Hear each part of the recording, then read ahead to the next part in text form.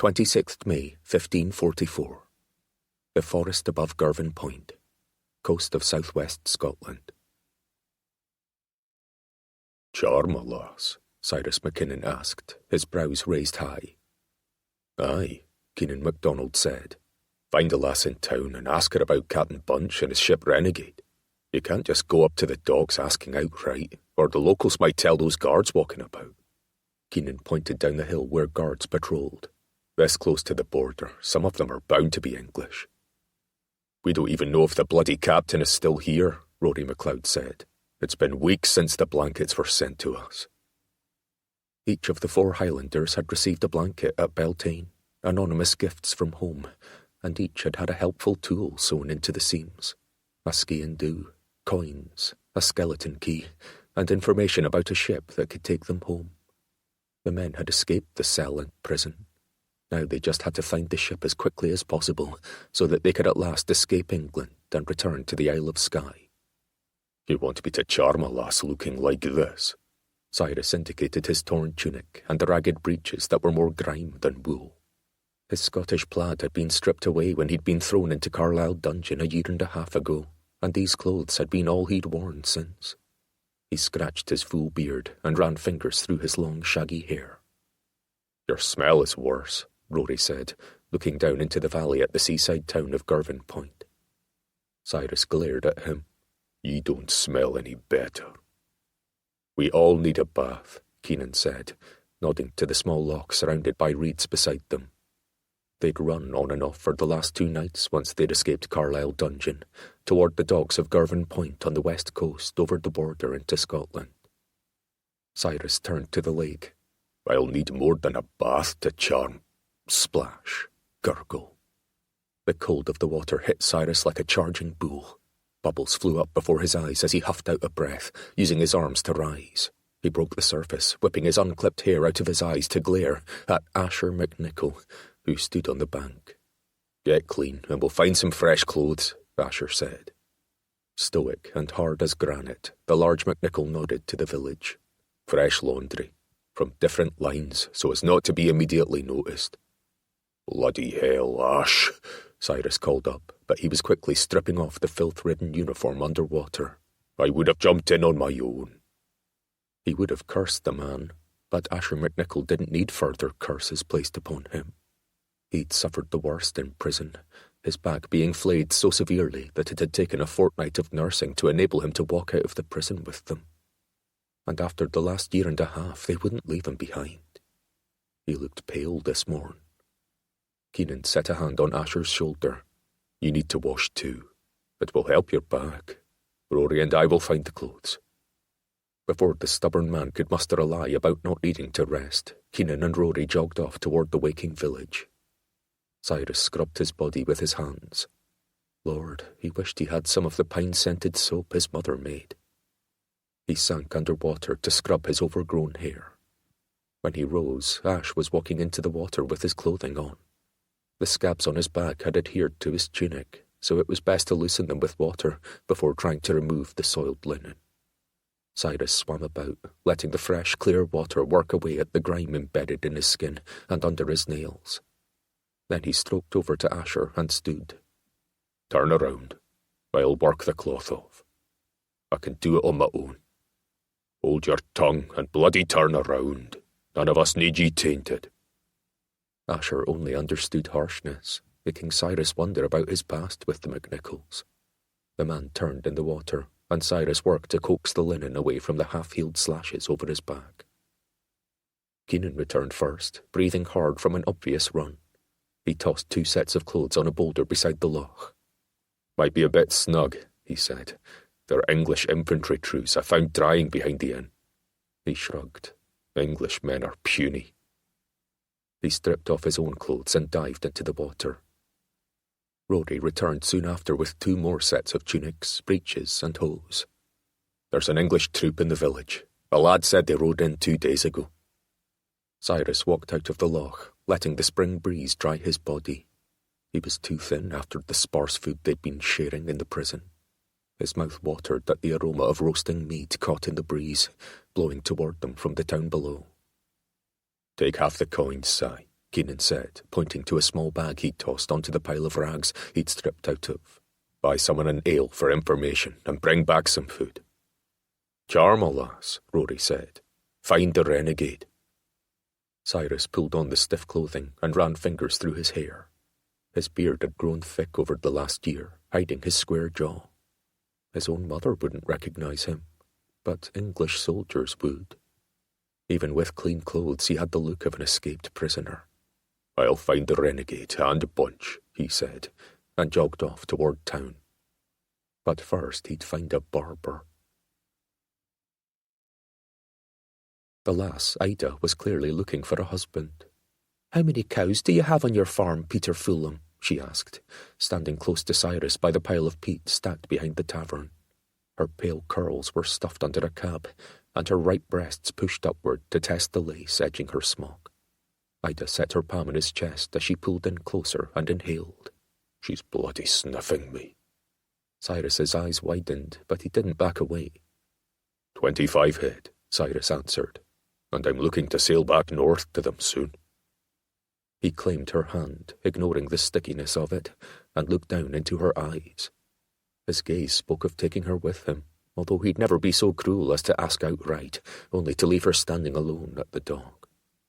"Do ye know of the ship called the Renegade, or a Captain Bunch?" She stiffened. "That rascal is a surly, beetle-headed old barnacle." He leaned toward her broad face and skimmed his thumb over her cheek as he frowned. "Was he rude to ye, Ida lass?" "Aye, he was. Thought I was a whore just 'cause I asked how much coin he carried." Her eyes widened. "I was merely warning him against local cutthroats." "Of course ye were," Cyrus said with earnestness. Ida smiled and rubbed her cheek against his palm as if she were a cat. "He was a foul man who will never find a wife if he keeps thinking every woman with a smile is a whore." "I'll set him straight right away. No one should besmirch your fine name." He glanced toward the opening to the alley where they stood. "He's down at the docks now." "I don't know," she said, also glancing toward the docks in the distance. "I'll find out," Cyrus said.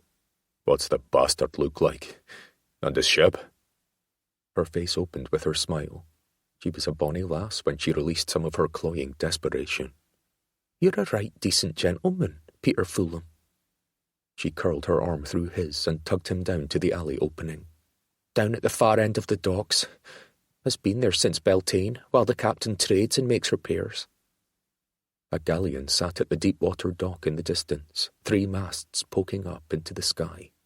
His relief at seeing the ship that could take them to freedom scattered, as he saw English soldiers stationed at intervals along the dock, scrutinizing the men walking by and stopping each one boarding.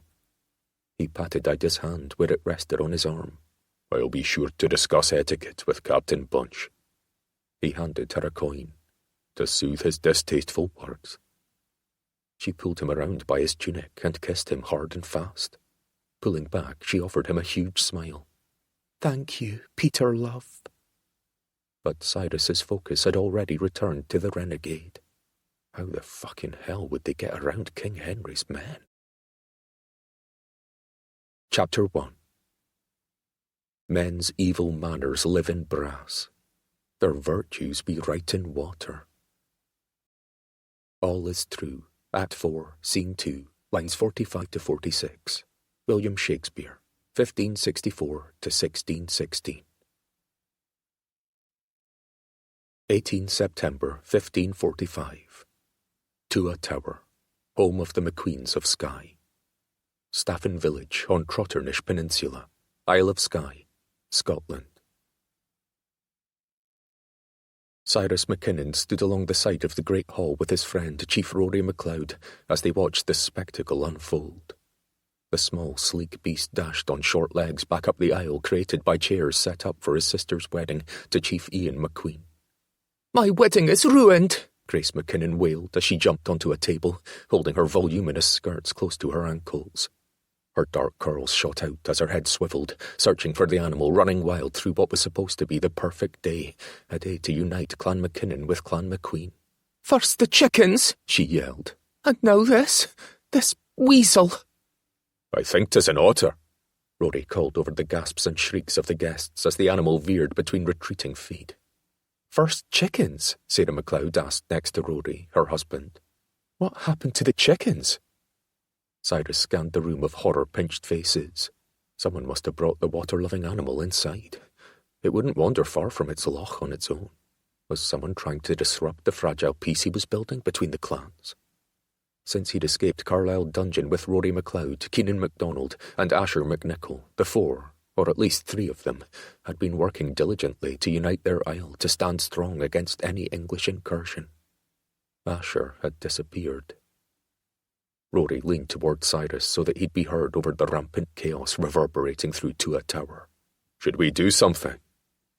It seemed that every wedding on the Isle of Skye was doomed to some odd disaster, like an otter running through the flower-bedecked hall.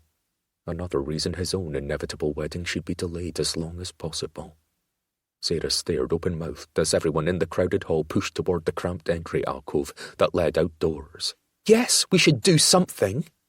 "My mother has already fled, and Ian seems to be taking care of it," Cyrus said, nodding toward the bridegroom. The tall, slender Macqueen chief chased the otter toward the altar, consternation pinching his usually smiling face. Father Bright held his Bible clutched before him, as if he might use it to crush the beast if it came his way. His lips moved, probably in silent prayer. Ian paused, crouched, his arms spread wide as the creature scooted under the chairs that had been turned this way and that, some of them overturned. Cyrus released his arms with a grim exhale and walked towards his sister. Nothing with grace was easy, and this madness was a bad omen for her marriage into Clan Macqueen. Cyrus had wanted her to marry his friend, Keenan MacDonald, but the stubborn man had fallen in love with Tierney McNichol, and the couple had married a few months ago. The vows were spoken from the birthing bed, right in the middle of the gusty breathing, purging of body fluids and vigorous pushing. The story Keenan told was more gruesome than one of battle. It had been another unconventional wedding. "Grace," Cyrus called above her yells, and she turned to him. "I'm coming." "Cy!" She held out her arms to him like she was a little lass, the crown of wedding roses dangling down her dark curls. He was once again her big brother, even though she was a year older than him. Ian was across the room, now on his hands and knees, looking between the seats. His stream of cursing replaced the gasps and tapping footfalls, since most of the people had exited into the courtyard. The otter ran right in front of Cyrus. He was about to scoop the rascal up when a red-painted leather ball rolled across his path. What in hell? The otter flipped about when it saw the ball and chased after it as the toy was tugged away by an attached string. Cyrus tracked the otter as it scurried to a woman in a green cloak who had just stepped back into the great hall from the entryway. She grabbed the ball and tucked the otter under her cloak. With a flick of her gloved hand, she threw a paper arrow, which landed in the centre aisle, and turned to escape behind the rest of the attendees. Her hood was up over her hair, so Cyrus caught only a brief impression of a gently sloped nose and full lips in an oval face. The curls that broke free of the garment were brown. Otherwise, he'd have thought the disruptor to be Winnie Marr, the woman wanted for murder across the Isle of Skye. But Winnie was blonde and more petite.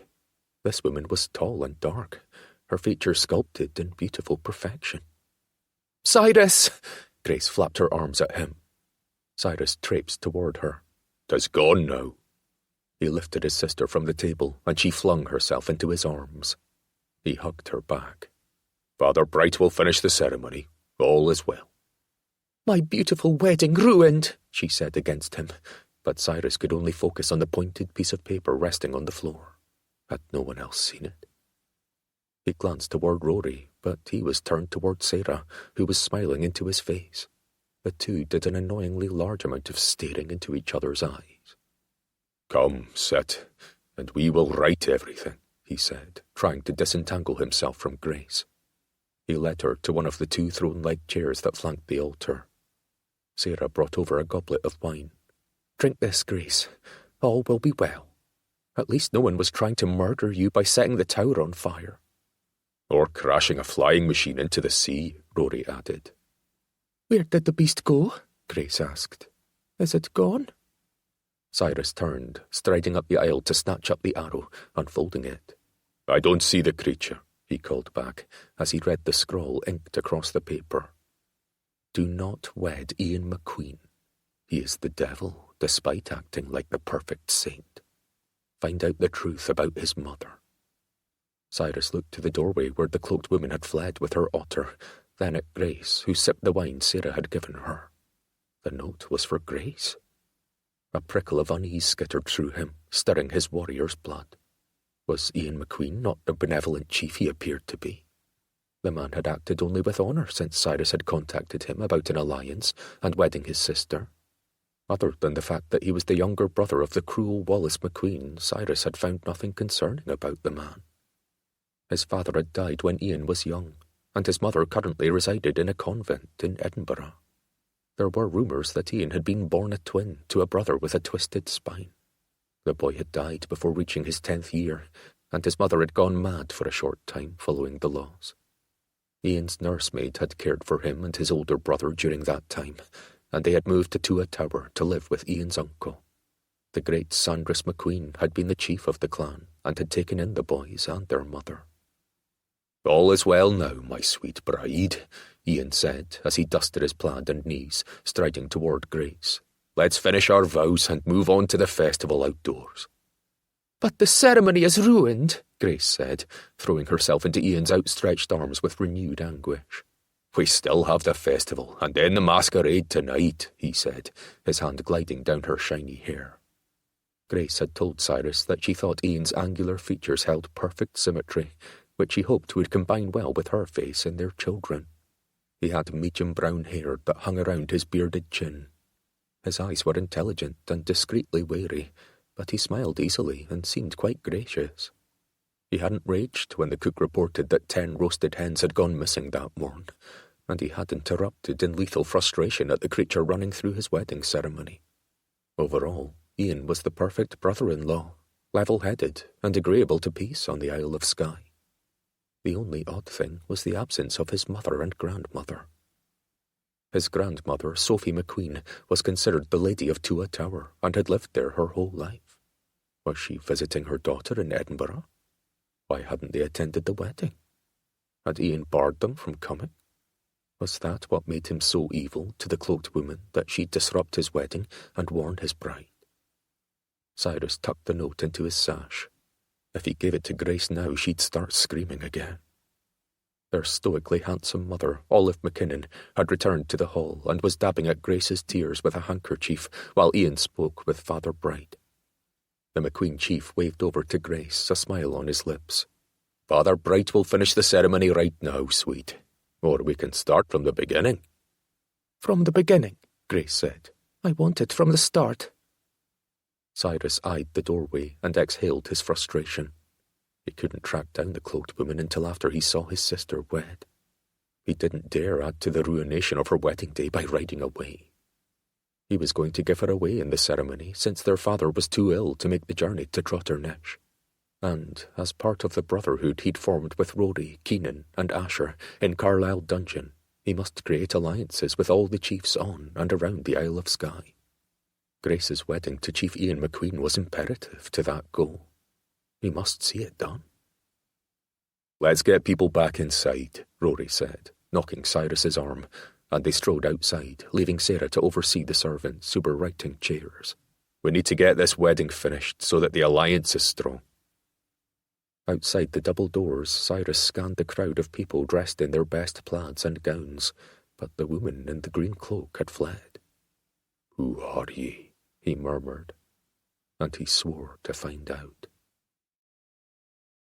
Laria Macqueen clutched Class under her cloak and strode away from Staffin village toward the Loch as her breathing slowed. Once she reached the outskirts, she broke into a run. "Hold on," she whispered to the squirming otter. She wouldn't have some zealous villager catch Class to skin for the bride, so she clutched her and ran for a mile before the otter released her musk in annoyance. "Dang it!" Laria wrinkled her nose, more than happy to let go of her friend. "You're heavy and you stink," she said, setting the sleek brown mammal on the bank of Loch Shianta as she caught her breath. The small lake was surrounded by vegetation and trees, with one side edged by a rock wall, which her grandmother swore was cleaved by a giant long ago. On rare occasions, pilgrims came to walk the perimeter sunwise 3 times before splashing into it to heal their ailments. Otherwise, the location was so remote that the serenity was rarely broken. The water, which came from a sacred spring, was so clear that the bottom could be seen far below the surface. It was often bitterly cold, but Laria loved its embrace and swam nearly every day, even taking a short dip in winter. She wove deftly between the prickly blackberry brambles to the rock face bordering the loch, where she shucked the heavy cloak, folding it. Then she plucked the ties of her bodice and petticoat, letting the layers fall off. Her smock followed, and then she was completely naked. Her cloak and stays folded and hidden, Laria sniffed her petticoats. The musk had just permeated her bodice, so she took it with her as she stepped to the edge of the pool. She dropped the bodice in to let the water work on the smell, although Class's scent grabbed hold and took much scrubbing to let go. Taking a full inhale, she shot off the bank, slicing into the cold water. It never failed to strip away her anxious thoughts, as it did the dust and sweat on her body. When she surfaced, she inhaled with a practiced evenness and then began to swim. She would stroke until the cold felt merely cool, and the worries that plagued her were washed out of her, at least for a while. No one had seen her stride out of the village. Would Grace Mackinnon receive her message? Would she believe it? Laria certainly would, but Laria had grown up with Ian Macqueen and his horrid brother Wallace. She knew the sins behind their handsome faces, their black hearts, and Laria was glad one had perished. She surfaced, the coolness of the water finding its way into all her grooves and crevices. As the water cleared from her ears, she paused. Her strong legs undulated under water to keep her still, her head above the surface. Horse hooves thudding. The charger neighed as it followed the path toward the water's edge. "Laria Macqueen!" The gruff voice made her skin prickle. "Come out of the water and face your crimes." It was Jasper Witt, her cousin's lusty henchman, who threatened women with his jack and brutal strength. Laria took a deep breath of air and slipped under the surface. But the clear water wouldn't hide her. She kicked hard and fast, her hands pointed before her as she swam toward the rock face that descended into the loch. Her fingers felt the rough granite as she pulled herself down deeper until she found the opening, pulling herself under and through. She kicked hard against the current, where another spring fed into the loch and surfaced in a small cave that opened out of the water. Laria hung onto the rough ledge, taking in large pulls of air before pushing herself up to sit on the flat rock. Class surfaced in the cave, then dived to turn flips just below the water. "Stay in here," Laria whispered, trying to catch the tumbling otter. She pulled in air that came through a few fissures where daylight entered above. Sticking a finger in her ear, Laria wiggled it to clear it of water and listened. The otter swam out of the cave, surfacing somewhere on the loch. "Bloody hell," Jasper said. "You're a fucking selkie." She rolled her eyes inside the cave in an effort to calm her frantically beating heart. 'Twas good that Jasper had a superstitious mind. If he was foolish enough to think she'd turned into Class, he wouldn't find her in the cave. Jasper cursed again. "Dang it! 'Tis just that otter of yours." She heard him walking along the shore. "Laria!" The harsh voice made the chill bumps already on her arms spread across her whole body, and she hugged herself in silence. "Ian knows 'twas ye disrupting his wedding." He paused, as if waiting for her to expose herself. A thump right over her head told her that Jasper was walking around the loch, hoping to see her in the water.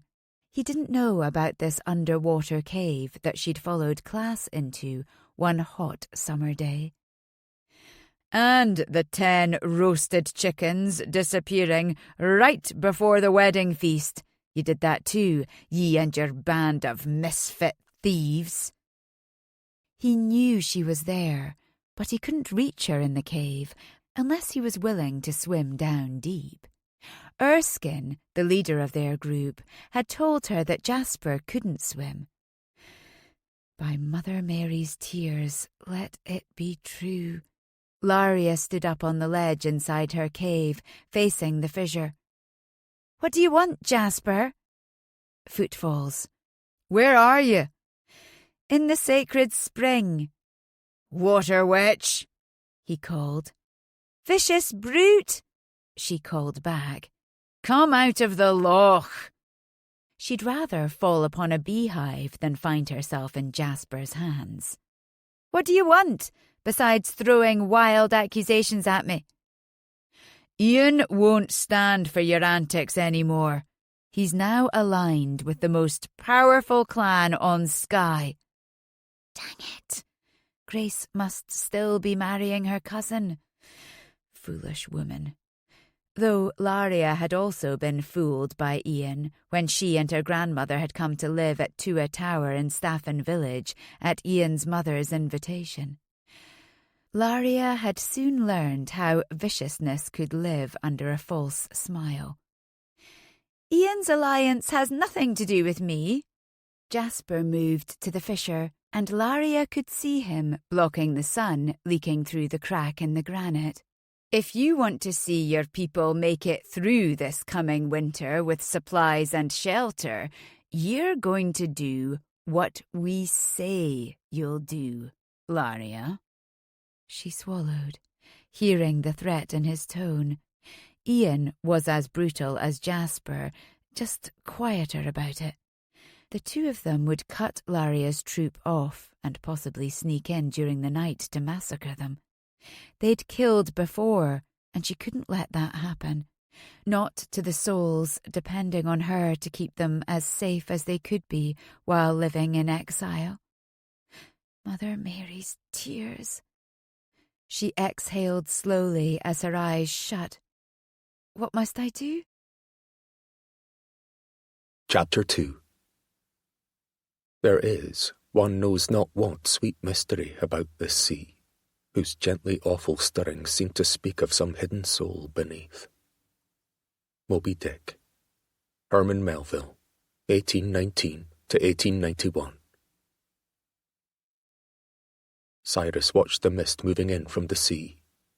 Grace had lamented that the moisture was just another indication that a curse had been placed upon her. Their mother, Laria Macqueen, had scolded Grace into calming down, and they had been able to run through the ceremony a second time without interruption.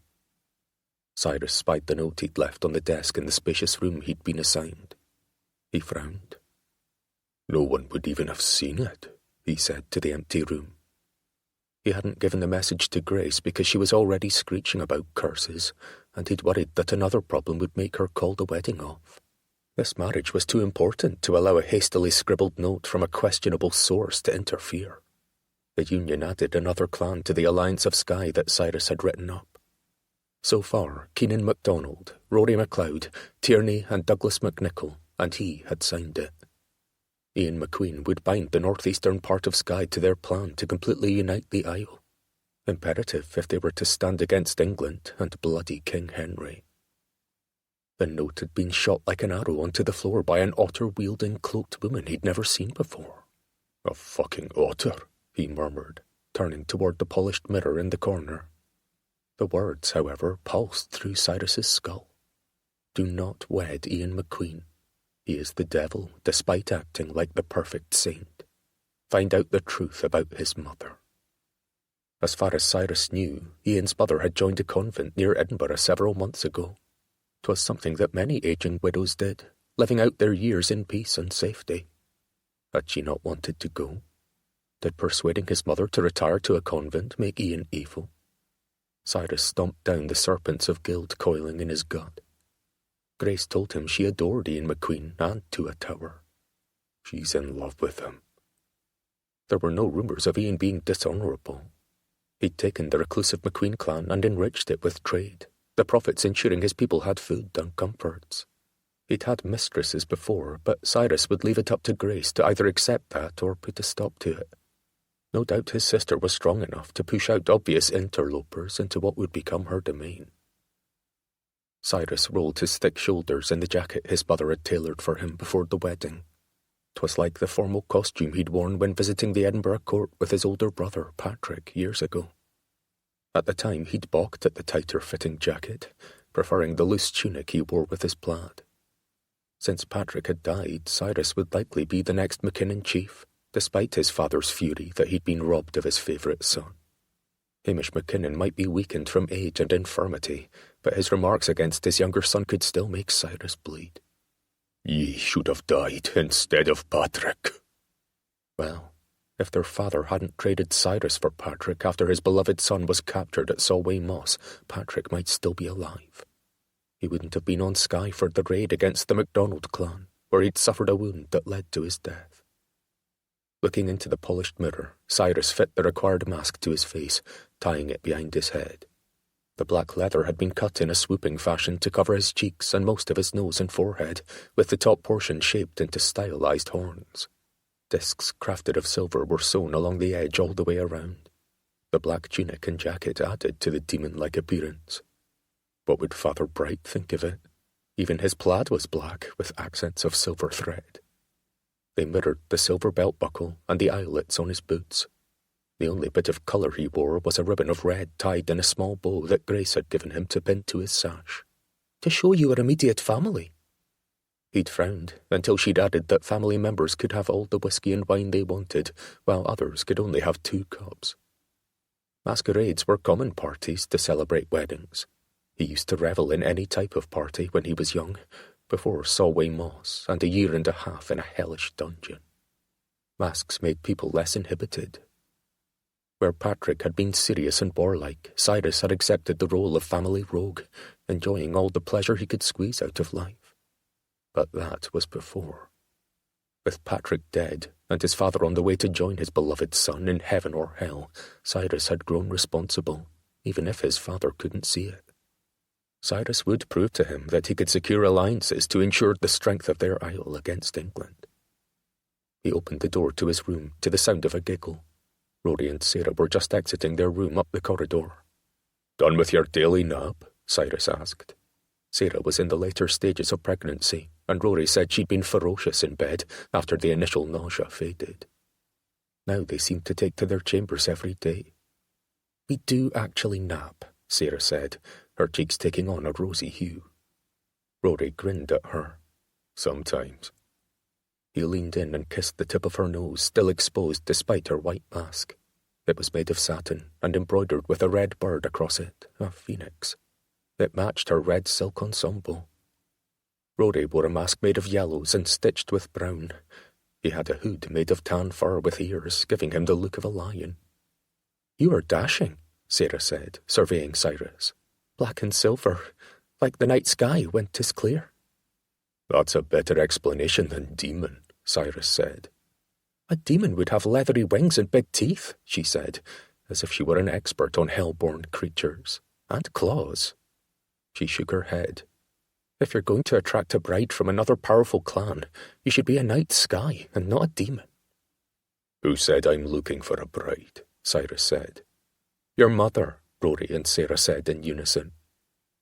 Olive Mackinnon wanted him wed to another powerful clan on the mainland of Scotland, or even one of the other isles.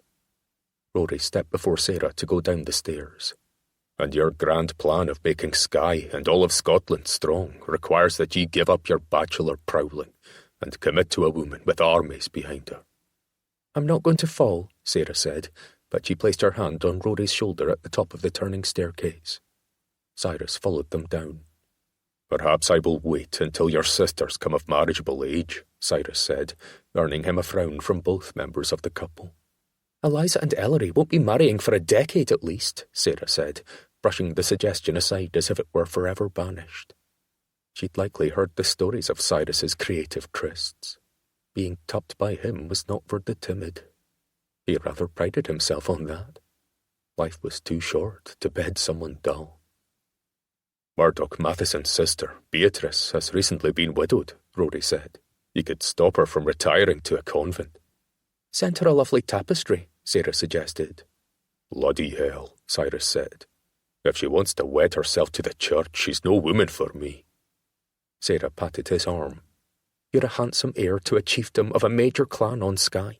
You'll have the pick of chiefs' daughters to make Clan Mackinnon strong, and your parents proud. Proud. Olive and Hamish Mackinnon had never been proud of him, not even when he'd brokered this union.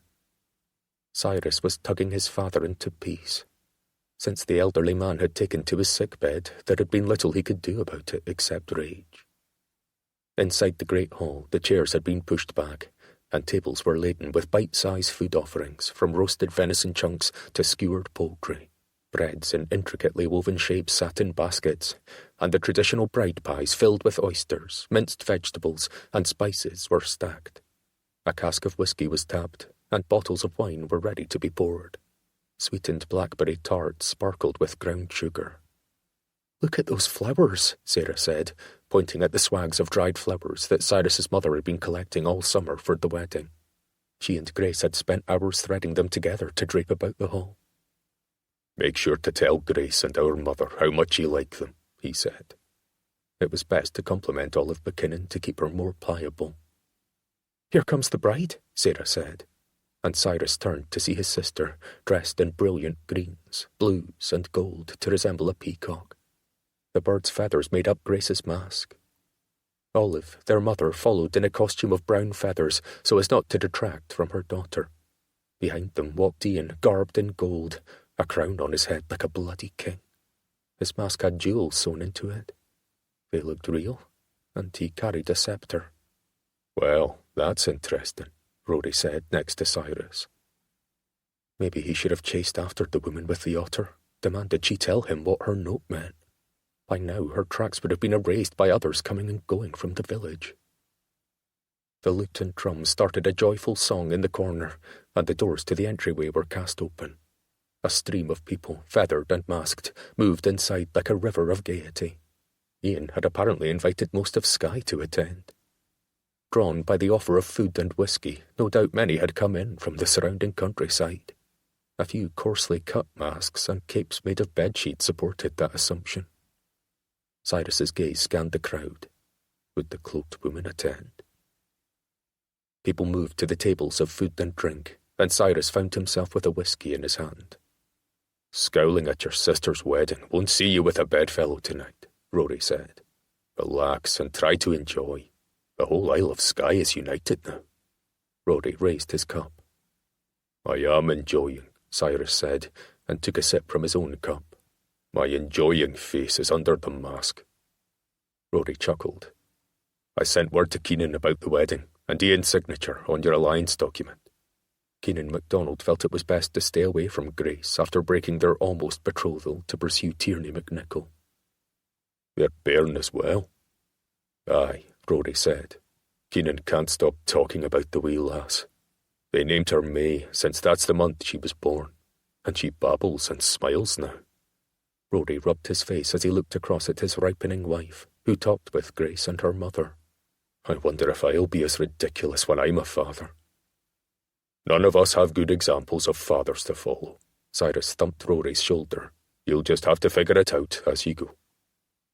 Rory glanced at him, his face hardening. Well, I'll never send my son to England to be tortured in my place, that's for certain. Cyrus nodded and raised his whisky cup for Rory to clink his own against, and they both drank to the grim pledge. They swallowed, Cyrus appreciating the smoothness of the spirit as it slid down and warmed his gut. If ye wed into a strong clan on the mainland, 'twill give Skye more protection, Rory said. I just married my sister to Clan Mackinnon.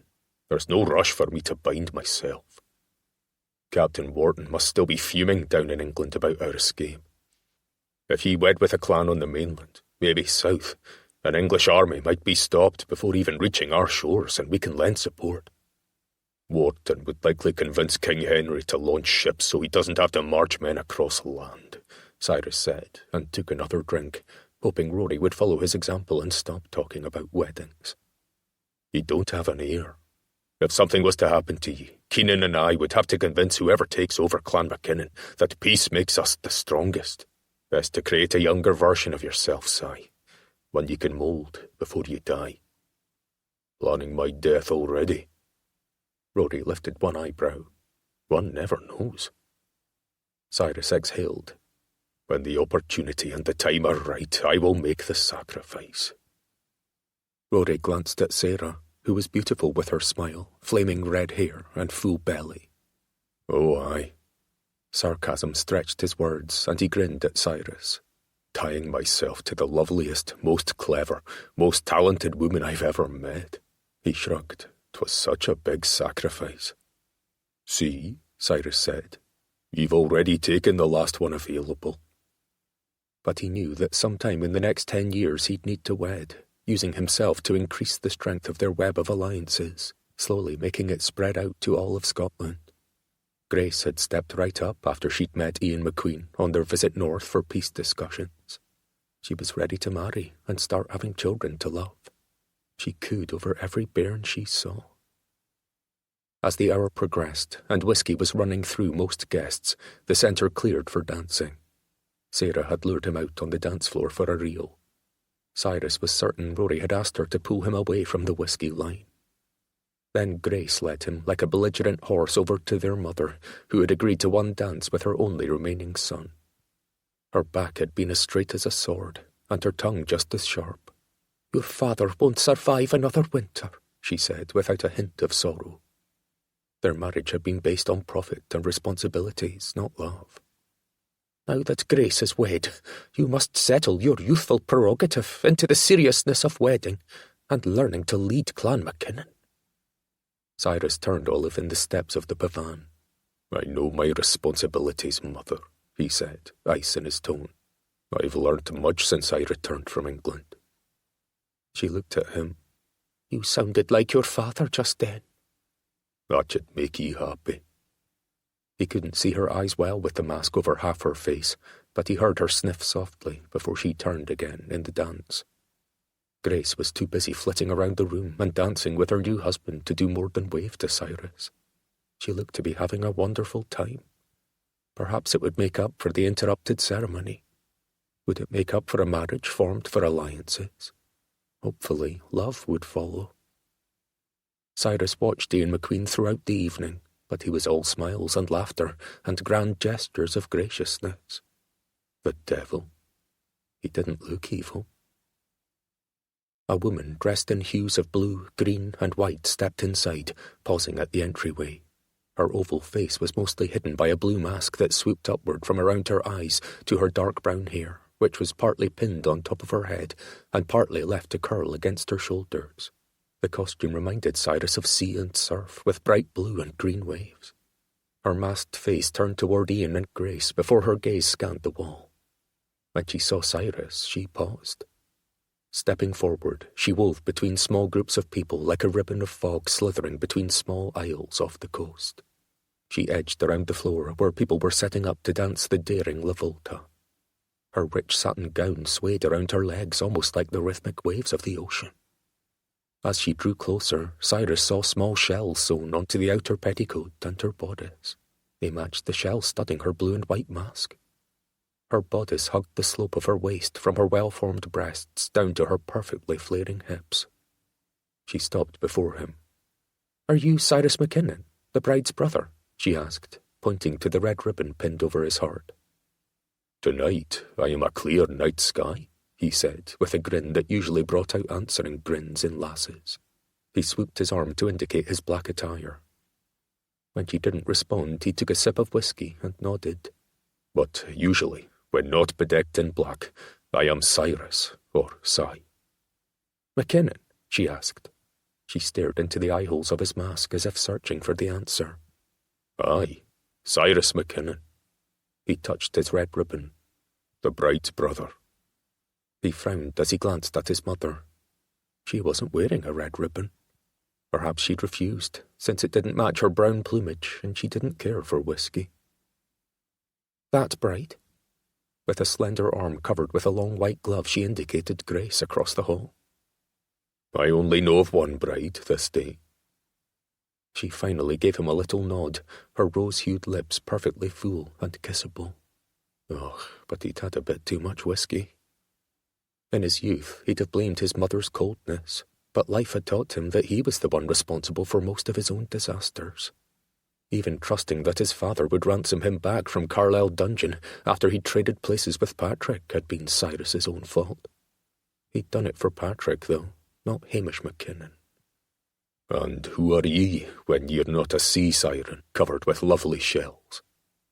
Her lips moved against each other as if she were deciding whether she should answer. Poseidon's daughter, she said, referencing the god of the sea. Shall we dance? He could demand her true name, but he worried she might walk away, and he wasn't ready for the most interesting person he'd met here in Staffin village to depart so soon. Aye, he said, and put his hand out, palm up. It was an intimate way to lead her to the dance floor, but she didn't hesitate. When her gloved fingers pressed the centre of his palm, sensation jolted Cyrus, making him want to strip the silky material from her fingers to feel the heat of her touch. He closed his hand around hers in a clasp that seemed almost desperate, and pulled her along with him to the floor cleared for dancing. The volta was considered scandalous, because the man was required to raise his knee under the woman's arse, lifting her in a gentle turn to set her back down. The rest of the dance's footwork was simple. Cyrus clasped the woman around the waist, turning her with the rhythm of the song. When he lifted her, she landed lightly without even a whisper of a gasp. She knew the dance well, and had an athletic grace that made Cyrus careful to match her steps. Was he trying to impress her? It had been a long time since he'd cared enough, or been intrigued enough to want to impress a lass. The whiskey was requiring him to concentrate a bit more than usual. Bloody hell. Was he still the wastrel his parents thought him to be? Pushing the mood-dampening thought aside, Cyrus clasped the mystery woman's hand and felt her squeeze. Had she meant to? Was it some signal that she might want a kiss? I need to drink small ale after this. They moved together as if they'd danced many times before, her body rotating around his with magnetic precision. Despite her perfect steps, she didn't smile. Cyrus preferred happy lasses who wore smiles or seductive grins, signals that they might be up for a carnal adventure. Dang it. The whiskey was making him everything his mother and father predicted he'd become, a drunken arse who brought bastards into the world. Yet this woman didn't smile or offer any hint of her thoughts. Together, they moved expertly about the floor. Every time they met, Cyrus felt a sizzle course through him. His cock pulsed with definite interest. When he lifted her, he could make out the fresh smell of some woodland spice in her hair. Setting her down, he stared past the cuts in her mask to her eyes, making out long lashes when she blinked. What colour are your eyes, Lady Siren? He led her through the movements, though she was sure-footed. His gaze was drawn to her full lips as she spoke. Some say green, others say grey. At times they look almost blue. I will have to see for myself and decide, he said, giving her a grin that was known to entice even the most reticent woman to smile back. Perhaps in the morn. Could she read the proposition in his words? The slight hint that they might be together in the morn after a night of undoubtable passion? Grace was right. He was incorrigible and should never drink whiskey. Would the mystery woman walk away or smile in interest? Poseidon's daughter did neither. She just continued to dance with him. The lovely creature, costumed as if she'd walked out of the sea, gave him no hints about her thoughts. Was she enjoying his company? Was the mask hiding her reactions? As the dance ended, he didn't release her hand. He would have if she'd pulled away, but she let him lead her to the refreshments. Wine? Instead, she picked up a cup and turned the tap on the whiskey. Another surprise. You like something stronger, I see, he said. He only picked up a small ale, which had much less alcohol content. They walked over to a corner from where they could see the dancers, and he watched her sip the amber liquid. There was something fresh about her, something real, despite the costume. She didn't laugh overly loud and try to capture his attention, but she didn't move away or seem irritated by his interest either. 'Twas as if she were an arrow, nocked and drawn, waiting for a signal to loose. He looked out at the thinning crowd. When had it got so late? The children had all been carried or led to their beds, along with one or both of their parents. Rory had taken Sarah to bed, probably to tup her like a feral cat, despite her growing round with child. The candles had burned low, bringing out those given to debauchery. Yet the woman remained by his side. Suddenly she turned her face to his. "The answer is yes," she said. His brows furrowed, although he kept his smile. "And the question was?" "Would I go with you, Cyrus Mackinnon, to your bed?" Chapter 3. My soul is full of longing for the secret of the sea, and the heart of the great ocean sends a thrilling pulse through me. The Secret of the Sea, Henry Wadsworth Longfellow, 1807 to 1882. Laria's heart flipped about behind her ribcage, a bird desperate to flee, not because Cyrus Mackinnon was repulsive, or because she was a meek virgin. The finery covering the man couldn't hide that he was built of muscle and male power. She'd seen him unmasked at the wedding ceremony before she'd fled with class, so she knew he was devilishly handsome too. No, her heart leapt about because she had a mission, a command she didn't know if she could carry out. I must. With winter coming, her people's lives depended upon it. With a full breath, she turned to face him. "Would you like to touch me? Love me tonight?" She couldn't see under his mask, but she imagined his brows rising. A slow smile spread across his perfect lips that were sure to be warm and talented. With a face and body like his, Cyrus Mackinnon must be an experienced lover. The thought prickled an awareness in her, something she thought had iced over. "Aye," he said. "I would like to touch you, lass." Laria wanted to throw back the rest of her whiskey, but she needed her wits. She set it down on a nearby table and took his hand, threading her fingers through his. With her gloves on, she couldn't feel the calluses on his hand, but she could feel the strength in his grip. "I'm not a whore. I don't want your money." "I didn't think you were. Are you a virgin, lass?" "No." "Do you have any rules I should know about?" He set his own cup down. Rules? Were there rules about tupping? Laria's mind flitted back to her brief marriage to Malcolm, but he'd been as inexperienced as she. "Nothing that hurts," she said. "Of course not." His smile grew thin. "Only pleasure." "Some confuse the two," she said, remembering the wilder stories about Ian with his mistresses, maids hearing them cry out in pain. When his last mistress, Winnie Marr, had flounced around to a tower as if she were Ian's wife, Laria hadn't seen bruises on her, although she was certain Ian would know how to injure without it showing. "One word from ye, and I will stop anything," Cyrus said. She nodded. "And," she held up her hands, "I keep my gloves on." His head tipped slightly to the side. "There are things you can't feel with them on." "They stay on, and they might become ruined with—" She leaned into his face. "You may touch every inch of my skin except my hands." They stared at each other through the holes cut in their masks. "Agreed," he said. She straightened. Then take me to your bedchamber.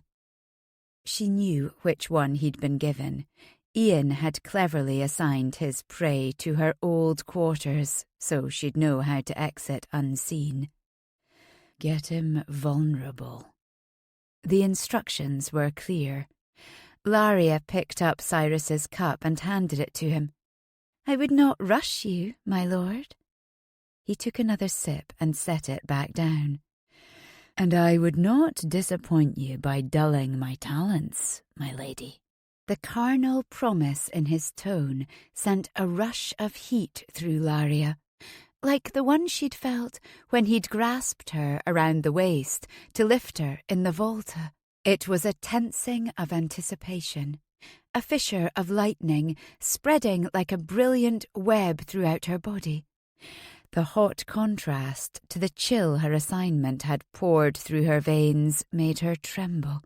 She covered it up by grabbing his hand and one of the bottles of wine from the table and striding toward the stairway. If she must accomplish Ian's vile purpose this eve, at least she would send Cyrus Mackinnon to heaven with a smile on his lips. Cyrus opened the door to his bedchamber, and the woman walked right inside as if on a mission. She was surely hiding something. Perhaps she really was a virgin who wanted to be rid of her maidenhead, and the fates had chosen him as her instrument. She trailed her covered fingers over the writing desk with as much grace as she'd displayed during the dance. The door clicked shut behind him. He wouldn't lock it, as doing so might frighten her, although she seemed to know exactly what she wanted.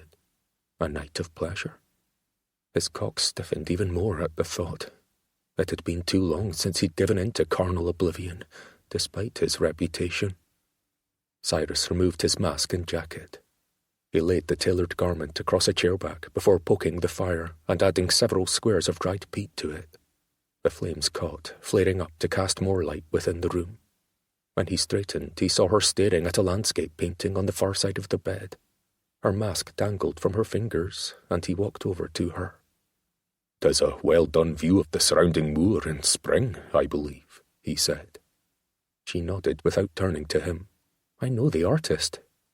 The name scrawled in the bottom corner was loopy and slanted. He'd have to examine it in the light of day. Right now, he was much more interested in the woman beside him. Her profile showed a slight tip to the end of her perfect nose and the gentle curve of her chin cutting into her slender neck. He wanted to trace the line, first with his finger and then with his lips. "Shall I call ye Lamia?" he asked, his voice soft like a stroke across her skin. "Who?" she asked, turning her face to his. Cyrus's lips were already parted to answer, but he paused, taking in the lass's shadowed features. The same ones he'd seen early that morning inside the hood of a green cloak. Recovering, he rubbed absently against his mouth. "Poseidon's daughter. One of them. Her name was Lamia." If he'd known the goddess of otters, he would have called her that. But then she might decide to flee, and he really wanted her to stay. She was the woman who didn't want Grace to marry Ian Macqueen. Why? The slight rustling of petticoats melded with the crackle of the fire behind him as she moved to the wine bottle, opening it and taking a sip directly from its mouth. Swallowing, she glanced at the hearth. "Is the fire warm enough?" she asked. "I'll add another square of peat, to be certain," he said, striding over. When he stood and turned back to the room, she was before him, her lovely face turned up to his. He could just make out freckles along her nose and upper cheeks. Her large, almond-shaped eyes tipped slightly downward at the inner corners, giving her the look of a pixie. The edge of her tongue slid along her full bottom lip, and Cyrus's questions burned away to mist. "Take a sip," she said. "'Tis good." Cyrus took a swallow of the fruity wine and set the bottle down on the floor, at a distance from them, so that her petticoats wouldn't knock the fine drink over. "I must call ye something." He met her eyes, holding her gaze. "For when I must moan your name." She smiled, following him closer to the bed. "Siren will do tonight." She liked to tease, and he'd let her. The mood was one of intrigue and hidden identity. He'd discover her true name on the morrow when he questioned her about her note. Kiss me, Cyrus Mackinnon. Her voice wrapped around him like the arms of a mermaiden. He stepped up to her, close but without touching. Siren is most appropriate, lass, because I will make ye sing your pleasure tonight. He lowered his mouth to her parted lips. They were soft and yielding. He inhaled the sweet, spicy scent of her, his hands travelling up her gently arched spine to her hair. She pressed her body into his, and his cock pulsed in anticipation. It would have to be patient, because Cyrus planned to wring ecstasy out of this lass before sating his lust. Lifting her against him, he backed them up to the chapel bed, made with 4 carved posts and a canopy that framed the open top. Rich satin curtains in white were pulled back to show the plump mattress and pillows. He sat her there without breaking the kiss. She wrapped her arms around his neck, clinging to him and slanting her mouth against his. He could taste the whiskey on her tongue, along with a hint of mint. When he moved his mouth along her jaw, she let her head roll back, exposing that luscious neck. He reached her ear and whispered, I would taste all of ye, Siren. Whether she knew his intent or not, he couldn't tell, but her knees bent, lowering her backside to the bed. She looked up at him, her hair in a soft tangle of curls, and he wanted nothing more than to dive within her, seeking out every sweet inch of her desire. She was maiden and seducer in one. The look of innocence in her large, watchful eyes dissolved as her fingers pulled at the laces of her bodice. Cyrus watched, his hand sliding under his plaid to stroke his rock-hard cock. A flush had risen up her neck and across the smooth expanse of her chest. With her bodice undone, she pulled it off her arms, leaving her in a thin white smock. When she automatically went to the ties, he stopped her. Only when you're desperate with need, he said. Desperate? Her brows arched. He smiled. Dripping with desire, and so hot that ye fight to remove your smock to cool your skin. The briefest of smiles touched her lips. That hot? Scorching.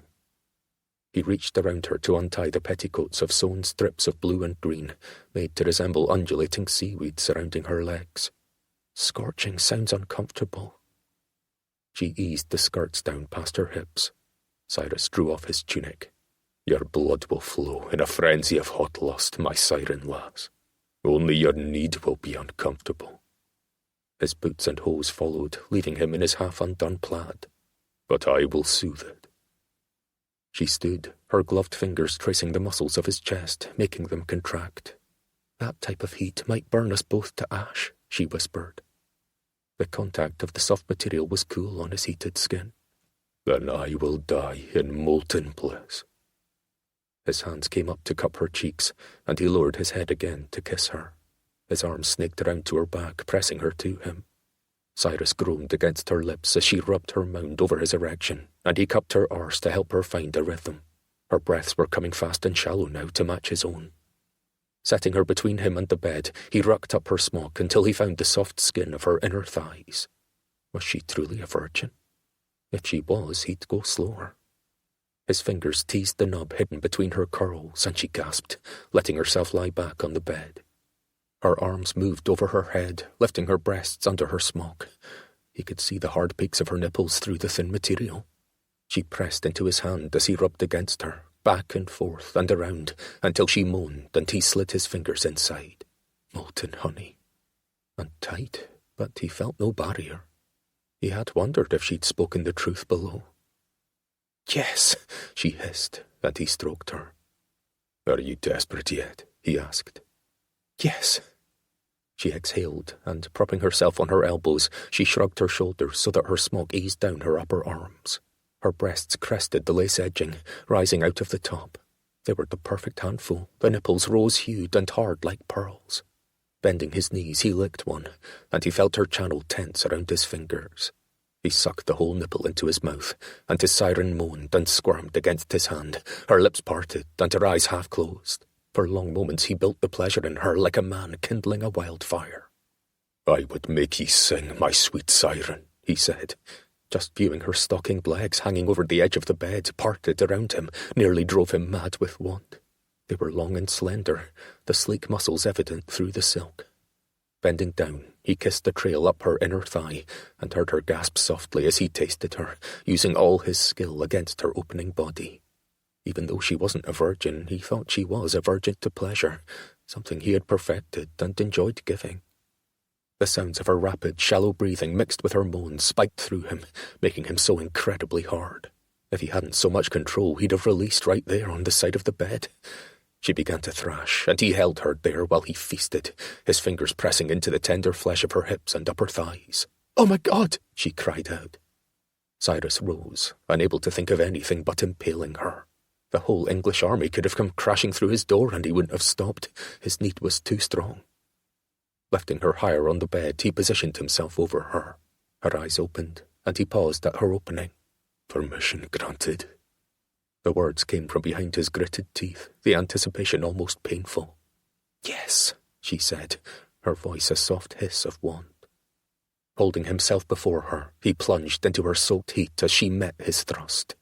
His lips found hers in a wild kiss as their bodies came together, and Cyrus continued a powerful rhythm that she followed. Wet heat and ripples of intense pleasure consumed him. She consumed him, her soft body and scent, her taste and small mews of pleasure, the strength in her limbs as she clung to him, all of it wrapped around him. Her legs crossed over his back to pull him inside her to her very core. Everything about this woman called to him as he drove into her, both of them wild, straining and panting, their breath mingling. "Yes, oh yes," she called out, and the clenching of her channel around him pulled Cyrus over the edge too. They clung together as if falling into a canyon from which he never wanted to climb out. He continued the thrusting rhythm, slowing with her body, wringing out every last drop of pleasure until they halted. Cyrus rolled them to his side, their damp, heated bodies still linked, and her legs released to slip down off his arse. Her cheek rested on his chest. Only the sounds of the fire in the hearth mixed with their breaths. Could she hear the thud of his heart? "That was marvellous," he said, and stroked the tangled curls splayed out in wild disarray around her head. "Perhaps ye are a sea goddess, a true siren ready to steal my soul." He kissed her gently. "I fear you've already taken it." He expected a chuckle or teasing about his poetry. Instead, she just clung to him. Cyrus pulled back, parting their bodies to look into her face. There was a shine in her eyes that he feared meant tears. He frowned, his chest tightening. "What's wrong?" His heart picked up speed. They hadn't even considered the consequences of this wild union. Did she worry about him getting her with child? "Did I hurt ye, you incompetent lad?" "No," she said. "I am unhurt. I am wonderful, in fact." Relief flooded him, and he inhaled fully. "Good." He reached down beside the bed, stretching to reach the bottle he'd set there earlier. He handed it to her. She held it to her lips and tipped it before handing it back to him. He took several long sips. She studied his face, and a smile bloomed on her mouth. "I want you to have an extraordinary night with me." She brushed her hand down his chest and abdomen to his cock, which was already stirring away. As she stroked him slowly, Cyrus pulled her face to his and kissed her with leisure. "We have all the time in the world, lass." Ignoring him, she began to kiss a wandering line over his chest to follow the path her hand had just made. Was she planning to take him in her mouth, those luscious, full lips closing around him? Now his cock was fully awake. Where had this lass come from? Why was she here with him, ready to play all night? He should ask her why she'd disrupted the wedding. He should know her bloody name. But as her hot breath glided over his length, all his questions dissolved into bliss. Laria stepped out from behind the privacy screen, wearing the trews and tunic she'd hidden earlier in the room. She held the satin gloves she'd peeled off and flexed her red, rough fingers, her ugly talons. Cyrus was deeply asleep on the large bed, the sheets and blankets strewn and twisted. Her body ached to return to the warmth and comfort of his arms, but she was on a mission. She breathed past the prickly press of guilt. There was no time for it. She must act now, while the sleeping draught she'd put into the wine was working to dull the warrior's sharp senses.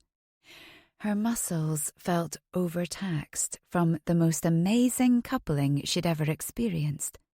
Not that she had much experience, having only slept with her husband, who'd been as young and ignorant as she, but the way Cyrus Mackinnon had teased out her pleasure, giving her so much before taking time to satisfy himself, had been telling.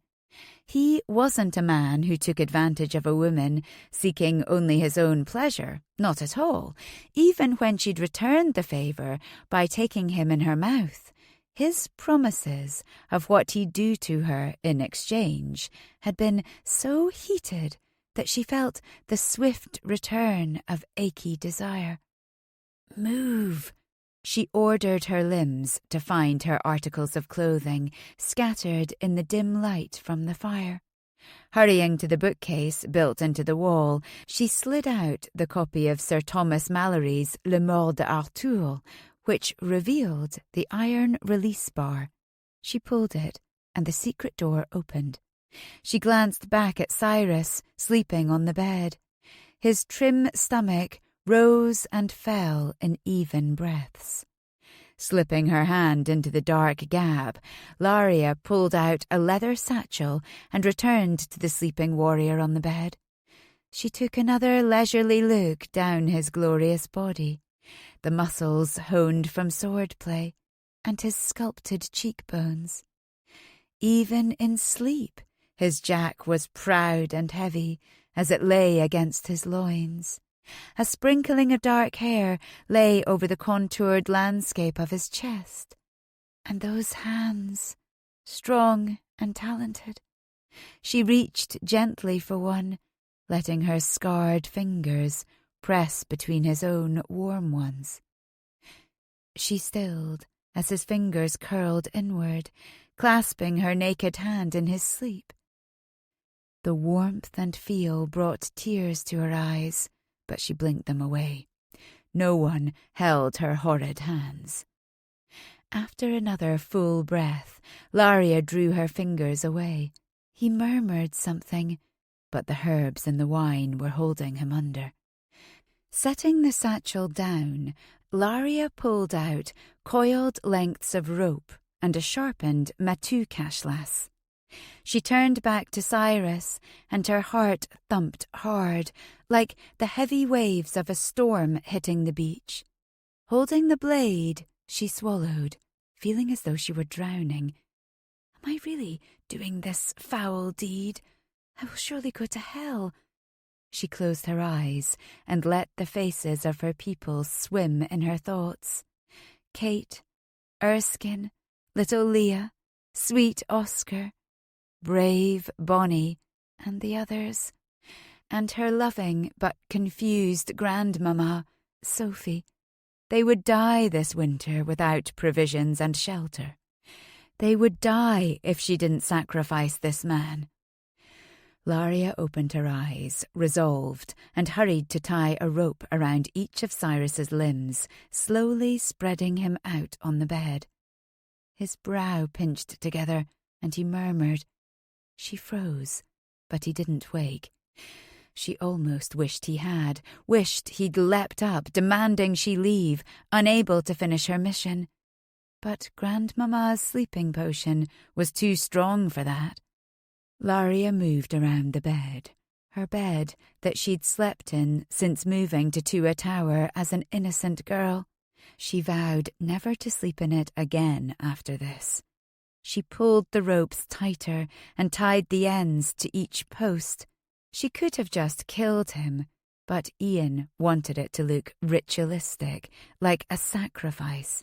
Perhaps he was planning to blame the killing on the witch that was said to live near Dunvegan. Morag was Sarah MacLeod's aunt and could have followed her here to do this evil deed. Stopping before the sleeping man, she whispered his name. He didn't move. She should slash across his neck, like she would a deer that had been shot, ending its suffering quickly.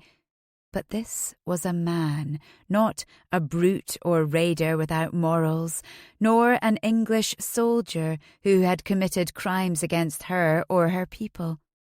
No, the fiend was her cousin, Laria Macqueen. As usual, he'd ordered his henchman, Jasper Witt, to deliver his orders and bribes and threats. Ian hid his evidence of his scheming, murderous nature. Ian orders ye to kill the Mackinnon's son. In return, your people will have all the food, clothing and shelter they need through this winter and next, perhaps every winter if you do it well. They can live unharried on Macqueen territory, all because ye found the courage to do something more than steal chickens and send your fucking otter in to upend his wedding. When she'd emerged from her underwater cave to receive her orders, Jasper had leaned forward so that she felt his hot breath on her ear. Do this, or not only will I skin that little beast, but he's promised me that I can punish you any way I wish. The man had left tremors along her skin, like violent breaks on a calm sea when fish pop up to escape a shark. Laria held the blade to Cyrus's throat. His swallow pushed against it, and the honed edge cut easily into the skin. She gasped as blood swelled from it and snatched the blade back. Cyrus's eyes blinked open. Siren? He slid his lips together as if they were numb and tried to pull his arm down, but it wouldn't come. He glanced up, pulling harder, making his already impressive bicep bulge and the bed shudder. The pigment outlines of a wave and ship curved over the taut skin of his upper arm. Holy Mary's tears, the man was perfectly made. I'm tied? He looked back at her and shook his head against the pillow, as if trying to rid himself of the sleeping draught. Why am I tied? He jerked his knees up, trying to free his feet from the binding, but the knots held. Laria stared, her lips parted as she took in shallow breaths. I am so very sorry, she said, holding the blade with 2 hands. They shook, her whole body trembling, and she blinked back tears that were swelling like an incoming tide caught in the rocks. Think of Grandmama and the others. They have nowhere to go. But could she really do this? Kill an innocent man? Damn her soul to save her people? Would she ever be able to sleep soundly again? Murderers slept. I'm no murderer. No, she'd never sleep again. Cyrus Mackinnon's face would haunt her forever. Siren, put the knife down, Cyrus said, his voice smooth. You don't want to have blood on your hands. With that, he looked closer at her horrid hands, the skin twisted from burns. It didn't matter if he saw them now, not when he was going to die. With a sob, she lifted the blade to his neck, the warm neck that she'd nibbled and kissed. I have no choice. Tears streamed down her face. I'm so sorry, Cyrus. Chapter 4. A lake is a landscape's most beautiful and expressive feature. It is Earth's eye, looking into which the beholder measures the depth of his own nature. Walden, Henry David Thoreau, 1817 to 1862. Rap, rap, rap. Si, you awake? The battle for life was brutal where Cyrus was pushing back Henry VIII's forces, his boots getting stuck in the mire that was Solway moss. He swung, but his arms weren't working right. Bloody fucking hell. He wasn't going back to that dank dungeon at Carlisle. Sigh, open up. Rap, rap. The fog of the dream parted, and Cyrus's eyes snapped open. He glanced down at himself, still tied to the bed. He pulled at his bindings, an unpleasant tingling in his hands. Dang it. It hadn't been a bloody nightmare. His siren had left him tied when she'd fled through some secret passageway hidden in the wall near the hearth. Sigh. It was Rory MacLeod. Is my mother or sister with ye? Cyrus called out. There was a gap of silence before Rory spoke. Nay, but Sarah's here. Good morn, she called brightly through the door. Leave her out there, but ye may enter, Cyrus called. At least the siren had covered his cock before she fled. Rory walked in and stopped. Cyrus heard Sarah gasp. Why are ye tied to the bed? She asked. I said only ye, Rory, Cyrus answered, his voice terse. Bloody hell, Rory said, flying into the room. Is he hurt? Sarah asked. Stay out. A flush of heat prickled up Cyrus's neck and into his face. Thank God his ballocks were covered. I am, Sarah said, but I can see plenty from the door. If anyone comes up... Then I'll close it, Sarah said. Is that blood on your neck? Rory walked around the bed, staring down at him. His hands fell to rest on his hips. I've seen ye in some awkward situations before, Si, but this ranks as the worst. Just fucking untie me, Cyrus said, gritting the words out. Fuzz coated his dry tongue. No doubt the wine was poisoned. But hadn't the lass drunk from it too? She could have just pretended to. He hadn't been paying attention to a fucking bottle of wine while her siren's body lured him toward death. Rory pulled his ski and do from its sheath tied just inside his boot and sliced through the wrist and ankle ropes on Cyrus's left side before walking around. Who did this to ye? The woman who sent the otter running through Grace's wedding. Cyrus sat up in the bed, turning his wrists to reawaken his hands. Lord, but his shoulders ached from being tied in one position all night. He pulled the sheet around his waist and beckoned Sarah inside. Shut the door. Footsteps stopped in the corridor. It's all well, Ian Macqueen's voice called out. No, Sarah said. All is definitely not well. His new brother-in-law poked his head around the door. What happened? Close the damn door, Cyrus said, not caring at this point if Ian came inside or not. The door clicked, and Sarah hurried to the bed. Her cool fingers touched the line on his throat. 'Tis superficial. A scratch, really. And the bruises look the type that come from love bites. Of course, Rory's wife would know about love bites. Cyrus couldn't look at her with his face flaming. Looks like he had a fun night, Ian said, coming closer, his face grim. Bloody fucking hell, Cyrus said. A woman drugged me and tied me to the bed, and after we'd had a most wonderful night. Extraordinary, in fact. A criminal? Into a tower? Ian asked, a look of incredulity across his face. I can't imagine. He rubbed his neatly trimmed beard with his hand, his eyes squinting as if he was trying hard to imagine it. Cyrus stood, keeping the sheet wrapped around his hips, and walked to the hearth, his hand skimming along the wall. I woke in the wee hours, tied to the bed, with her apologising for having to kill me. Sarah gasped. Kill you? Why? Did you not satisfy her? Good God, Ian said. That's no reason to kill a man, Rory said. Well, of course not, Sarah said. And I did satisfy her, if her lusty cries and thrashing were truthful, Cyrus said, deciding he'd rather embarrass Sarah than let the room think he was a poor lover. We were both exceedingly satisfied. Sarah studied Cyrus with a frown. She was willing, wasn't she? Absolutely, Cyrus said, anger tightening his face. What kind of man do you think I am? A good man, Si, Sarah said. But why? She dragged a finger over her own throat and made a noise as if it were being cut. I don't bloody know. Perhaps she was mad, Ian said. What did she say? Rory asked. Cyrus held the sheet tight as he walked to the freshwater pitcher and sniffed it. Had she only drugged the wine? I was drugged and still groggy, but I think she apologised for having to do the deed.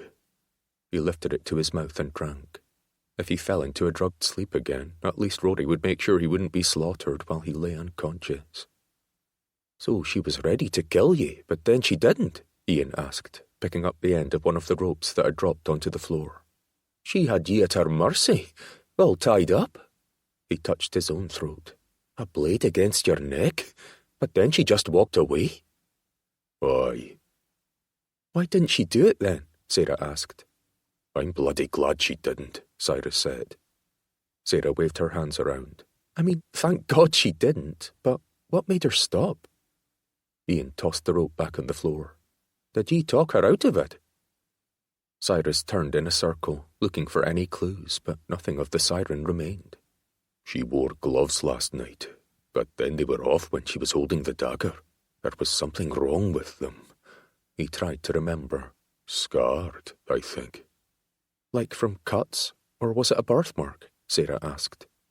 "They were burn scars, all over the backs of her hands, and I told her she didn't want to kill me, that if she did, she'd forever have my blood on her hands." He glanced at the 3 witnesses to his greatest blunder. Ian frowned, his hands in fists. Sarah looked aghast, while Rory looked mildly amused. "After a moment, she cursed and spun away from me," Cyrus said, and frowned. "She was wearing trews and a tunic instead of her gown. Then, without a further word, she touched something over there. An opening appeared, and she slipped away." He strode over to the wall. "Some rooms have escape tunnels leading outside the tower," Ian said. "This is one of them." "'Twas obvious she knew about it," Cyrus said, catching the sheet before it slipped off his hips. "Go put your plaid on," Rory said, coming over to continue Cyrus's search. "Turn around, Sarah." Cyrus threw his rumpled tunic over his head, yanked on his woolen hose, and pleated his plaid around his waist, securing it with a belt while slamming his feet into his boots. "You should wash the blood off your neck," Sarah said. "The slash will cause more questions than the bruises." Grumbling, Cyrus wiped his neck. He hardly felt the scratch. Sarah was right, it was superficial. The woman had had ample time to kill him while he was still unconscious. How long had she stood there deciding whether or not she was a murderer? Why had she spent the night with him first? "Dang it," he cursed under his breath, thinking of all she'd done to bring him pleasure. She'd taken him in her mouth and let him explore every inch of her. Was she trying to give him a last wondrous night of carnal heaven before killing him? Was she deranged? Her apology and the muffled sob as she turned away made it seem as though she really didn't want to kill him. Had she been ordered to do it? By whom? Who could make her agree to it when it was obvious from her tears that she abhorred the idea? Questions just bred more questions. He would find her and demand answers. "Here," Ian said as he touched a book. "See? If you slide out this book, there's a handle that pulls a chain on the other side." He worked the bar, and something behind the plastered stone wall clicked softly. "'Tis a clever design." Cyrus pushed against the wall, and it moved back just enough to allow someone to slip inside. "Here," Sarah said, lighting a glass-covered lamp from the embers in the hearth. Cyrus took it, brandishing it into the small space. "There's a staircase." "It will lead to a door that opens in the base of the tower," Ian said. The narrow steps were made of stone. Cyrus's foot barely fit on each, even though he turned to the side as he descended with haste. "Don't fall and break your bloody neck," Rory said from above as he followed with Ian. Cyrus's need to find answers made him desperate to reach the bottom, which was nonsense. It wasn't like his siren would be waiting down there. He'd spent at least 4 hours tied to his bed after she'd escaped. A small wooden door sat at the bottom. Cyrus pushed it open, bending to exit under the low lintel. "Oh," said a young woman. She wore an apron stained with green, as if she'd been kneeling in weeds. Her light-coloured hair was tied up under a cap, and she held a basket of herbs. The fragrance of rosemary filled his nose. Rory pushed his way out. "I made Sarah stay above. In her condition, she shouldn't be traversing dangerous stairways." The maid saw Ian and dipped into a curtsy. "Good morn, my lord," she said. "I was just clipping seasoning for cook to use in her stew." "I'm sure you're doing a fine job, Penny," Ian answered with indulgent patience. Rory looked at Cyrus. "Not your lady of bondage." The woman's eyes grew round, her upper body, including her chin, pulled back like a flustered hen. Cyrus could imagine her flapping her arms and running away any second. Nay. Cyrus kept his gaze on the maid. Have you seen a woman leave through this door, wearing trews and a man's tunic? No, my lord. She shook her head. I've seen none but ye three. Ye may go then, Ian said, and she hurried off. Cyrus crouched over the damp soil. There are prints. Small boots. Ian bent. She must have stored them inside the staircase with the clothes. I'm following them. Rory grabbed Cyrus's arm before he could hurry off. Come break your fast first, Cy. You've had a long night and could use some sustenance before you spend all day hunting down your almost killer. He was right, of course. Cyrus glanced at the clear sky. No rain clouds seemed to be gathering. Very well. He gestured to the door. Bannocks and eggs, and then a hunt. Will you report this to your guards? Rory asked Ian. Report what? Cyrus asked. That I was tied naked to a bed after a night of tupping, and then threatened at knife point by a lass who was clever enough to drug me. He looked at his new brother-in-law. I thank ye not to do so. Ian lifted a plank that had been left inside to bar the door. No need to cause worry with the wedding guests still here, but I'll tell them to check that the outer doors are secure. They climbed back up the steps, hearing voices above. Cyrus's stomach dropped. Bloody hell. He moved faster. Your room doesn't have an escape door, Sarah was saying. No. Well, I don't know. I haven't looked. Shite. 'Twas his mother's voice.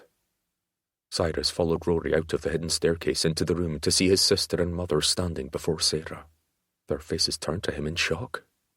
Cyrus, what were ye doing down there? Olive Mackinnon asked, as if he'd stepped out of a brothel. Ian, is there a problem? Grace glided immediately to her new husband. "'Tis just another way out of the tower, mother," Cyrus answered. A precaution against fires, Ian said, pressing a kiss to Grace's forehead. Grace frowned, looking up into Ian's face. Do we have one in our bedchamber? Aye, he said, bending his face to kiss her lips as if he couldn't get enough of his new wife. This room and ours have them. He rubbed a thumb gently across her forehead. Don't worry so. You'll leave wrinkles much too soon. Not all the chambers have exits? Olive asked, hand against her throat. Nay, my lady, Ian said, but rest assured that we have never had a fire. The hidden staircases were built long ago when the roof was made of thatch instead of slate. Grace went to her, squeezing her hand. You are perfectly safe, mother. Olive seemed only moderately mollified. She turned her pinched face to Cyrus. Are you coming down to the great hall to break your fast? Cyrus could tell she was looking at the carnal bruising on his neck. His siren had sucked upon him like she was trying to steal his soul, but he never got the impression that she was trying to loose his soul from his body. Again, why? Why would she spend a glorious night with him, only to then drug, tie, and nearly kill him? Anger warred with curiosity and obvious gratitude that she hadn't gone through with it. His mother looked at the tangled bedding, and her lips thinned even more. You should freshen up a bit first. Her clipped words screamed her disapproval, but that was nothing new. He must act and look like the next Mackinnon chief. He's fine, Mama. Grace took his arm, and Cyrus ran his other hand through his hair, smoothing it. Grace gave him a wink. Cy must be famished.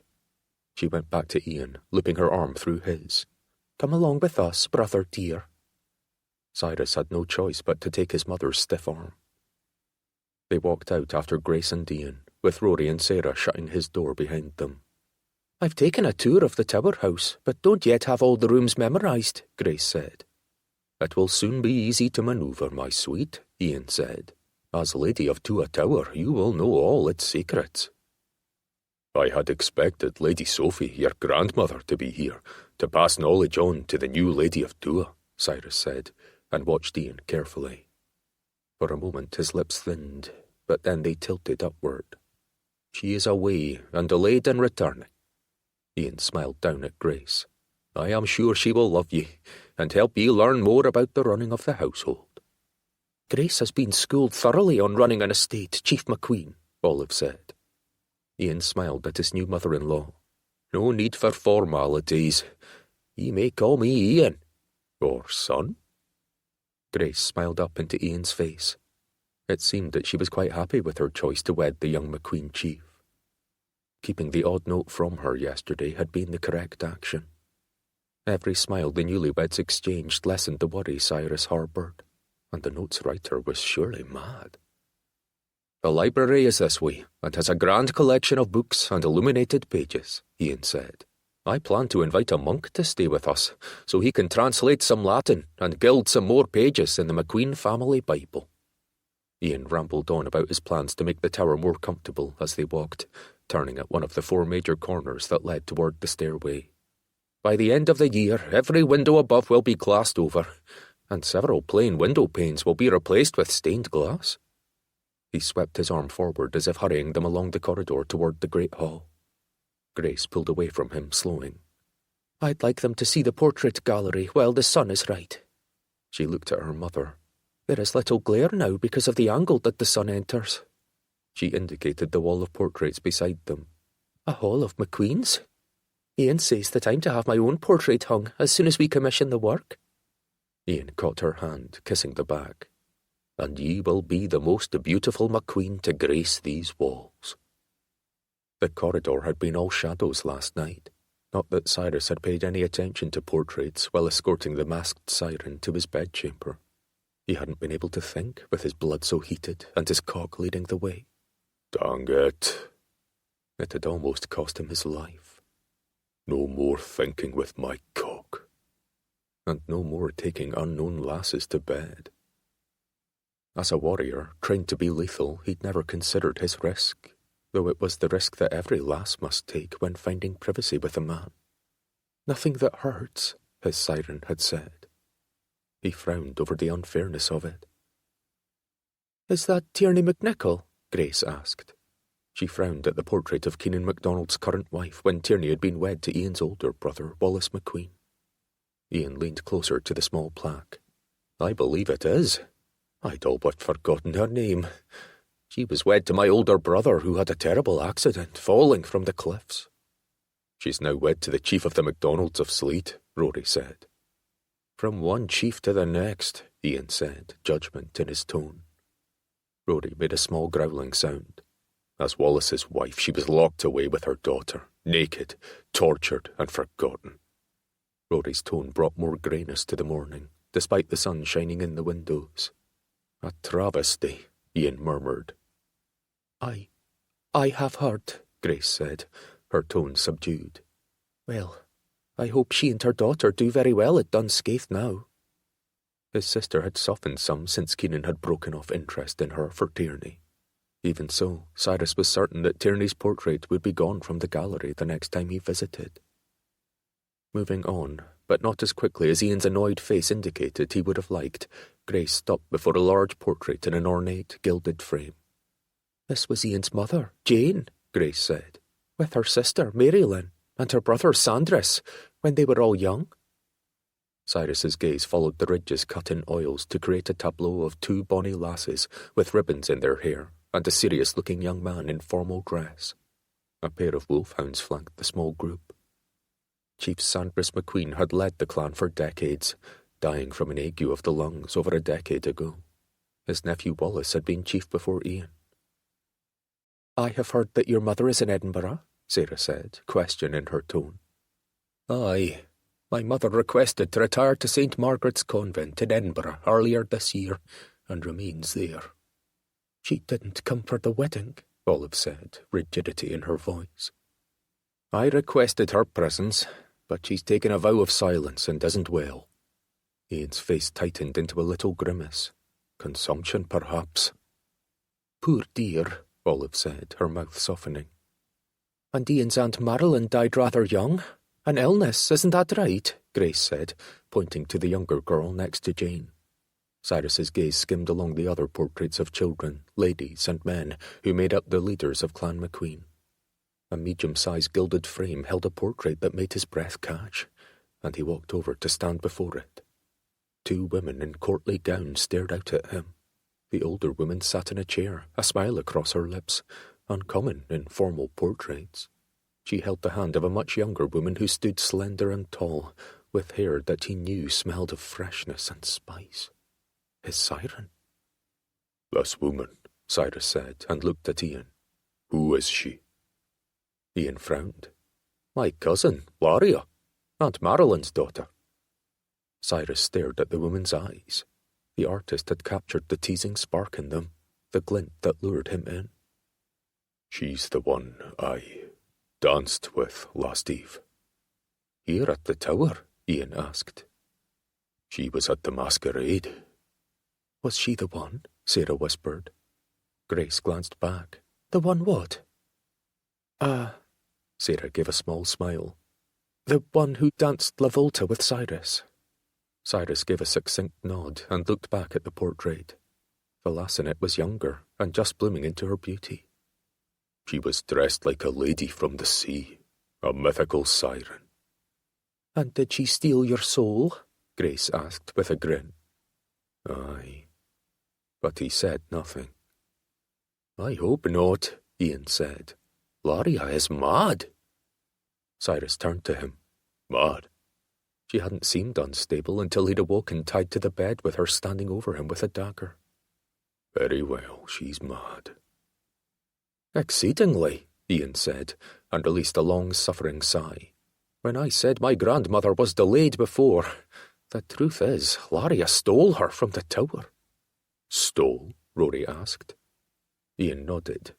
"I thought they were travelling together, perhaps to visit some of my grandmother's husband's kin on the Isle of Barra, but it seems they have remained here on Skye." "Where?" Sarah asked. Ian indicated the windows. "Outside the village." Cyrus's brows furrowed. "They're living in the forest." Ian nodded, his frown deep. "I can't imagine my poor grandmother living in dirt. I offered to send her to St. Margaret's Convent with my mother, but Laria refused." "You should send your men to find her," Grace said. "Save your grandmother and punish your cousin." "I have tried, but they move around," Ian said, clasping the back of his neck. "I'd about given up. But if she entered Tua Tower last night, she can't have got far. I will send out another group to hunt her down. She can't get away with causing upheaval here and then fleeing." "Upheaval?" Grace asked, glancing at Cyrus. "She merely came inside to dance." "Perhaps she orchestrated the stealing of the roast chickens," Rory said. Ian scoffed. "Exactly something she would do. And she makes friends with vermin like that otter." Grace gasped, anger tightening her face. "She tried to destroy my wedding." Ian patted her arm. "I will send out another search party." Cyrus stared at the portrait in oils. Laria was wearing gloves in it, too. "Was she burned? She wore gloves last eve, and I thought I saw a scar." Ian's brows rose. "Aye. She was interfering with the maids in the kitchens when a cauldron of boiled-down calf's oil fell. Her arms were splashed with the contents, leaving her scarred and one of her fingers mangled. Gruesome." He gave a small shiver. "I think the pain of it may have tainted her mind. Her husband certainly didn't love her more for it." "Her husband?" "She was married young to Malcolm Ross, the leader of our fishermen here. He was killed at sea within a year of their marriage." Cyrus stared into Laria's face in the portrait. She didn't smile like her grandmother, but instead stared out at him with green-blue eyes, their unique beauty of which he'd never forget. They'd pleaded with him to understand as she held the dagger to his throat. The artist had painted her with her hand resting on her grandmother's shoulder. There was a possessiveness about it. Everything about Laria in the portrait was intense. Her gaze, the hold on her grandmother, the rigid straightness of her stance. "I am so sorry." Her words, her voice, the pleading.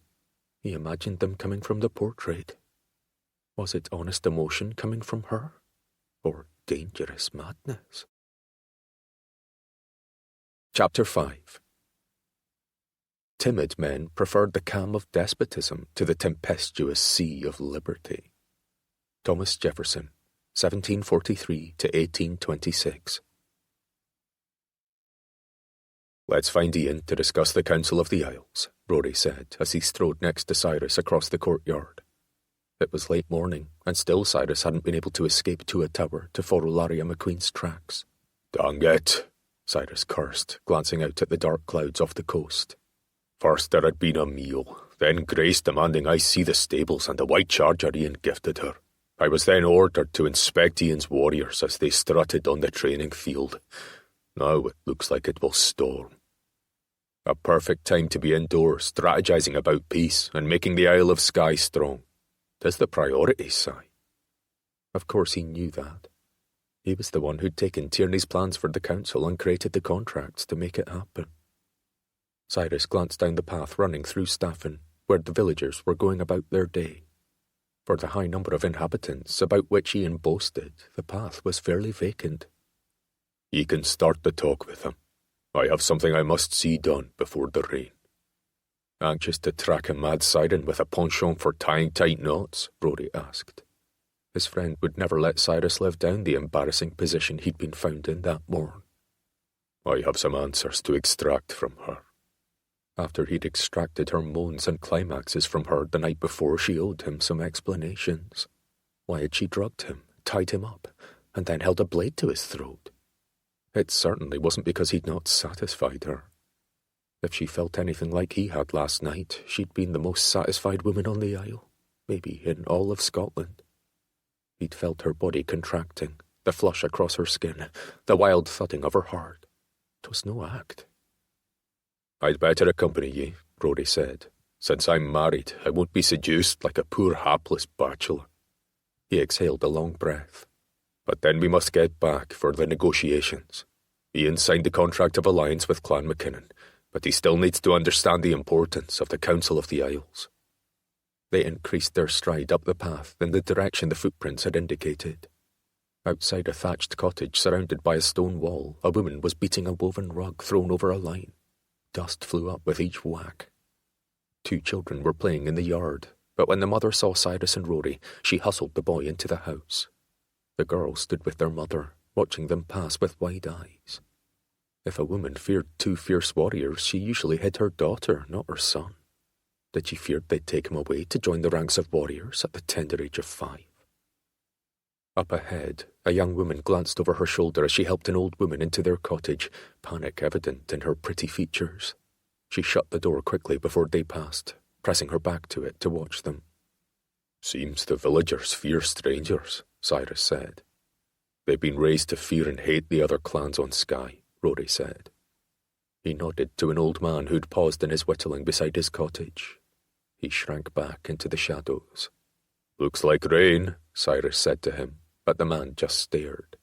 There was concern in his rheumy eyes. "Da," said one of the Macqueen warriors that Cyrus had seen working earlier on the training field. "You need to be inside." "I can't whittle in the house." The man helped his father rise from his bench, wood shavings falling from his plaid. 'Twas then that Cyrus noticed the man only had one leg. He shoved a polished crutch under his armpit and let his son help him into the cottage. The warrior glanced at Cyrus and Rory, his lips drawn tight, and followed his father inside. "He seemed friendly enough on the field," Rory said, his voice low. "But he definitely didn't want us to meet his father." Any other people who'd been about had disappeared into their cottages, the doors and windows closed. "So," Rory said, "do they not want to see us, or do they not want us to see them?" "From the fear in their gazes, I'd say the latter." They walked to the outskirts of Staffin village, Cyrus scanning the loam on either side of the main path for breaks in the vegetation. "There," Rory said, pointing to a broken limb on a sapling. "Her prints around the tower showed she left by the path leading south out of the village. Unless she departed by jumping over the stone walls and cutting through yards, she'd have been funneled out this end of town into the woods." Cyrus nodded, glancing behind them. "If she'd gone north, she'd have been out in the open moorland and training fields. Fleeing to the woods seems like a better choice." His gaze studied the cottages. "Although someone could be hiding her in the village." He exhaled. Despite the broken branch, he'd needed some heavenly intervention to help him find Laria Macqueen. As if in answer, the wind shifted, bringing the fresh smell of rain. A storm cloud split open, and a deluge of fat, hard drops fell. "Bloody hell," Cyrus said. Even God wanted him to return to negotiating instead of trying to find his would-be assassin. "This is miserable," Rory said, grabbing Cyrus's arm. "Let's talk to Ian about peace and the council, and go out after the storm passes." Cyrus gave the broken sapling one last look. "I will find you, Laria Macqueen." Dirt stuck to the sweat on Laria's arms, making her feel sticky.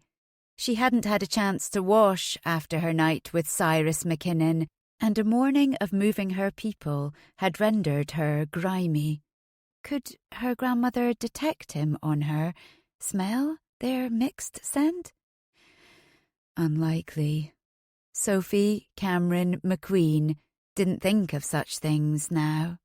The elderly woman smiled and comforted any and all who needed it, but her mind slipped over details. It had been terrible before Laria had led her out of Tua Tower that morning, away from Ian's scheming stare. But the fresh air of the forest seemed to be helping her grandmother's mind. Sophie's white hair was swept up in a simple bun. Silvery strands that had come loose teased her cheeks. Her gentle smile remained, making her wrinkles more distinct around her kind eyes. She settled in the back of the newly discovered cave on a nest of blankets that would serve as a bed until Laria could gather more pine limbs for cushioning. Laria crouched before her, clasping her cold hands. She leaned forward and blew on them for warmth. "I need to go wash, Grandmama. Reed will start a fire for you," Laria said. Hopefully, she'd moved her small troop of outcasts far enough away from their last camp to make fires safe. "Go stand in the rain," Sophie said, nodding to the opening of the cave. "Then we can chat about plans for Samhain." Samhain wasn't for another month and a half, but it was a good topic, except that Laria had no idea where they'd be at the end of October. The cold would be bearing down on them with promises of icy nights and snowy mornings. Laria had dreamed they'd be in Tua Tower again, or a cosy cottage with glass windows. But now that wasn't possible. Not with Ian cutting off all aid and Jasper given free rein to hunt her. Come October, her group would probably be hiding in trees, slowly freezing and starving to death. All because I couldn't kill one man. Some protector she was turning out to be. Laria kissed Sophie's forehead, like the woman used to do to her as a child. How strange it was that their roles had reversed. When Laria's mother had died of an infection in her lungs when Laria was 11 years old, Sophie had swooped in to take over mothering the orphaned child. Her father was a great clan chief with little time for a daughter. Laria grabbed a lump of sweet-smelling soap and stepped out into the heavy downpour. "I will stay close." The rain was even fresher than the lake and not as cold. Reed Lewis, the bard who'd arrived at Tua Tower over the summer, stood under another rock overhang, surveying the rain. "There's adequate room to stay dry," he said, and nodded from his relatively dry place. He glanced over at his sister, Winnie, who had been Ian's mistress before he'd sent her packing the day before his bride arrived. She was in exile too. "This is not adequate," Winnie said, scowling. "I'm wet, cold, and dirty." When she smiled, her blonde hair falling in waves of gold, she was quite pretty. Her teasing smile had caught Ian's eye as soon as she'd arrived in Staffin village a year ago, and he'd invited her into the tower without a care for what his mother or grandmother thought. She apparently hadn't cared either, and had acted like the tower was her domain. But then she'd been cast out, exiled like the others. "You can move on," Laria called over the increasing rain, but the woman ignored her. She took her brother's arm, and he stretched his wool blanket to drape over the two of them. It was hard for Laria to comprehend that they were siblings. Reed was somewhat timid and kind, whereas Winnie was a hellion, given to hysterics when she didn't get her way. They'd been raised separately. Perhaps that's where the differences stemmed. She was raised by another family, and thus used their surname. Reed said she'd had a difficult childhood, and it had sown a seed of discontent that grew thornier each year. "I will move on," she called back, "as soon as I figure out where to go on this God-forsaken land." "Back to Dunscaith?" Reed asked. She shot him a wide-eyed look that stalled Reed's tongue for a moment. What was the woman hiding? Even though Laria's instincts told her Reed was honourable, that feeling dissolved when it came to his sister. "If you leave without a destination before winter," Reed said, "you might be caught in the cold and freeze." He shook his head. "Ye should stay. Laria and Erskine will make certain we survive." Winnie snorted, giving Laria an accusatory glare. Laria looked away. Ian had promised them food and shelter if she killed Cyrus Mackinnon. Now that she'd disappointed her cousin, their whole troop was in jeopardy. The rain increased into a sheet of water as if they hid behind a waterfall, and everyone stared out at it. "God sent the rain," said Leah, the 7-year-old girl with the feathery red blotch across half her face. She caught drops on her outstretched hand. "It will wash away our tracks." "He protects us," Laria said, stepping out into the rain, her voice raised over the downpour. She smiled brightly at the girl. God certainly wouldn't have sliced Cyrus Mackinnon's throat, but he was washing away the evidence of their hasty retreat farther into the forest surrounding Staffin village. "You're getting all wet," Leah called over the downpour. Laria showed her the lump of soap and raised it to her head. "I'm getting clean." It wasn't as cold as Winnie made it out to be, especially for Laria, who swam every day in the Loch. And it had been a warm day for September, the summer not yet willing to surrender to autumn. Leah's face broke into a wide-eyed smile, and she spun toward her mother, Kate, who stood with her under the overhang.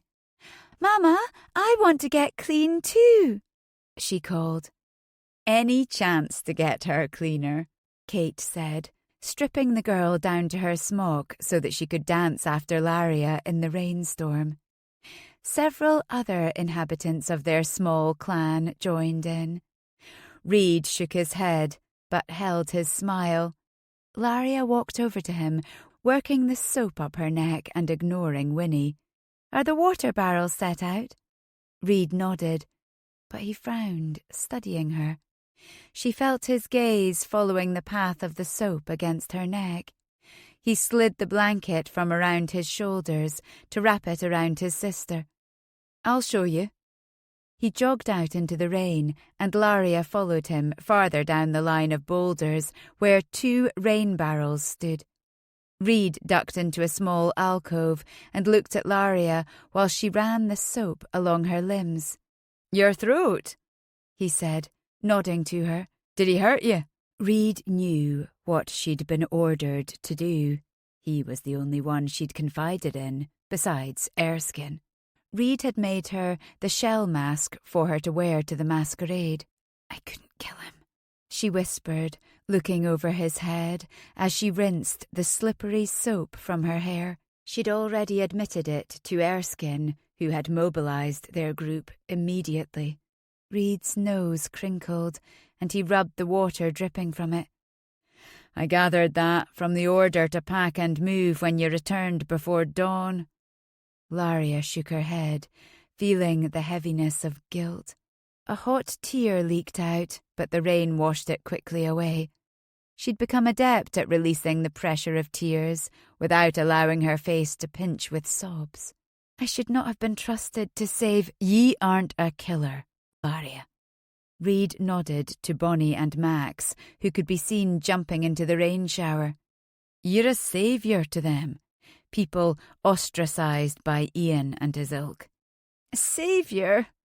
She snorted and rubbed her hands down her grimy face. "Erskine is the chief."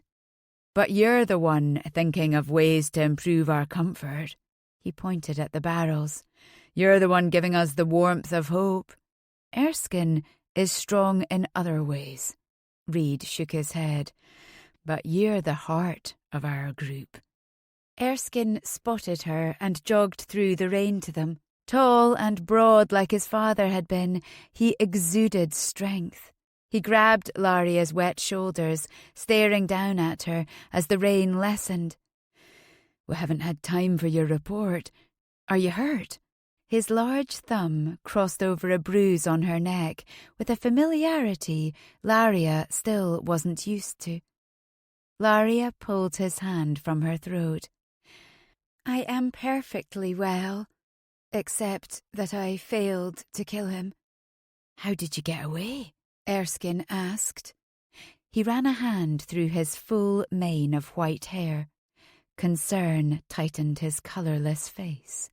"I tied him to the bed while he was drugged."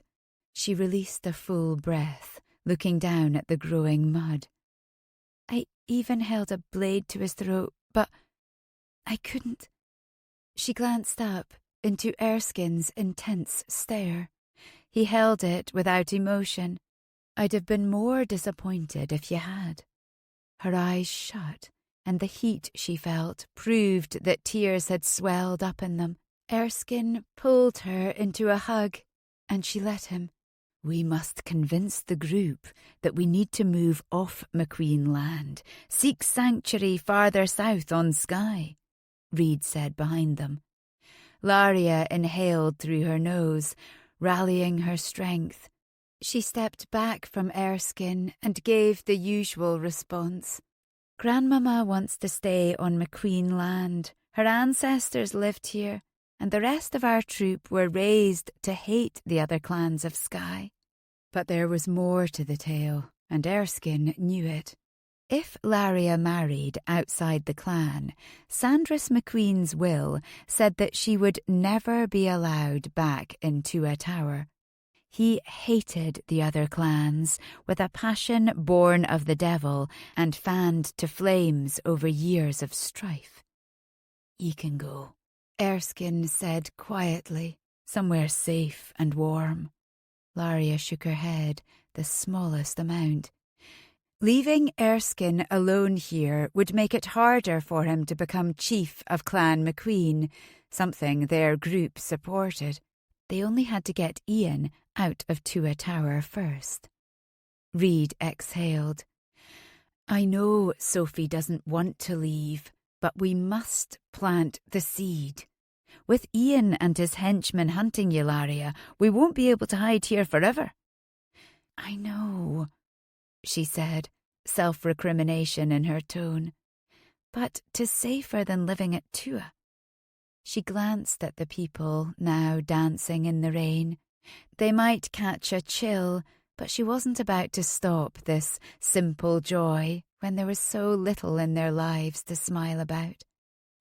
4 years ago, when she'd realised that those not physically or mentally perfect were disappearing from Tua Tower and the surrounding village, Laria had helped those who fled to survive. From what Kate and Erskine said, It had begun when Ian's brother, Wallace Macqueen, had taken the chiefdom. Most disliked Wallace and his heavy-handed ways, and Laria suspected that he'd locked his wife away rather than her being shy like he said. So, when he fell from the cliffs and his more affable brother took up the leadership of the clan, its members quietly rejoiced. No one challenged Ian. His ready smile, handsome face, and initial kindness fooled everyone. Even now, he hid his crimes behind acts that seemed honourable on the surface. But underneath, Ian was more rancid than his brother. "You want to be Lord of the Isles?" Ian asked, a calculating grin on his face. He sat across from Cyrus at the table in Tua Tower's great hall. "Nay," Cyrus said, "not a lord. 'Tis a council to unite the Isle of Skye, everyone with an equal say. We hope to bring the other isles into the fold. One elected chief to lead for a year before another is selected by the group," Rory added. Ian crossed his arms, leaning back in his seat. "Will the council table be round, like King Arthur's?" He grinned, brows raised. "I have a copy of Le Morte d'Arthur in Tua's library." "The table could be a circle," Cyrus said, "or square, or rectangle, or all of us sitting in a row, as long as the selected leader isn't placed on a bloody throne." He sounded irritated, but his ire was mostly at the rain. It continued to fall from the heavens like a curtain outside the windows, washing away footprints and drenching the world. He couldn't imagine it being comfortable living in the forest in a rainstorm. Did Laria have shelter for herself and her grandmother, and whoever else was out there with her? Ian said there were others with them, criminals who'd rather live exiled than face their punishment. Ian held out his hands as if surrendering. "I was just curious. The idea has merit." Cyrus ran a hand behind his neck, rubbing the tension there. The day was growing late, yet the rain continued. He'd have to hunt for Laria in the morning, giving her a full day's head start. "The goal," Rory said, "is to stop all feuding and raiding on Skye, and to unite all the clans on our isle so we are strong." Ian picked up his ale and took a gulp before putting it back on the table, where he sat at the head. "Raiding keeps us trained." Cyrus frowned. "Raiding weakens us and spurs deep-seated resentment and hostility among our clans rather than toward our true enemy, England. Warriors will remain in shape and ready by training with wooden swords and weapons on the field. We can hold games to keep a convivial competition going, but not through raids where warriors are injured or killed." Ian screwed up his mouth. "I just signed an alliance with Clan Mackinnon, not all the clans on Skye." His glance at Rory was cooler than it had been. "What if I don't agree? Will ye attack Clan Macqueen?" Cyrus kept his relaxed posture even though he was the complete opposite of relaxed. Rory spoke before he could. "If we combine the MacDonald, MacLeod and MacNichol clans and attack Tua, there would be no more Clan Macqueen." He shrugged, since he only signed an alliance with Clan Mackinnon. Cyrus cleared his throat. "We are making Skye strong for when England comes to our shores." Colour rose in Ian's face, and his smile quickly changed into a fierce frown. "England won't come up to the northern tip of Skye." "Just consider it," Rory said, his voice even. "Together we are strong. Fighting among each other will only lead to fucking English victories like the ones suffered at Solway Moss." "And Clan Mackinnon supports all the other clans on Skye," Cyrus pointed out. "Grace is our bridge of peace. Don't destroy it when it's just been built." Ian nodded thoughtfully, but Cyrus thought he saw something in his eyes. Strategy? Lies? Or was the man just cautious? The words Laria had written in her note to Grace circled within him. "Do not wed Ian Macqueen. He is the devil, despite acting like the perfect saint." Perhaps what Cyrus saw behind the man's gaze was the devil. Chapter 6. "I am the Lady of the Lake," she said, "and I am come to tell you that your sword Excalibur awaits you yonder." King Arthur and his Knights of the Round Table. Roger Lancelin Green, 1918 to 1987. The rain had ceased during the night. Cyrus had heard it end as he lay half asleep, wondering if Laria might return through the same passageway. He'd removed the bar on the lower door so she'd be able to get in if she tried. It hadn't worried him that she might return to finish the job of killing him. If she couldn't do it with him tied and drugged, she couldn't slice his throat with his gaze locked on hers. "I have no choice. I'm so sorry." The desperation in her voice had been made even heavier by the tears streaming down her face. 'Twas as if someone held a blade to her, forcing her to act with violence. Had they also made her seduce him, made her give her body over to a night of debauchery without her consent? The thought soured his stomach and made him walk faster through the old-growth forest. He wanted answers. The tall, wet grass lashed Cyrus's calves above his boots. Rory walked next to him, face down, eyes skimming the terrain for any surviving tracks. They'd found 2 broken branches and some scuffed moss that had been dislodged from boulders. A single boot print survived under an overhang, as if Laria had paused there. Cyrus breathed in the fresh morning air, his gaze flicking between silver-trunked birch trees that still held fast to their yellow leaves. Mist floated in ghost-like tufts about the glens and meadows they'd traversed, making the cool air chill a man to his bones. Fall was coming fast, something Laria must not have considered when she decided to take her grandmother away from the safety and warmth of Tua Tower. Rory pointed silently ahead where the trees gave way to scrub, and a mountain face rose up on the right.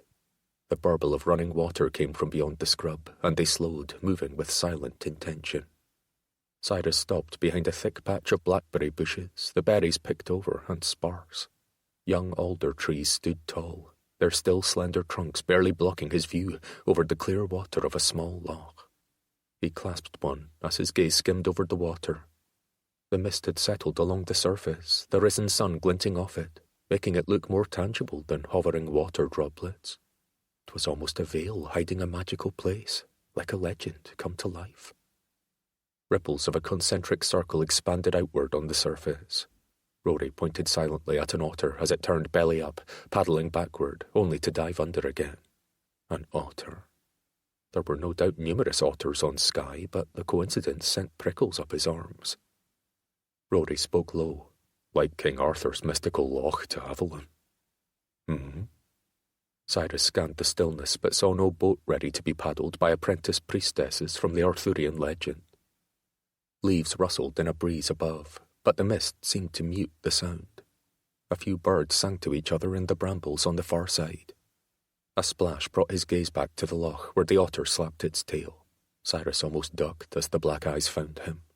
The water was so clear when the mist parted that he could see the entire creature swimming along the surface, its face still turned toward them as it paddled. "I see a path, Cy," Rory whispered, but Cyrus caught his arm, stilling him. A woman's head broke the misty surface. Cyrus froze completely and watched the woman emerge. She was turned away from them, and her wet hair clung to the middle of her back and over her shoulders like a dark cloak. "What is it, Cleas?" Her soft voice was ethereal but familiar. The otter dodged underwater, and the woman turned in the mist's embrace toward him. Cyrus stood still, watching. Perfectly rounded breasts jutted out, the nipples as peaked as when he'd sucked on them 2 nights ago. Laria's large eyes regarded him like a lady from another worldly place, neither startled nor expectant, just observing his presence. She was a nymph, a goddess, and a siren all rolled into one, ready to lure him to pleasure-soaked death. If one of her slender arms rose holding a sturdy sword, he wouldn't be surprised. But this wasn't the Lady of the Loch. This was a woman on the run from her clan, a seducer and trickster who'd left him naked and tied to the bed for some reason that had brought tears racing down her cheeks. No one spoke for long seconds. Would she disappear with the mist burning off the lake? Before that happened, he needed answers. Dang it, he deserved answers. "Laria Macqueen," Cyrus said, his voice spreading out across the water. "Why didn't ye kill me?" Rory had turned around to preserve Laria's modesty when she'd stood, exposing herself. She now sank back down in the water up to her neck and pushed backward, farther from the shore. "I'm glad I was found by someone other than Ian, or his henchman," she said. "How do ye know that?" If Ian had found you tied helpless to the bed, he'd have killed you himself. The otter's head appeared in the water between them, its black eyes watchful. Ye were sent to kill me, Cyrus asked, but ye fled instead. She pressed back into the water. Would you rather I had completed the deed? Don't disappear like the bloody lady of the Loch, he said. Rory glanced over his shoulder and turned back to face the Loch. We can outwait ye, lass, and the water is clear enough that we can follow ye around. Cyrus didn't even blink, sure she would disappear. I want answers, Laria Macqueen. Ye bloody left me tied to a bed, naked and drugged. I deserve answers. Leave her be, came a voice from on top of the rock ledge. Cyrus pivoted to see the traitor, Reed Hodges, standing there with an arrow trained on him. Or I'll shoot ye through. Rory's sword slid free, but Cyrus kept his weapon sheathed. The thin man on the rock hardly looked strong enough to pull back the bowstring, but his face was a firm mask of determination. Cyrus's muscles prepared to leap sideways if he released the arrow. Reed Hodges, Rory said, his voice thundering loud enough to make the man jump. Reed recentered his aim, but it remained on Cyrus. Put that bow down, unless you want me to run up there and rip your throat out with my teeth. The bulge in Reed's throat bobbed as if it felt the heat of a predator's gaze. He kept the arrow aimed down towards Cyrus. Leave her alone, he said. Go back to your territories south. Ian Macqueen is no ally to ye or anyone. Hodges? Laria asked, looking at the armed man and then at Rory and Cyrus. This is Reed Lewis. Cyrus watched the man's arm start to shake and stared him in the eyes. His name is Reed Hodges, and he's from the Isle of Lewis. I shortened my name, Reed said defensively. He also knew Reed Hodges wasn't trusted by Clans MacLeod and MacDonald. It was safer to be someone else. Is your sister, Winnie Marr, with ye? Rory asked. Nay. He lowered the bow as if holding it cost him too much strength. Ian sent her away before your sister arrived for the wedding. She was Ian's mistress, Cyrus asked. A married woman who left her ailing husband at Dunscaith Castle. Aye, Reed answered. But she's left now, journeyed south again. And so must ye. He raised the bow, pulling the string again. Rory cursed under his breath. She's a schemer and a murderer. You think I don't know that? Reed said, his face petulant and condescending. Her mind has been tainted. She thirsts for power more than anything. He moved the tip of the arrow as if shooing the two of them away. Go on now, he said. Don't shoot them, Laria called from the centre of the loch. The water was so clear that Cyrus could make out the outline of her beautiful breasts under the surface. Mists moved in gentle puffs of white, hiding her features and then clearing to frame her. It made her look ethereal, like a fairy he'd captured for one night in his bedchamber. He could almost believe she was a kelpie haunting the loch. If I kill Cyrus for ye, Reed said, continuing to hold the weapon nocked and ready, that will solve everything. What the bloody hell did I do that killing me would solve everything? And what's wrong that needs solving? Without answers, Cyrus couldn't defend himself. If ye shoot at Cy or me, Rory said, brandishing his sword, I will run ye through and rip your throat out like I said. 'Tis a fucking promise. Cyrus kept his gaze on Laria. Her otter turned flips around her, seeming unbothered by the tenuous situation mere yards away. If she's your wife, Rory said, nodding to Laria, Cy didn't know it. Wife? Could the siren who still haunted his thoughts be wed to another? Ian had only mentioned the fisherman who had died. Reed, Laria said, put the arrow down. We can't just kill them out here without Ian using it as an excuse to rally his men and theirs to hunt down our group and slaughter us. Would you have Leia's blood on your hands? Ian was right. His cousin was living in the woods. Was she forcing her grandmother to live outside too? What group? Why are ye living away from the protection of Tua Tower and the village? Cyrus asked. Laria turned back to study him, not with fear, but with determined interest. The water around her seemed to embrace her, protecting her. The man above lowered his weapon, relief flashing across his features. Unlike his sister, Winnie Marr, Reed did not seem to relish killing. Laria tipped her head, rather like the otter. If you let me get out of here to dry and dress, I'll explain. Do not try to flee, Cyrus answered. She swam toward the far edge, her arms moving in wide, confident strokes. Reed blended backward into the trees and shrubs, disappearing into a run Cyrus could hear but not see. Cyrus didn't care about him, unless... Is Reed Hodges, or whatever ye call him, your husband? It didn't matter, except that then he'd know whether or not she honoured vows. Would a decent husband leave his wife naked in a pool with 2 men nearby? My husband is dead. She raised her hand to twirl her finger in a circle. Turn around and I'll emerge. If you run off, we can track ye. Rory turned, keeping his sword out. His gaze had followed Reed. The MacLeod chief had business with the little man who had been sent by his one-time enemy to infiltrate his clan's territory. Cyrus kept his gaze trained on Laria. After the night we had together, you want me to turn around? Her lips pinched for a moment before relaxing to their luscious fullness.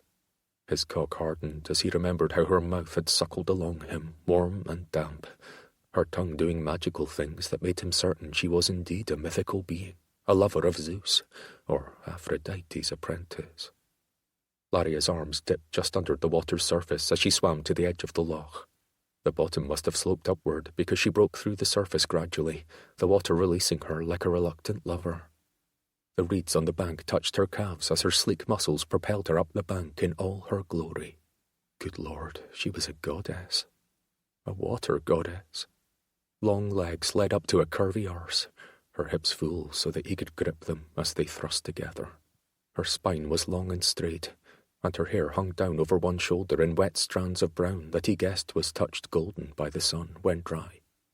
She held her naked arms before him, her back to him, as if trying to hide the scars he'd glimpsed in the pre-dawn light filtering into his bedchamber.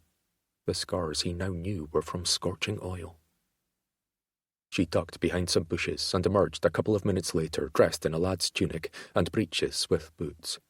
Her wet hair was pulled up into a messy bun on top of her head, water drops wetting the back of the tunic. If she were living in the forest, the ensemble was much more practical than petticoats and stays. I need to fill these bladders and this jug with water, she said, carrying them down to the shore.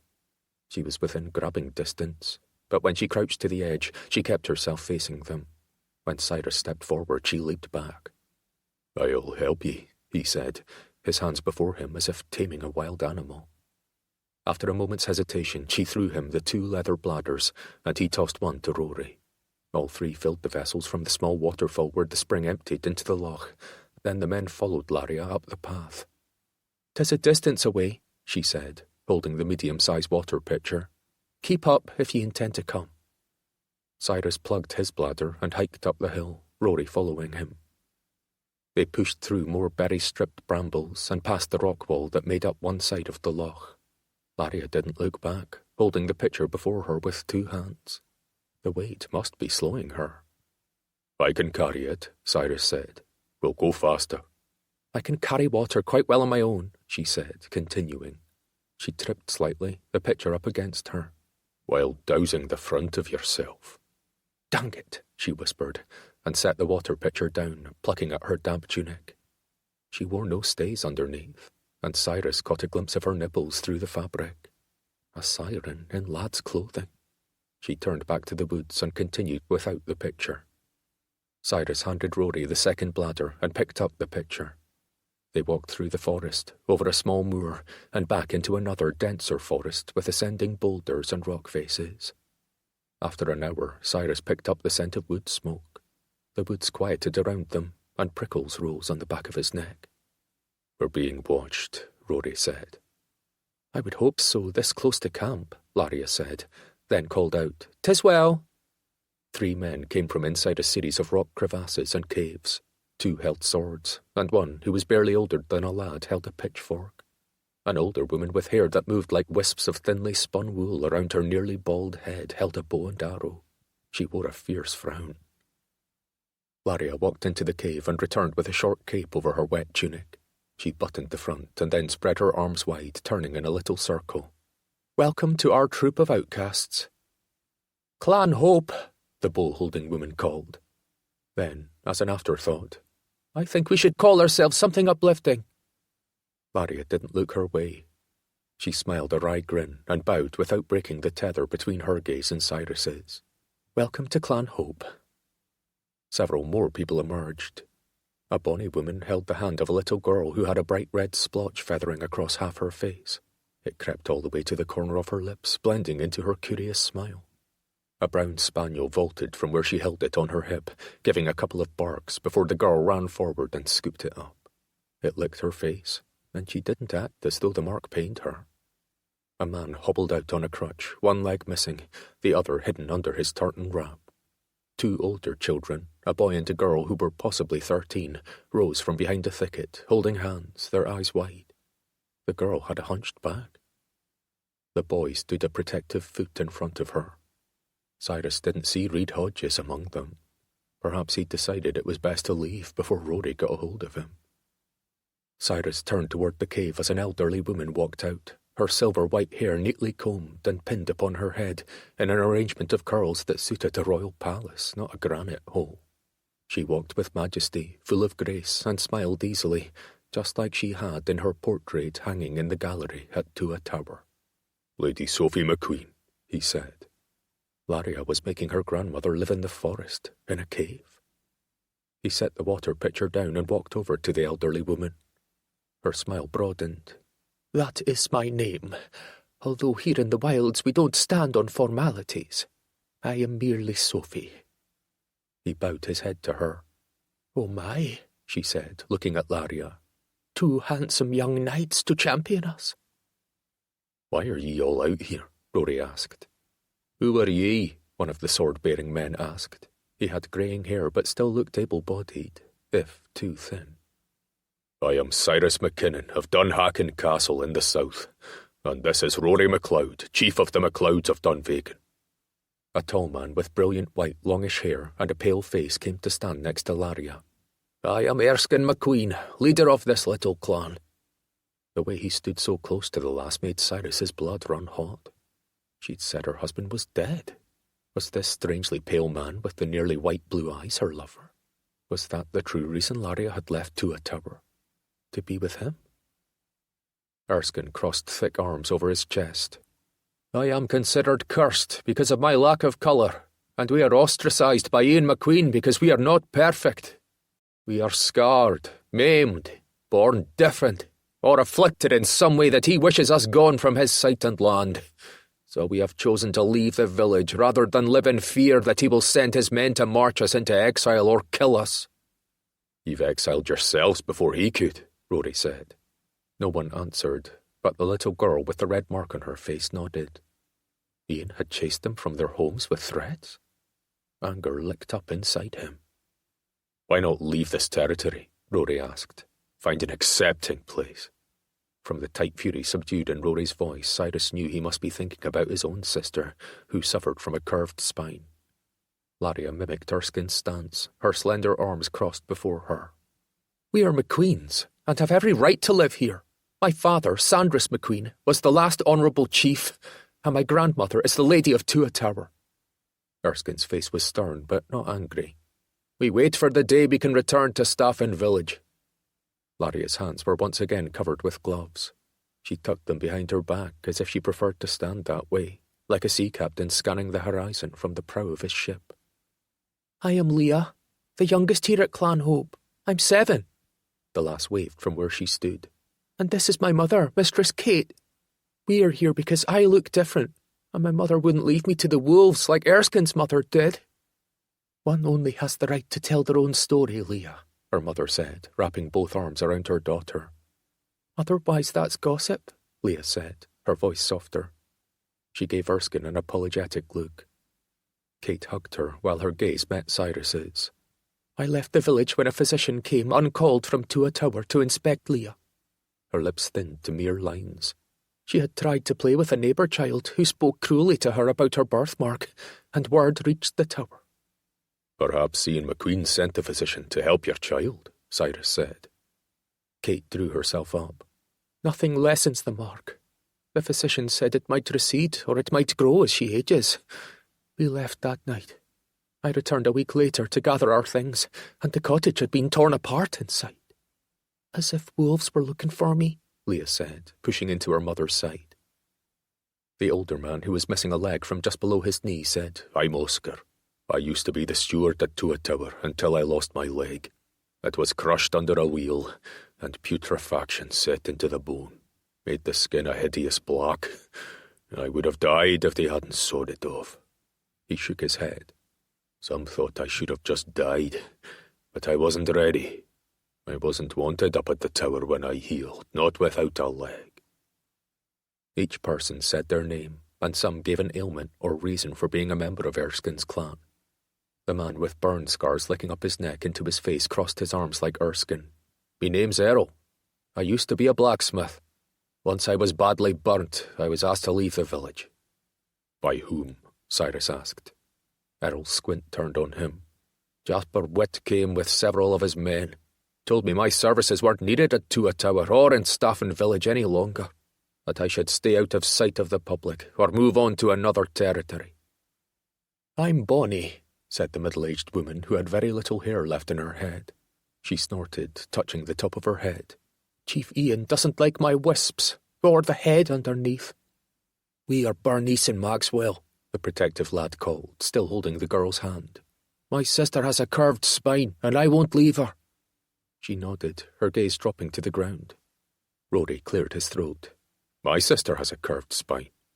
Bernice's eyes snapped up to him. "I love her dearly, and she is treated well in MacLeod territory. Morag Gunn, who lives near Dunvegan, is teaching her stretching exercises to lessen the pain." "Morag Gunn?" Laria asked. "Lady Sarah's aunt?" Rory nodded. Bernice's lips parted. "Do the exercises work?" "She says they do," Rory said. "I will ask Morag to visit." "She won't be safe here," Laria said. Cyrus watched Laria. "Or you can go to her."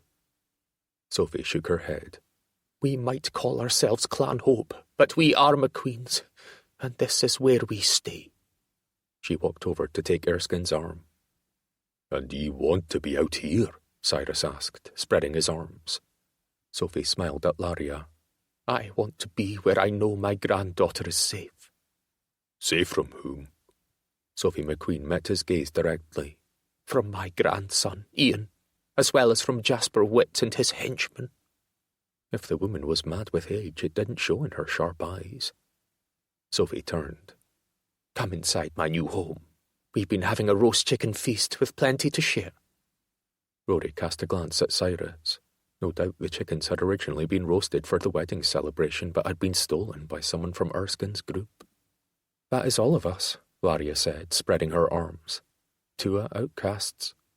"Clan outcast doesn't sound as good," Leah said, and her mother shushed her.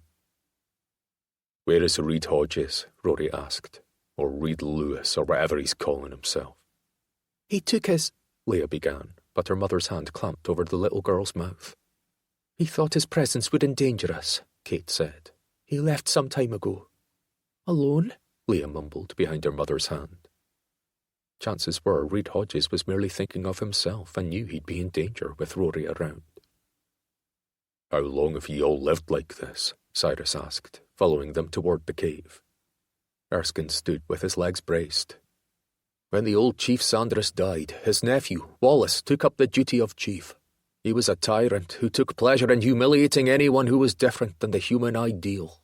He had a younger brother with a twisted spine and disliked him." "Ian has another brother?" Cyrus asked. He'd seen no sign of a sibling other than Wallace. "'Twas Ian's twin," Laria said. "His name was Thomas. He died when they were age 10 after he fell from the cliffs." "So Wallace pushed ye to flee," Rory said. "Mama and I were already living rough when Chief Wallace ruled," Leah said. "With Chief Erskine. He and Mama love each other." The girl spoke quickly, as if she knew what would happen. Her mother's hand clamped over her mouth, blocking further secret-telling. Erskine exchanged a glance with Kate, and the love Leah had mentioned shone in his eyes. "She speaks the truth." Cyrus had so many questions, but would he get truthful answers from Laria? She'd tricked him before, luring him into a night of passion with the intent of killing him later. Ian called her mad, and the evidence could point that way. However, these people seemed to have their wits, even if their suspicions were overzealous. "Ye didn't return when Wallace died?" Cyrus asked. Curiously, that had also been a fall from the cliffs behind Tua Tower. He glanced at Leah. He might get more answers from the child than from Laria.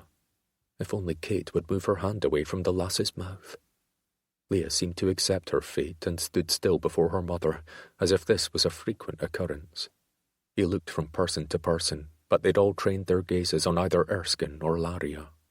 They seemed to lead together, though they called Erskine chief. If Erskine hadn't already stated he loved Kate, Cyrus would have thought he was attached to Laria. Sophie stepped forward, and her easy smile vanished as her eyes shone with dampness. Ian, my grandson, killed his mother, my daughter Jane. Chapter 7. The mountains, the forest, and the sea render men savage. They develop the fierce, but yet do not destroy the human. Les Misérables. Victor Hugo, 1802 to 1885. Crack! The sound filtered through the trees. Everyone froze, but their hearts must be galloping like Laria's. Even Ginny, Aunt Jane's dog, lowered herself to the ground, as if ready to leap forward and attack. A small growl rose from her, but Leah dropped next to the spaniel to stop the sound, her hand clutching the dog's muzzle softly. Silence was their best defence. Had Ian or Jasper followed them? Had she led the devil back to her exiled group? Had they followed Cyrus? Cyrus and the MacLeod chief turned toward the sound, hands on the hilts of their swords. But Ian favoured pistols because they didn't require muscle to be deadly. If he'd ordered her to kill Cyrus Mackinnon, the man would be the first target. "Get down, Cyrus," she whispered, but the Highland warrior just walked forward. She wanted to leap at him, stop him. With 2 steps into the undergrowth, he flushed out a red squirrel. Ginny whined, and they all stared at it. The squirrel stopped in the middle of the path, its eyes wide, staring back at the dog before its gaze skittered over all of them. In a rapid motion, it leapt on a nut that must have fallen to the ground, tucked it in a cheek while its wary eyes watched them, and tore off back into the forest. "'Twas the damn squirrel," Bonnie said, lowering her bow. "Loud beastie." "It seems so," Cyrus called back, although he moved about the trees a bit longer. Laria released her breath. Everyone was on edge, even more so since she'd failed to win them sanctuary. "Let's eat before the chickens go rancid." Cyrus turned around. Instead of going to Laria, he walked past her and held out his arm to her grandmother. "I can escort you back to your camp." Laria frowned when Cyrus ignored her. But what did she expect from the man she'd almost killed? Certainly not kindness. But he was so kind during our night. Sophie took Cyrus's arm and smiled up at him. He led her to the cave Laria had claimed for her grandmother. It was the largest, so they could gather there. Laria followed them in, ducking her head, and clenched her teeth as she watched her beloved grandmamma lower herself to her knees to scoop back onto the blankets. She should be living in comfort at Tua Tower, not in caves. Laria hated Ian with every inch of her being. "The cave is damp," Cyrus said. Rory had remained outside, and Laria could hear him talking in low tones to Erskine. Laria's mouth hardened, and she tipped her head to the side in a look of disdain. "You think I don't know that? That I prefer to roll around in dirt rather than sleep in my own room at the tower, the room you are now enjoying?" His brows rose the slightest bit, and she remembered that look of surprise when she'd slowly knelt before him to take him into her mouth. He was just as ruggedly handsome now, even without his easy smile. Maybe even more so. I was given your room. That's how you knew about the secret exit. She swallowed, pushing down the carnal memories that kept resurfacing, like yeast bubbles rising in warm dough. The way they'd come together with explosive heat and wild trust. You were given it for that exact reason, she said. She'd hidden clothes, boots, and the razor-sharp dagger inside the secret staircase earlier. Several beats of silence followed as Cyrus seemed to judge her words. "If you come back to the tower," Cyrus said, "my sister, Grace, will make certain ye are safe." Sophie pulled a blanket around her shoulders. "Laria, dear, we need to have Cook make tarts for Samhain. I know she's busy with the birth of her nephew, but Reed agrees with me that we must have tarts. Jane loves tarts." Her grandmother's words threw ice on the heat that had ignited in Laria under Cyrus's gaze. She strode over to her grandmother and helped pull the blanket around her shoulders. Just when she thought her mind might be clearing, Sophie would say something that showed it wasn't, reinforcing Laria's reasoning for keeping her grandmother away from Ian. "I'll be sure there are tarts for Samhain, Grandmama, but right now there's some very good chicken." She fetched the crude platter with the shredded roast chicken upon it. "Eat it while 'tis still fresh." Laria stood, her gaze going to Cyrus, although her tone was the conversational one she'd been using with her grandmother. "We don't know when we will find meat again." Sophie began to pick at the chicken. "I'll be back," Laria said, grabbing Cyrus's thickly muscled arm as she passed him. "Yes, must find the handsome knight a room in the west wing. Bonnie always keeps the dust free from the extra rooms," Sophie called to their backs as Laria led him away. Only Rory and Erskine remained in the clearing, both of them frowning and silent. Laria pulled Cyrus with her behind the rock face before dropping his arm. She turned to him, her arms crossing over her chest. She has very clear moments now that she's away from Ian's scrutiny, but just when I think it might be safe for her back at the tower, she says something that would endanger her if she were to speak thus around Ian. Laria rested her hands on her forehead and closed her eyes momentarily. "I fear for the day she cannot stay quiet, or walk or feed herself, or—" She dropped her arms and looked at Cyrus. "I love her. She raised me when my mother died, and I won't let Ian kill her like he did his mother." Cyrus kept quiet for some time. He rubbed a hand down his mouth. "So, that part was true. Ian Macqueen killed his own mother, Lady Sophie's daughter." Laria nodded.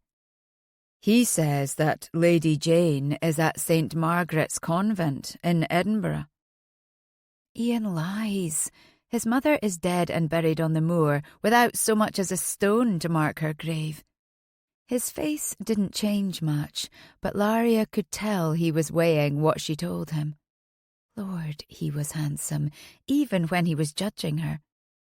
"And Grandmama would have been next, even with me protecting her." Cyrus's eyes narrowed. "Ye saw this killing of your aunt?" Laria exhaled and sat on a boulder. She held her gloved palms together as if in prayer, propping her chin on her pointed fingers. "He said he was taking her to St. Margaret's Convent in Edinburgh. Aunt Jane told me she didn't want to go." Her body was failing her, and Ian suddenly couldn't stand to look at her. Laria kicked a stone near her foot, and it shot off into the bushes. Ian will not tolerate anything but perfection in health and appearance. It started with his twin, Thomas, and worsened after Thomas fell from the cliffs. Her gaze met Cyrus's, her eyes saying more than her words. Ian was the only one there to witness the accident. "You think he killed his brother, too?" Laria exhaled in a huff. "I don't know, but he hates anything that reminds him of Thomas, anything imperfect. And when Thomas was found, Aunt Jane took to her bed for nearly a year. She was so distraught, and she never looked at Ian the same way again, as if she didn't trust her own son. When Ian became chief, anyone in the tower who had a visible scar or abnormality was forced out, told they were to hide their hideousness, and preferably leave the village entirely. People like Oscar and Bonnie, who had lived in Tua Tower for decades, had nowhere to go, no other family to take them in. Even in the village, people were afraid to associate with them for fear that Ian would banish them too. And then Aunt Jane fell. She broke her right hand and had difficulty feeding herself. Ian spoke so cruelly to her.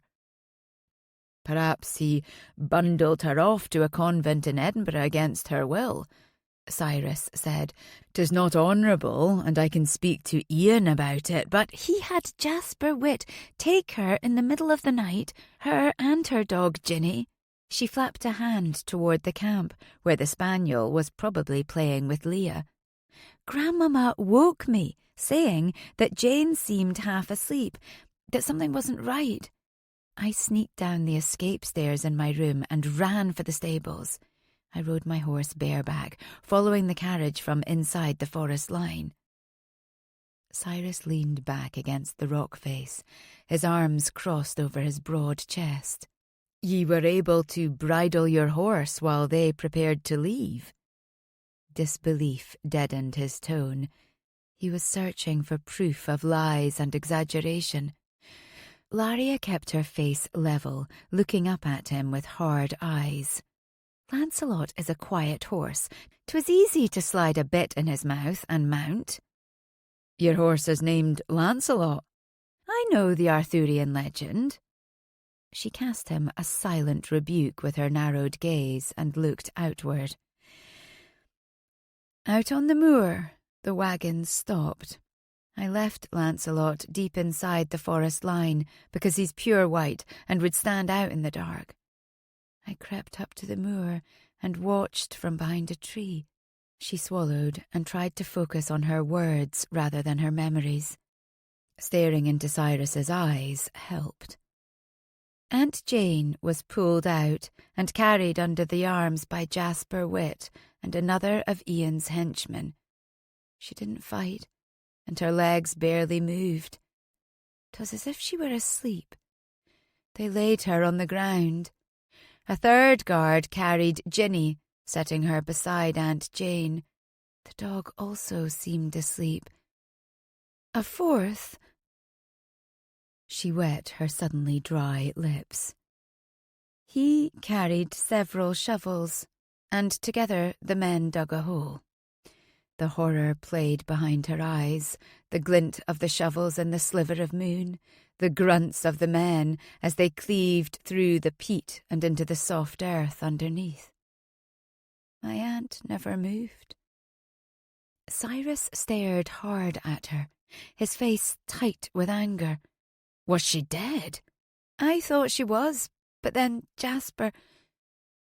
Laria inhaled, letting out a shaky breath before she continued, sliced her throat and rolled her into the hole. She looked up into the trees overhead, but memories of the nightmare pushed a tear out over her lower lid. Ginny woke and scampered away. The men gave chase, but let her go after Jasper fired at her with his pistol and missed. Laria wiped at the tear. I couldn't do anything. If they'd found me, I'd have ended up in that hole too. After Jasper, and perhaps all four, assaulted her first.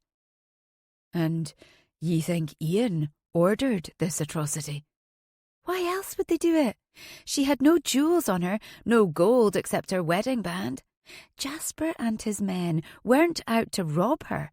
She was obviously drugged before she left Tua Tower. Once they reached the moor, they were told to finish the job of killing her and bury her and her dog. Do you know where they dug the hole? She nodded, but he still looked like he was deciding if she were delusional. The next night, my grandmother asked me where her husband was. She asked in front of Ian and then dropped her soup down the front of her gown, saying she could no longer feed herself. After she went up to bed, Ian said that he would look into sending her to the convent as well. He didn't admit what had happened to his mother. I did not ask. Her face heated with shame. I still had my grandmother to protect. If I'd challenged him, he could have locked me up and taken her right away. So I didn't. She shook her head. I know he already wanted me gone because of my burns. She'd worked her gloves back on inside the cave, but Cyrus had surely noticed them. Cyrus pushed off the rock and paced before her. Ian still might not have known what had happened. The men could have been ordered by someone else. Jasper Witt, perhaps. She rolled her eyes, but the man wasn't looking at her. He paced in powerful strides, like a large predator in a cage, his hands forming fists by his sides. She remembered only too well how talented those hands were upon her flesh, how they'd pulled as much pleasure out of her as she'd pulled from him. Laria dragged her gaze from his fingers to the chiselled features of his handsome face.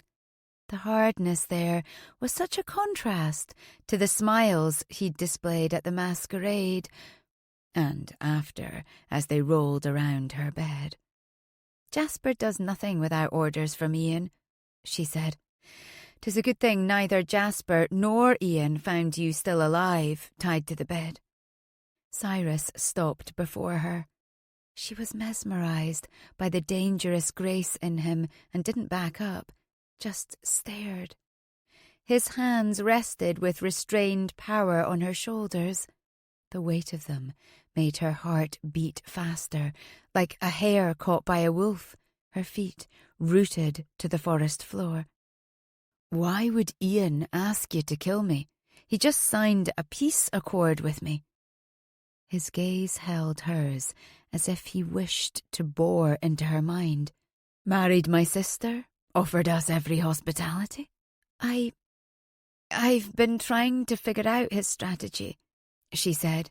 He hides behind a mask of decency, always has. Cyrus bent closer to her. Did he order ye to persuade me to accompany ye to your old room?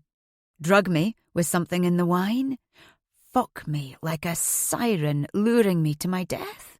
Tie me to the bed and slice my throat? Here was the anger against her.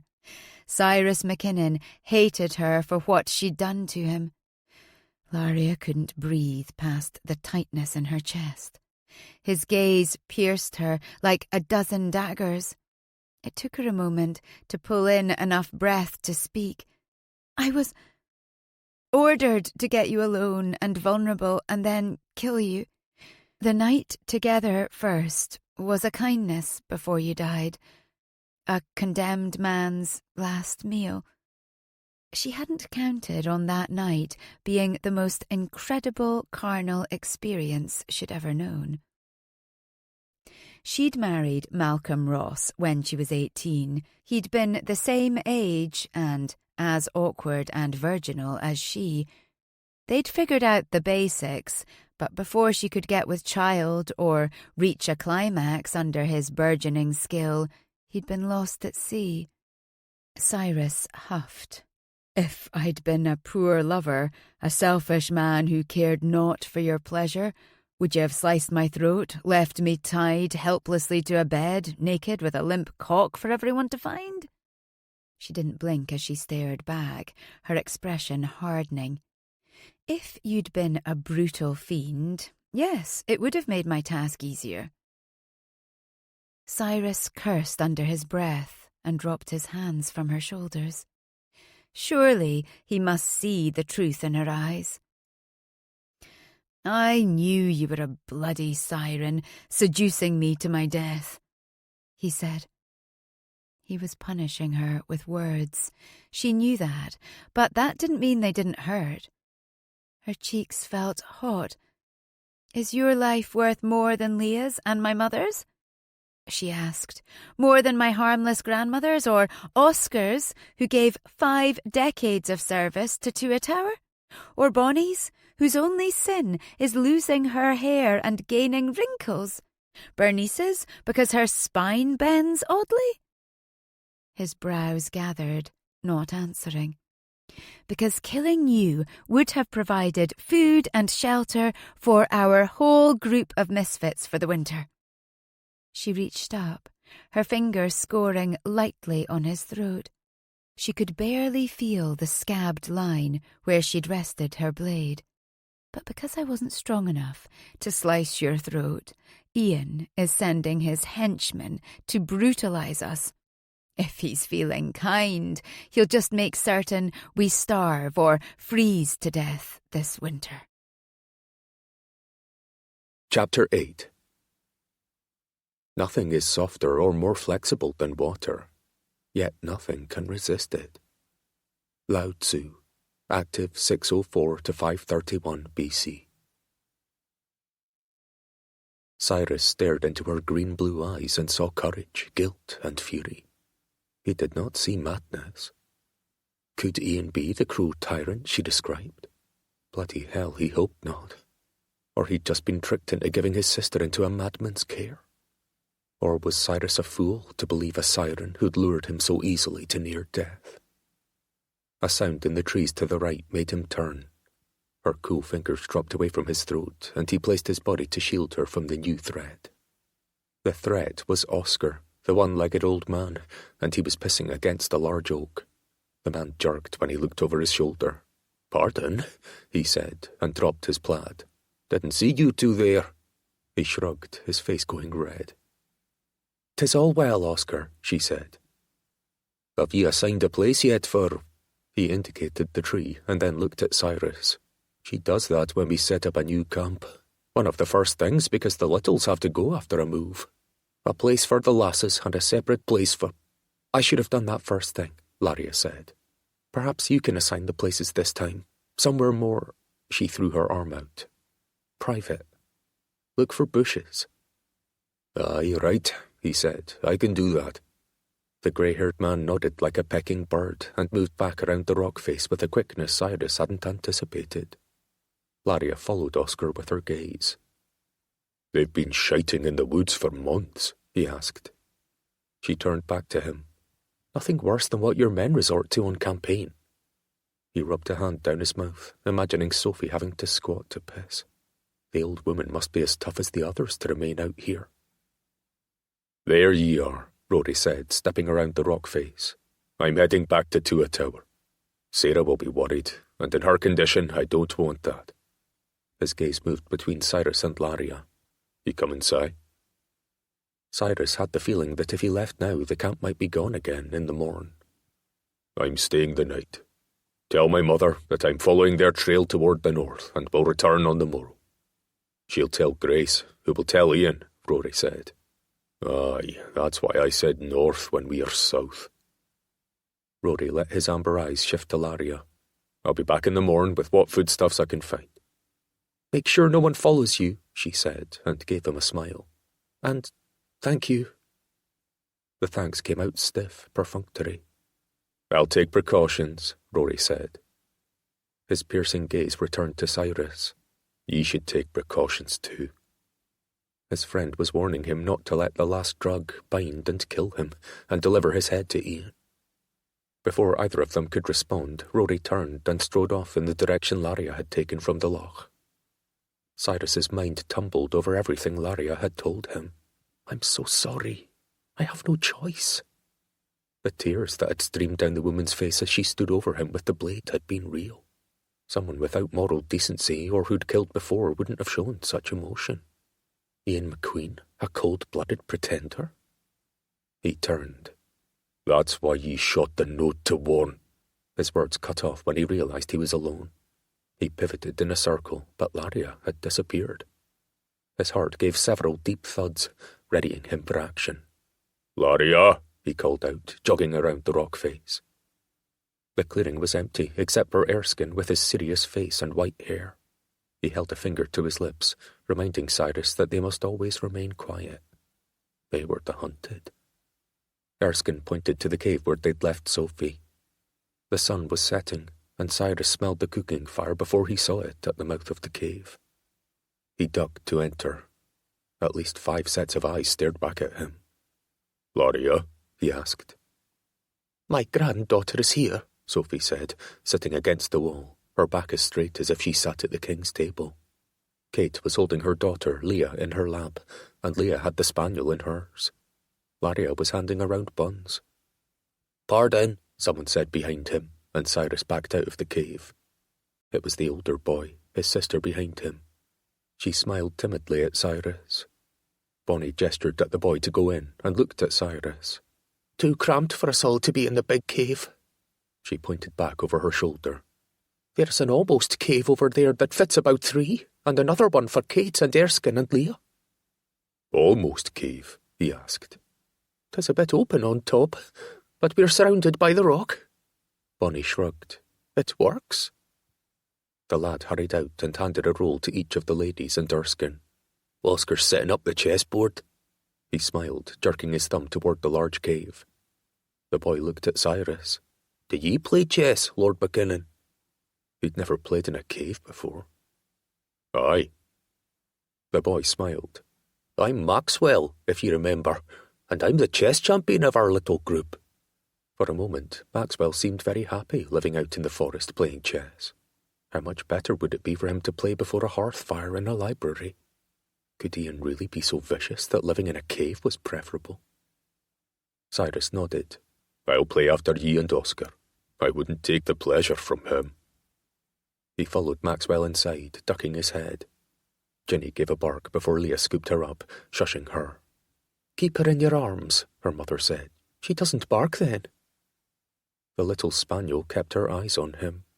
Did she know her mistress had been murdered?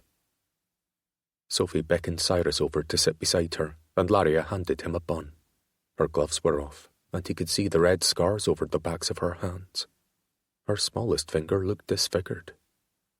"Eat the chicken before it goes off," she said, nodding to the half-picked carcass of the roast.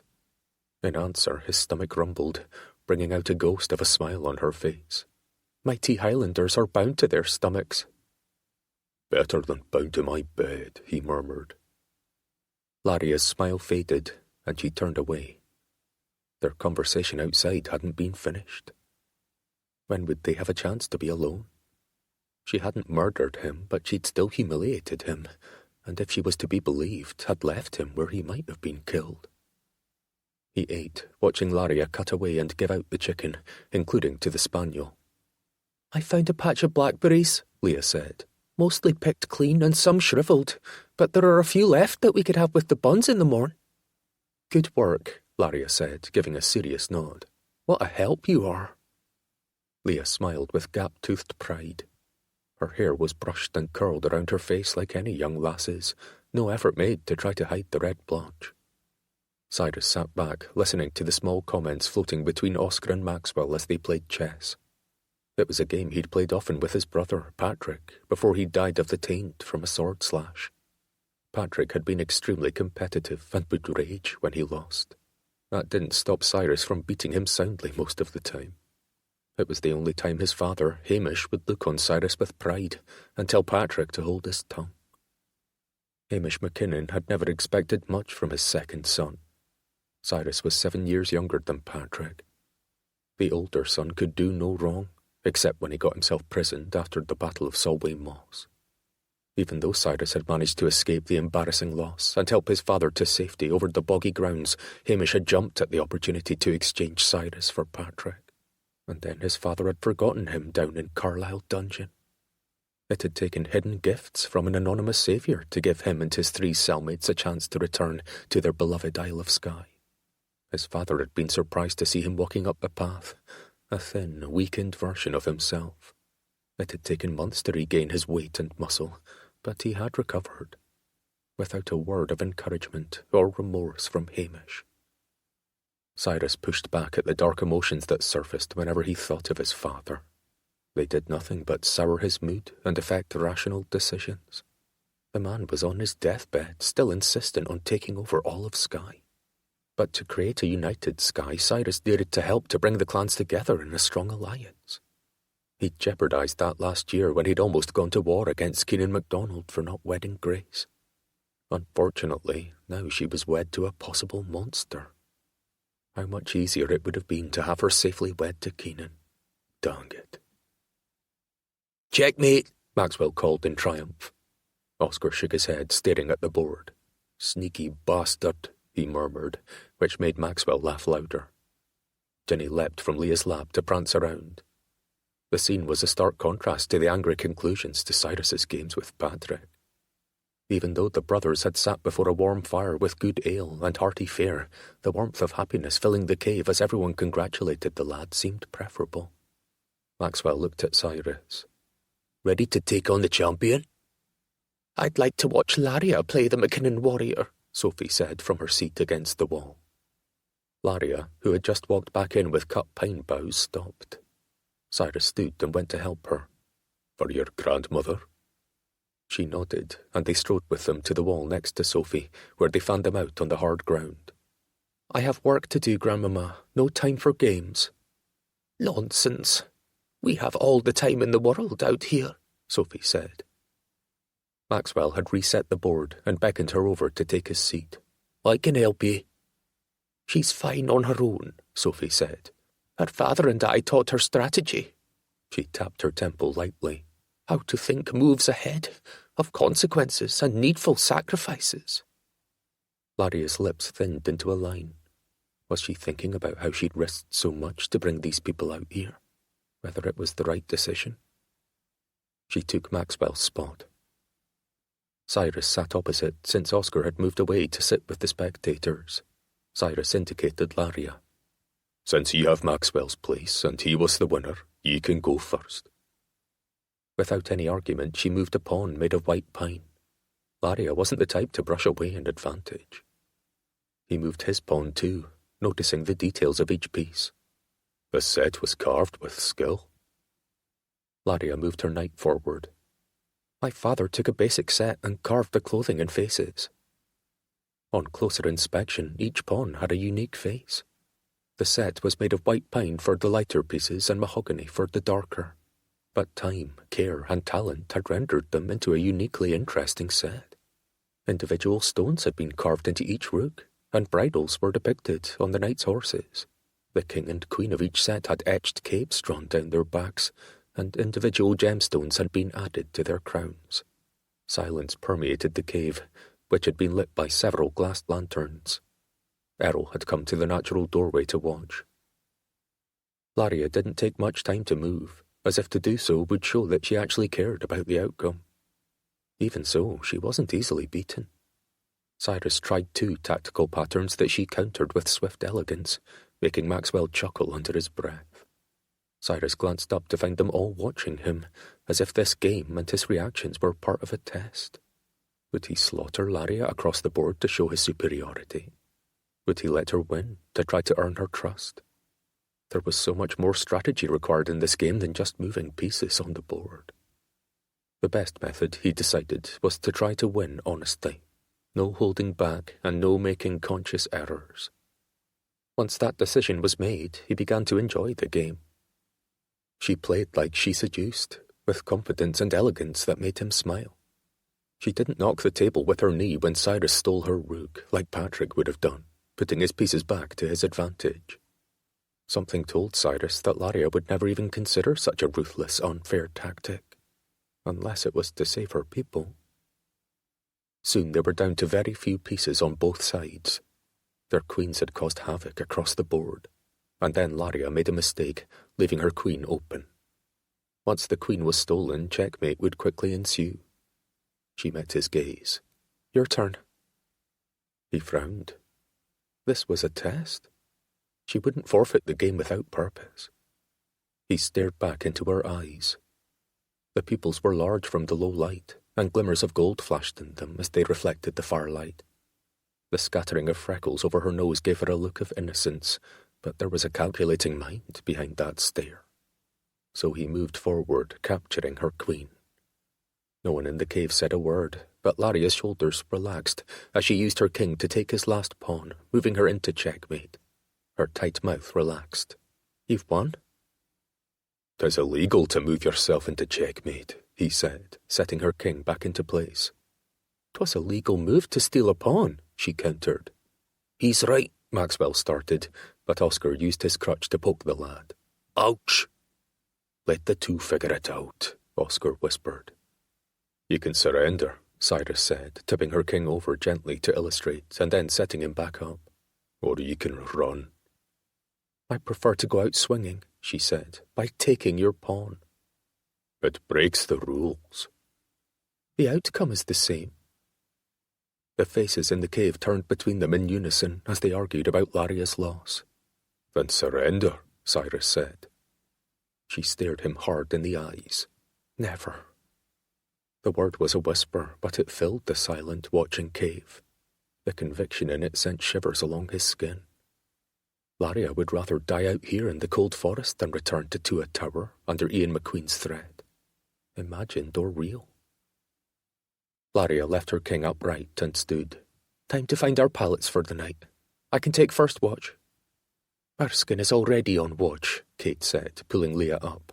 The wee lass's eyes drooped as if she were half asleep. "And I'm second watch," Maxwell said. "I'm third," Errol said, the orange glow from the lanterns making the burns across his grizzled cheek look bright red. "You need to sleep," Sophie said to Laria, sounding every bit the imperious mother, clear and lucid. "After being awake most of the last 2 nights." They'd been together the first of those 2 nights. Did her grandmother know of her night at the tower? Laria turned away and marched out of the cave. Were her cheeks burning? Did they all know that she'd seduced Cyrus? That she'd been told to kill him but then hadn't? Had that been what prevented her sleep last night? Guilt? Worry about not accomplishing her mission? He stood with the others, following them out of the cave. Bonnie remained, as did Maxwell and his sister. "Sleep well," he said to Leah, and she waved over her shoulder as Kate led her away. Stepping out of the cave, he didn't see Laria. The sun had gone down, and the shadows had lengthened into night. He caught movement behind the rocks where they'd spoken earlier. The sway of long hair that he knew to be soft and fragrant pulled him like a siren's song. He followed her into the darkness, stopping when he was out of the light cast by the lanterns.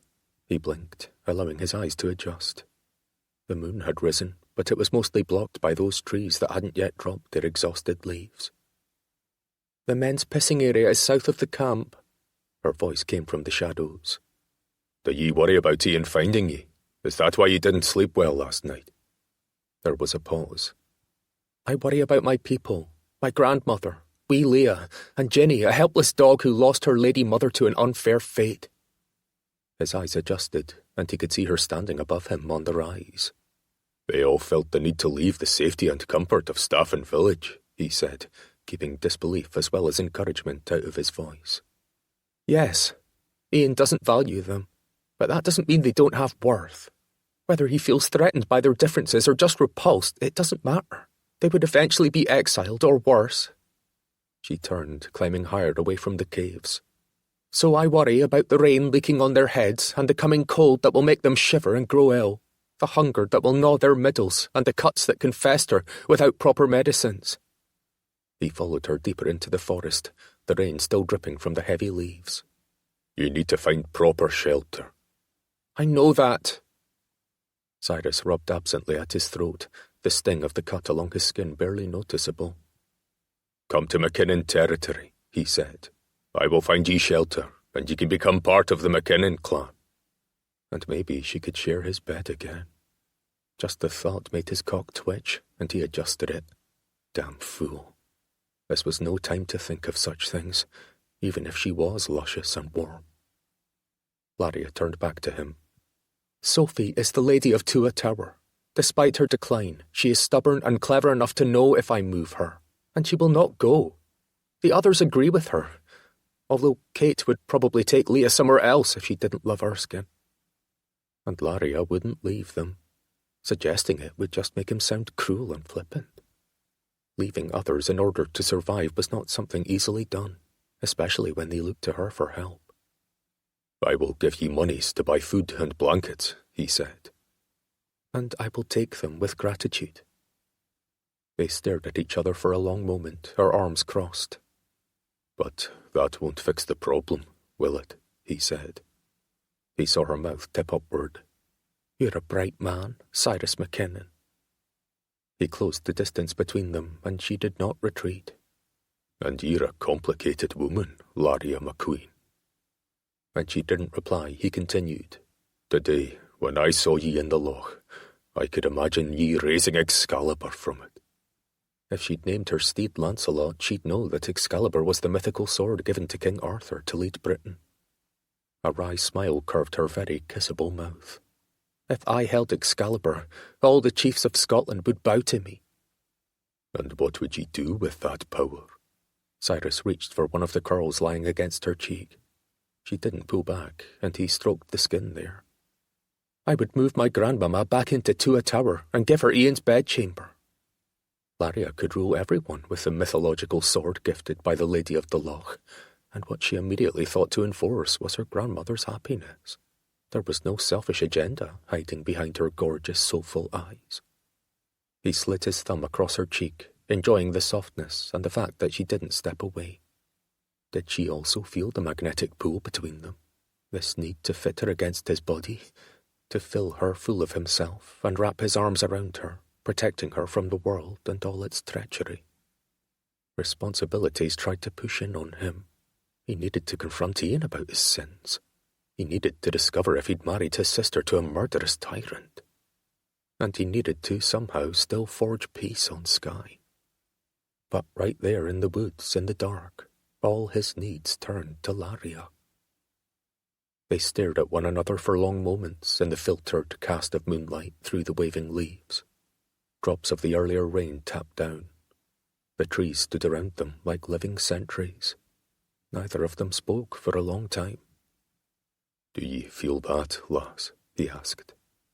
Time passed, and he thought she wouldn't answer. "'Tis a foolish pull," she whispered. Her words shot hope through him. "An irrational need to touch ye." She stepped closer so their bodies grazed each other, and he realized that her breaths were shallow. "Like the sizzle of lightning spurring my blood to run fast," she said. "And an ache," he said. His hand lifted and threaded through her soft curls to the back of her head, spanning it to cradle in his palm. "An ache to touch." "And taste," she whispered. Her face leaned in, her lips brushing his. "To move as one." His lips slid against hers as he held her there, not kissing exactly, but brushing against each other. The tip of her tongue wet her bottom lip. To give each other pleasure. "To breathe our combined scent," he said. "To suck and lap," her whispered words wrapped around him, gripping his already hard cock. His lips moved to her ear, where he whispered, "To fuck ye until ye see stars behind your eyes and scream in pleasure." Chapter 9. You never enjoy the world aright, till the sea itself floweth in your veins, till you are clothed with the heavens and crowned with the stars. Centuries of Meditations. Thomas Traherne, 1636 to 1674. Laria whispered a moan, her arms wrapping around Cyrus's shoulders as her aching pelvis rubbed against his erection under his plaid. Cyrus swallowed her sound, and their kiss was instantly open and wild. She raked fingers through his hair as he guided her to a slant, sealing their mouths together. Their untamed words had been the kindling, and Cyrus's sinfully delicious promise had set her on fire. Sensation ricocheted inside her. He wanted her, And not for shelter or food or protection. He wanted her for the pleasure they could bring out in each other. The heaviness of Laria's responsibilities eased from her shoulders. Just for the hour. She would be irresponsible and let his touch and talent sweep her away from all her worries, like they had in her old bedchamber when they'd come together like fire and water, sizzling and steamy. She rucked up his plaid to slide her hands along the tight muscles of his backside and squeezed. Good Lord, the man had the perfect arse, smooth and full of power. Cyrus moulded her against him, lifting her to cradle his fully risen jack in the V of her legs. He lifted under her, rubbing her against him, and sensation burned through her loins, making dampness gather there. Her body remembered him, and his touch opened her to him. The coolness of the night air hit her back as he untucked her tunic and slid his hand in strong caresses along her spine. He worked her tight muscles while plundering her mouth, and her legs all but buckled with the release of the tension that seemed her constant companion. He backed her against a wide tree trunk, letting it hold her up. Her hands moved back under his plaid to the space he'd left between them, and she wrapped around the thickness of his long jack to stroke up and down the length. He groaned softly before his mouth left hers to travel a path of kisses and nibbles along her skin to her neck. She tilted her head back to rest on the tree. He whispered in her ear, "I won't take you in the dirt, Laria." "Take me in the dirt, Cyrus." He pulled back to study her face. Her hand was still wrapped around his jack. "'Tis not right to—" "I live in dirt." Her hand indicated the tree. "I live in trees and streams and wildflowers and caves. I don't have the luxury of a bedchamber anymore." She tugged his tunic out of the top of his belted plaid and slid her palms up the chiselled panes. "So take me here. Make me forget the need for 4 walls and plush pillows." The skin of his chest was warm, and her fingers explored the contours of it through the sparse hair. "I would have the stars in the night sky as my ceiling, the spongy moss as my bed, and your body as my blanket." She untangled the ties on her tunic, exposing her neck all the way across from shoulder to shoulder. The linen eased down until her breasts were free of the garment. Standing pale in the moonlight where she leaned against the tree, the fabric protecting her back from the rough bark. "Beautiful," he whispered, cupping one in his hand. "Like full moons of milky perfection." His thumb brushed against her pearled nipple. The sensation made her clench below, as if a tether were tied between them and he was plucking it.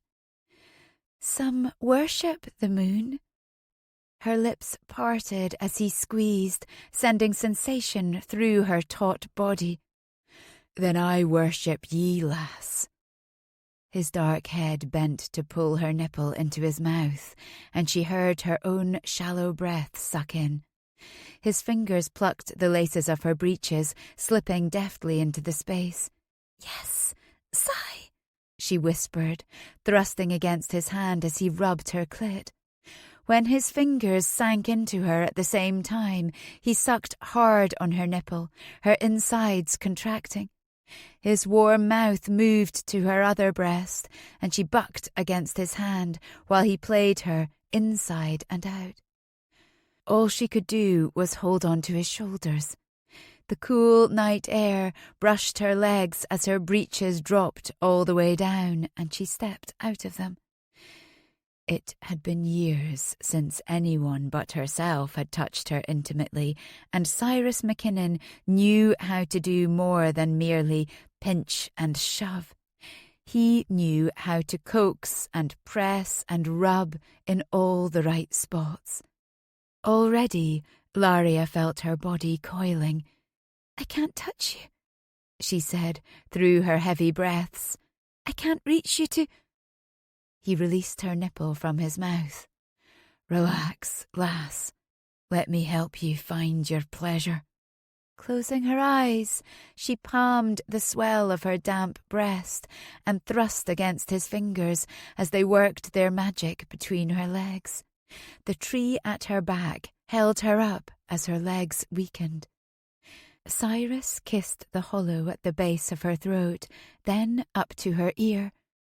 "When you find your pleasure, I'm going to plunge into you so hard and so far that you'll feel me in your very soul, Laria."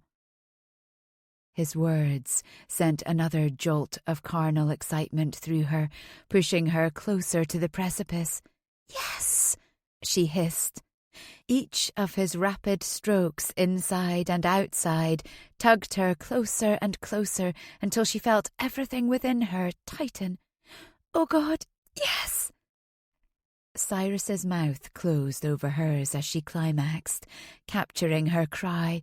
He continued to stroke her through the first waves, and then the hard length of his jack thrust up into her, pinning her to the tree. She gasped at the raw pleasure of it filling her, stretching her, giving her something to cling to and grasp with her convulsing body. Cyrus groaned against her mouth as he withdrew and thrust again, lifting her up on her toes. His arm went behind her to cushion her against the tree as his body took over, building a rhythm that barely let Laria catch her breath. His mouth fell onto hers, their kiss as wild as their mating. He growled, and his whispered words were so vivid and lurid that she trembled with the molten sensation that surged through her, like hot water sizzling up through her core. Cyrus controlled her whole body then, and she gladly gave it over to him. She lifted her legs, wrapping them around his hips as she clung to his shoulders. His hands spanned her spread arse, keeping her riding him with increasing power for long moments of building pleasure. "Oh God, Cy!" she cried, forgetting to keep her voice soft as she climaxed, her body convulsing around his jack. He caught her mouth again, groaning into it. His arms contracted around her, and he flooded her as he pounded into her greedy flesh. Their heated bodies pressed together in every way they could, as if they truly were becoming one. Laria had never experienced anything as overwhelmingly carnal before, and she was lost in the heat and release. For the first time in months, she thought only of herself and her partner, only of the two of them, and of that very moment. She clung to him, never wanting to let go. Cyrus held Laria as she slept with him under a wool blanket, the spongy moss cushioning them as well as any mattress. After they'd finally disentangled themselves, she had retrieved several fooled blankets from a trunk left in the clearing before the caves. 'Twas a communal trunk for anyone to get more blankets if needed, and they left at least 4 behind. Laria had said that blankets were the easiest things to sneak out of Tua Tower. Food was not usually difficult to steal because the kitchen staff was loyal to Sophie. If Ian set guards in the kitchen, however, food would become sparse. The sunrise shone through the fibres crisscrossing Cyrus's face, and he pulled the blanket off their heads. Golden sun shot through the tall, straight tree trunks. The forest was alive with birdsong and the scamper of small animals hunting for their first meal of the new day. A quick glance assured Cyrus that no humans were around. Dang it! They were lying out there wrapped in blankets, easy targets for anyone hunting Laria and her group. The two of them were still naked and vulnerable. Although, if he were run through by a sword now, he could die knowing he'd experienced the best fuck of his life. It was more than carnal pleasure, although that had been intense. The trust Laria had gifted him with her body had meant more than gold to him. She was a woman who couldn't afford the luxury of trust, and yet she'd given him complete access to her physical form. She'd trusted him, but could he trust her? He rubbed a hand down his face, wishing for a drink of cleansing water. Maybe cold water would clear his head. Are her accusations against Ian true? If they were, then Cyrus had wed his sister to a treacherous monster. Grace would suffer as she aged. If the accusations weren't true, then Laria and her clan Hope were mad with suspicion, and she was encouraging them to live dangerously. His breath halted when he glanced down to see Laria's eyes open, studying him. "Does your sister have anything about her that is not perfect or beautiful?" she asked. He sniffed a small chuckle. "Good morning to ye, too. Aye, I did sleep well." He pulled her closer into him so that their naked bodies, surrounded by their combined heat, came together like they were meant to be joined. She blinked. "Good morn." "Yes, I did. Does your sister have any infirmities?" He brushed the hair back from her face. It was warm too, having been tucked under the blankets with them. But his smile faded. "She can't see distant things with clarity." Laria's dark brows pinched. Tell her to keep that hidden from her husband. Something that small could encourage cruelty. Laria shrugged, then pulled her arms out of the heat of the blanket to settle on the top, as if they lay together in a bedchamber. "'Tis mostly physical imperfections that bring out the worst in Ian." She lifted her bare forearm so he could see the circular red and white scars. But his mother was still beautiful. She kept up her appearance, but when she fell, her ailments were clear. She was suddenly showing her age and infirmities. She met his gaze. His anger toward her was quiet but obvious, so she stopped coming below and stayed in her rooms. "If she was tucked away from sight," Cyrus said, "why would he send her away?" He sat up out of the blankets and glanced around for his tunic. Grabbing it, he threw it over his head. Sophie complained that her daughter-in-law didn't feel welcome in her own hole, that she demanded Aunt Jane be allowed downstairs, even if we had to feed her until her hand healed. Laria rubbed her mouth. And then there was a letter from Clan Mackinnon asking for a meeting to form an alliance. His fingers paused on the ties at the base of his throat. "My letter about Grace being a candidate for marriage." She sat up and twisted to grab her own tunic. The sight of her beautifully sculpted body stopped his whirling thoughts for a moment, but a boulder of angst sat heavily on his chest. "Ian didn't want his mother at Tua Tower when your party came to negotiate, nor did he want her there for the wedding, or the rest of her days, slowly declining." She shook her head and pulled her legs out of the nest they'd made, showing no embarrassment over her nakedness. "Aunt Jane wasn't even complaining about being tucked away. She had Ginny, who I walked, and Grandmama would sit with her in her rooms, sewing and chatting about old stories." Laria rolled onto her hip, pulling the breeches up over her sweet arse. Cyrus caught a glimpse of a small brown birthmark.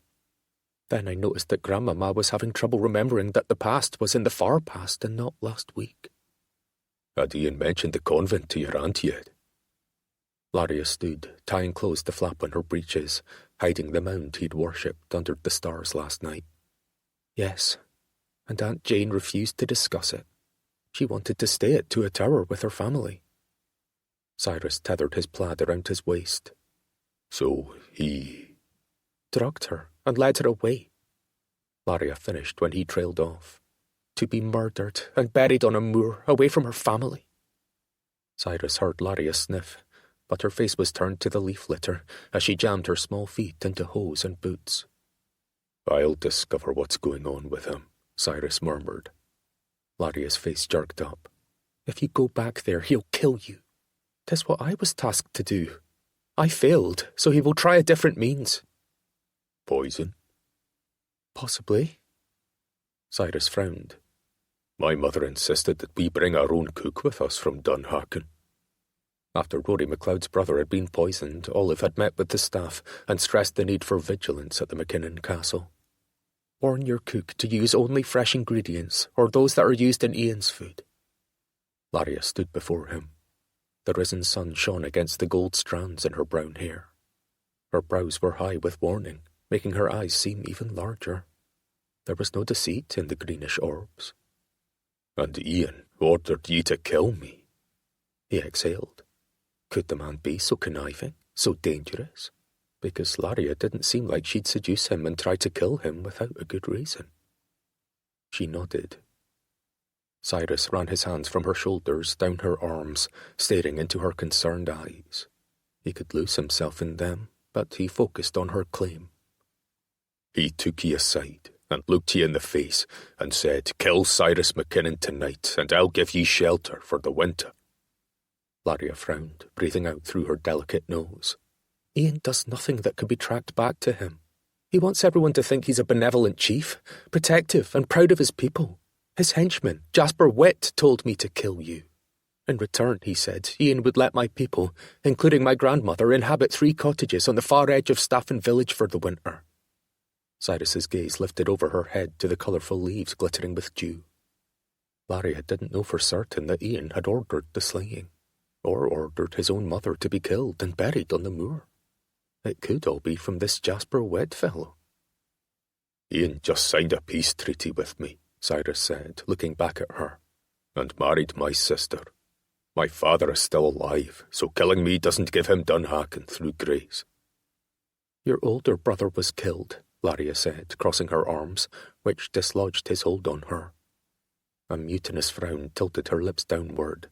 From a tainted sword slash he got during a raid with the MacDonalds. Keenan MacDonald's war-loving father, Walter MacDonald, was the instigator. Laria blinked, her eyes widening. She leaned in, her fingers curling his tunic into her fist. Ian Macqueen used to visit the MacDonalds, trying to join forces to destroy the clans in between them on Skye. He could have encouraged someone to add poison to the blade meant for your brother. Her fingers went wide as she talked, arms out to her sides. Don't you see, Cyrus? Ian's been planning to take over all of Skye since the very beginning. He's a patient schemer, and except for not dying, you're helping him succeed.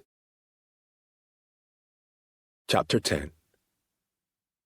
I hate to hear you talk about all women as if they were fine ladies instead of rational creatures.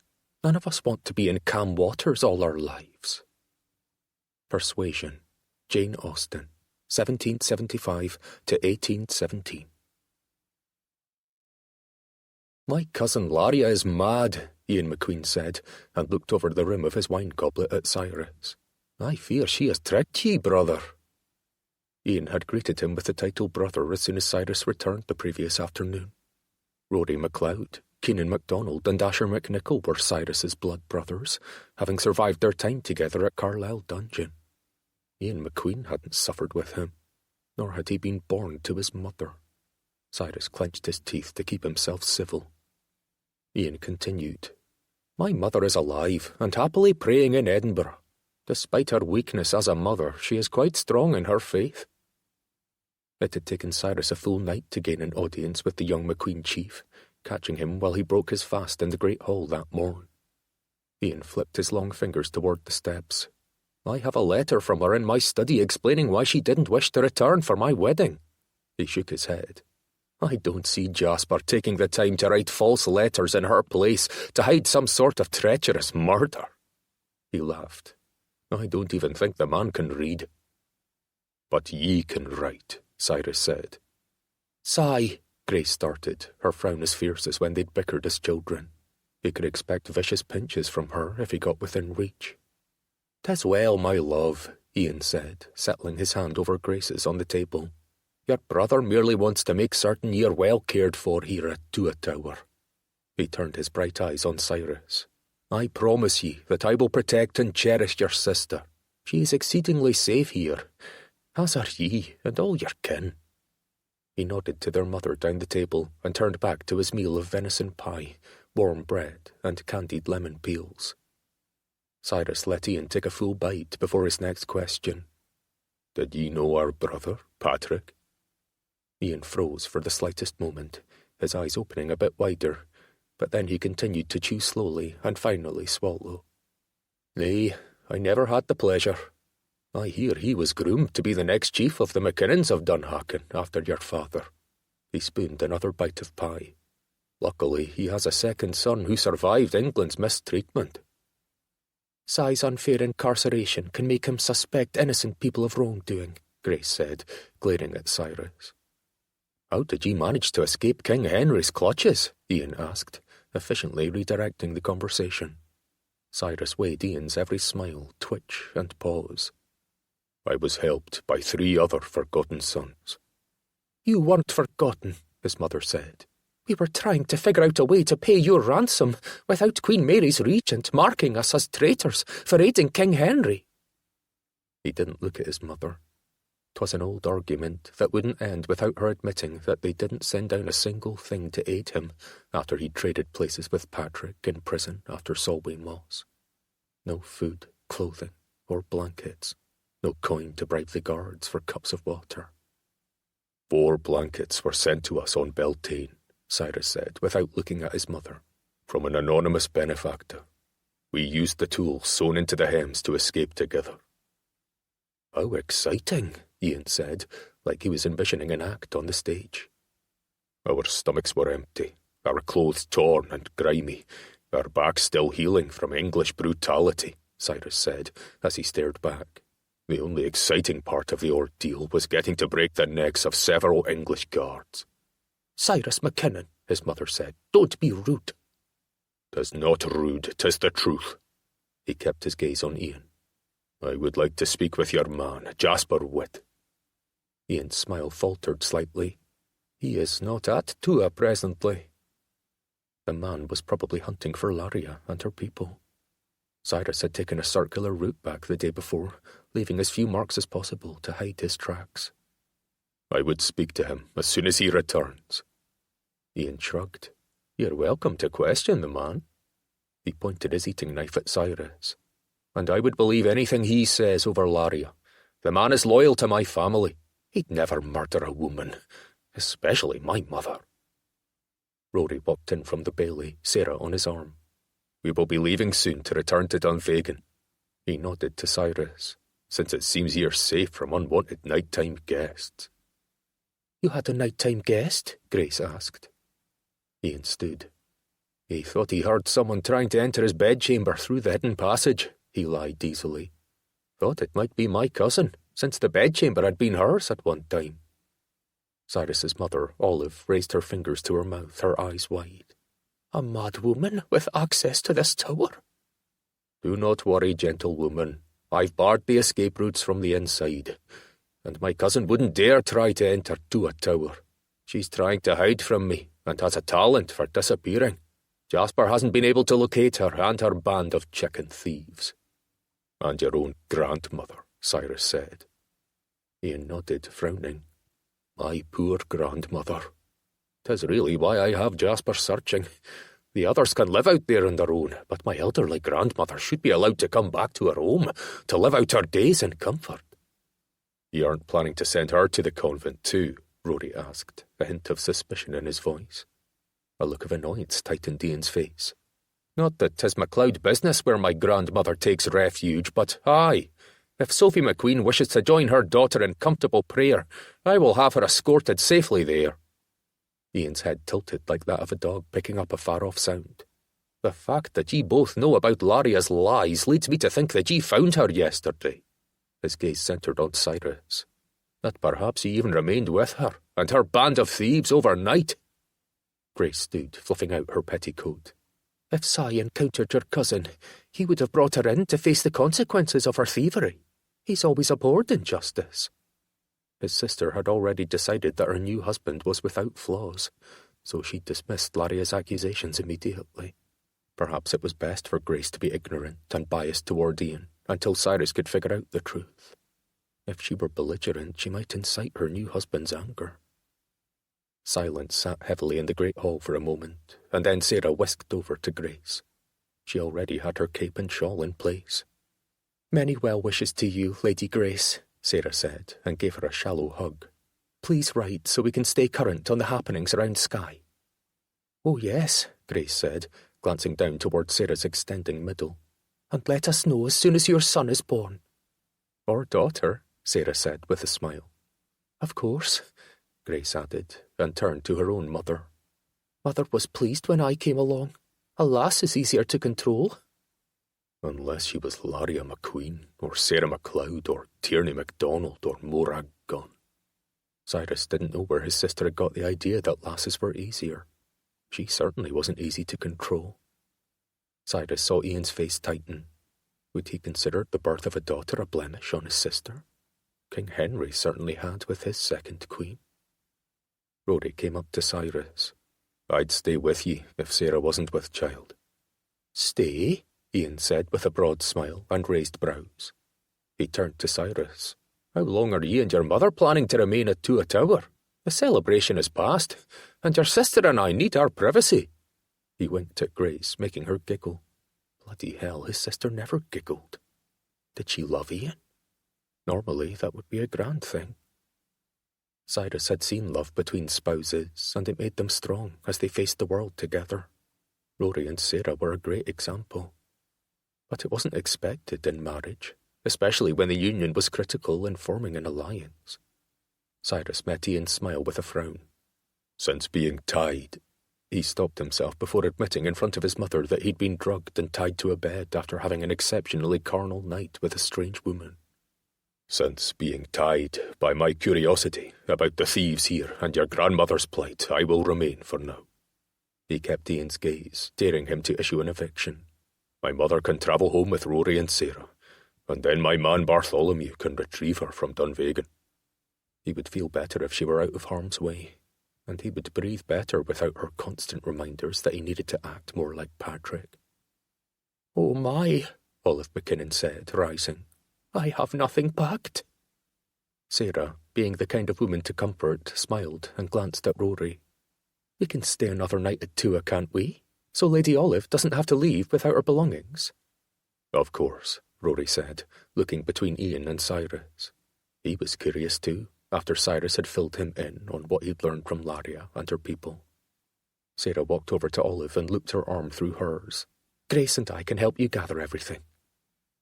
The three women walked out of the room to the stairs down the corridor. Rory crossed his arms. I can help locate Jasper Witt. What I need is help locating Laria and rescuing my grandmother, Ian said. With Grace out of the room, Ian had lost his patient smile. What if Sophie Macqueen doesn't want to be rescued? Cyrus asked. Then she's as mad as Laria. And what happens to mad people at Tua Tower? Rory asked. The nuns are very good at helping people in the late stages of their lives or with diseases of the mind, Ian said, as if he'd spoken the phrase often. It rolled off his tongue like good morn, or it looks like rain. Did whispered orders to kill roll off as easily? Convents, Rory said dryly. A place to hide away anything distasteful. Before Ian could respond, the Macqueen warrior hurried inside. My lord, Sir Jasper has found the chicken thief.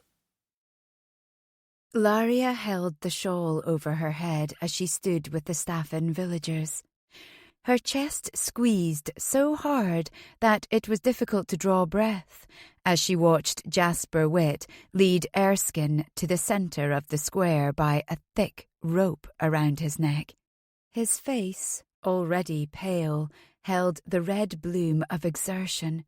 His white hair and eyes the colour of the palest blue sky, framed by oddly white eyebrows, made people shrink away from him. The onlookers didn't know the kind heart and fierce loyalty that lay beneath Erskine's unusual skin. He'd been in exile since he was born, his mother giving him away to a forest woman to raise. Being ostracised through no fault of his own could have made the 30-year-old man bitter and cruel, resentful of those who drew away and cursed him.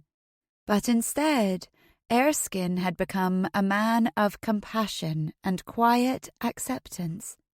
He'd taken in the recently widowed Kate and her daughter when Leah was born with the red mark across her face.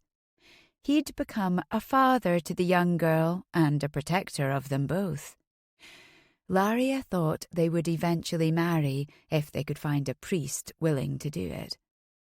But now, in the cruel grip of Jasper Witt, Erskine might not survive the day.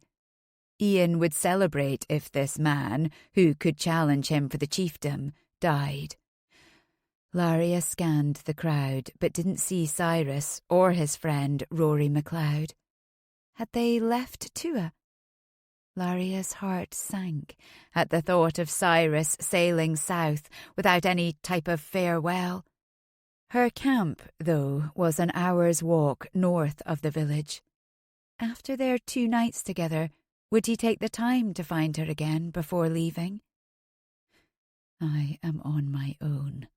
She'd always been. Never had a man of integrity stayed in her life. Her father had been a great leader of his clan, but had ignored his only daughter.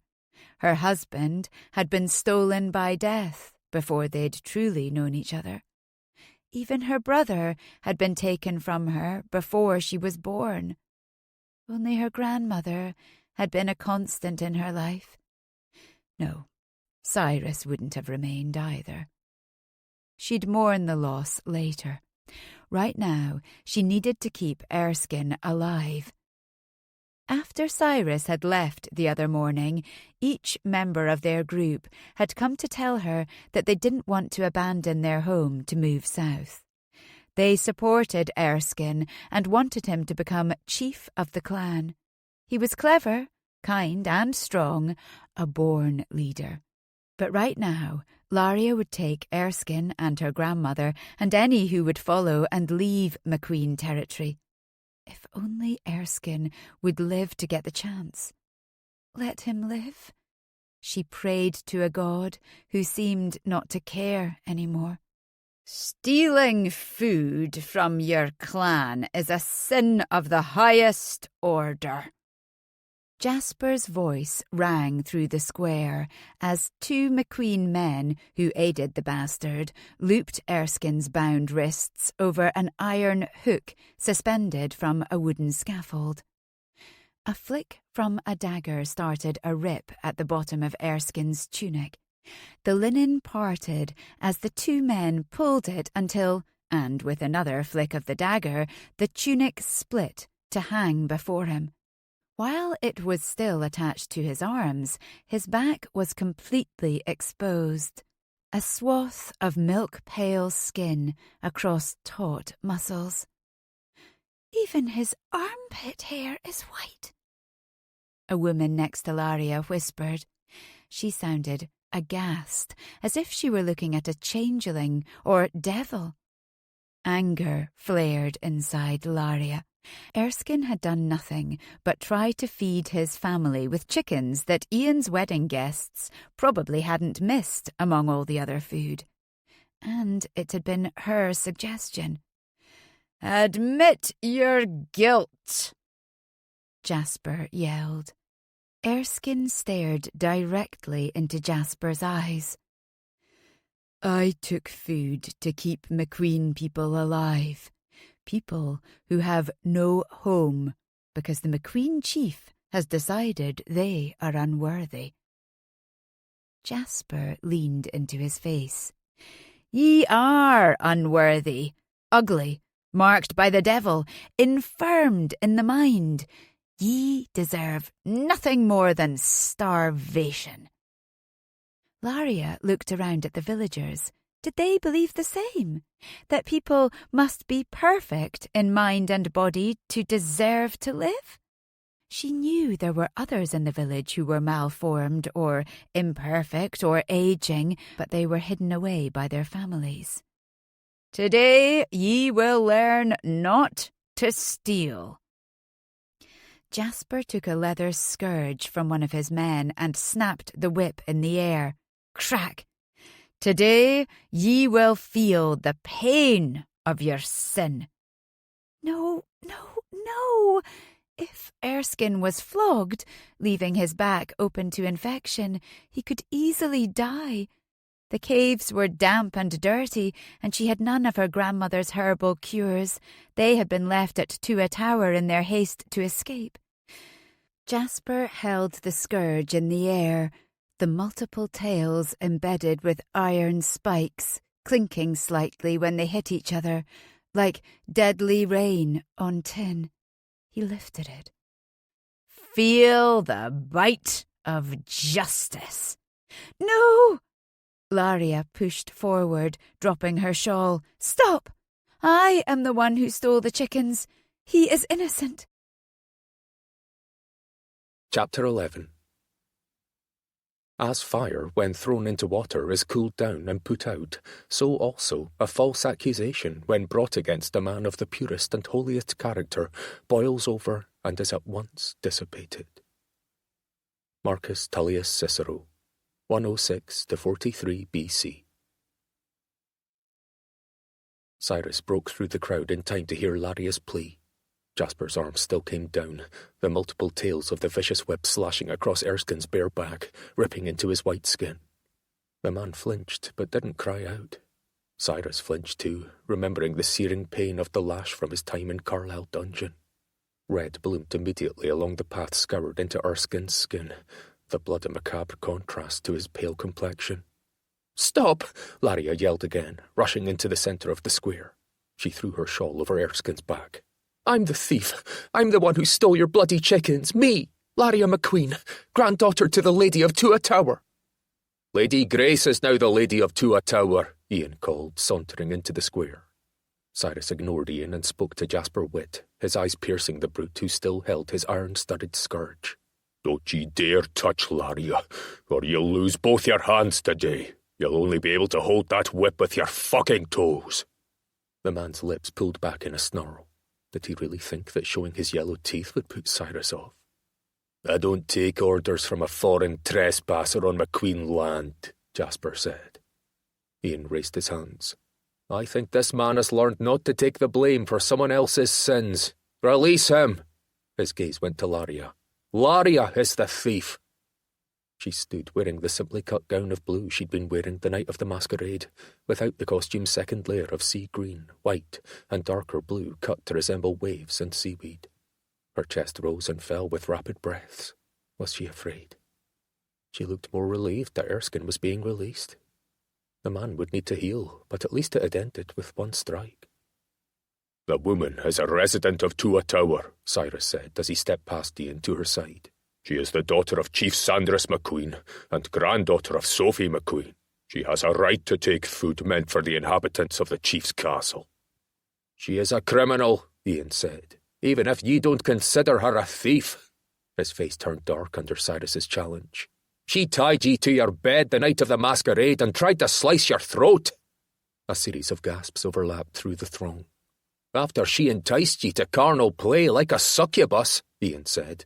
"Her crimes are against ye, my new brother." "Oh my," a woman murmured somewhere beside him. Cyrus stood tall, his shoulders broad and solid. He looked from Laria to Ian. The bastard meant to embarrass him into silence. He didn't know Cyrus very well. Cyrus looked out at those gathered. "I was enthralled with a woman from the masquerade. I took her to my bedchamber and seduced a kiss from her." Silence reigned in the square. Men frowned, and women stared at him wide-eyed, a rosiness to some of their cheeks. Now for the lie. "But Laria Macqueen was not the woman who's kept me up at night with the memories of her touch." "Didn't she take off her mask?" said a woman with lines scored into the weathered skin around her lips. "Nay, she was a mystery to me." "Her hands," called another matron, pointing to Laria. "Were her hands scarred and deformed like hers?" Jasper reached over and yanked Laria's gloves off, exposing the circular red marks. He held her hand up, and people gasped. Fury burned in Cyrus's gut. He must have moved forward, because Rory's hand on his shoulder kept him back.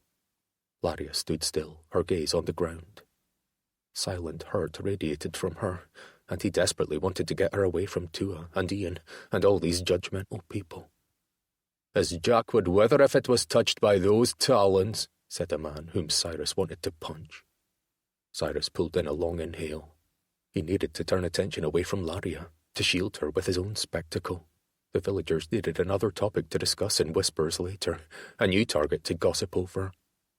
"I recall only strength and courage in the lass's hands. Nothing but scratchy disease in Laria's hands," Jasper said. "If I scratch you, Jasper Witt," she said, her voice stronger than her stance, "I hope disease takes you." "Tie her hands," Ian said. fuck. This was getting worse. Cyrus turned to the villagers standing at least 6 deep around the square. His gaze ranged over the lasses with a searching look. Keenan had once said Cyrus could look at a woman in a way that turned her heart to instant folly. Rory had called it his bewitching charm. Cyrus knew nothing of bewitching, but he forced his mouth to relax in a roguish grin as his gaze connected with the young woman's. He'd use his charm as a beacon, pulling the judgmental stares. The lass who enchanted me was masked the entire time, her hair tucked away under a scarf to hide herself, but I know the softness of her lips. She was modest with virtue and left me with only a kiss. Her name was Mary. Several young ladies gasped softly, their faces snapping to others in the crowd as if searching out Cyrus's Mary. Others held their hands over their mouths. "You were tied to the bed," Ian said with cutting sarcasm. "Naked." Eyes widened, some gazes dropping to Cyrus's plaid as if they could imagine his naked form. "'Twas a fantasy of mine," he answered without looking at Ian. "I asked her to tie me up and kiss me." Murmurs and gasps rose like a wave. "Bloody hell," Rory murmured and turned to look back at the tower. "'Tis a good thing your mother isn't out here. She'd either run ye through or swoon." Cyrus held up his arms to pull his audience back in. But Mary remained chaste, only suffering a kiss, one I will remember even into my grave. My sweet Mary. Cyrus didn't look at Rory or at Laria, but kept his attention on the women of the village. Even the stares from the older matrons had softened into something more wistful. "Enough of," Ian started, but Cyrus cut him off, his voice resonating with appeal. "I will be chief of Clan Mackinnon, and I would find this mystery Mary, a woman who has captured my heart with a single kiss." Cyrus let his gaze move over Laria, who stood with her head again level, her lips parted and brows raised. His gaze stopped on Ian. "Your cousin is not that woman. She has done no wrong except to take food that belongs to her through her ties to Tua Tower and her father, Chief Sandras." Ian's mouth seemed unhinged at the jaw, and he blinked in confusion. "This is ridiculous. Laria seduced ye, tied ye to her bed in the tower, and almost sliced your throat." "'Twas Mary who seduced me with a kiss and tied me to her heart," Cyrus said, his voice rising up. If he was going to lie, he'd make the farce huge and heartfelt. "I must find her, kiss her again, and marry her. I demand it." He stood with his legs braced for battle, as if he'd wage war against God himself if he dared stand in the way of his true love. Feminine murmurs rose behind him. The men made no sound, but Cyrus could feel their hard stares. A few shook their heads. Was this farce working? "My name is Mary." Cyrus spun to see a willowy young woman with blonde hair and a shy smile. "I will kiss ye. See if I'm the Mary you remember." "How many people did ye kiss the night of the masquerade?" an older warrior asked. "He'll be known as the randy Chief Mackinnon who likes to be tied up." Several men laughed. The bloody nickname would probably haunt him the rest of his life. A hand went up in the back of the crowd, saving Cyrus from having to answer. "My daughter here is Mary." A woman in a worn apron pushed through the throng, pulling a thin lass who hardly looked old enough to wed. Her cheeks burned as if she'd spent the day staring at the sun. "I'm Mary Beth," said a woman with full lips and a saucy grin, who stepped out before the young lass. "And you can call me anything you'd like if you marry me." A few chuckles came from the crowd. Cyrus wasn't certain, but it seemed as though the females in the group had moved forward, like a net cinching around him. 3 more Marys pushed forward. "Lord Mackinnon," said one with braids tied high on the top of her head. "You should kiss each Mary to see which was the one to steal your heart." Everyone started talking at once. "Aye." "To find your Mary." "My daughter is Jane, but she likes the name Mary. You can call her Mary. We can set up a line, and Lord Mackinnon can kiss each lass to find his Mary." "Put your hand down," a man with a patchy beard said. "You're wed to me, and your name is Esther." "I have a cousin named Mary. He was in the village the day of the masquerade." Through the clamouring of mostly hopeful mothers, Cyrus noticed that Erskine had been helped away by Kate, who'd emerged from the crowd of onlookers. He wished Laria could have gone with them, but Jasper's men had bound her wrists. Ian's face was red and bullish. "Quiet!" he yelled. By then, Grace and Sarah had walked out through the gate to see what the noise was about. But Cyrus pushed on with a gracious smile at the ladies now surrounding him. I am certain I will find my Mary. I thank ye for your help. He spread his arms wide. But first, he swung an arm toward Laria. Laria, granddaughter of Sophie Macqueen, former Lady of Tower, is innocent of wrongdoing, and should be set free. Only with this injustice rectified can I relax into finding the kiss that ensnared me. Everyone's gaze shifted to Laria, whose scarred arms were tied before her for all to see. And then I can be tied down to be kissed, he called out as he stepped before her, shielding her. Holy Mother Mary, Sarah said. What is Cy talking about? Oh, 'tis not a holy Mary, but a kissing Mary, one of the mothers explained to her. And Lord Mackinnon is going to wed her. Laria will not be released, Ian said over the rise of shocked murmuring. She has also taken my own grandmother, our great Lady Sophie from Tower. Ian was clearly at the end of his patience. Laria Macqueen has to answer for that. He flipped his hand toward the villagers. Kiss all the lasses ye like, Mackinnon, naked and tied to your bed, but Laria is coming home to the Tower today. Home? Tua was Laria's prison, with Ian the jailer. Had the Tower ever been her home, with him living there? Fucking hell, Jasper cursed. The man is gone. He shoved his way through the crowd, his short, muscled arms flying this way and that. Erskine, the pale bugger, has disappeared. Just bring Laria. Ian turned. Come now, wife. He pulled Grace next to him to stride toward the Tower. She glanced over her shoulder at Cyrus with a furrowed brow and a wry grin.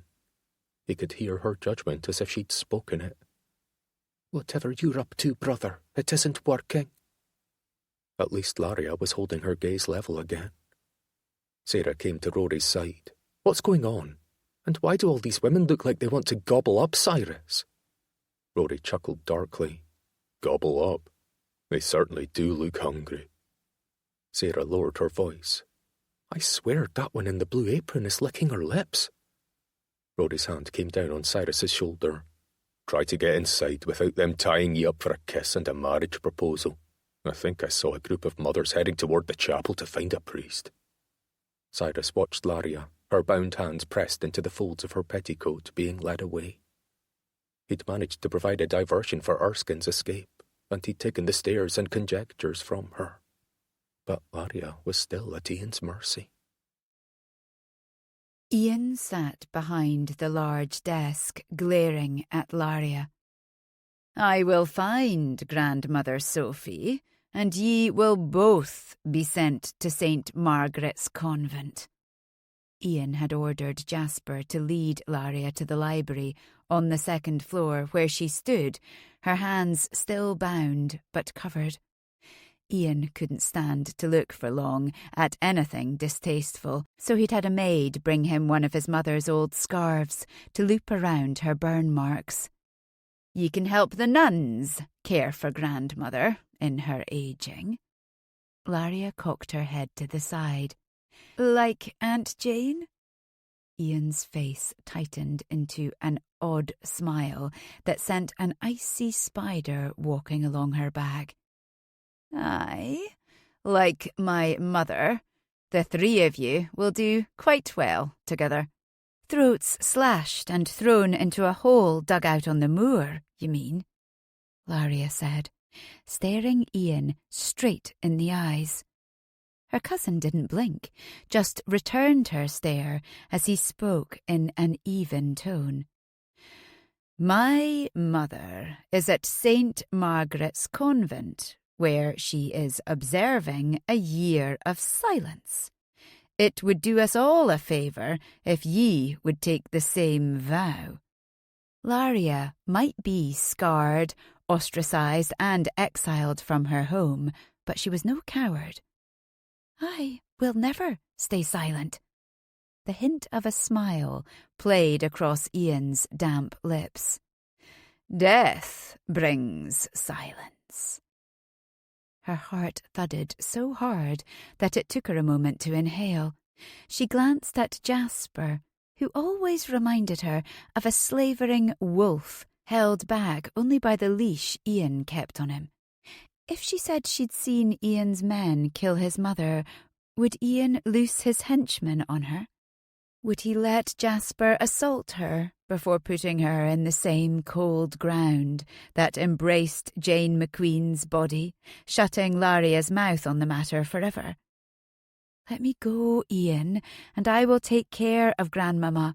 I'll convince her to leave Staffin so you can rule however you wish without seeing her age or my scars." Would he remember how adamant Sophie was about remaining on Macqueen land?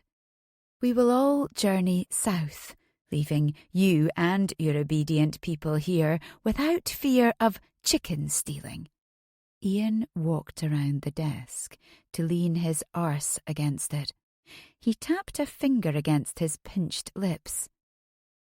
"What to do with my troublesome cousin who can't keep her tongue still?"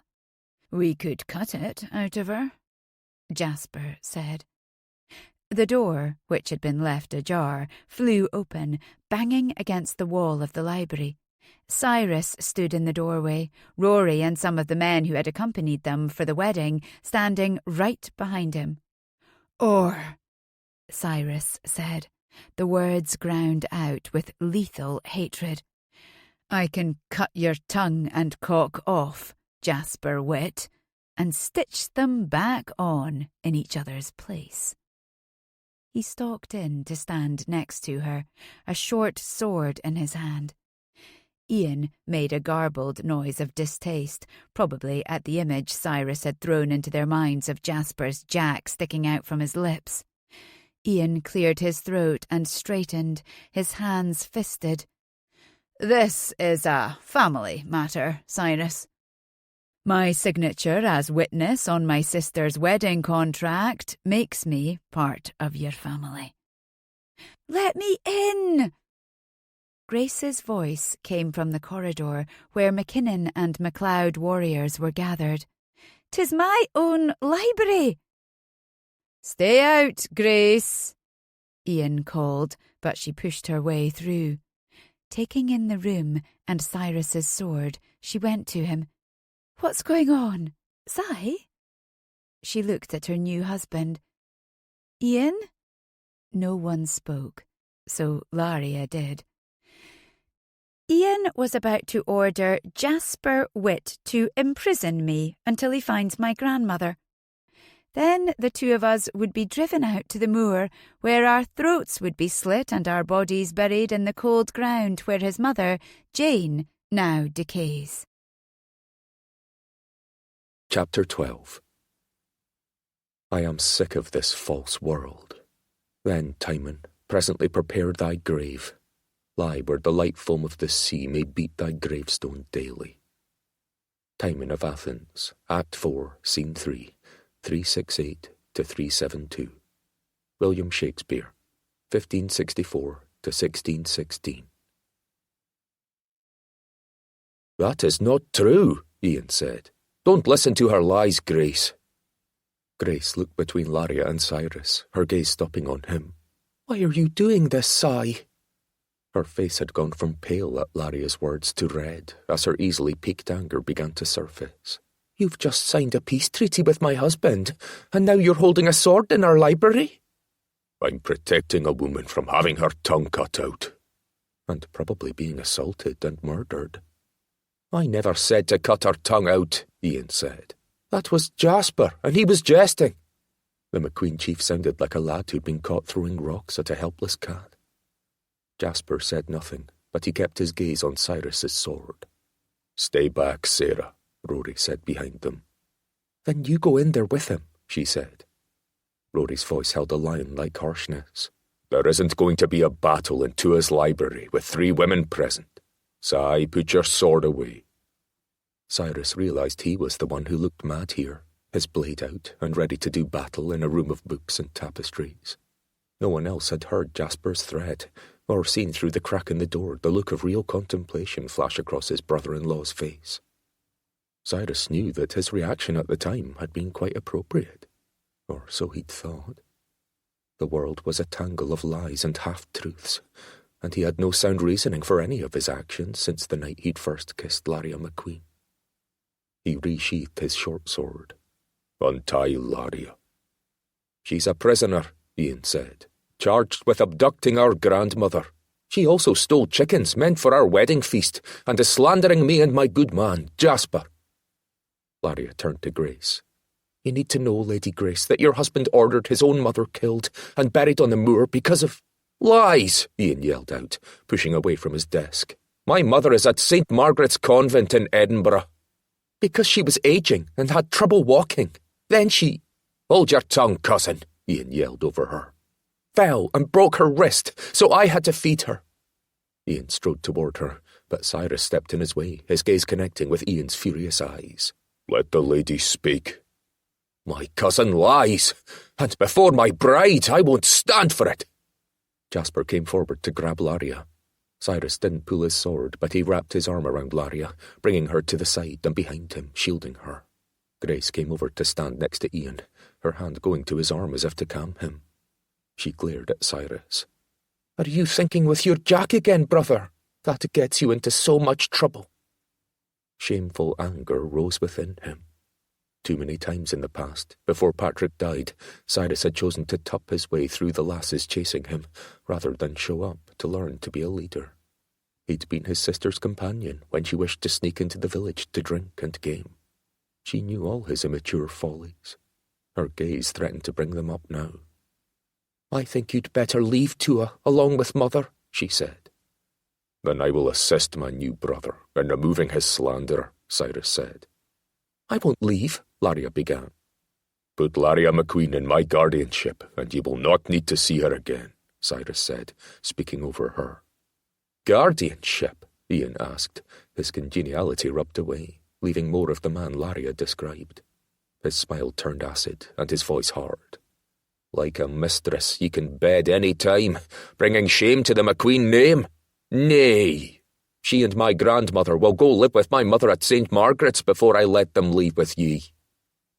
"Jane Macqueen is buried in an unmarked grave on the moor," Laria said, her words fast and full of venom. "Shut your fucking mouth, or so help me—" Ian let his words trail off and glanced at the door.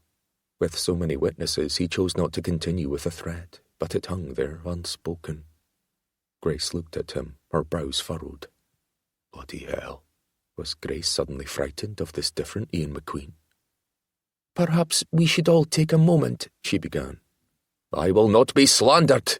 Ian cut into Grace's attempt to calm him, and she bit her lip as if to stop herself from shouting back. "And I will not be cowed by threats when I know the truth. Saw it with my own eyes," Laria said. Cyrus stepped to the side so that she wasn't trapped behind his back. With her hands bound before her, she looked like the defiant condemned, ready to march up onto the scaffold. The thought tightened his stomach. No matter what, he wouldn't let her come to harm. Without further explanation, Cyrus yanked his ski and do from its small leather leg sheath and sawed through Laria's bonds. No one made a sound. Only the back-and-forth rasping of the blade on the rope could be heard for the few seconds it took for Cyrus's sharp blade to cut it. As it broke, Cyrus looked up, catching Laria's gaze. A roiling array of emotions played in those blue-green pools. Anger and defiance sharpened them, but questions and worry and relief also swam there. She was beautiful and tragic and caught in such turmoil. "Dang it." His reaction to her was immediate and powerful. "I won't let Laria be shamed for going with me. I will take her as my wife." Surprise pushed her arched brows higher. This was not how he assumed a proposal, if he ever spoke one, would play across his tongue. He was a wooer of hearts, never committing to one lass over another. He was poetic and charming, and never demanding with a lass. But the need to marry Laria was urgent. To save her. "I will take Laria as my wife, and take her to Dunhaken, her and her grandmother." He turned to Ian before he could study Laria's reaction further. "If your grandmother, Lady Sophie Macqueen, wishes to continue on to St. Margaret's Convent, I will be happy to have my trusted men escort her." "Don't you think you should discuss this with Father first?" Grace said. "Wedding a woman accused of being a criminal, and then bringing her adult grandmother to Dunhaken?" "These are not normal circumstances," Cyrus said. "Father will understand that. Or not." Hamish Mackinnon was not the understanding sort. He bellowed and threatened and raged against the world, a living example of why Scotland was weakened by infighting. Behind Cyrus, Rory grunted as if he'd been pinched. Cyrus glanced at him to see Sarah staring up at her husband, her lips in a thin line. Rory cleared his throat. If Hamish Mackinnon won't welcome them, they can all come live at Dunvegan Castle until Cyrus becomes chief of the Mackinnons. Ian pasted a smile on his face, but it lacked any hint of warmth. It was more like that of a placating tutor about to surprise their students by rapping their knuckles with a heavy stick. Cousin Laria, the habitual outcast. Laria followed his statement without missing a beat, using the same cadence. Cousin Ian, the habitual liar. Just like ye, Laria, Ian continued, to try to shatter the good we've done with the alliance between the Mackinnon and Macqueen clans. He indicated Cyrus. This good man, and Chief Keenan MacDonald, and Chief Rory MacLeod are trying to strengthen the Isle of Skye, and yet ye continue to cause strife with wild stories and imaginings. Ye frightened my bride, and put her kin on edge, all for your selfish, mad reasons. He flapped his hand toward her. If my new brother wishes to sacrifice his freedom and peace by wedding ye, I won't stand in the way. Go away from here, and never return. He pointed at her. And don't let me catch ye slandering my good name, or you will cause civil war on our isle. I will write up the marriage document and a contract releasing Sophie Macqueen into my care, Cyrus said. His gaze moved to Grace. Let Mother know I will be staying at Tuat Tower until this is settled. Grace huffed, her prickly nature on display. First the otter ruined the ceremony, and now my brother is causing war. I'm preventing war, Cyrus said. His gaze shifted back to Ian. 'Tis not always an easy thing after centuries of fighting among ourselves. Ian smiled, but it still didn't dull the anger in his eyes. Our alliance is a step in the right direction. We cannot allow family quarrels to disrupt peace. Even though Cyrus wasn't touching Laria, he could feel waves of fury flowing off her. I will draw up the papers, Cyrus said, and took her hand, folding his around hers. Miracle upon miracle, she followed him to the door, where the warriors parted so that they could pass through. More Macqueen warriors waited beyond. Lady Grace, Sarah said behind him, my husband and I also request to remain at Tuat Tower until these contracts are signed. Sarah's graciousness toward Grace in the past dictated that she gave an affirmative, which Grace did. Cyrus continued down the corridor toward the steps leading up to the third floor and his bedchamber. It was his, but it was also Laria's. She said nothing as they climbed the turning staircase, her hand still clasped in his. At the top, he glanced at her and saw that she watched their joined hands. Had no one held her bare hand since her burns? He hadn't even registered the thickness of the assaulted skin. They entered the door of the bedchamber. Glancing around, he noticed the flavour of the room for the first time. The curtains were blue, like the waters of the deep sea, dark with shades of green. The small reflective mirror was framed with shells, and the privacy screen had reeds painted on it, like those around the Loch where he'd found her swimming. The four-poster bed had gauzy white material over it that reminded Cyrus of surf, and the ceiling was painted blue, like the sky, with the hint of clouds in the corners. It was obviously Laria's room, and yet he'd been so single-minded about the alliance that he hadn't noticed. The seascapes and landscapes, he said, looking to the oil paintings on the walls. Ye are the artist. He turned to her, and she nodded. The loops in the signature must be part of the L in her name. Laria's high cheekbones, scattered with freckles, matched her rose-coloured full lips. Her uniquely shaped eyes were framed with dark lashes, and those hazel orbs held him like a spell. Her hair, which was tied back into a braid, lay over one shoulder with a few escaped tendrils framing her oval face. She was exquisite in her natural state, like the perfect fairy from the forest. She said nothing as she stared at him. Laria, he asked, not sure what the question was. He just wanted to know what was going on behind those expressive eyes. He wanted to hear strength in her voice and trust in him. She wet her lips, making him recall the things they'd done together in this very room. But her words snapped focus back with a white-hot stab to his gut. I will not marry you, Cyrus Mackinnon, not even to save my people. Chapter 13. Marriage may often be a stormy lake, but celibacy is almost always a muddy horse pond. Nightmare Abbey, Thomas Love Peacock, 1785 to 1866. "I'm not marrying you," Laria repeated. Even though Cyrus Mackinnon was built of warrior muscle, and she was washed away in molten lust every time they came together, she couldn't marry outside their clan. Not after her father penned that she and her branch of the family, including their unborn offspring, would lose the right to lead the clan if she traitorously wed into another. "Ye are a daughter of Clan Macqueen, and I won't see ye give my clan away to my enemies. They will use ye to steal our home, take it over. 'Tis why Wallace and his brother Ian will lead and protect us when I'm gone." Until she could help Erskine claim the chiefdom, she was the only one who could take it from Ian's hands. And she could only do that if she didn't marry outside Clan Macqueen.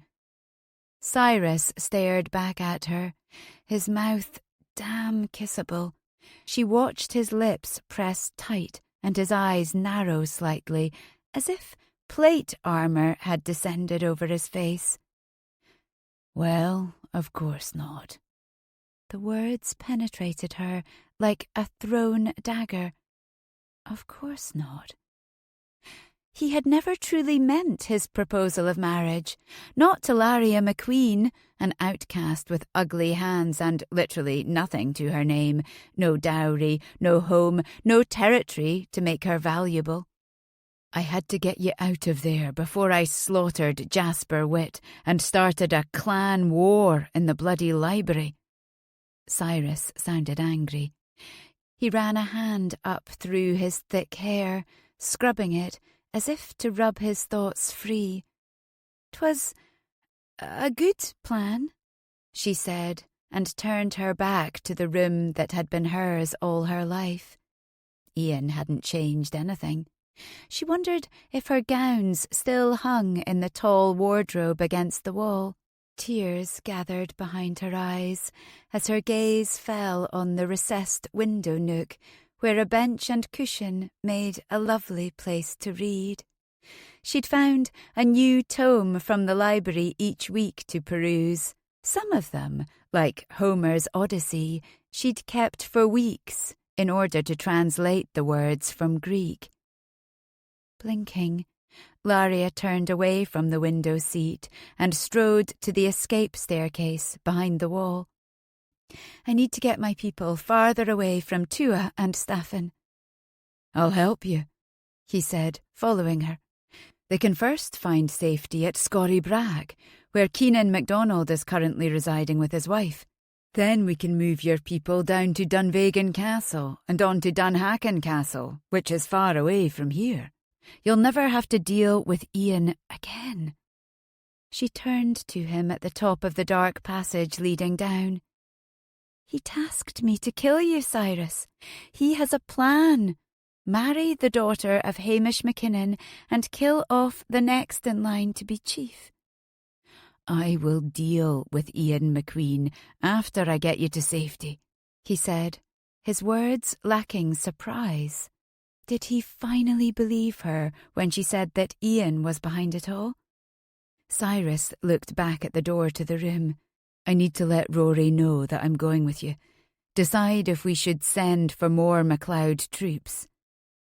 His warm hand again clasped her own without flinching. He searched her face. "Ye won't wait for me, will you?" She shook her head. Erskine needs help for his back, and Jasper's men must already be hunting for him. He got away before Jasper was finished with him. "They will be at the caves." "No. As soon as Erskine was taken, my people knew to leave for the next camp." "Ye have many camps?" She nodded. When we settle, several of us scout out the next place to meet if we are found and scattered. 'Tis a precaution. A wise one. He released a heavy breath as he let go of her hand. Where will you be, then? Should she trust him? Everything in her screamed yes, but she'd taken on the ever-present problem of security for the group, while Erskine continued his role as chief. She couldn't risk her people, no matter what her heart demanded. He gripped her hand again at her hesitation. Laria, I will find you. Knowing where ye are just makes me quicker in case you need help. I know enough about hiding my tracks and circling around not to lead Ian to you. He pulled her closer, and she let him. The tug between him and her people felt almost tangible, as if one rope was tied to her heart and one to her head, each pulling her in the opposite direction. Cyrus pressed a gentle kiss over her lips. It was warm and unhurried, and despite everything, she just wanted to sink into him.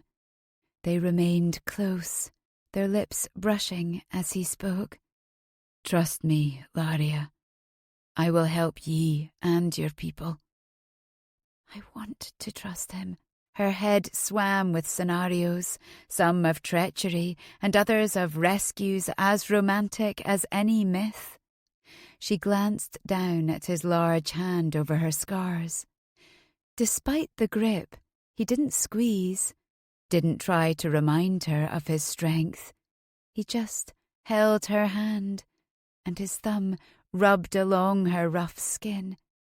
The gentle touch brought so much with it. He truly wasn't repulsed by her. There's a broch about 3 miles to the south of the caves. The roof is off, but the bottom 2 floors are covered by the 3rd. We'll be there. Knock 6 times, so we know 'tis you. Her gut clenched, but there was no time to waste worrying whether she'd made the right decision to trust him. She pulled her hand from his grip, and he let her go. She began her careful descent, and lamplight soon flooded the narrow steps. When she glanced back, she saw that Cyrus had retrieved a lantern and was holding it inside the alcove, lighting the way for her. The warm glow of the flames showed his piercing eyes, defined cheekbones, and full mouth. Will I see you again? The thought nearly made her run back into his arms, swearing to answer, I do, to the priest. She hesitated before resuming her descent. She had a mission, and it had little to do with her own happiness. I've sent Jock back to Dunvegan, Rory said to Cyrus as they stood at the window in Cyrus's room, or more accurately, Laria's stolen room. By way of Scurry Breg? Cyrus asked. Rory nodded. Keenan will be there, and Jock will alert him of a possible threat against Clan MacNichol before continuing south. He'll rally 50 men at Dunvegan to march north. They will camp just inside Macqueen territory and await my further orders. Cyrus clamped a hand on Rory's shoulder. I am sorry that Sarah is here with this going on. And your sister and your mother. Peace is a tricky process, and I'm starting to think Ian Macqueen isn't as accepting of it as he presented. Cyrus exhaled and rubbed a hand down his face. Did I marry Grace to a monster? Rory walked back to the writing desk. Your sister is a strong, clever woman, Cy. She can still bleed. Rory looked up from the freshly penned wedding contract. Not without causing others to bleed. He grinned. Grace has claws and wits. She'll protect herself, or flee if things turn dangerous. Rory's words didn't soothe Cyrus's worry. Jasper Witt seemed like a hellhound who was difficult to outrun. He had a reputation for tracking, and a look of cruelty about him, not to mention his idea to cut out Laria's tongue. He'd been gleeful while raining pain down on Erskine's back. Was Jasper the one behind the foulness at Tua Tower? Cyrus exhaled. I want to get to the truth about Ian. Is he the innocent new husband and chief, or is he a scheming bastard, as deadly as our fathers? He looked out the window, past the village to the forest that temporarily protected Laria and her people. Hard to tell, Rory said. Many act like they want peace and plenty for their people, but then they continue to devise ways to get more for themselves. That selfishness leads to war, both civil war and with other clans.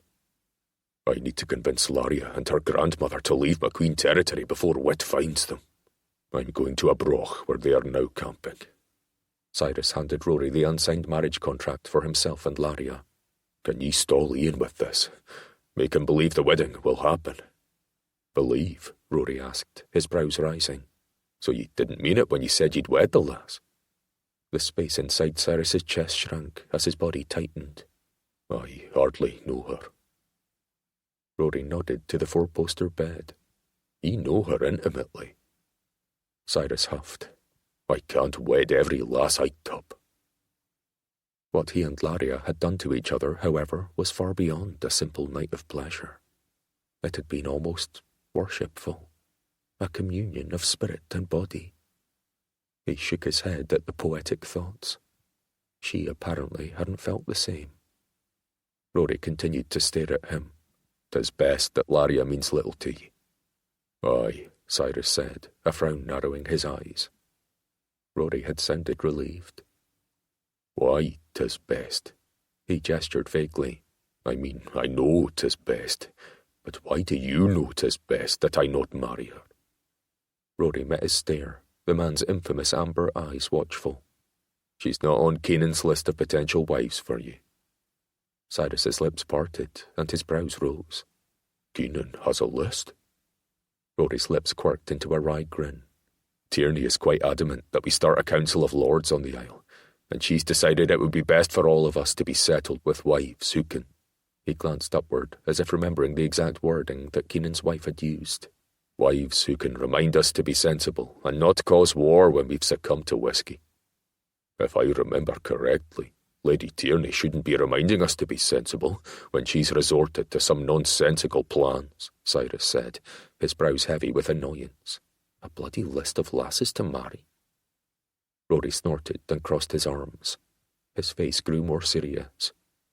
"We all just want to make this peace accord solid on Skye, and eventually on other isles and into the Highlands on the mainland, like we discussed before." Rory lifted a hand to point at a map Laria kept on the wall of her room, a rendition of the Isles with Skye at the centre. "The sea between the Isles and the mountains between the territories on the mainland work to keep us apart, which in turn keeps the clans in ignorant dispute. Canaan's list has lasses on the other isles and the mainland." He rubbed his short beard. "I hear that Murdo Matheson has a sister coming of marriageable age, Regan or Ranelle or some such, and another sister who's been widowed. So I should let Laria and her people die off while I marry some lass to bring peace." Cyrus tried but failed to keep the ice from his voice. Rory's jaw hardened. "I said nothing about letting her and her people die." Cyrus grabbed the lantern Rory had set by his feet and turned toward the emergency stairway, but Rory caught his arm. "I'm just saying that 'tis best if he don't marry a woman who will bring nothing to our plan for peace. A woman who may be possibly mad. At least not when there are so many other bonny young lasses who could help unite Scotland." Cyrus's lips pulled back in a snarl. "If Sarah had not been Chief Walter MacDonald's daughter, ye would have waited to find another who would form an alliance." "Sarah is different," Rory said. "There is something between us that goes beyond strategies for peace." "How do you know that there isn't something between Laria and me?" Rory's brow rose high. "Is there? I thought you just said that you didn't want to wed her." I just know that I must find out if my sister is legally bound to a mother-murdering fiend, and I would see Laria and her group of people warm and fed through the winter. Both of those involve Ian Macqueen. That's all I can focus on at the moment." Cyrus turned back to the steps and descended, holding the lantern up to light his way. "I'll be back by morning. Tell Ian that Laria and I are cloistered away discussing our upcoming wedding." At the bottom, the inside bar leaned next to the door where Laria had placed it to exit. Cyrus worked the latch, pushing against it, but the door didn't budge. Had a key been used to lock it, or had Ian nailed a bar across the outside after she sneaked out? Dang it. She'd been right to leave as soon as she could. Someone was trying to contain her into a tower. Cyrus climbed back up the steps to find that Rory had already left, so he closed the staircase door and went out into the corridor. 'Twas dark, with only small windows cut up high to allow in minimal daylight. But instead of heading toward the main staircase, Cyrus strode to his sister's new bedchamber, which also belonged to Ian. Rap, rap. He knocked, glancing up and down the vacant corridor.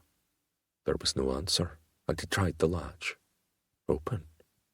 If his sister was the last out the door, of course it was unlocked. She never locked anything. She'd never had a need to before. Lord help her. She might be clever and courageous, but she was also naive after being protected from disagreeable people her whole life. Cyrus locked the door with a key hanging on a hook next to it. It was obviously meant for Grace to use. He turned to the bedchamber, which was half as large again as Laria's, and had a sitting area by the hearth.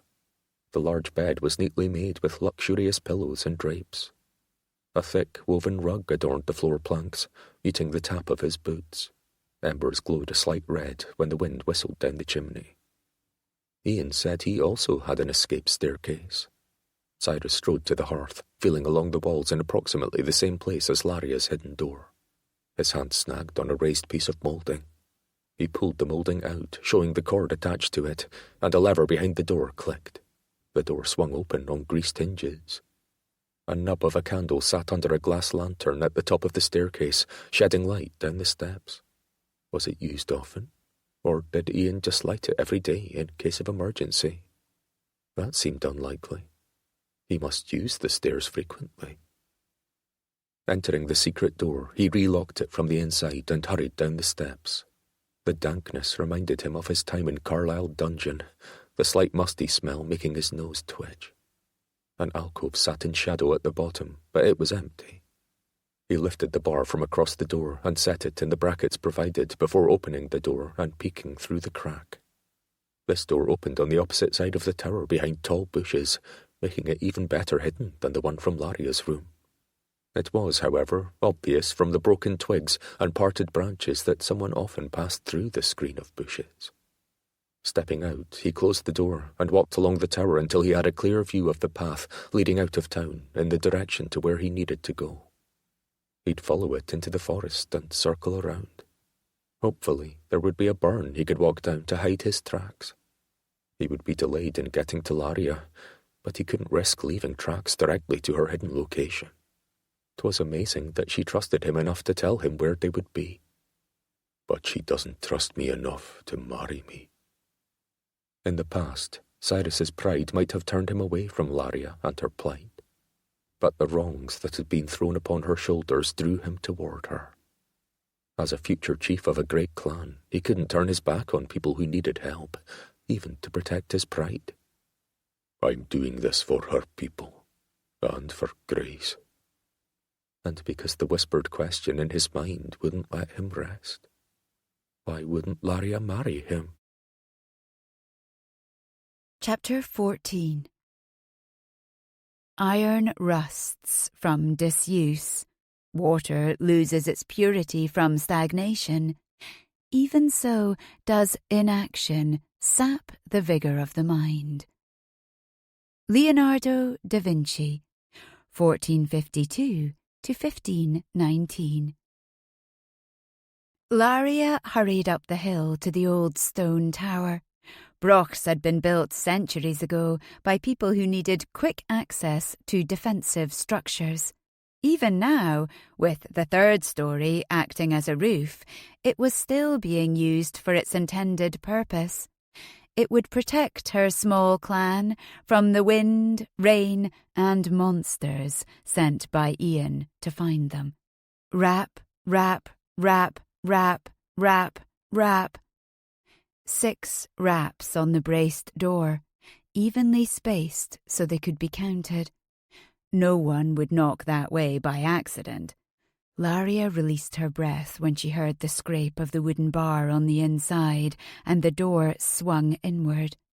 The glow of lanterns showed Bonnie's and Errol's tired faces.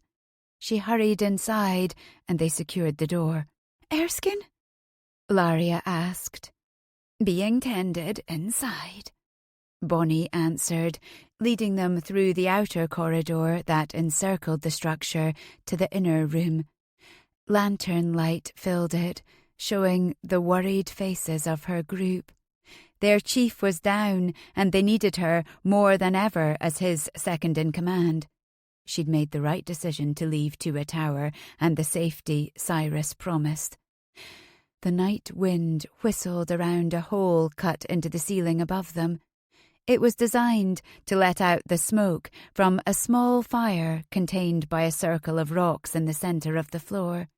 It was just big enough to warm a pot. Erskine lay chest down on a pallet near the fire, where Sophie was tending his back. Even though it had been only one strike, the many tentacles of the scourge had flayed his white skin open in 5 lacerations. "Bloody fucking Jasper," Laria murmured and sank to her knees next to him. Her grandmother didn't even reprimand her foul language. "'Tis bad." "Well, it certainly isn't good," Sophie said. Kate knelt on his other side with warm water from the small cauldron. "It would have been so much worse if you hadn't jumped in." She met Laria's gaze. "Thank you. I wish I'd said something before Jasper had raised the lash." And then Cyrus Mackinnon started talking and riling up the women, Kate said, glancing up at the group watching.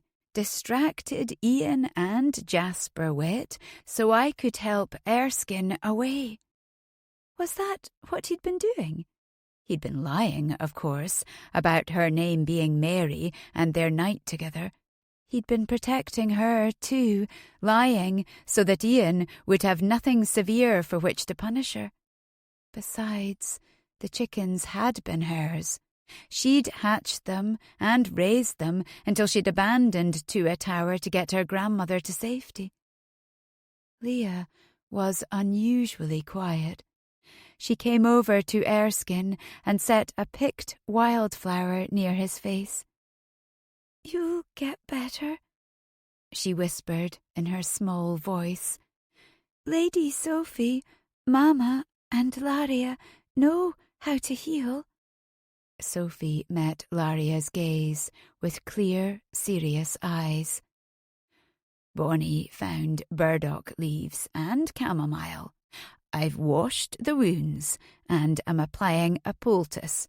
Then I'll brew some feverfew for him to drink. That'll keep the fever away until he can heal." She nodded, completely in control of her mind, and mixed some of the hot water in with the herbs she'd bruised with a pestle. Kate had strips of linen ready to wrap the poultice. Laria's grandmother stroked back Erskine's longish white hair, brilliant white despite his young age. "I remember when you were just a wee lad, with your odd eyes and white hair. The woman who'd taken you in thought you were a wee angel, sent from heaven without wings." Her lips pursed. "Mary Lynn, unfortunately, didn't see you that way." A teary sniff made Laria glance up to see Max wrap his sister, Bernice, in a hug. The girl had suffered maternal neglect and ridicule when her back had begun to bulge outward. Luckily, Leah had been born to a mother who loved her despite the red splotch across half her face. They worked in silence until all the slashes were tended and wrapped. Bonnie brought over some bannocks and drink, and Laria sat next to her grandmother. "I think," Laria said slowly and swallowed, "'tis time we go on progress around the Isle of Skye."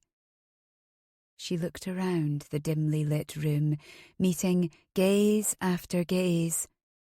We should all visit the other clans on Skye. Visit? Bonnie asked, obstinance making her voice sound cold. Or permanently relocate? Sophie's frown intensified. What do you mean, child? I will not leave Macqueen territory. She glanced down at Erskine. I will support him until my last breath. Laria met her gaze. Where was the dullness that had pushed Laria to get her grandmother out of the tower and away from Ian? We go on progress in the name of peace, Laria insisted. A treaty was signed with clans MacLeod, MacNichol, MacDonald and Mackinnon. You will represent Clan Macqueen as the Lady of Tua, and we will visit first Scorrybrack, where Clan MacNichol lives, then Clan MacLeod as emissaries. If all goes well, we will continue south on Skye, all the way to Dunhacken and the seat of Clan Mackinnon. Laria stared right into her grandmother's eyes, lying to her for the first time. We need you to help forge peace on Skye, so we will be strong against the English. Errol, the older blacksmith, who'd been scarred viciously by fire, spit on the floor at the word English. Everyone else remained silent, waiting for Sophie's next words. The small fire crackled, and Maxwell crouched before it, adding small chunks of peat that he'd broken up. Sophie turned her attention back to Erskine's wounds. I cannot leave him until he heals. Kate reached over to squeeze her hand. Leah and I will care for him. I know he'd want you to go on progress, my lady. You'll be promoting peace, my lady, Oscar said. He was leaning against the wall to give his armpits a break from the crutches that made it possible for him to walk. Sophie met Laria's gaze. You will accompany me? Laria felt pulled apart once more. Without Erskine able to lead, the group needed her here. But her priority had always been her grandmother. Her gaze swept across her people. Laria will go with you. The words came from Erskine. His eyes had opened, making Kate rush toward him with a bladder of drink. He turned his head so he could meet Laria's gaze. Win the hearts of the other clans. Laria stared back. Persuading the other powerful clans on Skye to support Erskine as chief of the Macqueens would help them more than her remaining here would. She nodded. Sophie looked from Erskine to Laria and smiled. We will need to arrive on horseback. First impressions are important. Laria released her breath. Of course, I will try to find you a horse, as well as mounts for the others. Perhaps she could free Lancelot from Ian's stables. She missed her majestic charger with the ticklish muzzle. Who will accompany you? Oscar asked, looking around. From the looks on the faces of her friends, not a single one was willing to give up their homeland. We can figure out the logistics after a good sleep, Laria said. They settled around the small fire, eating the remainder of the chickens Bonnie had refused to leave behind in the caves. The light filtering down through the hole in the ceiling was dimming as night fell. Despite the draught going up through both intact floors and the hole on the third story that now served as a roof, smoke circulated inside the room. But the ceiling was high, giving them breathable space below. Rap, rap, rap, rap, rap, rap. Laria's face snapped toward the door. Cyrus. Relief made Laria's shoulders drop, and she realized she'd been waiting. She rose, keeping her relief hidden. I told Cyrus the signal. He could have been followed, Oscar said, balancing on his intact leg. He can help us escape with our progress around Skye. Laria hurried to the outer door. Bonnie stalled her with a hand. Are ye sure? His sister is married to Ian. Was she sure? Would Cyrus follow Ian's orders to keep his sister safe? Would there be a group of Macqueen warriors outside, surrounding the broch, instead of Cyrus? Trust me. But his kiss and the way he'd held her rough hand had spoken more than his words. Laria nodded. He will help us. She still held her breath as she lifted the bar off the door. Cyrus exhaled when he heard the scrape of a brace being removed from the broch's door. He'd spent hours circling Staffin village inside the forest line, jogging off in different directions, and then carefully stepping back through his own tracks, sometimes taking to the trees or walking down a creek. His boots were soaked, and the night had brought an uncomfortable chill with it. When he'd finally worked his way far enough south along a burn that he hoped he couldn't be followed, he stepped out upon boulders to climb across a hilly peat bog, and then finally onto a solid moor where the remains of an ancient broch had jutted into the night sky. Laria's face appeared in the crack of the heavy door, cast in shadow and lantern flame. Her eyes were dark and wary, set into her perfectly aligned pixie face. "'Tis just me," he said, answering her unasked question. Her hair was gathered up onto her head in a wildly coiled bun that somehow looked prettier on her than expertly woven braids. The wisps around her face complemented her high cheekbones, which were dotted with freckles. Even living in a palace, Laria would look born of wild places. She glanced over his shoulder out into the gloaming, which was quickly deepening into night. "I spent 2 hours doubling back on foot," he said, "and hiding my tracks by walking a mile in a bloody freezing stream. No one followed me." She glanced down at his obviously waterlogged boots. "He'd best come in, then." When she stepped back, he followed her inside the stone broch. She wore the simple gown she'd worn when she fled to a tower. "Someone barred the door at the bottom of your stairs shortly after you left," he said, "from the outside." "Ian." She stopped in the outer ring of the broch near the staircase that curved upward along the wall. Part of her heavy hair had fallen loose and lay in waves down her straight back. All he wanted to do was hold her close and bury his face in it. "Perhaps Jasper Witt," he countered, trying to keep his focus out of her softness and on the desperate matters at hand. Laria turned, studying him. Jasper might have lifted the hammer, but Ian gave him the nails. His old nursemaid used to whisper to him about how to avoid punishment from his mischief. She did that up until the day Aunt Jane sent her away when Ian was 16 years old. "He orders someone else to do the deed." She nodded. "He convinces people to support his actions. You heard him try to imprison me on flimsy charges, something public to make a spectacle of my sins. When you wouldn't let him, he tried to trap me in a marriage by using you." Marriage to him would be a trap? The strain in her voice was tinged with barely controlled anger and something else. Defiance, like the subdued snarl of a dog that has decided to fight rather than be kicked again. He caught her arm, not wanting to lose her to the group inside yet.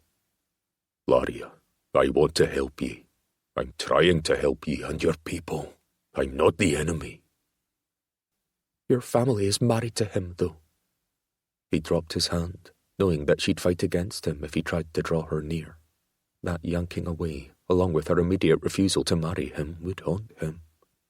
Instead, he leaned closer to her ear. "Your only real choice is to seek sanctuary at Skurrybreck Tower, Dunvegan Castle, and Dunhaken with me." Worry, tinged with irritation at himself for wanting so badly to touch her, made his voice terse. "You think I don't realise the danger we're all in if Ian's henchmen find us?" she whispered. Her arm flew out toward the people gathered inside around a small fire Erskine laid out on a pallet. The dangers of illness, starvation, freezing, and now infection from being brutally whipped. Cyrus grabbed the back of his neck. He was being pulled by his duty to his family and the brotherhood formed after Solway Moss. His sister could be in dire jeopardy. His mother was reminding him at every turn that he must be like Patrick. Keenan had a bloody list of important brides for Cyrus to consider, and Rory agreed that he should think about wedding a lass from it.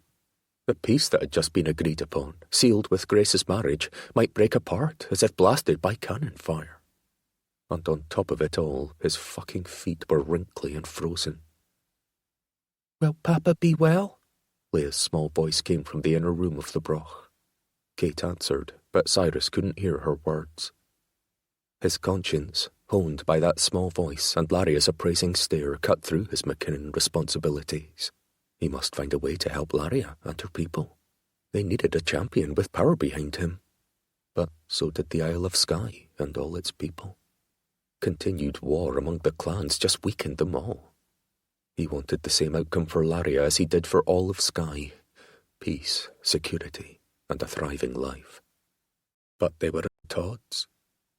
Because she thinks her cousin is a mother-murdering fiend. Laria inhaled through her nose. It's been a difficult day. The heaviness in her tone made him itch to draw her to him. But he'd offered her that with the idea of marriage, an idea she'd sliced through before he could even ask. Laria turned back to the room. Cyrus followed, ducking his head so as not to brain himself on the stone lintel over the open doorway in the centre of the broch. "Lord Cy!" Leah ran across the stone floor to him. She raised her arms to him, and he lifted her while watching Laria feel Erskine's forehead. The touch was so tender and clearly held love. Could that be why Laria wouldn't marry him? She loved another. Leah's mother, Kate, followed her daughter and stood before Cyrus, her hands clenched as if in prayer. "Thank you for distracting that devil Jasper," she said, "for opening a way out for Erskine." Erskine loved Kate, though. That was obvious. Cyrus nodded. "I had hoped to also free Laria." Leah twisted in his hold and pointed at Laria. "You did?" The little girl wiggled to get down. He set her on the floor, where she crouched to open the clasps holding his boots closed. She tsked. "Cold feet make cold bones," she said, sounding much older than her 7 years. The people in the room wore tentative smiles. Oscar pointed a knobby finger at him. "He did a fine thing, distracting everyone." Bonnie chuckled. "I was standing behind one of the cottages, and I heard some ladies saying they were changing their names to Mary." She nodded at Cyrus. "Right clever of ye." Errol grunted approval. "Maybe some of them will offer us food if you ask. Blankets and dried beet." I can ask." Which would not go over well with Grace or Ian. Cyrus's gaze turned to Erskine. "How fares the chief?" "He will live," Sophie said, slowly straightening. "But he probably can't come on progress with us to the other clans." "Progress?" Cyrus looked at Laria. "Grandmama has agreed to visit the holdings of the other clans who signed the peace accord," Laria said, "as a Macqueen emissary." Sophie smiled at him. "When I return to Staffin village, I will be able to return to my soft bed in the tower." Laria's head dipped so that Cyrus couldn't see her expression. He suspected that guilt had tightened it. He wanted to replace that guilt with hope. He walked over to Sophie. "That is our goal, Lady Sophie. Ye deserve comfort after a life well lived." She looked over at her patient. "If Erskine takes his rightful place as the chief of Tua Tower, then I will always be welcome there." Cyrus's gaze moved from Sophie to the man on the floor to Laria. His eyes narrowed as he studied Laria. "Erskine is the rightful chief of Tua Tower and Clan Macqueen." He'd known the man was regarded by the troop as their chief, but Clan Macqueen was vast, and leadership had come down through Cyrus Macqueen's bloodline. "Rightful chief," Cyrus repeated. "Of course," Sophie said. Cyrus kept his gaze on Laria. She crouched down next to the sleeping man, but turned her face to Cyrus as she spoke. "Erskine is Cyrus Macqueen's son. and my older brother. Chapter 15. If you let cloudy water settle, it will become clear. If you let your upset mind settle, your course will also become clear. Gautama Buddha, 563 to 483 BC. Laria held Cyrus's gaze for a long moment, but he said nothing. She stood and turned away. Everyone should find their pallet and get some rest. She indicated the steps that ascended with the curve of the wall. The second floor might be warmer, since it has wooden floors instead of stone. The room with a scarf tied to the latch is the privy, Bonnie said. Just be sure to knock before entering, in case someone is already using it. There's a window for emptying buckets down the back, but check out the window first to make sure the enemy ain't riding up. Errol nodded to the long but narrow wagon in the corner.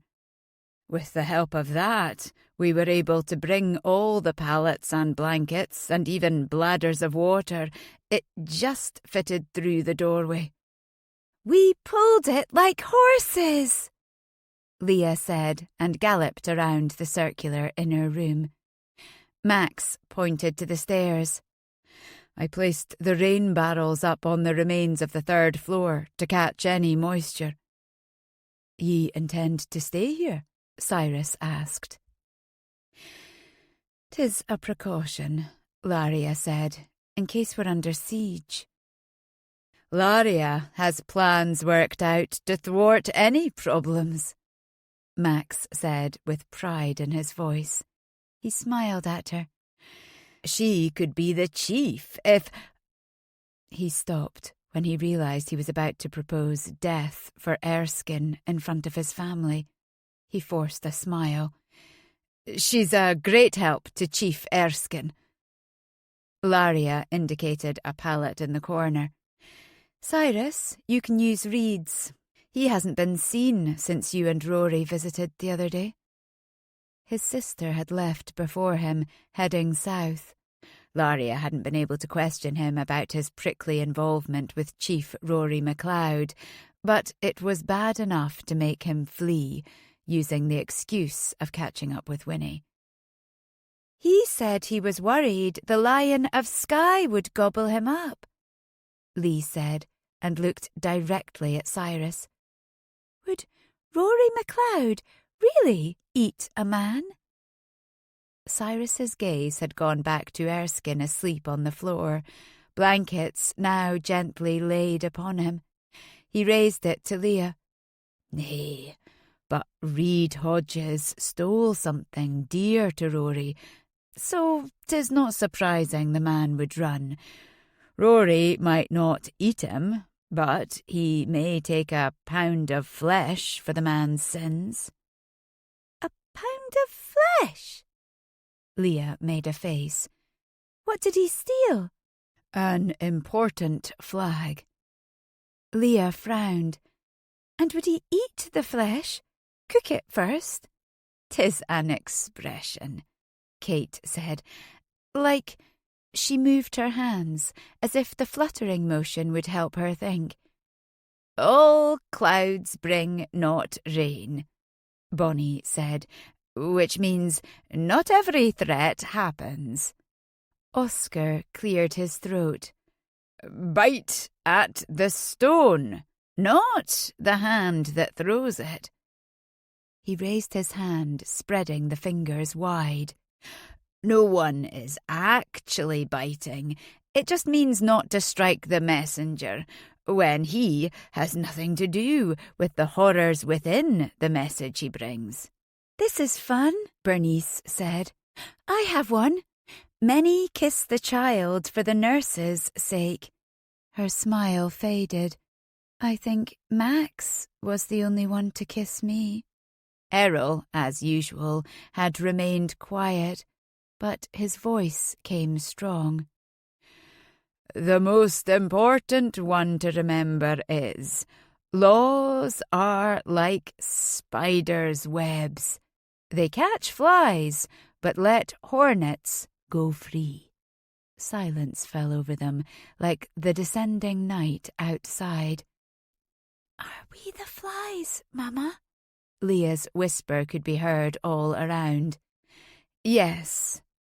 She picked up her daughter, hugging her. "We're the flies." Leah hugged her back, her face in the crook of her mother's neck. "Then we need to stay away from the spiders." After a silent moment, Errol stretched his arms overhead. "I'll take first watch." Laria shook her head. "We are barricaded inside. No one can sneak up on us in here. If they try to ram through the door, we will all be woken.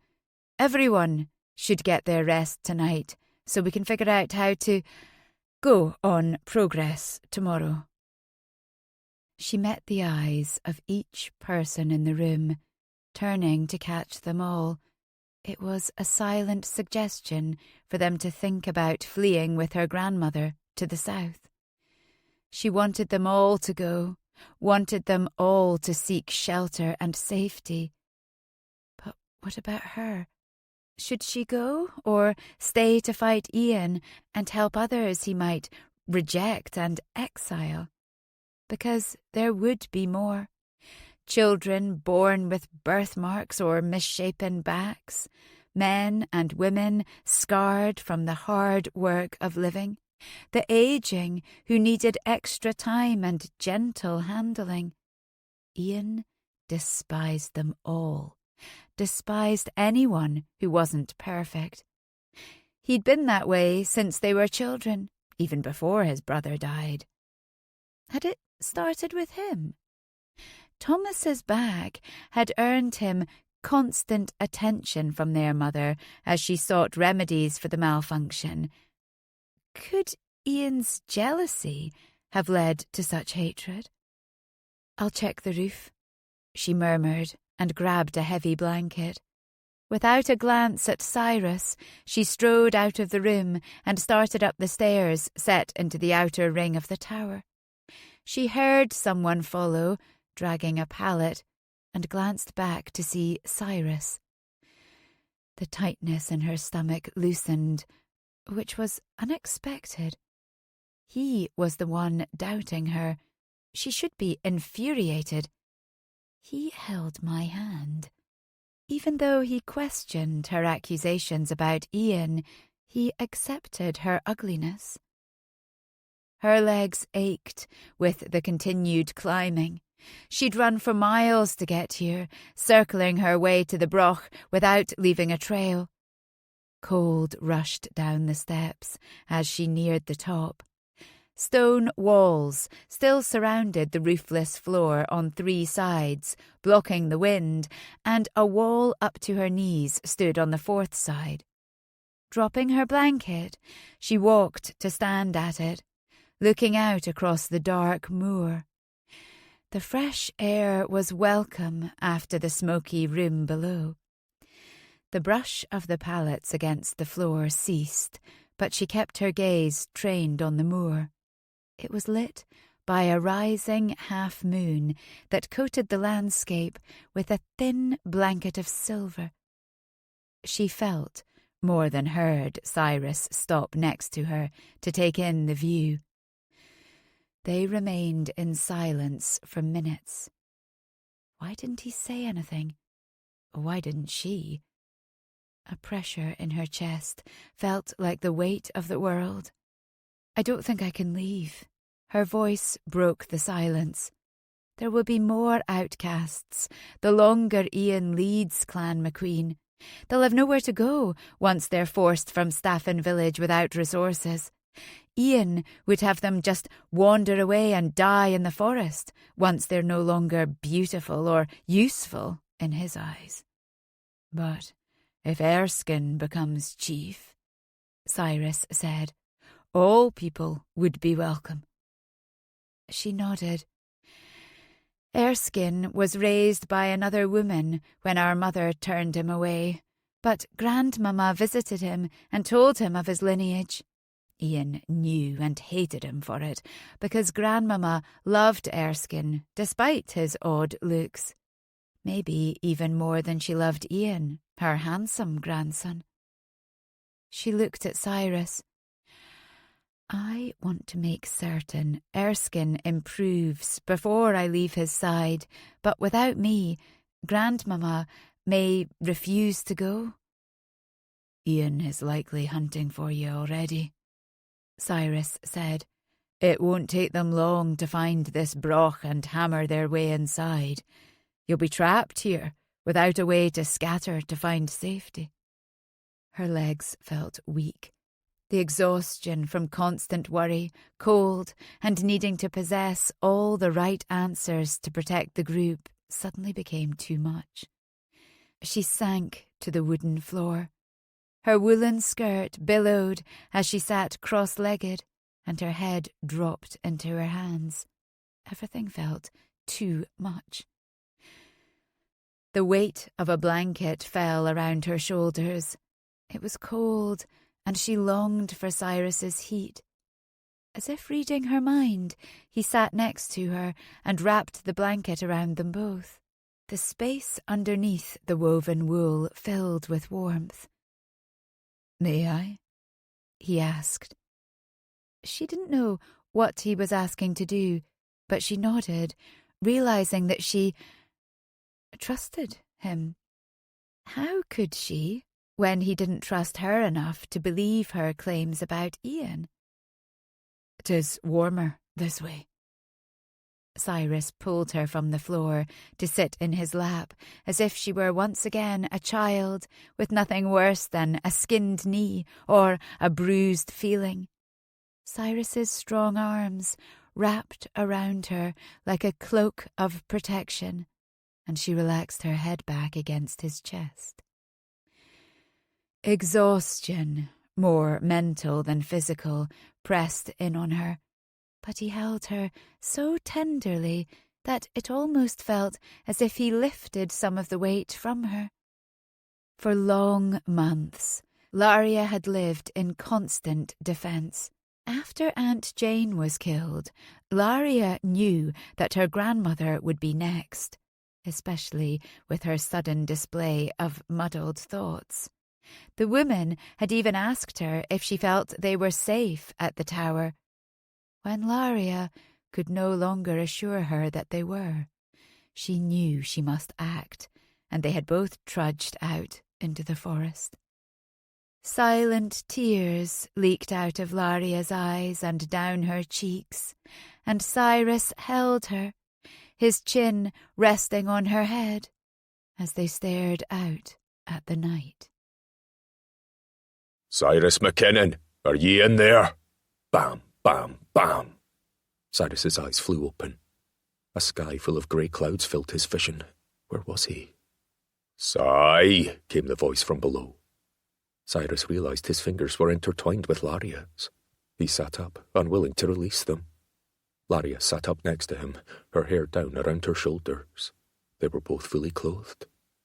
She'd fallen deeply asleep before he'd decided whether or not trying to kiss her was honourable, so he'd carried her to the pallet, where he too had fallen into a deep sleep that lasted past dawn. Laria pulled her fingers from his and rolled forward out of the blankets. The absence of her warmth was like a splash of cold water. Cyrus watched her for a heartbeat as she crawled toward the low door, her knees catching on the length of her petticoat. But she made it there faster than he could stand and peeked over the side. Looking back over her shoulder at him, her hair a tangled mass of curls and waves, she resembled a recently tubbed wood elf. "'Tis Rory," she said, "with some men, ones I don't recognise as Ian's." Cyrus approached the wall, skirting to the side to spy around the edge of the higher stone. Rory pounded again on the door. "Blast it, Si!" He paused and turned to look out at the moor. "Where the bloody hell are ye?" Cyrus stepped out, his hand shoving through his unruly hair. "Up here, Roar. What's going on?" One of Rory's men pointed upward, and Rory threw back his head to look at the roof, where Laria now stood next to Cyrus. "Ian changed from civil host to roaring monster when the two of ye couldn't be found yesterday. He has 100 men out here looking for you." He threw his arms wide. And you're sitting out here in a broch that's like a beacon on this empty moor. "'Tis secure," Laria said, "and temporary." Her voice sounded a bit rough, as if sleep still held her by the throat. "We should get you inside," Cyrus said, but then he spied the horses. There'd be no way to hide them. His gaze lifted to the forest edge a half-mile away. "Ride there and tie your horses, then return on foot." Rory dismounted, tossing the reins of his grey to his man. The MacLeod warriors turned, riding for the tree line, while Rory waited to be let inside. Cyrus curled his hand around Laria's, pulling them both away from the edge. He stopped them at the top of the stairs, and she turned to look at him, her brows pinched. "What is it?" He let go. "I just wanted to say, I like waking up next day. And I want to do it the rest of my life." That would be a decent marriage proposal, but she'd said no. She stared at his face, which was creased by sleeping on his arm, his beard unshaved for 2 days now. He rubbed a hand through his hair to calm it. Her lips parted, and she blinked those wide eyes that looked grey-green in the muted morning light. "I slept through the night for the first time in months." Cyrus stared at her. He wanted her to see the truth in her words, and it was there. He raised his fingers to catch one of her curls, tucking it behind the soft edge of her ear. He opened his mouth to speak. "What's taken so bloody long?" Rory called. "My men are almost to the forest edge, and I'm still standing out here like a beggar who's been turned away on Hogmanay." Cyrus released her hand. "We'd better let him in before he gobbles up the door, and Leah stops believing any reassurances we give her." She exhaled and bent to gather their blankets. "Let's see what fresh hell awaits us this day." They dragged the pallet and blankets down to the second floor and hurried to the first. Errol, Bonnie, and Oscar turned as one toward them as they descended the final stretch of chiselled stone stairs. Ginny was in Leah's arms, the little girl holding her snout to muffle her barks. "'Tis Rory MacLeod," Cyrus said. They looked to Laria, who nodded. "He's an ally." Errol and Bonnie lifted the heavy brace and opened the door for Rory. "My men will be along soon. They should be let in right away so they aren't seen," Rory said, striding toward Cyrus. His face was pinched in controlled fury. Something was amiss. "Sarah and the bairn?" Cyrus asked. "Well, when I sent her off this morning." "Sent her off?" "I trust Ian even less after his night of ranting," Rory said. "I encouraged him to drink to relax after a day of hunting for you both." His amber eyes moved to Laria and back to Cyrus. "The whiskey just made him angrier, as if it had brought down the mask of diplomacy he likes to wear." Laria crossed her arms around herself. "Strong spirits bring out the truth of a person's character." "He didn't threaten Sarah, did he?" Cyrus asked. Rory's gaze met his. "He wouldn't be alive if he had." He strode into the middle chamber, where a fire illuminated the space. Kate sat next to a sleeping Erskine, changing the poultice on his ragged back. "How is the man?" "The man is actually Laria's brother, and has a claim to the chieftainship of Clan Macqueen," Cyrus said. "I'm fighting the fever before it starts," Kate said, nodding to a tincture. "I'm helping." Leah set down the dog, who instantly began to run in circles around them. Jenny sniffed but didn't bark. "My grandson is strong," Sophie said, nodding to Erskine. "He'll survive."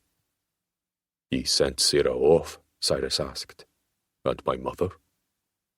Rory's face turned from Erskine to Cyrus. Questions sat plainly on his face, but he answered Cyrus. "I had Sarah and Lady Olive prepared to leave at first light with 5 of the fiercest men I brought with me. I didn't know where you were, so I didn't send them by your ship. Sarah and her party travel on horseback, and we'll go first to Scurrybreck to tell Keenan and Tierney what's afoot. I would not have Sarah travel further on horse while carrying our bairn. If Lady Olive wishes to continue to Dunhacken, MacNichol men can escort her." Guilt tightened Cyrus's chest. If anything happened to Sarah and Rory's bairn, the man might never forgive him. "Next time ye have my permission to commandeer my ship, I'll let my second-in-command know." "Next time?" Rory asked. "How many lunatics do ye plan to wed to Grace?" Cyrus crossed his arms over his chest to hide his clenching fists. "How was Ian toward Grace?" Had the monster in Ian come out with his new wife? did he punish her for Cyrus's actions? Too many women were encouraged, some forced to marry for alliances, and found out too late that they were trapped in a new life of ridicule and rape. He would never leave Grace to that fate. When they ate last night, he was cordial, but he kept getting updates from his men who were searching for you. Grace, being the clever woman she is, kept the evening running smoothly, and he seemed kind to her. Even so, I wanted Sarah out of there. As long as Grace remains beautiful, capable, and docile, he'll be kind to her, Laria said. My sister may be beautiful and capable, but there's little that is docile about her nature. Cyrus should have heeded Laria's warning note at the wedding, but he hadn't had the information he did now, and hasty action would have started an immediate war with Clan Macqueen. Rory's gaze moved behind him to the people listening. I can take any who wish to travel to Scurrybreck and Dunvegan. I told Sarah I would follow once I found ye. Erskine's deep voice came from the pallet where he still reclined on his stomach. You should all go. I will hide easier alone. Not with your back getting tainted, Kate said, with more force than Cyrus had heard from her before. Leah and I are staying. Kate's hand moved to her slightly rounded stomach. Lord help them. She was with child. We stay as a family. Leah picked up the dog, hugging her to her chest. Jenny too. The rest of you should go, Laria said, and went to Sophie, taking her hands in hers. Grandmama, this is the start of your progress through the clans, as a peace emissary from the Macqueens. Was Sophie's mind sound enough to understand that she was really being taken away for her safety? The elderly woman stood wrapped in a blanket, her hair in a simple braid. She studied her granddaughter with sharp blue eyes, and her wrinkled hand rose to Laria's cheek to stroke it. I will not go without you. You must. I cannot battle for us against Ian with you in danger, not just from Ian and his henchmen, but from cold and malnourishment. Laria shook her head, sending her curls waving like fresh grass in a stream. I beg you, Grandmama, to go. I will follow. Laria threw her arms around the old woman. I beg you. Sophie hugged her back, raising her gaze over Laria's shoulder to connect with Cyrus's. Resignation softened her face. Will you protect my only granddaughter, Cyrus Mackinnon? Before any tangled thoughts could stop him, Cyrus held his fist to his chest and stared directly into Sophie Macqueen's eyes. Always. The single word sounded enough like an oath that Rory cursed softly. Sophie inhaled softly through her nose, and she stepped back from Laria, who turned to stare at Cyrus. Then I will journey south, Sophie said, and you will follow. Laria clutched her grandmother's hands in her gloved ones. Thank you. Cyrus turned to the others. Go with the MacLeods, at least for the winter. Glances shot around the dim room as the members of Clan Hope decided what they would do. Maxwell held his sister's hand firmly, watching her for an indication. She nodded briskly, and he turned back to Cyrus. Bernice and I will go. The young should go, but I stay here to help my chief, Oscar said, looking at Erskine. Bonnie rubbed a finger along her nose and looked at Laria. I'll escort Lady Sophie, see to her needs. Laria strode over to the middle-aged woman and hugged her. She whispered something to her that made Bonnie nod and blink as if tears threatened her eyes. Errol stood with his arms crossed. I stay. Those going with us, Rory said, gather your things. We'll leave now, before the search parties become too thick. He turned to Cyrus. Will ye leave with us? But his face was hard, as if he already knew his answer. I can't leave Grace with a murderer, Cyrus said, his gaze slipping to Laria, and I've made a promise to keep Laria safe. Sophie gave a single regal nod before looking to Laria. And you refuse to go? Until Tua and Staffin are safe once again, Laria said. Cyrus swallowed more easily as he heard her refuse. Much as he wanted Laria safe, having to watch her ride away with Rory would have been torture. And he needed her to find the damning proof against Ian. We head out within minutes, Rory said. Gather at the door. As members of the group dispersed, either packing their few possessions or helping those who were, Rory approached Cyrus. His gaze flicked to where Laria was helping her grandmother pull on another layer of clothing for warmth, then focused back on his brother by oath. Sigh. He opened his hand, holding up the palm with 4 scars cut into it, each mark representing one of the 4 men who'd sworn to strategize for peace on Skye. We have a mission, one that ye preached loudly when Keenan wouldn't marry your sister for an alliance. He closed his fist, dropping it by his side as he glanced at Laria. I agree that marrying a woman who is sister to a man who could be the next chief of the Tua Macqueens could support the mission, but there's no understanding that the village will accept Erskine as chief. You're acting out of character. Rory rubbed the back of his neck. Sarah says you've been bewitched by Laria. Cyrus had been taking in every twitch of Rory's face, every dip and rise of his voice as he cautiously probed Cyrus's commitment to their ultimate quest. Sarah spoke poorly of Laria, Cyrus asked. Rory's wife was brilliant and usually kind. Rory shook his head. Sarah thinks you being bewitched by a dowerless renegade who has no home is a good thing for you, that your roguish heart has been caught. He placed a hand on Cyrus's shoulder and spoke in a low voice. Are ye in love with her? Love? He was just working on trust. Rory must have seen the indecision in his face. Don't answer. It gives me hope that you'll still consider one of the lasses on Keenan's list, a bride who brings an army of thousands with her. We're ready, Chief Rory, Maxwell called from the doorway, where people were hugging. Cyrus watched Laria embrace each of those leaving, lingering on her grandmother while she tied her cloak at the woman's throat. Sophie caught her hands, kissing them, then touched her granddaughter's cheek. Be well. Her gaze shifted to Cyrus, then back to her granddaughter. Choose wisely, Laria. Did Sophie consider him a wise choice? It was hard to tell. As the door shut behind the small group, who would hurry across the moor to the horses waiting just within the forest line, Laria turned to Cyrus. To a tower? First, he said, meeting the questions in her eyes, I want to see Jane Macqueen's bones. Chapter 16.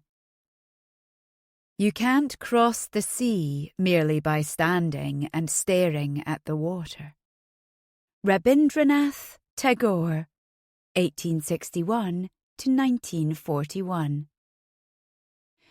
Rory couldn't spare a horse for Cyrus and Laria, not while transporting 4 other souls across the moors to Scory Brack as quickly as he could. So the 2 of them walked, skirting the open moorland to hide among the trees of the forest. Laria's tongue was still, but her mind spun like a leaf caught in a whirlpool. Holy Mary's tears! Would she finally be able to prove that Ian was a monster who'd had his mother killed and who exiled innocent, good people? Growing up, he'd hidden his internal ugliness, had hidden the way he whispered hurtful things to his twin brother and pricked Laria with pins when he knew he couldn't be caught. 'Twas a game to him, a game his nursemaid certainly knew about, and probably encouraged with her constant whispering in his ear. The village had celebrated when Wallace Macqueen had fallen from the cliffs, leaving his younger brother unchallenged as chief. Immediately, Ian had sent Jasper Witt to chain Erskine, even though Laria's older brother hadn't divulged his bloodline to anyone in the village. By the time Laria had found him, nearly dead of thirst, in an abandoned bothy, the villagers had sworn their allegiance to Ian, welcoming him as their new chief. But it wasn't long before the villagers realised that beneath his mask of polite affability, Ian was worse than Wallace. "Ye haven't come back out to your aunt's grave since that night?" Cyrus asked. "No, I've been rather busy, moving us around and trying to keep everyone alive." She didn't mean to sound terse, but the question had been tinged with doubt. It seemed that every time she thought Cyrus believed her, he hinted that he did not.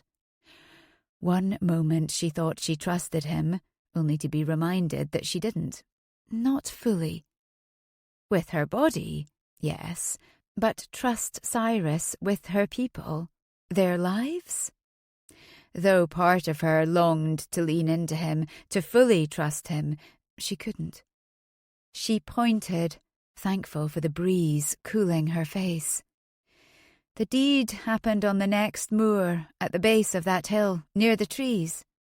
She swallowed against the dryness in her mouth, remembering the night months ago when the wildflowers were still fresh and waving in the breeze. Aunt Jane had loved Laria, had helped Sophie raise her after her mother had died young.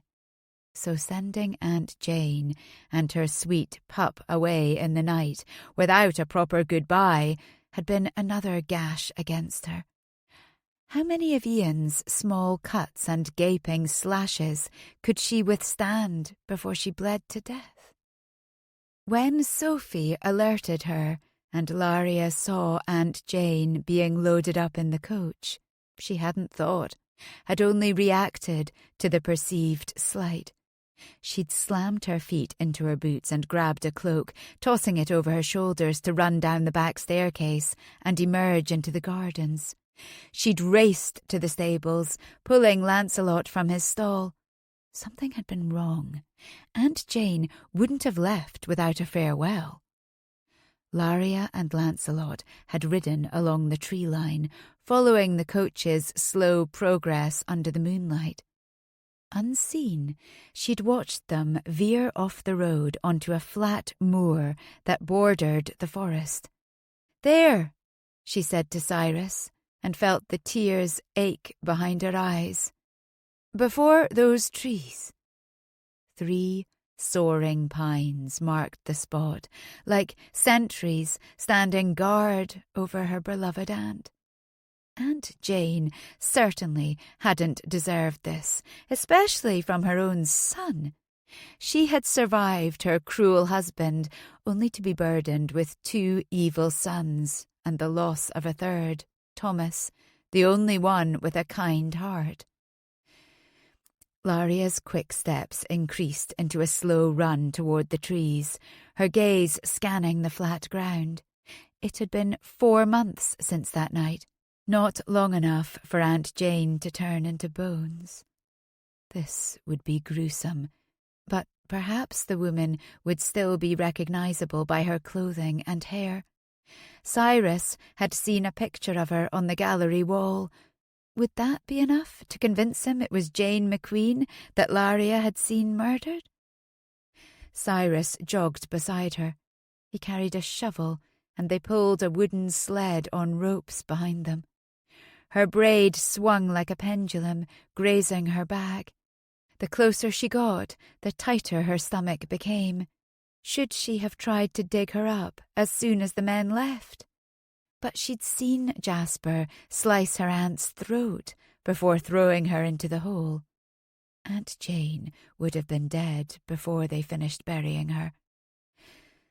Luckily, Ginny had run off in a different direction, or the men would have found Laria crouched down among the trees in her nightclothes.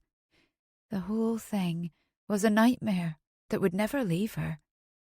At the centre of the 3 trees, about 10 feet out onto the moor. As they drew near, Cyrus dropped the sled. "The ground is recently disturbed." He ran forward with the shovel, stopping on the patch where tufts of grass had been placed back onto loosened soil. "Bloody fucking hell!" He began to dig in earnest. "That bastard could have buried Grace." The idea was beyond horrible. "Why would he?" she asked. "She could have challenged him." Laria ran to the sled to grab a piece of thick bark to use as a tool. She dropped to her knees opposite Cyrus, then tore away the clumps of grass and began scraping at the loose dirt with the bark. "Be careful not to hit the—" She was going to say body, but the word was too terrible to speak aloud. She hadn't known Grace as more than the woman standing beside Ian, supporting him, but the turmoil changing Cyrus's face into a mask of fury and pain sliced through Laria. "Grace!" he called, but he must know that if she were buried in this grave, she would not answer. 'Twas as if sanity swirled around him, and he would either snatch it back or let it fly away with the dirt they were frantically tossing. The cold earth jammed under Laria's fingernails, and the dry dirt flew in the air, fine particles coating her face and making her spit, but neither of them stopped. She glanced at Cyrus, who dug with a stern doggedness, his muscles contracting under his tunic, pressing against the seams. His face was fixed in a tortured snarl. If Grace was in this grave, Ian would not survive the day. They dug in tense silence. Cyrus, with his muscles and shovel, moved much more dirt than she. Crack! He paused, his chest rising and falling in exertion. He tapped the tip of the shovel down again. Crack! Crack! Laria exhaled. "'Tis not wood like a coffin." They hadn't put Jane in a coffin, but Ian might have put his pretty new wife in one. "It sounds like stone." He dug around it, trying to find the edge, but it was large. "'Tis a boulder or bedrock." He moved to the other end of the hole to shovel the dirt, but it looked packed. "I don't think Grace is here," she said. "I need to make sure. The dirt was dug up, loose. This is a fucking grave." Laria sat back on her heels. "By the devil," she said, looking down at the dirt before her. She leaned forward, pinching several strands of hair from the rocky soil. She rubbed her fingers down them. They were pale strands, not dark like Grace's. "By the goddamn devil!" Cyrus looked at her, and she raised the white and pale brown strands so that the wind tugged at them. Her heart hammered, and she didn't know if she should cry or scream, so she spoke softly. "This is Aunt Jane's hair. Cyrus, they dug her back up." Cyrus walked with Laria towards Staffin village, both of them stained with earth. His stomach grumbled with hunger, and he craved a gallon of thirst-banishing ale. They could have returned to Erskine at the Broch, but Kate, Oscar, and Errol had probably already moved the man to another hideaway, farther toward the border of Macqueen territory. Laria said they had several choices, the most likely being a small but sturdy bothy where Erskine, Kate, and Leah had lived before the others joined them. "I'll bathe in the Loch," Laria said. "I need to get this grime off me." Much as he'd loved to see her naked, rising from the water like the legendary Lady of the Loch, Cyrus needed to make certain Grace was safe at Tua Tower. His panic at the sight where the dirt was churned up hadn't completely dissipated. Images of Ian dropping a sedated or dead Grace into the ground, covering her with cold earth, letting her smother or bleed out, they had overwhelmed him. Despite her annoying arrogance, he loved his sister, had grown to adulthood with her laughter and teasing. The worry of her being tortured or killed clung to him like the reek of a decaying fish. "It won't take me long," Laria said. Cyrus released a breath. He should be used to the feeling of being tugged in two different directions by now, but the tightness still plagued him. He wasn't about to let Laria swim alone. "I'll order a warm bath brought up to your room at Tua Tower as soon as we get there." "Aye," she began. "Jasper Wet could be lurking out here." He captured her hand, feeling the grime over her rough skin. "And 'tis warmer inside." After a long moment, she asked, "Will we just appear up the back steps?" "The door was boarded shut when I left, but we can pull them off." He still carried the shovel, which could act as a fulcrum. "'Twould be best for ye to go in that way. I'll walk through the front and explain that we've been at the tower all night, but that we went out to train this morning." He indicated his sweaty appearance. If you're going to say that, then just come with me up the back stairs. They walked side by side, their arms swinging close but not touching.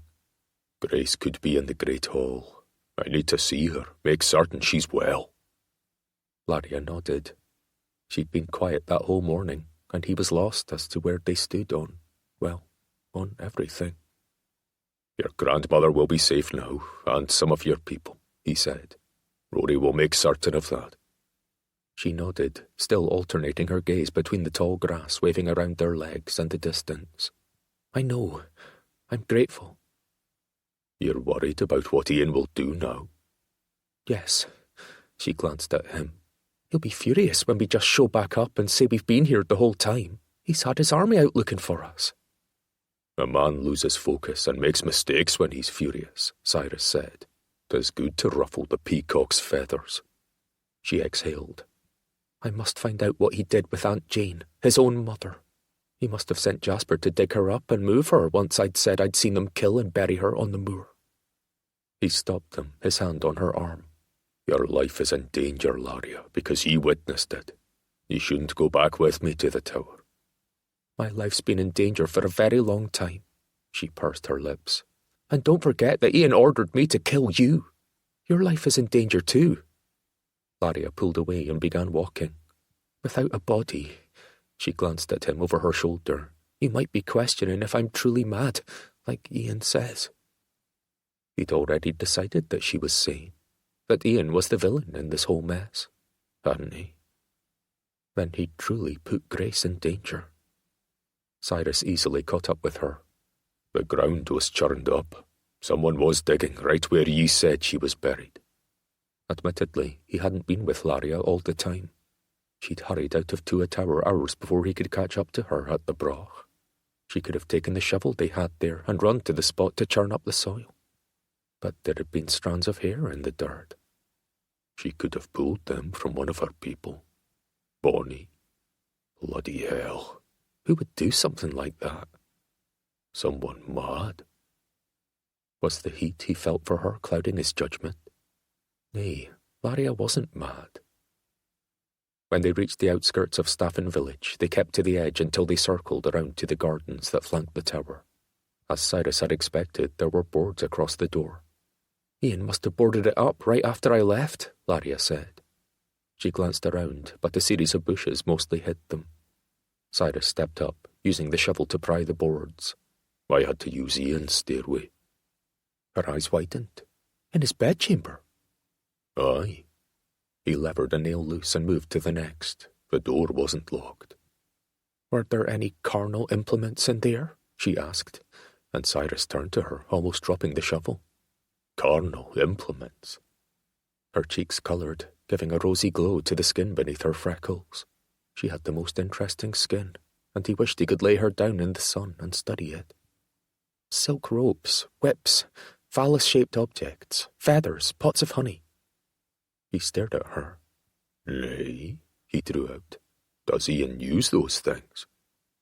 There are rumours. The maids used to say it looked like a ransacked carnal revelry in here at times when they'd come to clean. Cyrus stared at her. Pots of honey, and feathers, and phallus-shaped objects. He would not think of his sister using those things, but Laria.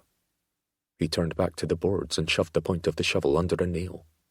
Would ye ever want honey dribbled on ye? The words just rolled out of him. 'Tis sticky, she said. He glanced at her. The look of bewilderment on her face made her look innocent, even though their nights together had been anything but. For me to lick off? He asked. You and me? Have you forgotten our 2 nights together? There was a demand in his voice that annoyed him.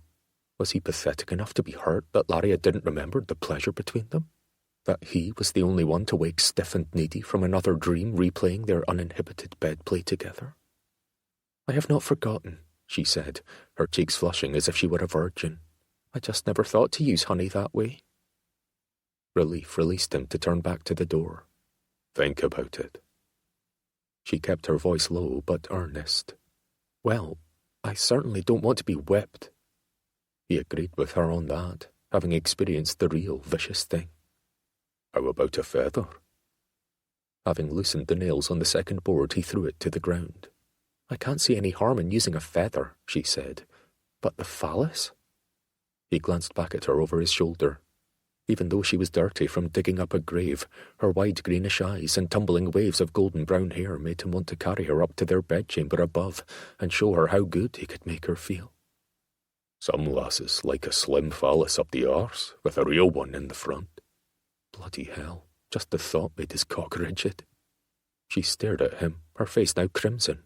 "Do you want something up your arse?" "Aye." "Then I wouldn't either." He paused, staring at her for a moment, caught between the need to get inside and the involuntary urge to laugh. Despite the turmoil around them, Laria made him feel lighter, less weighed down by responsibility and shame for not being his brother. He tipped his head, watching her. "But the honey and feather are tolerable." She seemed to think it over. "I see no harm in them." He caught his tongue in his cheek, preventing a laugh. There was certainly no time for laughter. Setting the shovel down, Cyrus grabbed the last loosened board. It came away under his tug, and he set it with the other two. Laria's cheeks were still rosy. "Where would you like me to dribble honey on ye?" "I don't know." Her brow arched higher. "How about on you?" "Anywhere," he said. Her lips softened into a grin. "Like on the tip of your nose?" "I was thinking of a different tip." "Like your elbow?" "Not that one." "Your ear?" "Nay." "Big toe?" He could no longer suppress the chuckle. She smiled back, obviously knowing that his cock would feel quite left out if her pretty lips were around his big toe instead. "You can put honey on me anywhere you'd like," he said. "I choose elbow." Her teasing had helped him regain his temper. His cock had been listening, for it jutted upward under his plaid. Cyrus adjusted it. Opening the door, they quickly entered, and he put the 3 boards along the inside wall before shutting the 2 of them into darkness. He captured Laria's hand and headed to where he knew there were steps. Her breathing seemed shallow. Had fire begun to race through her veins too? "I thought you were going to go around the front," she whispered. Cyrus began to climb with her behind him. "After I check that your room is vacant and that Jasper Witt isn't sitting there, ready to carry ye off to the dungeon."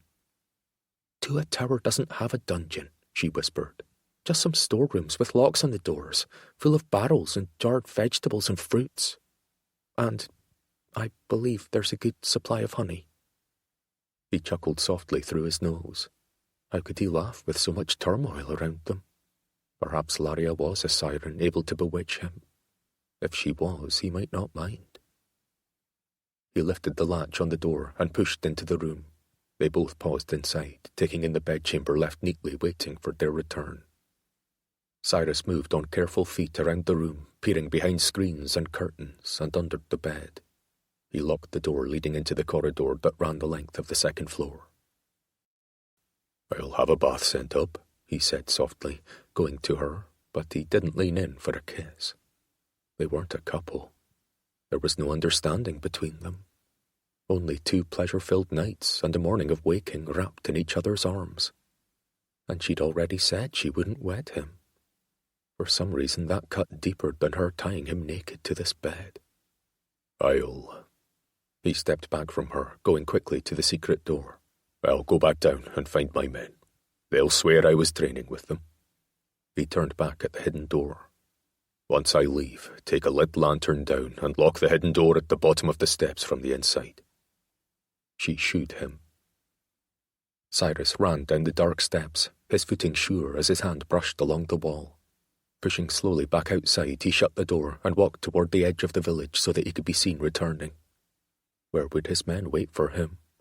Probably around the stables, even though they'd brought no horses with them on the ship. 2 ladies stopped in their daily work, one plunging a butter churn, the other beating a quilted coverlet on a line to get the dust out. They stared at him as he ran by, and he smiled to let them know nothing was amiss. "Lord Cyrus!" one yelled, and turned to the open door. "Mary, get out here! Lord Cyrus has returned!" The second lady stepped up to the low wall as he jogged by. "My daughter is Marie, and says she's the one you kissed." Her words came quickly as if to grab him. She made you tarts and left them up at the tower. Good lady, he said, I am heartily sorry, but I have found my Mary. He held his fist to his heart for a moment before turning back to the road. Nay, the first woman called after him. You're mistaken. My Mary. The rest of her words faded away as Cyrus ran further down the path at a good clip. He slowed in the square before Tua Tower, where several Macqueen men were talking in a group. They stopped to look at him as he approached. Running builds a warrior's heart, Cyrus said. Not if he's running away from battle, a middle-aged man said, his belly hanging over the edge of his plaid. The other men laughed. Cyrus kept his smile until he passed them and strode toward the set of stables Ian kept. Circling it and not finding anyone, he stopped a lad who was carrying a heavy bucket of water inside. Where were his men? A word, lad, Cyrus said, taking the bucket from him. Inside. Aye, my lord. The boy raced ahead. I'm bringing water to this horse that's been ridden hard. Have ye seen any strangers around the stables? Any who might have asked for Cyrus Mackinnon? Aye, this is his horse. He indicated the huge, dark Percheron mare, the largest of the horse breeds in Scotland. Cyrus only knew one such beast. Keenan? He looked at the boy, who took the bucket from him, lowering it before the large horse's slavering muzzle. Where is the man now? Left for the Great Hall when I said I thought you were there. Cyrus slipped the lad a coin and strode out. Why was Keenan MacDonald here? Cyrus's boots clipped as he entered Tua Tower and continued on to the Great Hall. The large room seemed both full of people and empty of sound, as if his hearing had suddenly diminished. Keenan MacDonald turned to him, his hair wind-blown and his tartan splattered with mud from the fierce ride. But Cyrus's eyes fell on Grace, allowing him to inhale fully. She appeared unharmed, although her eyes were shiny with unshed tears. What's happened? Cyrus said, and Keenan walked toward him. Grace wouldn't be weeping because her old suitor had shown up here. She might be trying to scratch Keenan's eyes out if she were in a poor mood, but she wouldn't be crying. Keenan. Ian was there too, looking grim. Grace ran to Cyrus. She stopped short of throwing herself into his arms. Instead, she grabbed his hands, holding on tight. Where have you been, Cy? Grace's words held blame, as if his absence was the source of all the wrong in her world. He nodded toward the door. I was out running to strengthen my heart. She means last night, Ian said. Cyrus raised his gaze to him. Laria and I sneaked out for some privacy under the stars. Where is she? Ian said. When I left her this morning, up in our bedchamber, I went out to run and do some training drills on my own. He looked down into his sister's face. What's happened, Grace? Neither of you were here last eve, Ian said. Cy's look became condescending as he raised his gaze to Ian. Like I said, privacy and stars. We were gone for several hours last night. He turned to the nearest maid, whom he remembered from the gathering outdoors. Mistress Penny, could you please see about heating water for a bath for Lady Laria? She hurried off, and Cyrus turned to Keenan. Now tell me, what has he riding that beast of a horse at a gallop up from Scorrybreg? Cy, I've come to bring sad news. Rory and Sarah, the bairn? His entire middle tightened into a knot. Nay, 'tis your father. His father?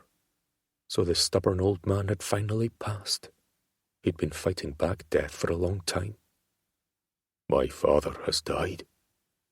Keenan didn't nod, just met his gaze. We received word at Scorrybreg, and I said I'd come, since Rory had just arrived. He took a breath before he continued. Chief Hamish Mackinnon has been poisoned. Chapter 17. The cure for anything is salt water. Sweat, tears, or the sea. 7 Gothic Tales. Isaac Dynison. Pen name of Kieran Blixen. 1885 to 1962. Poisoned? Cyrus asked Keenan. You're certain? Hamish Mackinnon had gained enemies through the years. He stirred up trouble at clan gatherings and planned raids for the bloody fun of it. After his father had traded Cyrus for Patrick when the more valuable son had been captured at Solway Moss, the rift that had always existed between them had become a chasm, one that had widened when Cyrus argued with him about ceasing the practice of raids since returning from England. There were death-cap mushrooms scattered around his room. When the messenger left Dunhacken to bring news north, your father had already slipped into semi-consciousness. Cyrus pulled his sister into his arms, and her stiff body relaxed as she finally released her tears. She'd cared for the old man, who'd doted on his only daughter. Only his failing body had stopped him from coming to the wedding and allowed an assassin to get to him. Keenan continued. Rory thinks it was Winnie Marr, or whatever she's called since wedding my brother, Gilbert. Cyrus looked over Grace's head at Keenan. Her brother, Reed Hodges, was at Tuatauer some time ago.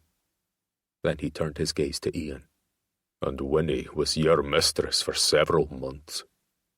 Without even looking toward Grace, Ian said, I sent her away before the wedding and told her never to return.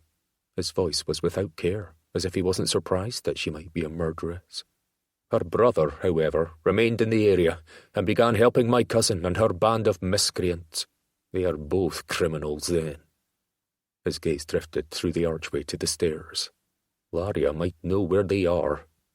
She doesn't, Cyrus said, still holding Grace. She held him tightly, but didn't tremble. Cyrus studied Ian. Was he full of evil, like Laria said? Or was she somehow mistaken? You don't know where Winnie Marr may have gone. Nay, Ian said, the word terse.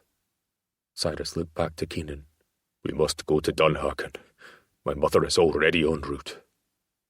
Lady Olive left Tuatauer without any civil farewell, Ian said, flapping a hand. Cyrus felt Grace squeeze his sleeve, but then she straightened and dabbed away her tears with her handkerchief. She said farewell to me, my lord, but you were out when Chief Rory decided to take his wife home. My mother had no choice but to go with him, not knowing what had become of Cyrus. Who, apparently, was lying under the stars with my cousin, Ian said, with a snide twist of his lips, while the rest of us searched for them unsuccessfully. He waited, as if for further explanation, but Cyrus didn't afford him any. Keenan kept his gaze tethered to Cyrus. I also came to recall you to Dunhacken, so the Mackinnon clan can swear fealty to their new chief. With the death of his father, Cyrus would likely be the next chief. Someone could challenge him, and the outcome would depend on who the warriors supported. Although that would be him, he needed to secure his position with a fealty ceremony. We will leave in the morn, Cyrus said. Grace, will ye come? Ian sighed, his hands raking through his usually kempt hair. I am desperate for ye to stay, love, he said, all the anger from his earlier tone having seeped away. He inhaled as he met Cyrus's gaze. Apologies, brother. I am at my wit's end in putting this matter to rights with my cousin and grandmother. But they hide away, and I am unable to plead my case to them both. I would have grandmother back here in warmth and safety. Failing to find her is making me unkind and desperate. Emotion softened his words, allowing sincerity to show. Ian pulled Grace gently away from Cyrus and into his arms. 'Tis up to ye, my love, he said, looking down at her. Every time Cyrus was convinced Ian was a villain who hid his true self from his people, he did something that reeked of gentle kindness. Could all of Ian's sins be laid upon his henchman, Jasper Witt? Grace looked at Cyrus from Ian's arms. I just arrived here, and have barely met the people. She turned her face to Ian. Our people. Ye can go, if ye must, for your mother's sake, Ian said. 'Tis your choice. Mother despises father. A little sob issued from her. Despised, she corrected. She straightened and looked at Cyrus, her tone regal once more. I will stay here in Staffin for a month, but if you think mother needs me after that, send for me, and I will journey to Dunhacken. Perhaps she will want to come live at Tuatauer with me when you take over the running of Clan Mackinnon. Cyrus studied the newlywed couple. They were handsome together, and Ian didn't clutch at her, giving her the freedom to go if she pleased. But his face had darkened with the suggestion. Cyrus rubbed the back of his stiff neck. I'll keep ye informed through couriers. His gaze slipped to Ian. I am bringing Laria Macqueen with me. Ian's face, which had softened with concern for his wife's feelings, hardened. I tell ye, she's mad, brother. You don't want to burden yourself with a wife who harangues ye and may attempt murder. From stealing chickens to murder, Cyrus said, his eyes narrowed. Your opinion of your cousin plummets by the day. Maybe not murder, but certainly uncommon mischievousness and trouble. Ian shook his head. My cousin is addled and suspicious, brother. The label Ian continued to use for him made Cyrus's muscles tense. His brother by birth was dead, and the only others that deserved that name were Rory, Keenan, and Ash. I haven't seen this madness ye attribute to her. No, Ian asked, releasing Grace to step closer to Cyrus. Accusing me of killing my own mother, stealing away my grandmother, forcing her to live in caves and the forest where wolves roam, stealing food from her own kitchens to feed the riffraff with whom my grandmother is forced to cohabitate, leaving ye tied to your bed. Ian shook his head as if saddened. He must admit that the evidence is damning. I investigated the sanity of your family, Cyrus said, admitting his reconnaissance into making certain his sister would be safe at Tua. I found none. Ian frowned. Investigated? How? I sent spies here to ask your people about rumours and things they'd seen. Sigh, Grace said, giving him a tight frown. You sent spies? His hard gaze never left Ian. I wasn't letting ye marry into an unsafe place. Even though that might be exactly what he'd done.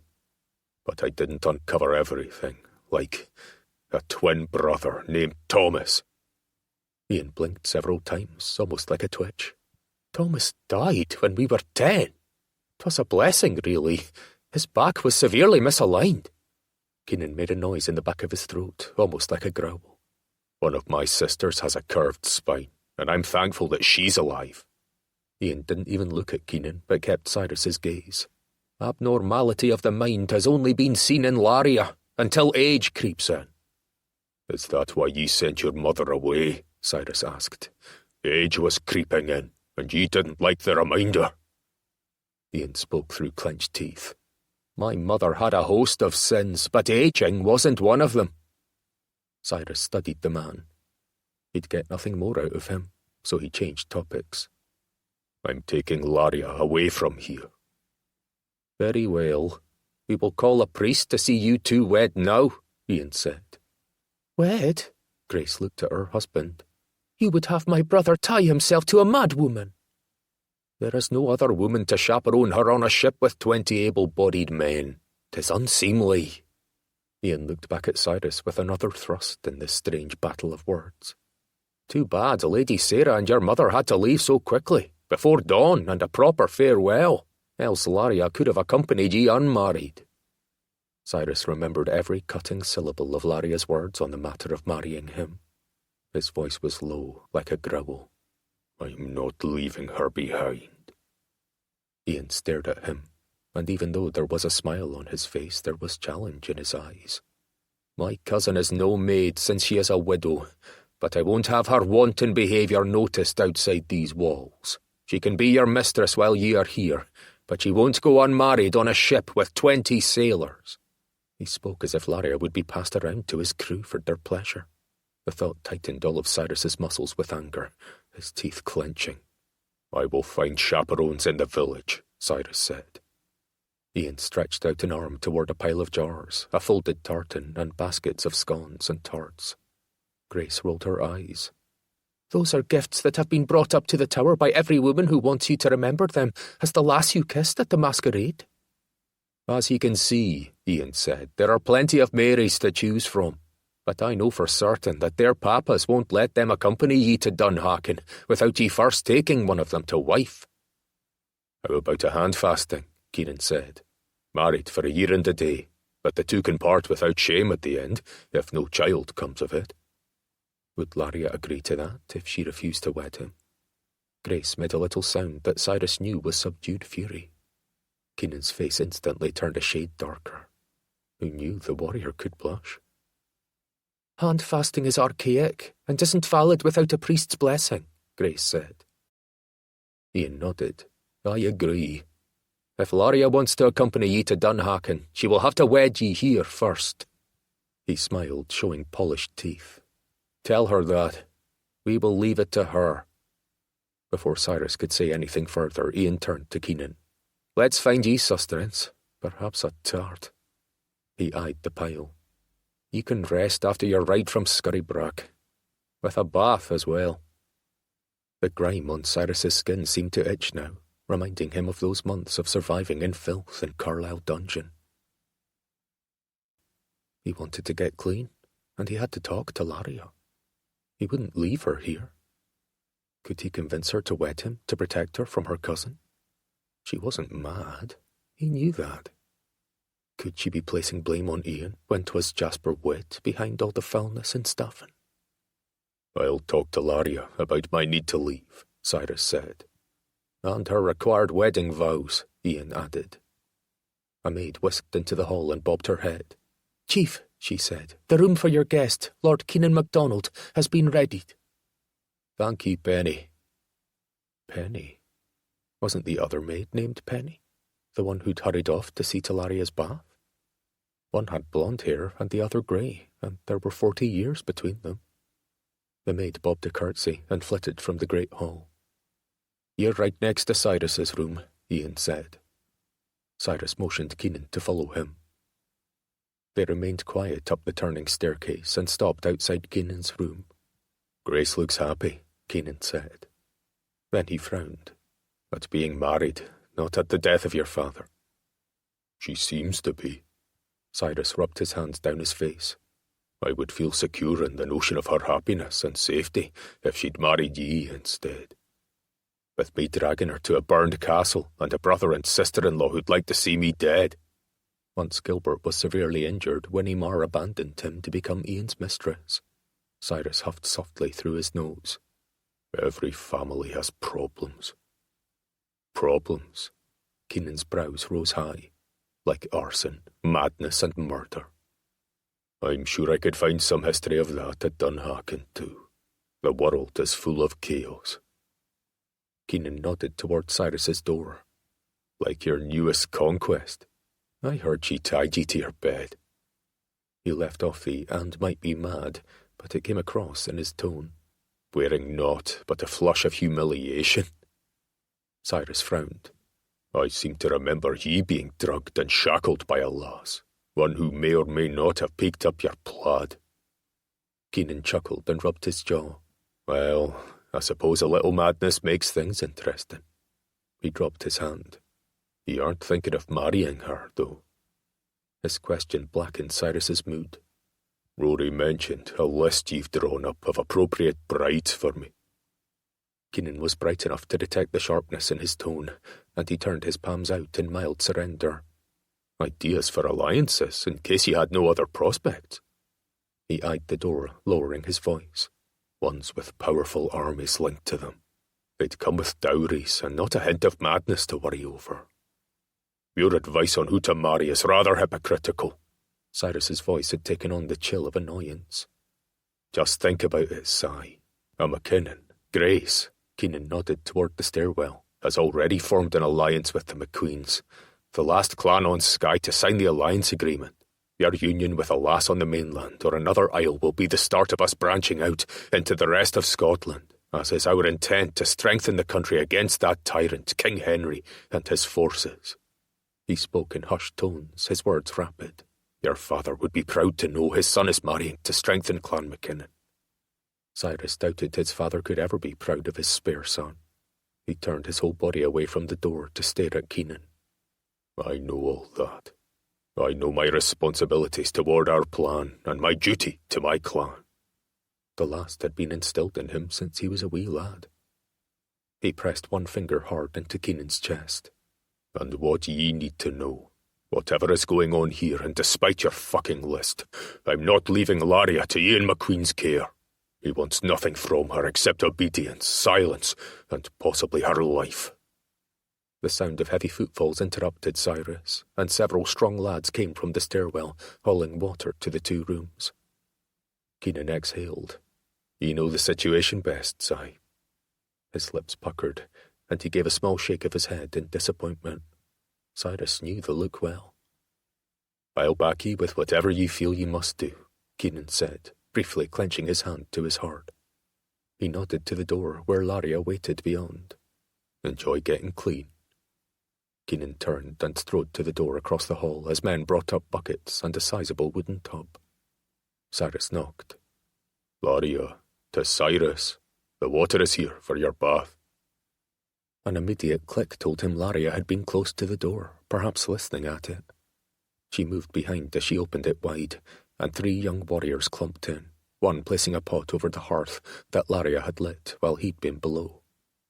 They both waited for the other tub to be carried in and filled with cold water before the lads stomped back out, their smiles wide as if they imagined all sorts of carnal play about to happen. But things had turned sour. Laria matched his frown. "Who was the man in the corridor?" "Keenan MacDonald." "The Chief Grace was supposed to wed." "They weren't betrothed. 'Twas just an idea before I matched her with Ian. Damn it all. Marrying Keenan would have guaranteed Grace's safety." "Why is he here?" Cyrus walked over to the pot. It must have been warm, because steam was already starting to rise from the surface. "My father's been poisoned at Dunhaken." He looked at her. "He's either dead or dying." Sympathy weighed along her features. "I am sorry, Cyrus." She walked closer to him. "It doesn't sound like you two cared for one another, but murder is wrong on every level. I know the vengeful anger that comes with it." He couldn't help but judge her words after Ian's insistence, but they were completely sane. Wise, in fact. "I must go to Dunhaken," he said. "Right now?" Her eyes opened a bit wider, and he heard the tightness of worry in her voice. "Tonight?" He shook his head. "On the morrow, when the tide is right. I must return to take over the chiefdom and receive pledges of loyalty from the warriors." He pulled her closer, and she let him. He brushed her brown hair back from her face, noticing the dirt and dust muting her freckles. "I'm not leaving ye here, Laria. You're coming with me. 'Tis the only way I'll know you're alive and well." She searched his eyes. "If someone can be poisoned in their own stout castle, then none of us is safe." "I have precautions in place. Trust me to keep ye from harm." The space between her brows pinched. "I've been doing so for a long time now." "I mean..." "And I don't see Ian letting me board your ship." "He will, if we're wed." Her large green eyes were so bright in the firelight that he wanted nothing more than to stare into them for hours, seeking out all the emotions he saw pooled there. "We talked of this before." She shook her head. "I must stay to—" "I swore to your grandmother that I will protect ye, Laria. I cannot do that if ye stay here." He took her hands, which were still gloved. "We will return to help Erskine. The loyalty ceremony will only take a couple of days, and my ship will get us to Dunhaken and back quickly." She tipped her head, studying him. "And you would marry me to make Ian release me?" "There is no other way, unless I steal ye away and start a war with my newest ally." She glanced toward the door. "But you must wed a powerful woman to form an alliance for peace, because you must prove you're a responsible son and chief who will strengthen Clan Mackinnon with armies and a dowry behind whomever you choose to be your wife." Her voice was even, but there was a river of molten emotion under it. Cyrus could see it in the tightening of her lips. "You listened only to Keenan's words through the door." "I didn't hear many coming from you." He raised his palm to her cheek, resting it on the fragile bones under her skin. "Did you hear the part about me not leaving ye to Ian's care?" Her breathing was shallow, quick. The tension between them held tightly, and he realized his breath was also shallow, his body pushing against his restraints. He wanted to kiss her. He wanted to shake sense into her. He wanted to protect her and carry her away. "What do you want me to say?" she asked. The question came before he could clamp it down. "Is it just me ye won't consider wedding, or will ye not marry again at all?" She stared, her lips parted. I don't know," she whispered. Frustration shot annoyance into his tone. "What do ye know?" That I won't wed because a man is forced by his honour to do so. Hope sparked alive in Cyrus's chest. My father has said that I have no honour. He caught her chin with his fingers. She closed her eyes. I have no plans to wed again. Not until Erskine has taken the chiefdom. Why wait? There are rules, she said. Rules? It sounded more like an excuse not to marry him. Ye would rather lead a clan, help your brother, than wed a man who makes ye thrash with pleasure, a man who has sworn to protect ye. His words came through a wall of clenched teeth. Her features squeezed as if she felt pain. Everything is happening too quickly. Do ye want me to leave ye alone, then? The question came with a physical pain in his middle. If she said yes, would he be able to walk away, turn his back on her safety? She opened her eyes, and he saw the shine to them. No, I do not want you to leave me alone. I want you to... No, she said no. She wants me to stay. He reacted before she could finish. He pulled her to him, his mouth falling upon hers. She didn't want him to leave her alone. The pain in his middle dropped lower, turning into a heated ache. The kiss was wild and wet from the start. He tasted dirt, but didn't care. I ordered honey, she whispered against his mouth. He groaned against her, not wanting to let go, or even look toward the table where it might be. I'll rub it over your peaked nipples and suck it off. That sounds delicious, she said, the words breathless. He must send word to his ship about leaving. He should pack his things and check in again with Keenan. He should ask Ian's men about his treatment of others. He should question Jasper Witt, making him tell of his crimes. But right then, he knew only one thing. He wanted to taste every inch of Laria. With deft fingers, he plucked the ties of her tunic and trews, pulling her tunic off over her head. But they didn't stop kissing. He yanked off his own tunic, pulling her against him, feeling her plush breasts against his chest. Her boots and stockings were already off, so her trews dropped off her feet when he lifted her against him, moulding her warm curves to him. Her fingers wound around the back of his neck, and her long athletic legs around his hips as he walked them to the constructed tub. The surface was steaming, so at least one of the buckets had held hot water. Cyrus kicked off his boots while his hands worked down her back to her gloriously curved arse. I'll follow ye in, he said, pulling back from her warm lips. Will it hold both of us?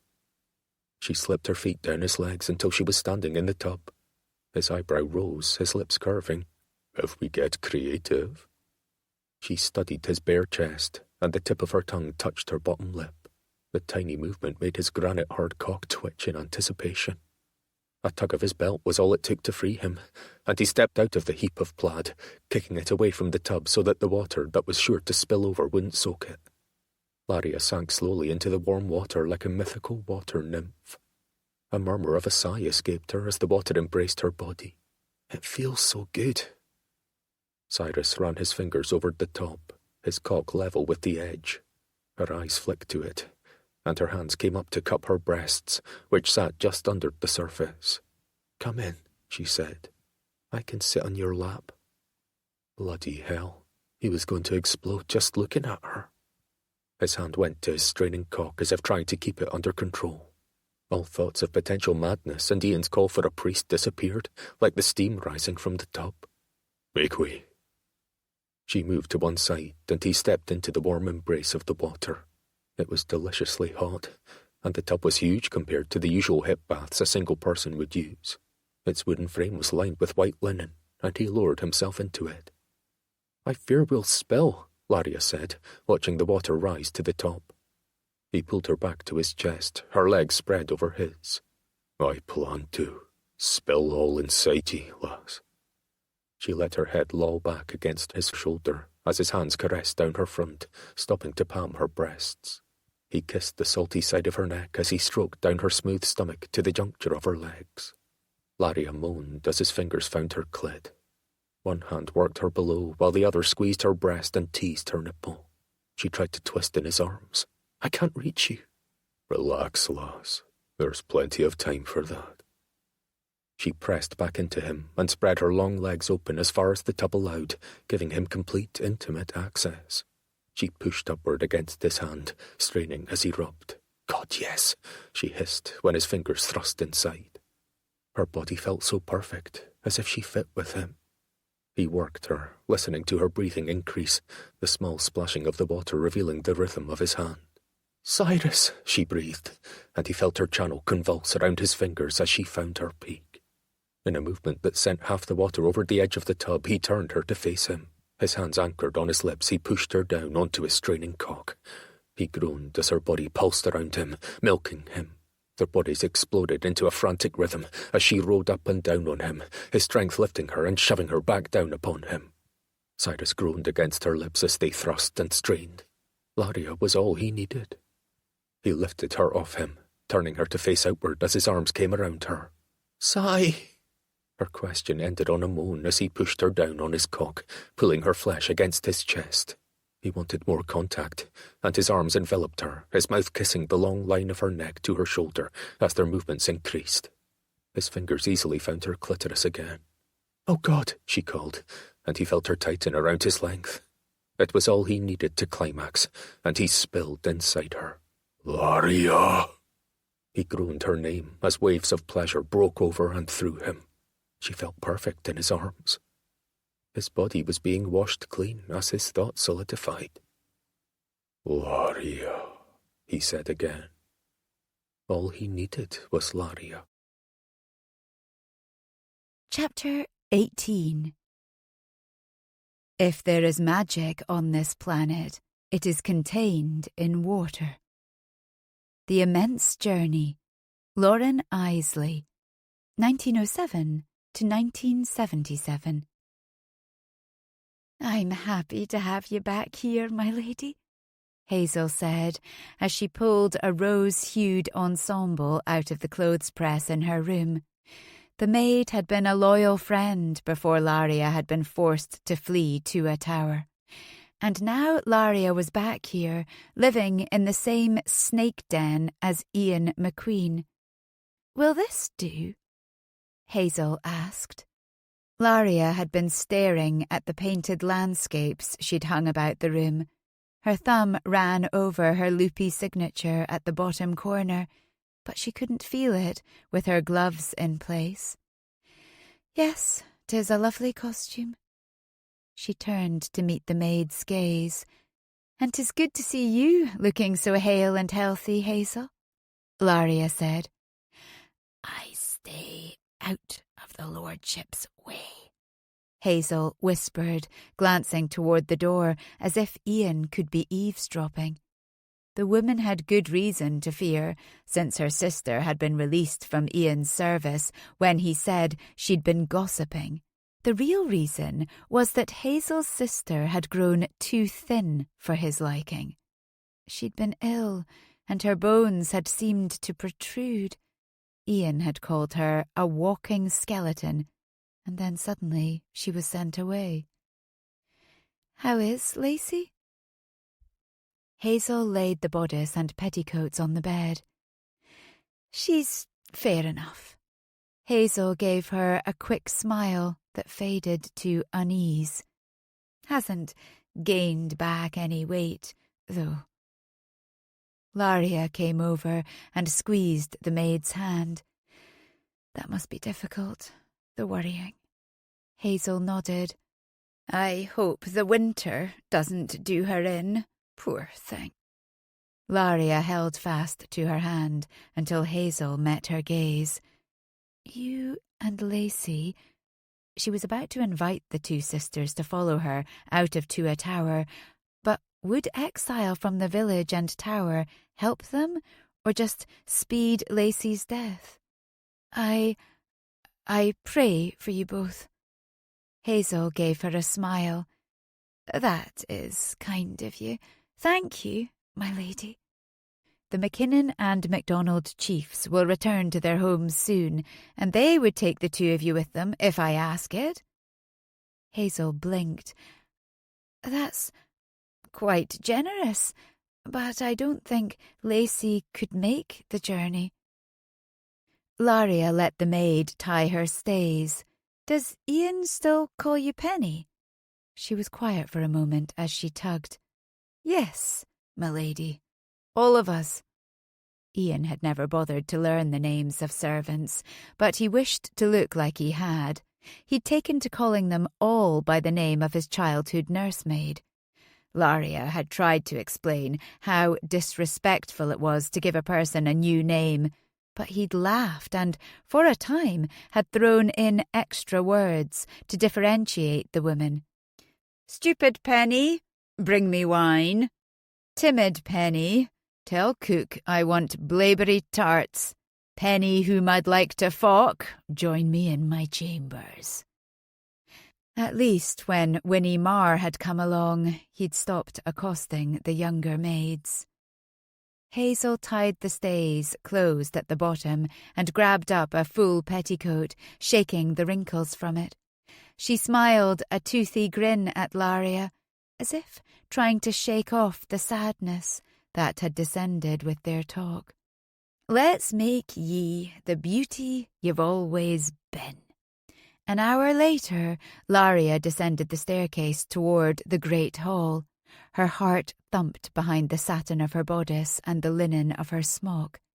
The lace skimmed her skin like it used to do when she was young and ignorant of the cruelty of the world. Back when her father was the chief and she was a little girl, unconcerned with who would lead Clan Macqueen after her father was gone, because she thought he'd live forever. If only she'd been born a lad. Even if she'd been too young to become chief when her father died, she would have challenged for it now, or when Wallace had died. She'd have made sure everyone had food and shelter, not just the unblemished. But she was a woman, and her father had written about passing his favour to Wallace unless she wed another Macqueen. If she wed outside her clan, she had no home at Tua Tower, something Ian knew quite well. Sandris hadn't listed Erskine, his own son, as a challenger. But there were enough people in the village who knew he was Sandris's son, exiled for his strange colouring when he was newly born. Laria wouldn't wed anyone unless they understood she'd be giving over the leadership to Erskine. Candles glowed brightly in the great hall, casting gold throughout the room, and the savoury aroma of cooked meat brought back memories of happier times. Her gaze moved to the hearth, where Cyrus turned to see her. His tall, broad frame was clothed in a crisp white tunic and a clean plaid in red and green. He was fresh, his beard trimmed to show a strong jawline, and the waves of his dark hair sat in a perfect tousled state. Cyrus Mackinnon's form was still impressive, even with clothes covering the chiselled muscles of his chest and stomach, and his thick biceps, where she'd traced the ink lines of the wave and ship. He walked toward her, his mouth curved in an authentic smile. His brows rose as he took her hand and bent near her ear. I didn't think ye could be even more beautiful than when ye thrashed beneath me. But the splendour of satin suits you. Her cheeks warmed, and she met his gaze. And you look quite handsome tonight, all cleaned up, although naked is your best look. She heard him chuckle under his breath. I had to wear clothes or make Keenan envious. The relaxing of her muscles was ruined as Ian spoke from where he stood with Keenan and Grace by the hearth. Such a look of happiness on my cousin's face. I was right to send for the priest. Cyrus's arm tightened under her hand.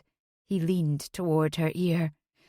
There have been some developments. She glanced at him. His smile was gone, replaced by a mask she couldn't read. He seemed to search her eyes, but she couldn't tell what he was looking for. She turned back to Ian, and despite Cyrus's words, panic gripped her middle. You've sent for a priest? She asked. Ian spoke. To marry, the two of you, so you can leave with Cyrus in the morn." Laria stared back at her cousin. Ian knew about her father's will. If he couldn't kill her here, he'd send her away, never to return, never to try to garner favour for Erskine. Clan Macqueen would remain a clan only for the young, beautiful, perfect people. "I have not made my decision to wed," she said. Ian shrugged. "'Tis completely up to ye, cousin, but to leave to a tower, ye must wed before a priest and witnesses." So her choices were the same. To stay at Tua without Cyrus and be assassinated, or to marry and leave, giving up all chances of helping Erskine become chief of the Macqueen clan. Her life for the lives of many. "If I were a man, I would not need such a binding contract to leave," she said. "If ye were a man, I would not need to worry over my cousin growing a bastard and slandering the Macqueen name," Ian said. His gaze dropped to her middle. "Ye may already carry a child." "Dang it," Cyrus said beneath his breath. Ian came closer to her. His smile was polite concern, but the darkness behind his eyes prickled over her skin. "I know 'tis soon to wed a man you hardly know, dear cousin, so you may stay here at Tua Tower until Cyrus can return as chief to woo you." "Stay here at Tua Tower?" she asked, the words falling from her numb lips. "Of course, ye can stay in your own bedchamber," Ian said. Grace moved forward, her blue gown almost black in its intensity. "You are always welcome here, as a Macqueen," she said. She spoke as if she were the lady of Tua Tower instead of the new bride, as if she'd spent years earning the loyalty of her people. Laria looked between Cyrus and Ian.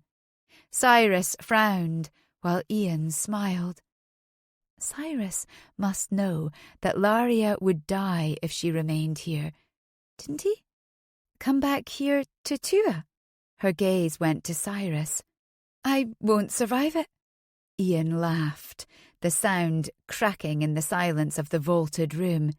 "Dear Laria, ye will be fine here. Tua Tower has always been safe for ye and our grandmother." He shook his head. "I fear both of us have been misled by Jasper Witt." Her face turned to him. "Misled by Jasper?" Cyrus pulled her closer into him, and she realised that she'd stepped away, as if already separating herself. "Jasper has gone missing," Cyrus said. "Ian now believes he's been acting on his own, tricking Ian into thinking the man reputable." Ian's smile fell away, and he swallowed. He was either upset or a grand actor. "I am writing to my mother at St. Margaret's in Edinburgh." He rubbed a hand down his face. "I fear," Grace took his arm, as if adding her support, "if my mother isn't there, Jasper may have murdered her." "I saw him do it," she said. "I didn't believe you," Ian said, "because I had a letter from her. But I had Grace look at it, compared to some of Mother's translations, and the handwriting looks different." "Not completely," Grace said, "but there are differences." Cyrus rested an arm around Laria's shoulder. "Your aunt's wedding ring was found in Jasper's things, and now he's disappeared."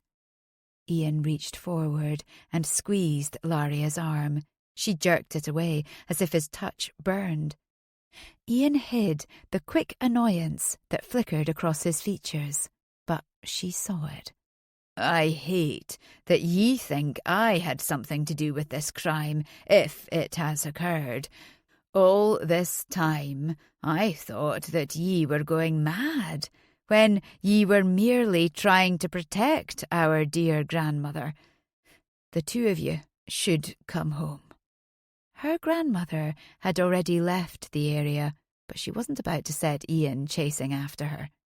Soon Sophie Macqueen would be safe at Scorrie Brack and could journey on to where she'd be protected behind the castle walls of Dunvegan and Dunhacken. All eyes in the room watched her, and she forced herself to swallow. "I will think on it this eve." "And what is it, dear cousin?"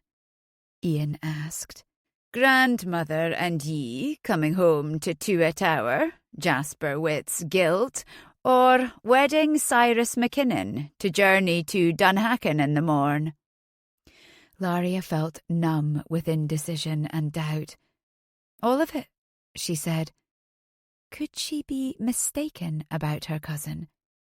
She looked at Cyrus, who wore worry in every inch of his body and face. Did he fear for her sanity, or was he concerned that she might say yes to locking him into a marriage when he was supposed to wed advantageously to unite Skye? "Let's get some food into you," Cyrus said, taking her arm and leaning in to whisper in her ear. "You look pale. Should I take you back to your bedchamber and bring food up?" She shook her head. "I need to observe him." She let her gaze rise to Ian, who had taken Grace's arm and was talking to Keenan MacDonald about the talents of Tua Tower's cook. Cyrus nodded and escorted her to the table.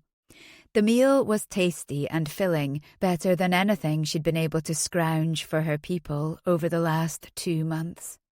Guilt that she was warm and fed, while her people still struggled, made her stomach churn too much for her to thoroughly enjoy the food. She watched Ian gaze on Grace with fondness and attention, appropriate for a groom revelling in his new bride. Laria noticed Keenan watching her several times. Was he trying to assess her credibility, judge the level of madness plaguing her? Or was Cyrus's friend weighing her worth? No doubt he found her lacking in that category. He would never place her name on his list of brides to strengthen Scotland. By the end of the meal, Laria was drained. "I think I'll retire early. I have much to consider." She stood from the table, and all 3 men rose. "I'll take you up," Cyrus said. "Nay," Ian said, and gestured to a maid waiting in the alcove. "Penny will see to my tired cousin tonight." He waggled a finger at Cyrus. "You'll have to find a different bed this eve, in case the wedding occurs in the morn. We must have some sense of decorum upheld here." Laria was too tired to complain, and she needed time alone to think. "Good eve to you all." She gave a small curtsy. Even though the maid was at her elbow, Cyrus walked them to the alcove that led to the stairs. "Are ye unwell?" he asked, concern tightening his gaze and mouth. She looked up into his eyes. "I would never force you to wed me to save me, Cyrus. I am ashamed of the predicament Ian has put you in." His lips curved slightly into a modest grin. "If I hated the idea, I would fight against it." He raised her gloved knuckles to his mouth for a chaste kiss. "But if Jasper is the culprit behind all this, ye will be safe until I return within a fortnight. I don't want ye to feel forced to wed either." "What if he's not?" His face tightened and he frowned. Then my sister and ye are in danger. He ran a hand through his hair. If ye remain at Tua, ye could see Grace to safety until I return. So you want me to stay? Nay, He exhaled. Damn this need to leave. She knew he tortured himself with the thought that he'd put his sister in jeopardy. It was easier to think this was all some misunderstanding and Jasper was behind any foulness. But she'd grown up with Ian. Ever since Thomas fell from the cliffs, he'd gotten worse and worse. She exhaled. I will consider everything tonight, and we'll talk first thing in the morn. He gave her a smile, one that accented how handsome he was. It made her heart flip as she remembered the pleasure they'd given each other that afternoon. She could have that pleasure her whole life, and a safe place for her and her grandmother. It would only cost the lives of her brother and all the imperfect souls remaining under Ian's tyranny. I guess I'll keep the list of brides for Asher, if we ever find him, Keenan said.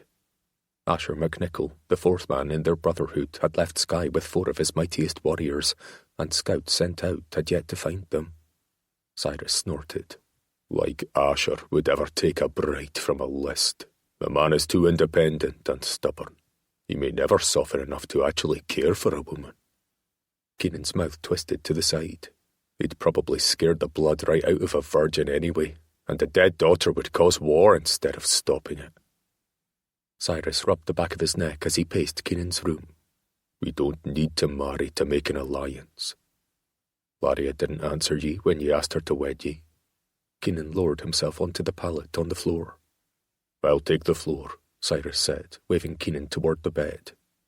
Not on the night before your wedding, if there is one. Cyrus pulled off his tunic. Laria will likely decide to wait until I return now that Jasper's been implicated. Ian had finally ordered men to search Jasper's cottage in the village when he didn't return, and they'd found Jane's ring.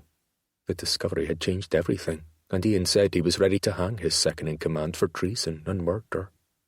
Sitting with his legs outstretched on his pallet, Keenan crossed his arms. She didn't answer when ye asked. Cyrus frowned at the man. I didn't really ask. Keenan balled up one of his hose and threw it at Cyrus's head. Cyrus ducked, and the ball of wool hit the washstand. What? She said she would consider everything tonight.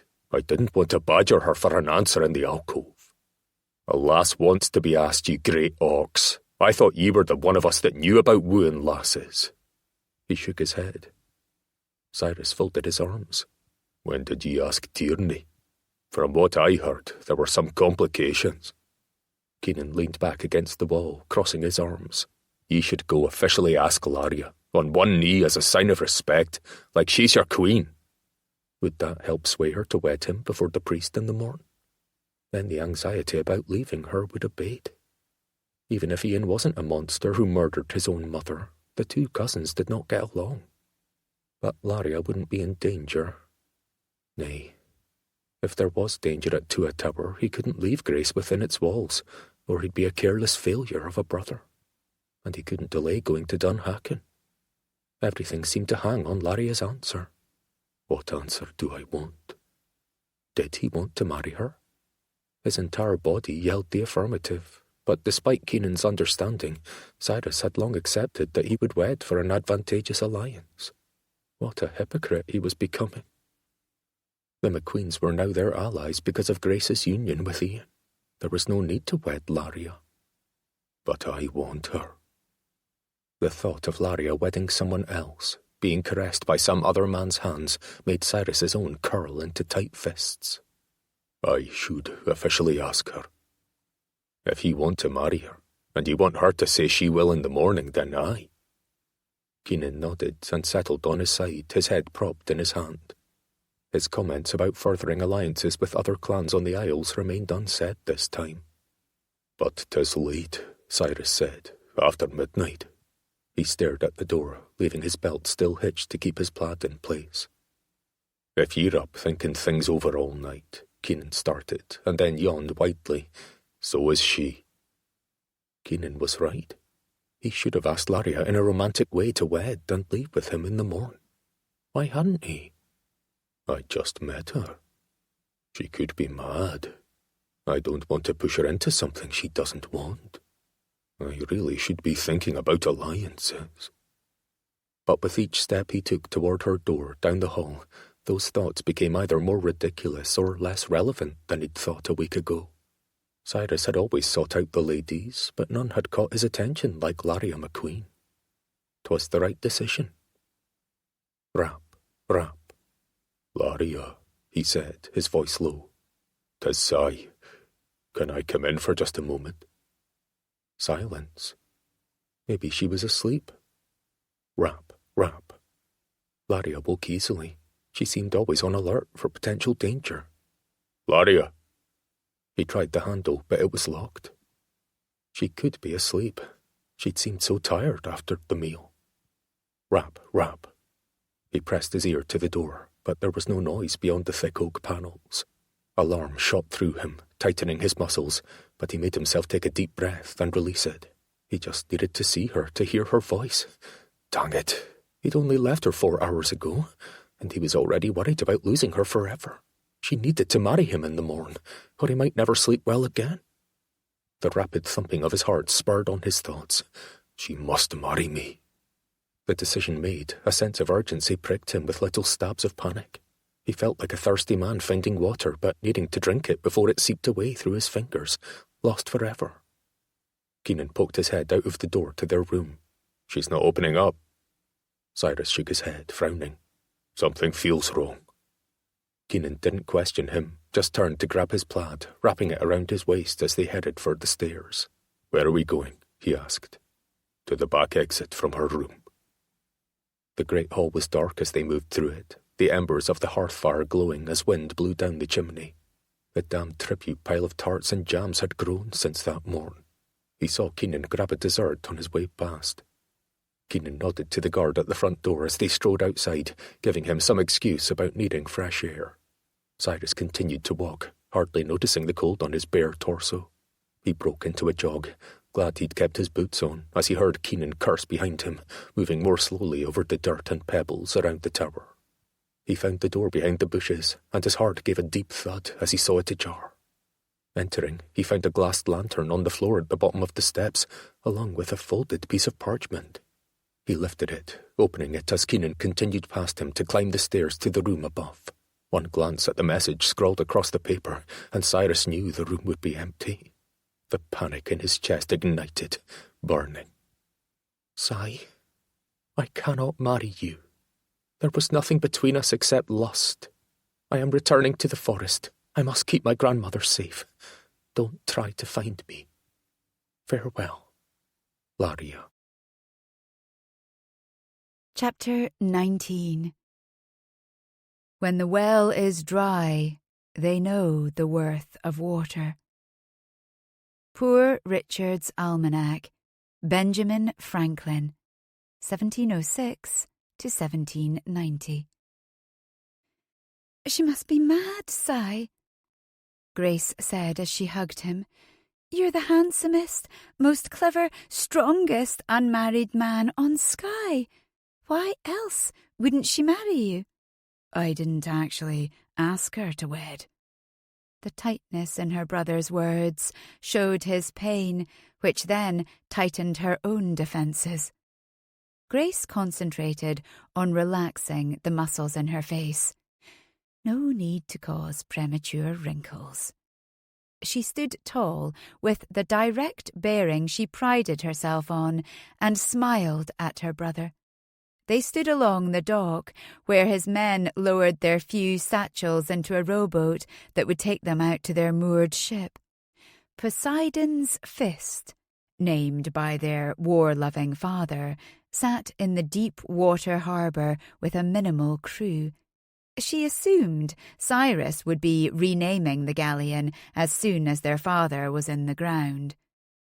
"Should I go with him to see father? But I just wed, and Ian needs me. Each day she learned something new about her husband. He still had nightmares about his twin brother falling to his death. He'd woken last night sobbing and asking for his old nursemaid, Penny. The proposal was implied, Grace said. I've heard that the asking is very important to lasses. Grace's smile turned authentic as she thought about Ian's grand proposal, which had involved trumpets and his entrance into Dunhacken's bailey with at least 100 well-dressed warriors behind him. He'd won her over immediately. Even if he hadn't been the most handsome man in the world, his grand gesture would have made up for it. But he was the most handsome, at least when he was happy.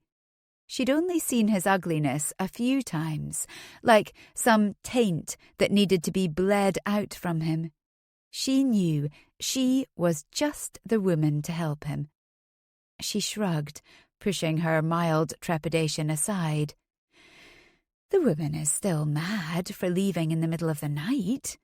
You're the best unmarried man on Skye, offering to take her to a magnificent castle where she would be the lady.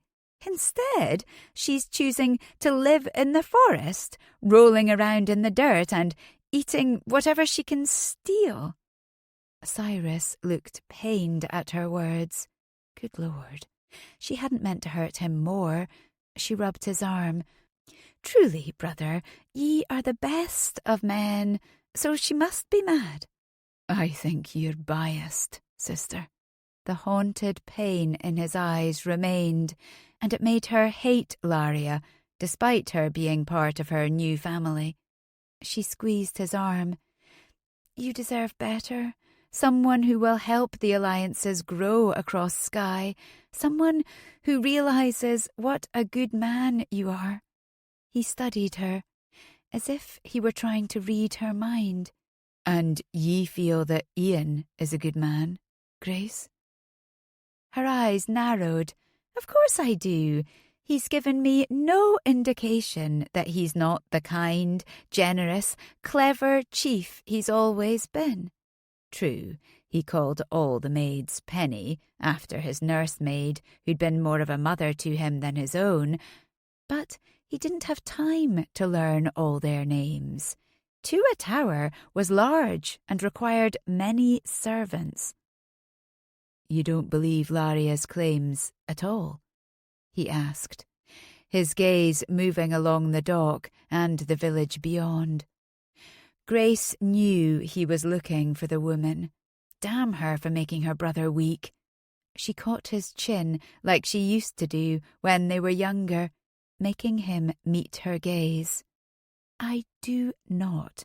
She's either mad or she's been fooled by Jasper Witt. Either way, she's not for you. Cyrus had shown her the brief letter Laria had left him. Heated anger bloomed higher in her chest at the memory. The fact that Laria had sneaked out of the castle without rejecting him face to face was infuriating, and there hadn't even been an apology in it. Go back to Dunhacken, Grace said, and become the chief of the largest clan on Skye. I will journey there by Christmastide to see how Mother fares. He kissed her forehead. If ye feel unsafe at any time, send for me. I will be here as fast as the wind fills my sails. He touched her cheek. And Laria can protect you if you must flee before I come. She patted his chest and forced a smile. I highly doubt I will need to flee because I am well and happy, big brother. Go home and find your own happiness. Grace watched him walk to the rowboat. He'd opted to stay the night on board Poseidon's Fist so they could leave at first light when the tides would be right. Ian shook his hand, saying something as he patted Cyrus on his shoulder. Her husband glanced her way with a smile, and she felt that lightness flutter in her stomach. He was good to her, even if he was short with his staff. The pressure of this whole horrid affair with Laria and his missing grandmother was making him anger easily, but Grace could calm him, like she'd calmed her father all these years. As Cyrus lowered himself into the rowboat to sit before a set of oars, Ian walked to her and took her arm. "Let us return to your tower, my lady." "You were right about your cousin," Grace said. "She is utterly daft not to wed my brother." They walked back up to the tower, where Ian kissed her, pulling her in close. "I wish to search for Jasper Witt a bit longer, before nightfall. If he's done wrong, he must be held accountable for it, the least being stealing my mother's ring." Would she have gifted it to him? The nuns may not have liked her to wear any type of jewellery there. He smiled, his brows rising. "That is a very bright thought. Perhaps she did, in her generosity, and Jasper has just gone hunting." He kissed her hand. "Ye are very clever, my love." Grace felt triumphant at his words, just like she did when her father praised her. "Laria probably devised the whole story of your mother's death to draw attention to herself and trick your dear grandmother into leaving to a tower." "You're right." Ian kissed her quickly on the lips. His words trickled down through her, warming her. "Now I must ride." He turned away, striding toward the barns, where his chestnut gelding was being saddled. As she watched him speak to the groom, she wondered if he called all the men in his service the same name. Peter, to match the name Penny? Grace sniffed a little laugh. Should she take the time to learn their real names, or just do what Ian did? She walked inside, feeling tired from the emotions of the day, but also light from Ian's praise. "I am clever." The maid who had attended Laria, Hazel was her real name, dabbed at her eyes. Was she mourning the running off of her mistress? Foolish girl. "Penny," Grace said, "I will be taking a nap before the evening meal. See that I'm woken an hour before so you can help me prepare." Her voice wasn't kind, but it wasn't cruel either. There was a balance she must find with the servants. Her mother had talked at length with her about it. They must respect her, but not fear her. "Yes, my lady." Grace grabbed her skirts and made her way up the stairs to the large bedchamber reserved for the lord and lady of the tower. She smiled as she ran a hand over the smooth, plastered walls of the corridor. Tua Tower was small but snugger than Dunhacken. She had plans for the gardens, which had been overtaken by weeds after Ian's grandmother grew too old to care what happened to them. She entered their bedchamber and felt a small draught. She walked to the windows, pulling the open one shut. Click. Grace turned at the noise behind her. Her eyesight might be hazy from afar, but her ears worked better than most. Her gaze moved directly to the hearth, where the escape door was hidden. Striding over, she realized it was also cracked open. Why was it open? The bottom was locked from the inside, so that no one could come in that way. She opened the door, blinking at the darkness, and listened. Something scratched below. "Ian?" Muffled words came jumbled from the thick darkness. The voice was higher pitched, like a woman's. "Who's down there?" Grace grabbed the lantern next to the hearth, lit it, and flooded the upper part of the stairs with light. They were empty. "I have a weapon," she said, thinking of the ski and do Cyrus had taught her always to wear beneath her petticoats. More garbled words came up the narrow shaft of stairs. The hairs on the back of Grace's neck stood on end as she recognised the sound of someone gagged. It was a woman, for sure, and she sounded frantic. Should she run and send word for Ian to return, or to Cyrus on the ship in the harbour? But the desperation in the muted screams below made her descend alone. I am a fool. But she couldn't leave a helpless woman.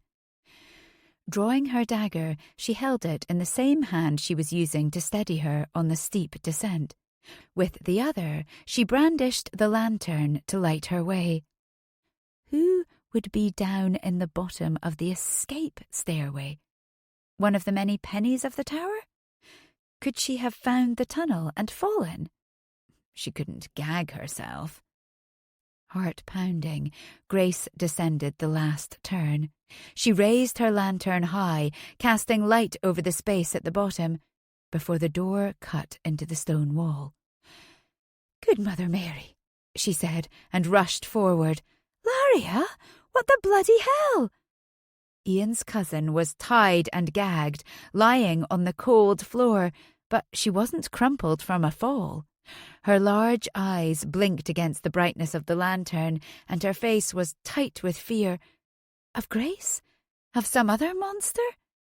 Grace gasped and turned around quickly to make certain no one was standing behind her, ready to tie and gag her too, but the staircase was empty. She set the lantern down and hurried to Laria.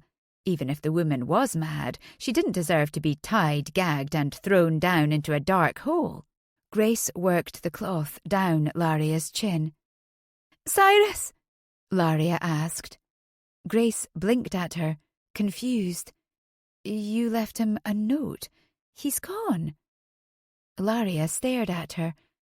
"I wrote no note, and I surely didn't tie myself up and leave myself gagged in the dark." Grace blinked. Who had done this? Surely not Ian. Jasper? "Help me," Laria said. "Please, Grace." Of course. Grace used her blade to saw through the rope tying Laria's feet. "So you didn't leave him a note telling him you wouldn't marry him and for him to go home?" She couldn't keep the anger out of her voice. "No, I didn't. Has his ship sailed?" Even with her hands still bound, Laria managed to get her feet under herself to stand. "Who wrote the note then? Who tied you up and left you here?" "Jasper, wit," Laria said, keeping Grace's gaze. "Under orders from Ian." "Jasper Wit lies," Grace said, snapping the words, even though her heart thudded and a shiver ran through her. Could Ian have really ordered his cousin snatched from her room? No, impossible. Laria's lips clenched tightly, and she looked at the blade in Grace's hand. "Please let me go." Grace gasped. Did Laria think she was holding the knife toward her as a prelude to violence? Grace lowered the blade to the folds of her petticoat. Laria's gaze followed it. Her voice sounded small, pained. "I did not write any letter to your brother." She turned her face to the door, her words a whisper. "I would have said yes." Did Grace want this strange woman for a sister-in-law? Would Laria hurt Cyrus more by wedding him or by leaving him? Either way, she couldn't leave a woman trapped. "I'm going to cut the rope at your wrists." She waited for Laria's nod before circling behind the woman. "Ian didn't do this. You don't know him the way I do. I'm his wife." Grace sawed at the rope until it broke. Laria rubbed her wrists and turned to stare at her. "You've been his wife for less than a week, Grace. I've been Ian's cousin for over 2 decades. Determination battled with fear in her wide eyes. He has had issues since we were children. Anger would erupt over the smallest things, and he rarely controlled himself. She reached and clasped Grace's arm. Grace managed to keep herself from flinching from the rough skin of the woman's burned hands, but she couldn't draw in breath. Only his nursemaid, Penny, could whisper in his ear to calm him. 'Twas like she had a hold over his emotions. His mother saw it eventually and sent her away. He calls all his maids Penny, Grace murmured, a wave of unease rising in her middle. He never forgave his mother for that. I think it broke him. He became crueler then and refused to have anyone impaired near him, like his brother. Grace pulled in an even breath. She'd had lots of practice breathing evenly when her father was bellowing. You are wrong, Laria. Jasper is behind all of this. He has Ian's mother's wedding ring in his cottage. It could have been placed there, or Ian could have said he could keep it for killing her. Laria's lips pressed tight as she stared at Grace. Why would Jasper kill Jane Macqueen unless Ian ordered him to? She was powerless, and her ring wasn't worth much. Grace shook her head. Perhaps to disrupt everything around him so he could feel powerful. That's what Ian had told her when she'd asked the same question. Grace shrugged. I don't know, but Ian surely wouldn't order someone to kill his mother. Ian ordered me to kill Cyrus, the night of the masquerade, and his mistress used to be Winnie Marr, whom I've heard likes to kill with mushrooms. Grace narrowed her eyes, holding on to her resolve. Ian actually spoke to you about killing Cy? Laria's lips curled in. Damn it, no, he sent Jasper. The tightness in Grace's chest opened. She squeezed Laria's arm as she spoke in earnest. You've been tricked like Ian. Jasper wants to disrupt things enough to take over Clan Macqueen. Laria held her gaze for a moment, then shook her head, looking down at her bruised wrists. I need to get to Cyrus. Grace dropped her arm. He's already aboard his ship. I will swim to him if I must. Grace moved to the outer door, blocking Laria's way. You swear you didn't write the note that was left? I swear it on my soul. Laria shook her head. Cyrus hasn't seen my handwriting. I took nothing with me when I escaped the first time, and my letters have all since been destroyed. Grace looked around the small enclosure and exhaled in an exaggerated sigh. I'll get you out of the tower. She held up a hand when Laria opened her mouth. Without telling Ian, although I'm sure he knows nothing about this. I'll tell him after you leave. Laria caught her arms in her firm grip. Don't tell him you helped me, Grace. She shook her head, her eyes filled with real fear. He will punish you. Let him discover I'm gone on his own. Grace stared at her. She's delusional. But the prickles on her nape remained. Very well. Laria pushed open the door to the outside, and a cold breeze blew in. Grace realised that the woman was wearing only a white linen smock under a robe. The whole ensemble looked stained from lying on the dirty floor at the base of the stairs.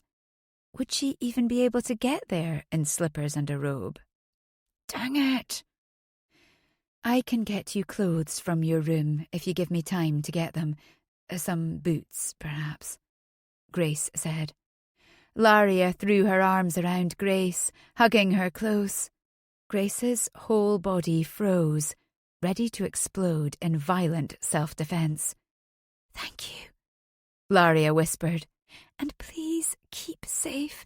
Don't let Ian know of any ailments or deficiencies." She pulled back from the strangely desperate hug. "He's not a safe person. Never has been." The warning in Laria's voice said she completely believed that Ian was a horrid man. Even though Grace knew she was wrong, a shiver still tore through her like a winter wind across a loch, sending ripples to every edge of the shoreline. Chapter 20. The fishermen knew that the sea is dangerous and the storm terrible, but they have never found these dangers sufficient reason for remaining ashore. Vincent van Gogh, 1853 to 1890. The Mackinnon galleon was still at anchor. Laria peeked from the corner of the dark harbour house that kept track of the fishermen and vessels coming in and out of Staffin's Cove. Her heart thudded at her need to get across the cold seawater. She was a good swimmer, but to manage this distance, she would have to strip out of the dress and boots Grace had brought for her to wear, and the sea would be colder than the Loch, even in winter. Dang it, Cyrus. He'd just left her there. "You left a note." That's what Grace had said, and Laria wondered what it had said to make Cyrus leave without trying to find her. Lies? Perhaps cruel ones, meant to injure his pride. They had been enough to make him go to his ship, to wait for the tide to be right, to sail without delay. Still, anger picked at her resolve to risk her life to swim out to him. Laria let her petticoat drop and pulled off her bodice. Her furtive run down to the dock had warmed her, but the night breeze would cool her off quickly. She clutched the clothes, glancing around for a place to hide them, her gaze resting on the dark water. She'd throw them in the sea in hopes Ian would find them and think she'd drowned. Sneaking by the smithy, she'd been able to steal a skein dhu that had been left out near a half-cleaned hide. Laria sliced the linen of both sides of the smock, nearly to her groin. Using the excess fabric, she tied the layers around her ankles, then used a torn-off strip to bind them around each of her legs, making the lower half of her costume into trews. She stabbed the blade into the ground under a bush, abandoning it because it would weigh her down in the sea. She moved toward the dock, staying hidden behind bushes and upended dinghies. Several rowboats sat tied to the deserted dock, but if anyone came looking and saw one missing, Ian could deduce that she'd taken one. She looked out at the dark bulk of Cyrus's ship, a few lanterns moving as the crew patrolled. He was so close, but so out of reach. She flexed and clutched her hands as she weighed her scant options. Leave the dock and try to find Erskine, praying that Cyrus would come back to Tua. Why would he if there wasn't a reason? He'd merely send an escort to check on Grace. She inhaled, making a mental straight line to the side of the ship. Holy Mary, I'm going to swim it. Once her mind was made up, Laria wasted little time. She'd swum in lochs and the sea since she could walk. She'd taken to it with an affinity that made her mother call her a mermaiden, and now she would put her faith in that affinity. Luckily, Jasper hadn't hurt her with his rough handling and threats when he'd carried her from her room, down the steps, around the back of Tua Tower and into the hidden exit from Ian's bedchamber. "I'll be back soon. Ian promised that I could have a taste of you. No bloody virginity to protect. I might even be able to convince him to let me keep you. The thought had nearly made her purge her stomach around her gag. Deciding to dive into the dark, freezing water was easier when she thought of escaping the hell Jasper had planned for her. She'd rather deal with the risks of drowning, freezing, and hungry sea creatures than with Jasper Witt given the freedom to torture and assault her. 1, 2, 3... She dived, pointed fingers entering the water before she could overthink the pain to come. The cold stole her breath, hitting her like a million slices of ice along her skin. But her limbs were already moving. She swam just below the surface, her arms and legs circling in and out, more like a frog than a mermaid. It was faster, quieter, and easier to maintain. The fabric still pulled against her body with the flow of water, as if the sea wished to strip her bare. Her whole focus was on reaching the ship where Cyrus was probably cursing her name. As her head came up, she heard voices near the dock, but she didn't stop. To stop would give the cold a chance to pull her under. It was punishing, like steel battering her skin, making her want to escape it. But there was nowhere to go but forward. Stroke after stroke, she pushed with her legs and pulled with her arms to shoot through the briny water, sometimes unable to see where the sea ended and the air began. Her muscles ached more from the cold than from the effort. When the ship loomed before her, she kicked her numb legs harder, reaching forward until her fingers bumped into the wooden hull. A glance back toward shore made the air freeze in her lungs. 2 large rowboats full of men were racing toward her. "Rather late for a visit, Macqueen," Cyrus said as Ian boarded Poseidon's fist. He was in no mood to be cordial, and he allowed all his anger about Laria leaving without a farewell into his tone. After all, Ian's demand to wed had scared her off. "I'm searching your ship," Ian said, and gestured for his men, about 10 in total, to spread out over the deck. Keenan stood behind Cyrus and put a restraining hand on his arm, which had automatically moved to the sword strapped to his side. "We didn't steal the silver, if that's what you're looking for," Keenan said, his tone congenial, but with the threat of lightning under it. Ian stopped before them. "A villager reported seeing Laria headed to the docks." His gaze drifted to Cyrus. "Perhaps the two of ye staged her leaving with the note, only to meet, to sail away without the holy bonds of matrimony." Cyrus's chest felt tight with the effort not to explode. The pain from Laria's simple note was still raw and bloody. For the sake of his sister, and for the alliance her marriage to Ian had just procured, he kept his voice level. "Search all ye like, but I've seen naught of your cousin since leaving her in the alcove off of Tua's great hall." Ian stared hard at him for a long moment before turning away. "Check the cabins below," he yelled to his men. "Forging an alliance is oft harder than making war," Keenan said, his voice low for Cyrus, "but the populace depends upon it." He clapped a hand on Cyrus's shoulder. "Let the man have his search." "She was headed to the dock," Cyrus murmured as Ian strode away, his boots cracking on the polished planks. Why would she be anywhere near to a tower unless she was trying to reach him? He squashed the flicker of hope before it grew. Cyrus's mind was full of hot rage, and his bloody pride hurt like he'd had it stripped back with a lash. He breathed in fully and then exhaled, trying to separate his fury from the facts. He used to pride himself on being able to do that when his father berated him for some act that didn't live up to Patrick's gleaming example. He'd pluck out the emotions until only the facts were left, so that he could try to learn what his father required. He did the same now on the deck with Keenan. Would Laria really leave him with a mere note? Escape back into the forest surrounding Tua without his help? The woman didn't accept help easily, but she was also clever enough to know when she could use some. And he'd given her the choice to say no for now. He hadn't pushed, saying he would return in a fortnight. If she'd left for that time, she wouldn't have cut him off in that note.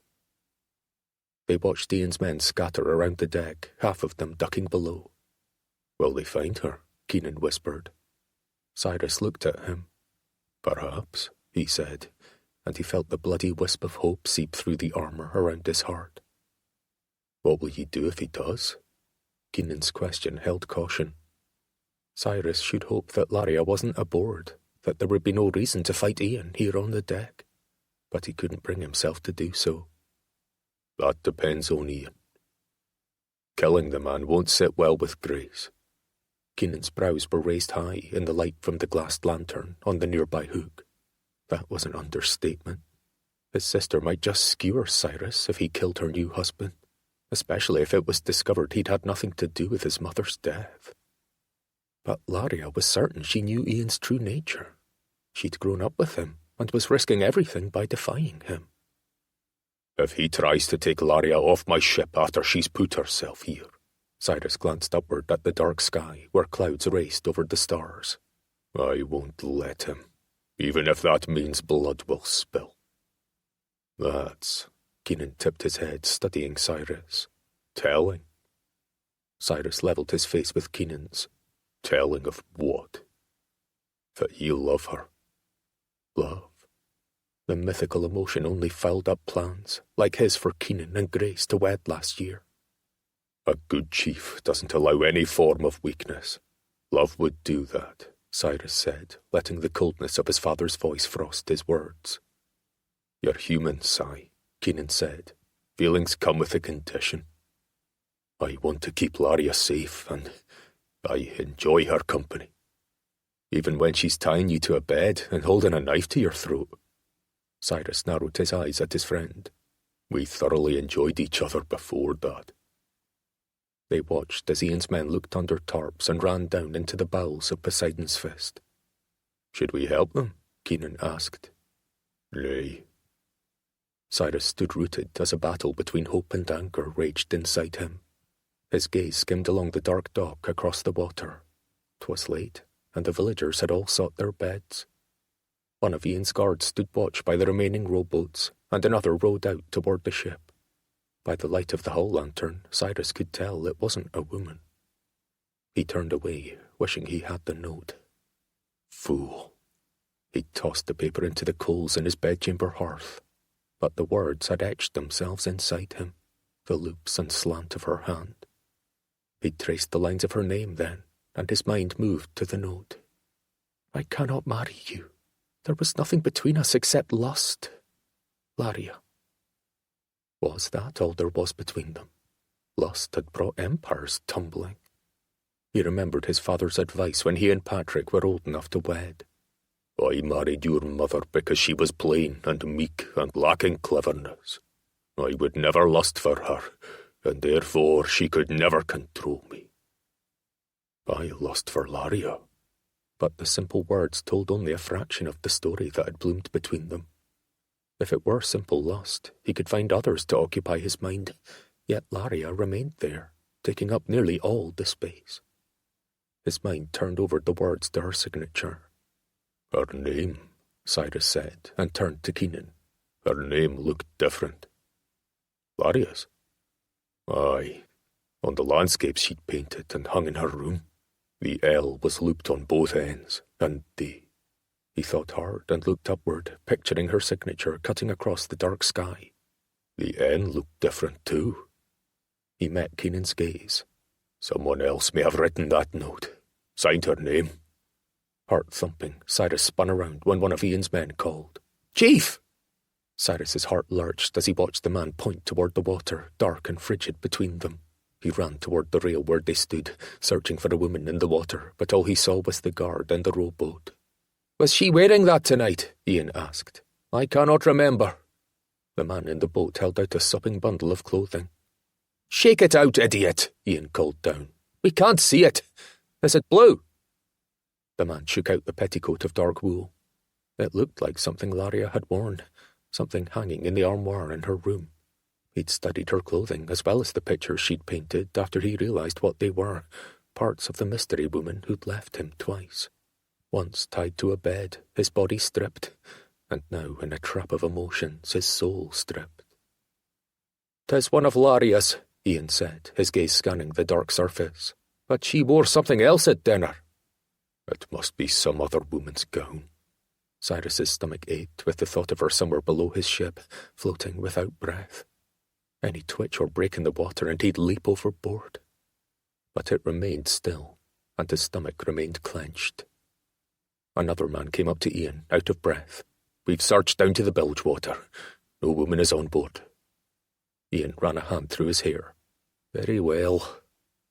"Why would ye think she was here when she left me that letter?" Cyrus asked. Dang it, her signature was different, he was sure. Ian cleared his throat. "Like I said, she could have written it as a ruse and planned to still sail with ye." Ian's lips thinned. The man wasn't used to being questioned. He'd better get used to it now that he was married to Grace.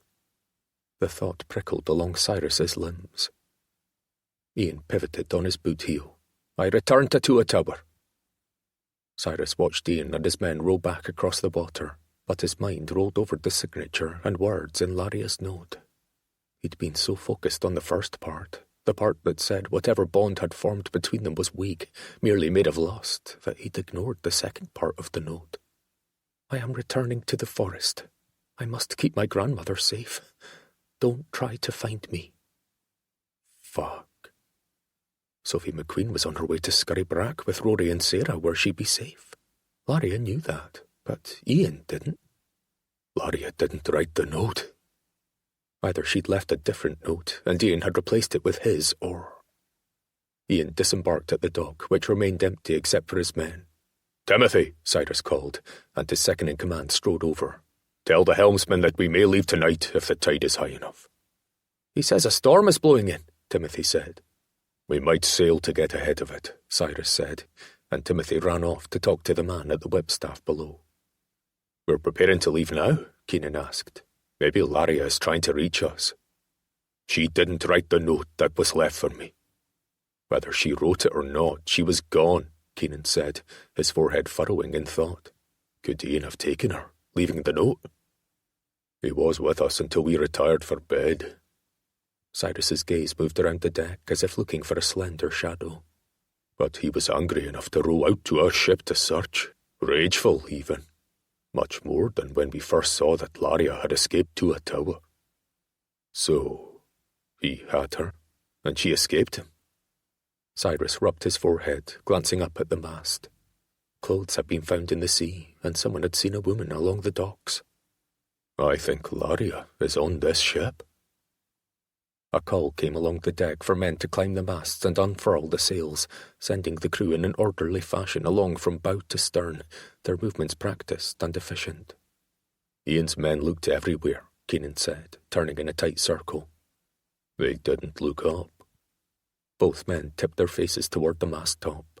The darkness made the small platforms nearly invisible, the lantern light not reaching that high.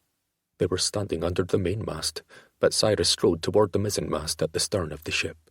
Water darkened the planks at the base of the mast. He touched his finger to a drip on the sturdy wooden pole, his heart thumping. "Bloody hell. I need a blanket," he called to one of the men, who changed direction without question. "You think she's up there?" Keenan tipped his head back. The sailor ran back, handing Cyrus a woolen blanket, and he began to climb the ratlines up the mast.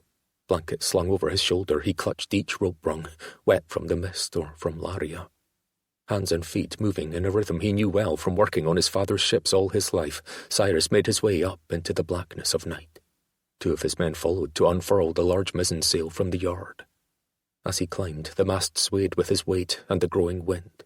A storm might be blowing in, but he could still see stars overhead, between patches of filmy cloud streaking by.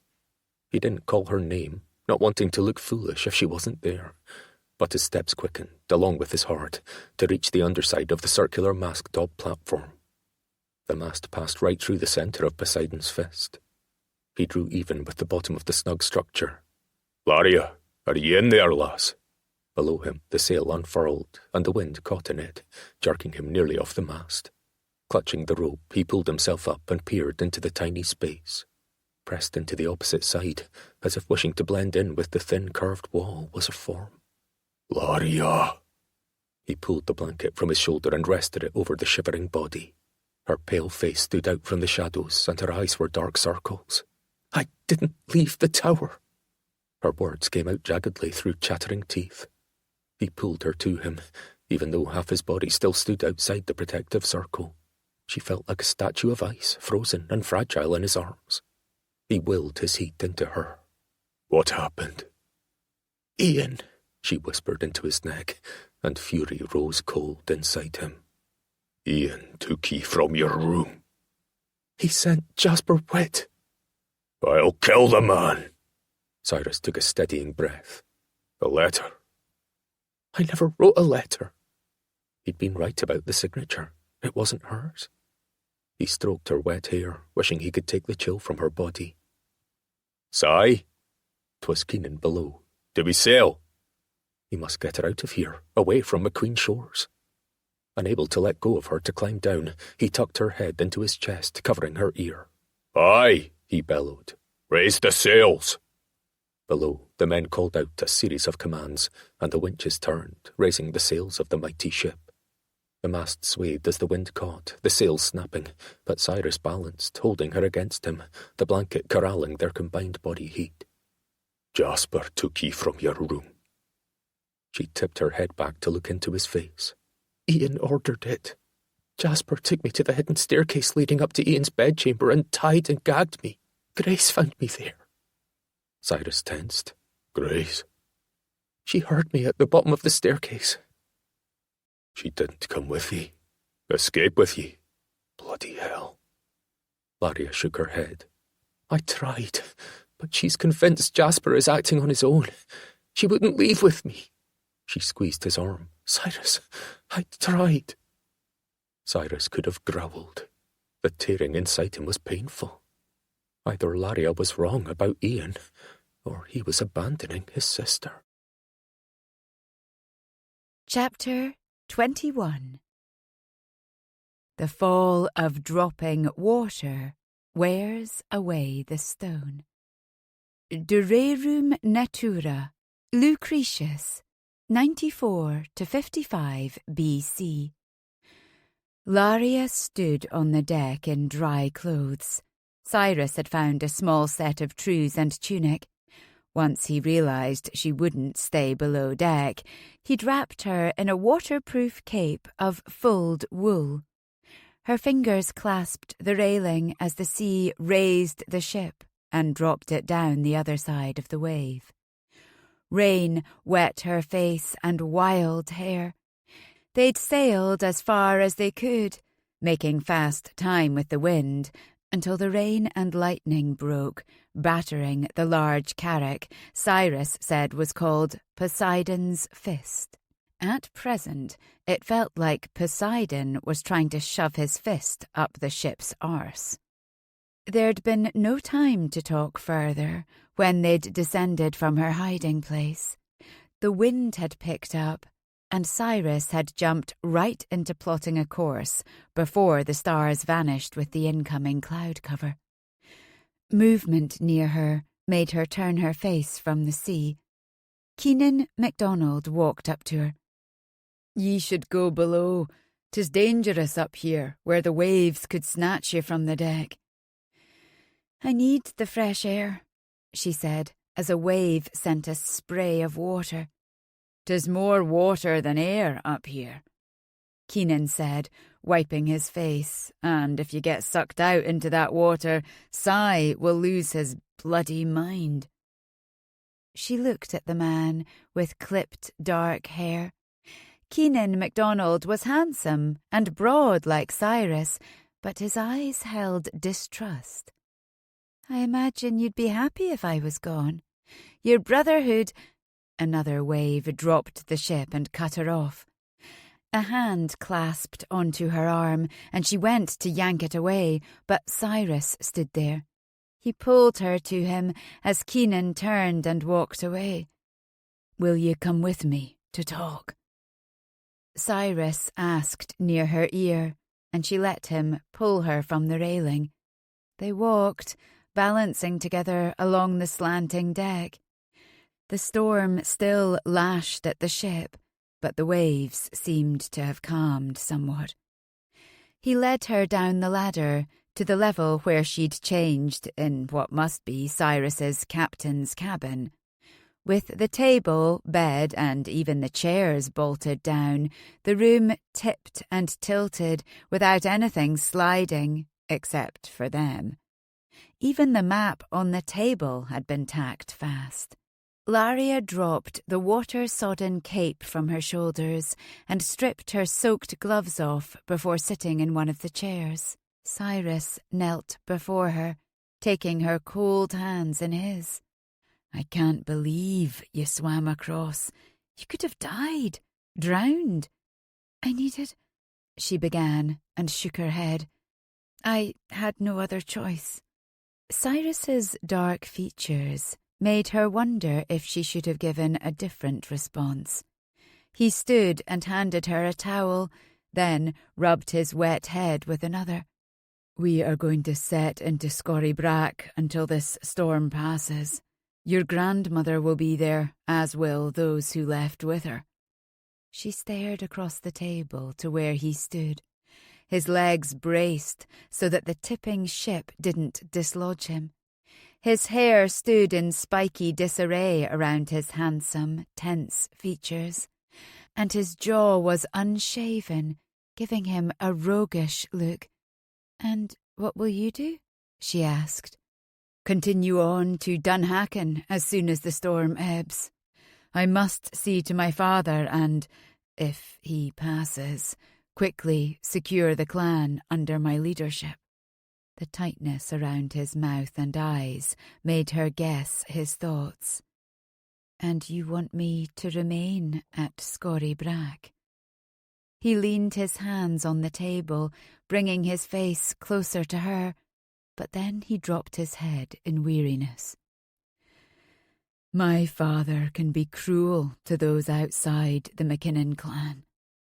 He lowered himself into the chair across from her. "I've only just convinced him that to make Skye strong, we must form alliances with the other clans upon it. 'Twas under Grace's powers of persuasion that he relented about her marrying Ian."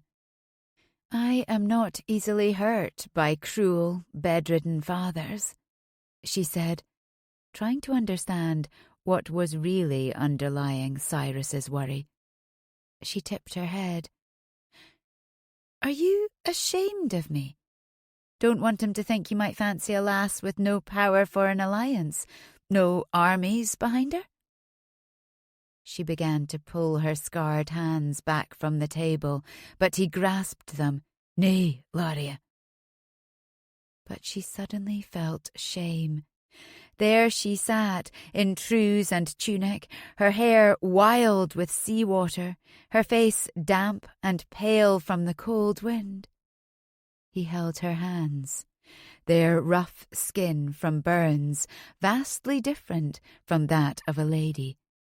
They were a physical example of her undesirability. She had nothing to offer Cyrus and his brotherhood, except a ragged group of misfits and refugees. Even her Macqueen name meant little, since his sister had married Ian. She pulled her hands back, and he eventually let her take them across the table to where she could hide them in her lap. "I would not stop you from wedding a woman who brings armies with her, instead of a group of elderly and scarred people without a clan." Cyrus rubbed a hand up over his face and through his hair, making him look even more handsome in a rugged, wild way. "Laria, I was coming to your door last night to ask you to wed so you could leave with me. I left only because of the false letter." She blinked and looked at him. She shook her head. "My father was adamant that Clan Macqueen be ruled by Macqueens. He didn't acknowledge Erskine, which was heartily wrong." "Agreed. Cyrus said. She stood, turning to a small porthole that reflected her face lit by the lantern. I was his only recognised child, and I was female. So he backed Wallace and then Ian as the next chiefs. She turned to him. If I wed outside the clan, I lose all claim to being a Macqueen. Cyrus stared at her. Is that terrible? She came to the table, leaning toward him, her knuckles propped on the table. My goal has always been to see my brother, Erskine, lead Clan Macqueen. If I remain at Tua Tower without wedding outside the clan, when Ian is removed as the chief, the clan will look to me. I will invite back those exiled, including Erskine. The villagers will learn that he is strong, clever, and brave. They will accept him as their chief with my support. I can help him lead with the strength of kindness. And if you wed outside the clan, you don't think that will happen? Cyrus asked. She nodded. Father was very specific that I'm basically dead to the clan if I wed outside it. He hated the other clans and wouldn't stand for us to fall into enemy hands. If Ian is killed or exiled, another warrior will step in to be chief.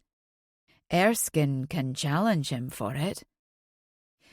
He could, she exhaled. But he's been told all his life that he's not enough. She shook her head. I love my brother, and I know what a wise leader he is, but he won't take this step without someone bringing him into Tua Tower. If I'm gone, he will remain in exile. 'Tis why Ian wanted us to wed, Cyrus said. His gaze rose to hers. And ye would have said no, had I asked last night? The pain in his eyes pulled at her already bruised heart. I don't know. I needed the night to weigh everything. She shook her head. There are so many depending on me to see them safe, and I have nothing but our pleasure together as a reason to bind us. There is more, he said, his brows lowering.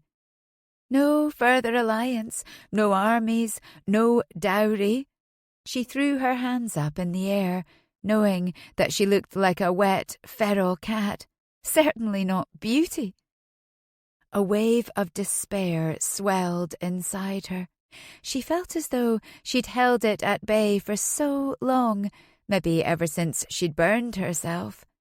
But the cold and fear that had infiltrated her pride over the months of exile had worked away at her confidence, like running water chiselling out a mountain.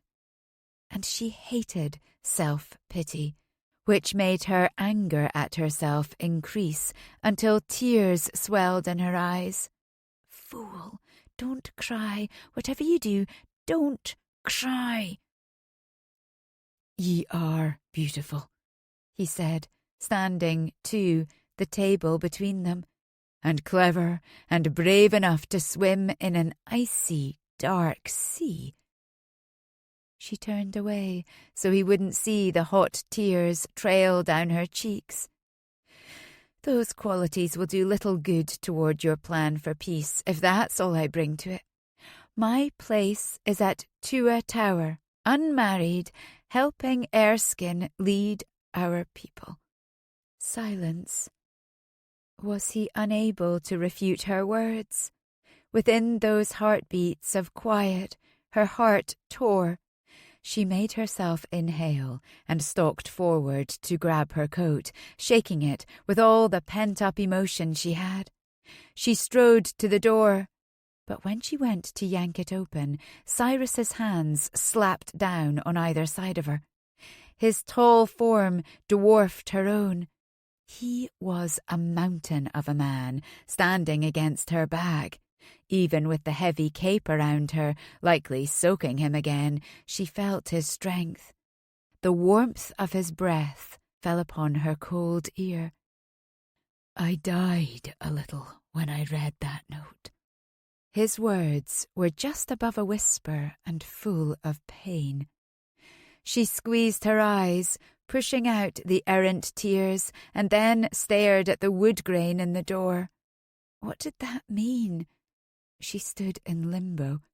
Should she stride back out and take solace in the feel of the wind and rain against her face, reminding her that she could weather any storm?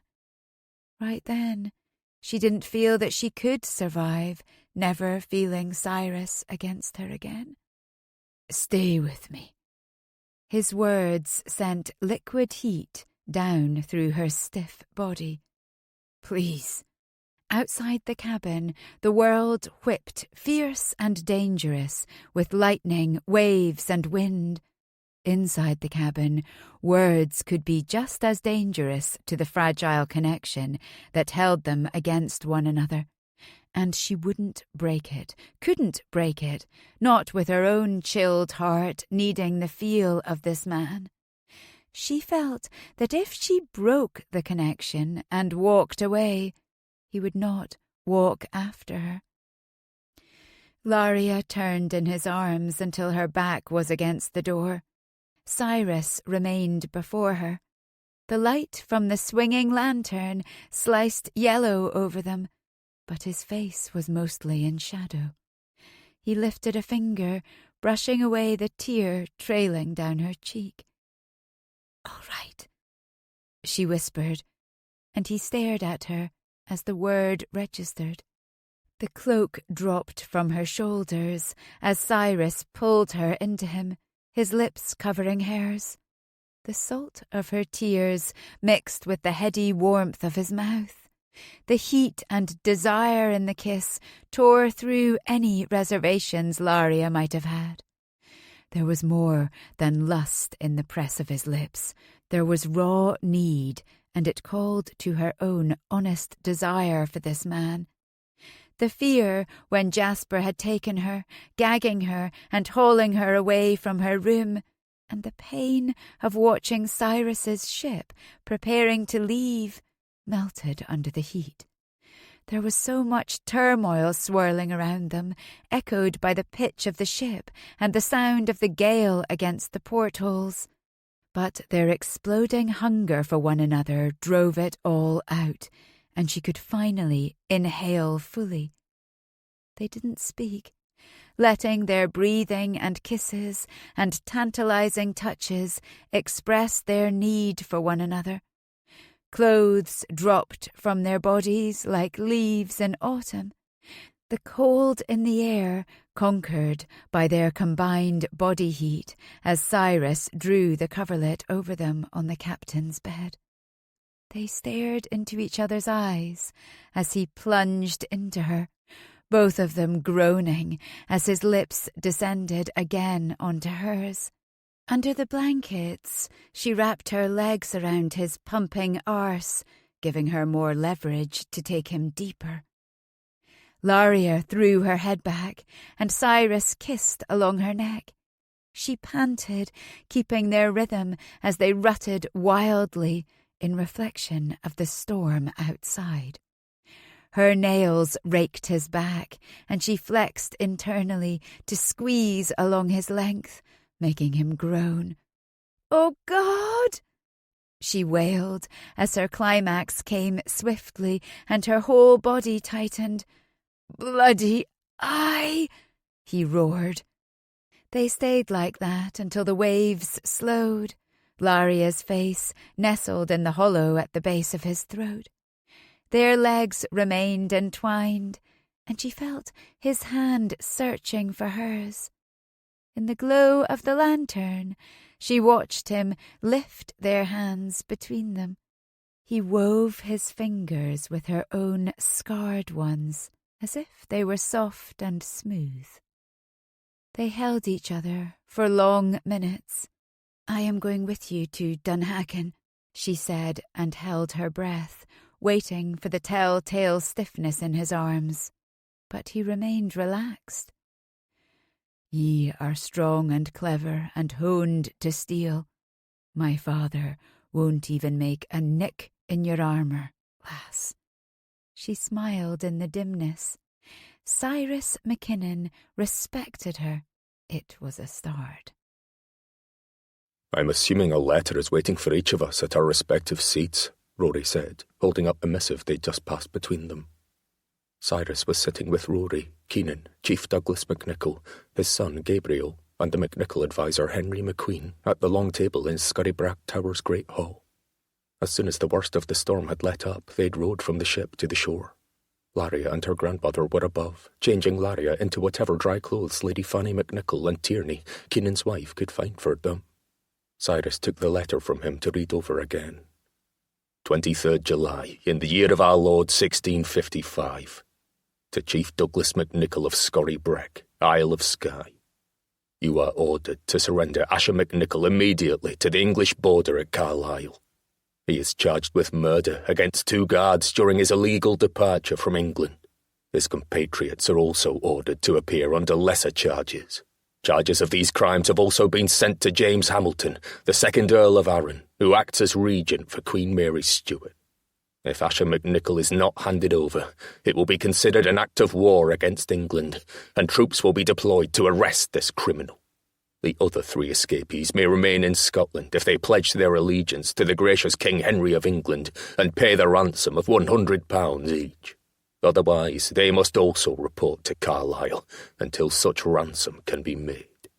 Sir Thomas Wharton, Captain of the Guard at Carlisle Castle, with support from Sir John Baker, Chancellor of the Exchequer, in the name of my sovereign, Henry VIII, by the grace of God, King of England, France and Ireland, Defender of the Faith, and of the Church of England, and also of Ireland on earth, Supreme Head.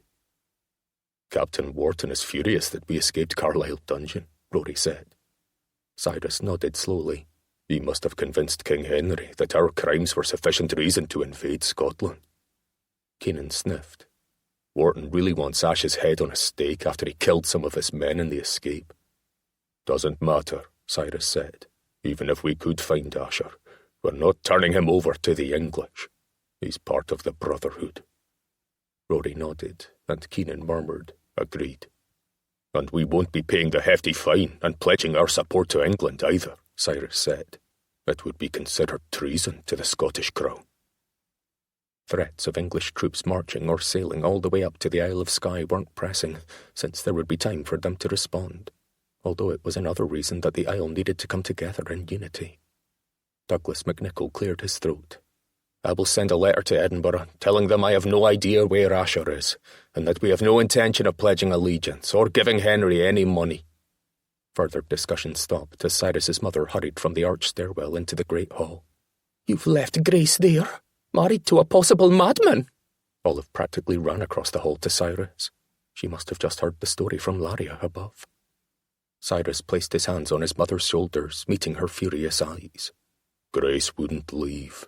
She told Laria she was certain Jasper Witt was behind Laria's abduction, that it had nothing to do with you. He glanced toward the still empty stairwell. Laria certainly didn't need to hear whatever would come out of his mother's unguarded mouth when she was fearful for Grace. Olive's lips tightened, but the gesture failed to damn her loud words. That woman doesn't know what is true and what's imagined. Cyrus felt the stares of all in the room.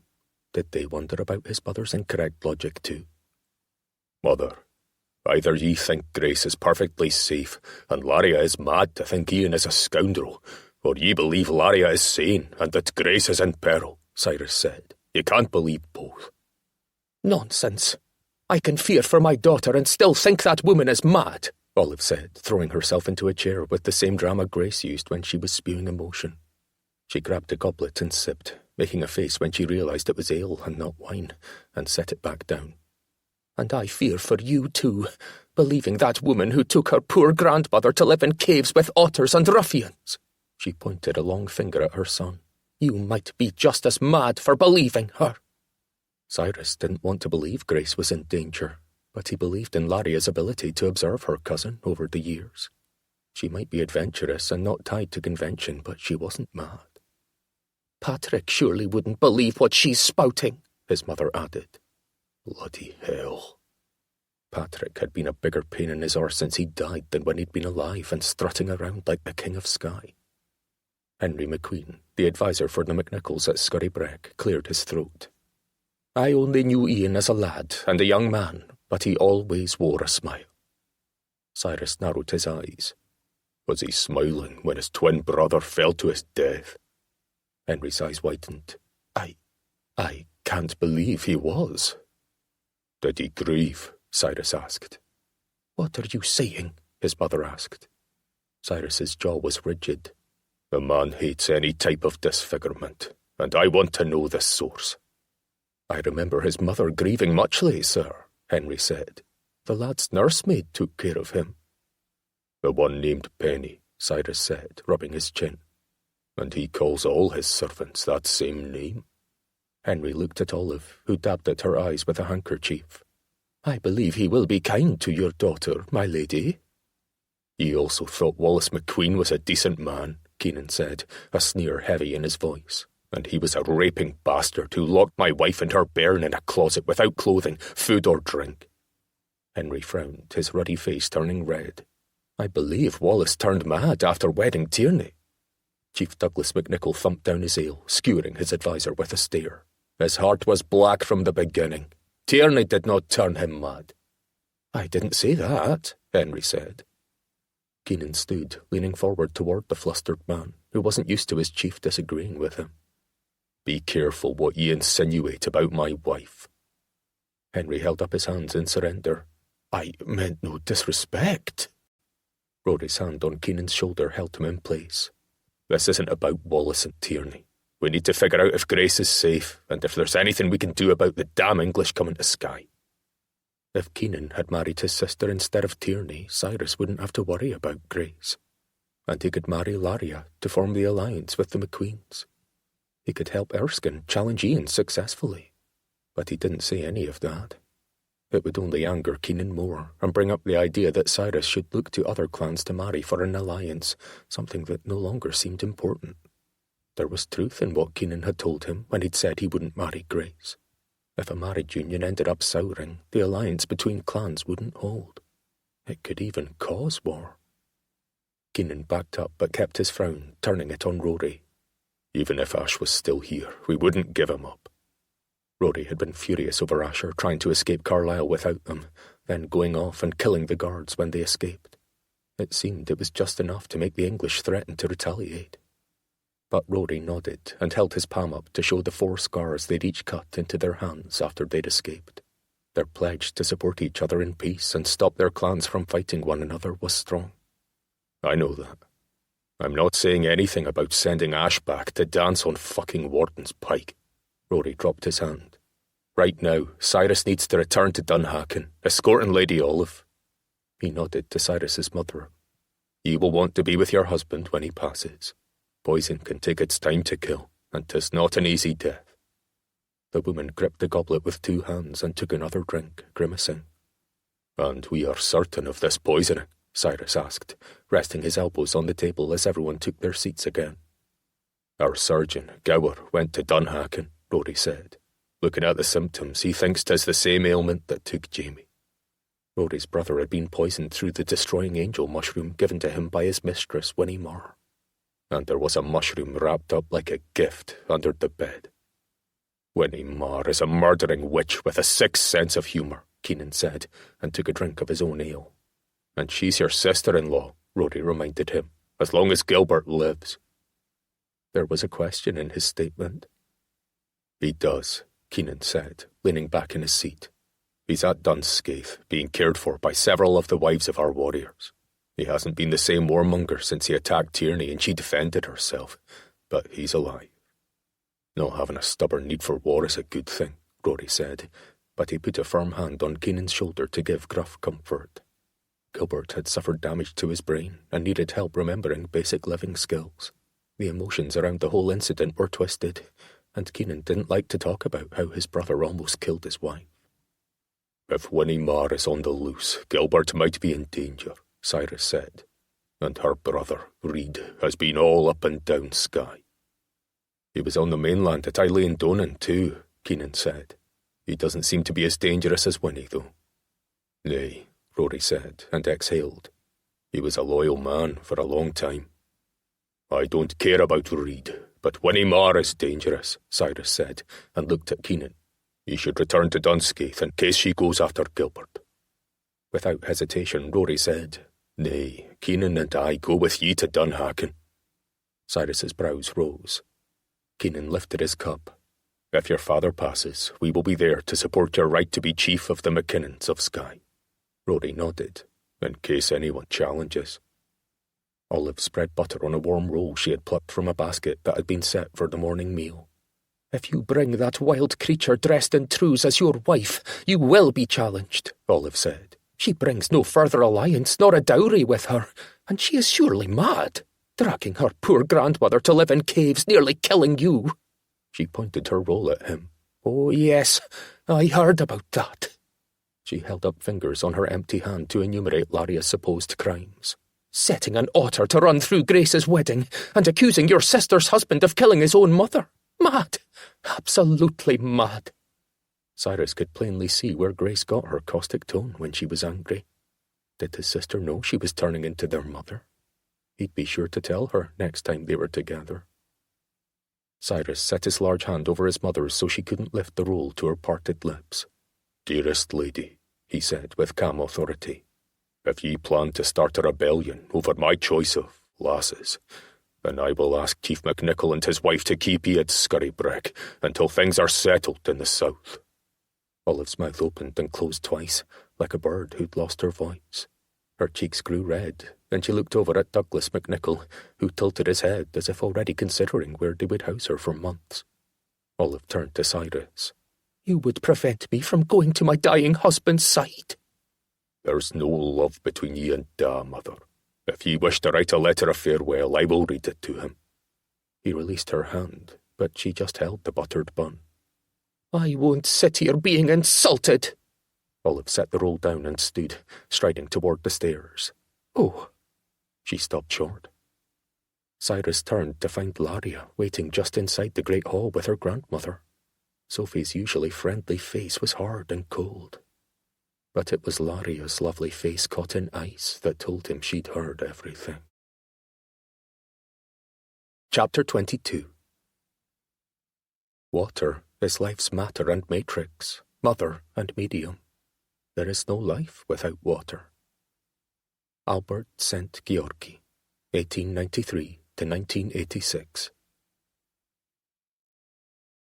Cyrus stood, and the other men at the table followed in respect for the Macqueen matron. Sophie Macqueen stood still like a mountain before the arched antechamber, unmoving so that Olive had to step around her, neither lady acknowledging the other. As soon as Olive began to climb, Sophie's smile returned, and she held Laria's arm as they walked across to the table. Thanks to Tierney's help in acquiring clothes for both her and Laria, the elderly woman looked her station once again. That morning, Sophie wore a yellow-dyed ensemble of soft wool, embroidered with birds in blue thread along the bodice and the hem of her petticoat. Laria wore a simple petticoat and bodice of green wool that hugged her lush figure, showing all the hills and valleys Cyrus had kissed and nibbled the night before last on Poseidon's fist. Henry Macqueen hurried around the table to hold a chair for Sophie.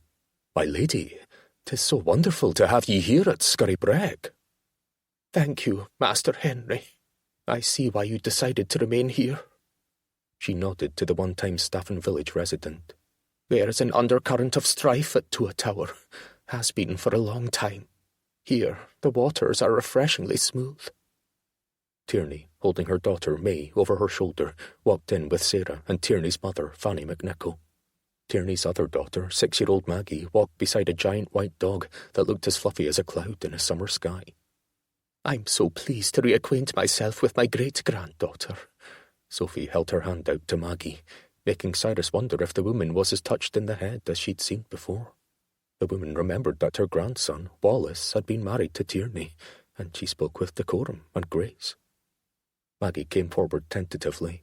She didn't know her father's grandmother, since Tierney and she had escaped when the child was still a toddler. And there was the fact that the Macqueens wouldn't help Tierney at all after Wallace had died. Sophie reached out to squeeze the hand of the lass, a beautiful miniature of Tierney with a mane of golden curls. I petitioned Ian, your father's brother, to send forces to protect you when the Mathesons tried to take over Scorrybreck. Her very lucid gaze rose to Tierney. I was ignored. She smiled back at Maggie. But I am glad to see you are both well and safely aligned with the MacDonalds. 'Tis nice to meet you, Maggie said, and curtsied. Cyrus noticed a shine in Tierney's eyes. Perhaps healing would come. Keenan's wife had been abandoned in the worst possible way before meeting him. Cyrus had considered her a meddlesome problem when she'd ruined his plans to marry Grace and Keenan together, but the look on Keenan's face when he gazed at her was complete adoration. The union between the MacDonalds and McNicholls was secure. Laria kept a neutral expression as she looked among the warriors and chiefs. The common problem is Ian Macqueen. He ignores anything that doesn't benefit him, and he abhors anything that doesn't build up the facade of perfection with which he surrounds himself. Cyrus crossed his arms, feeling his muscles tighten. And you think he's a danger to Grace? Laria crossed her arms too. Yes, but only when she doesn't seem perfect to him. If she plays her part, never disagreeing with him. Macrea, Cyrus said, grabbing the back of his neck, which suddenly ached. Grace disagrees with many things. She's also very clever, Cy, Keenan said, taking his daughter from Tierney's shoulder. If she didn't leave with Laria after finding her tied up, then she didn't feel threatened.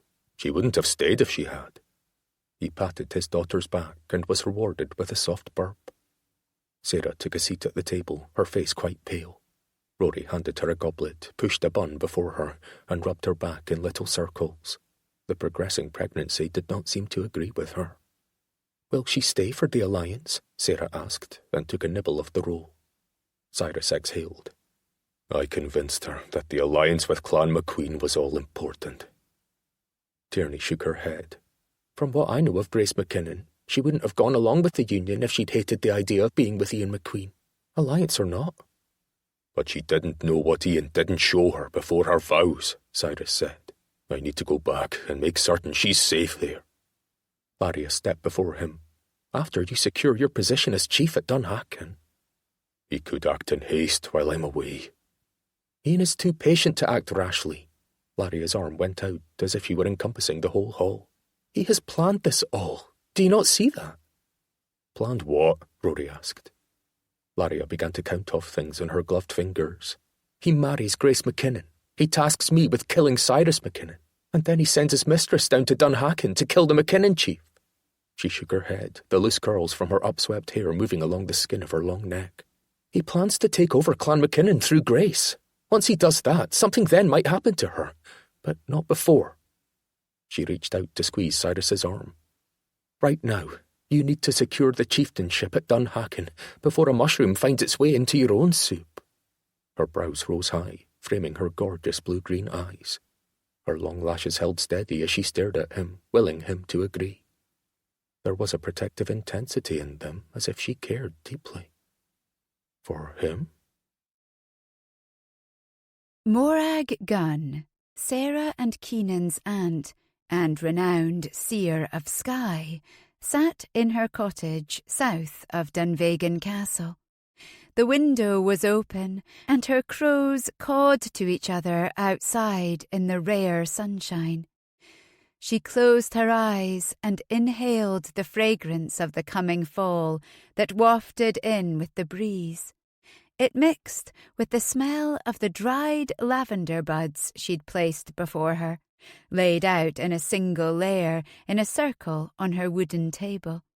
She'd drawn an X through the centre, dividing it into 4 quadrants: fire, air, water, and earth.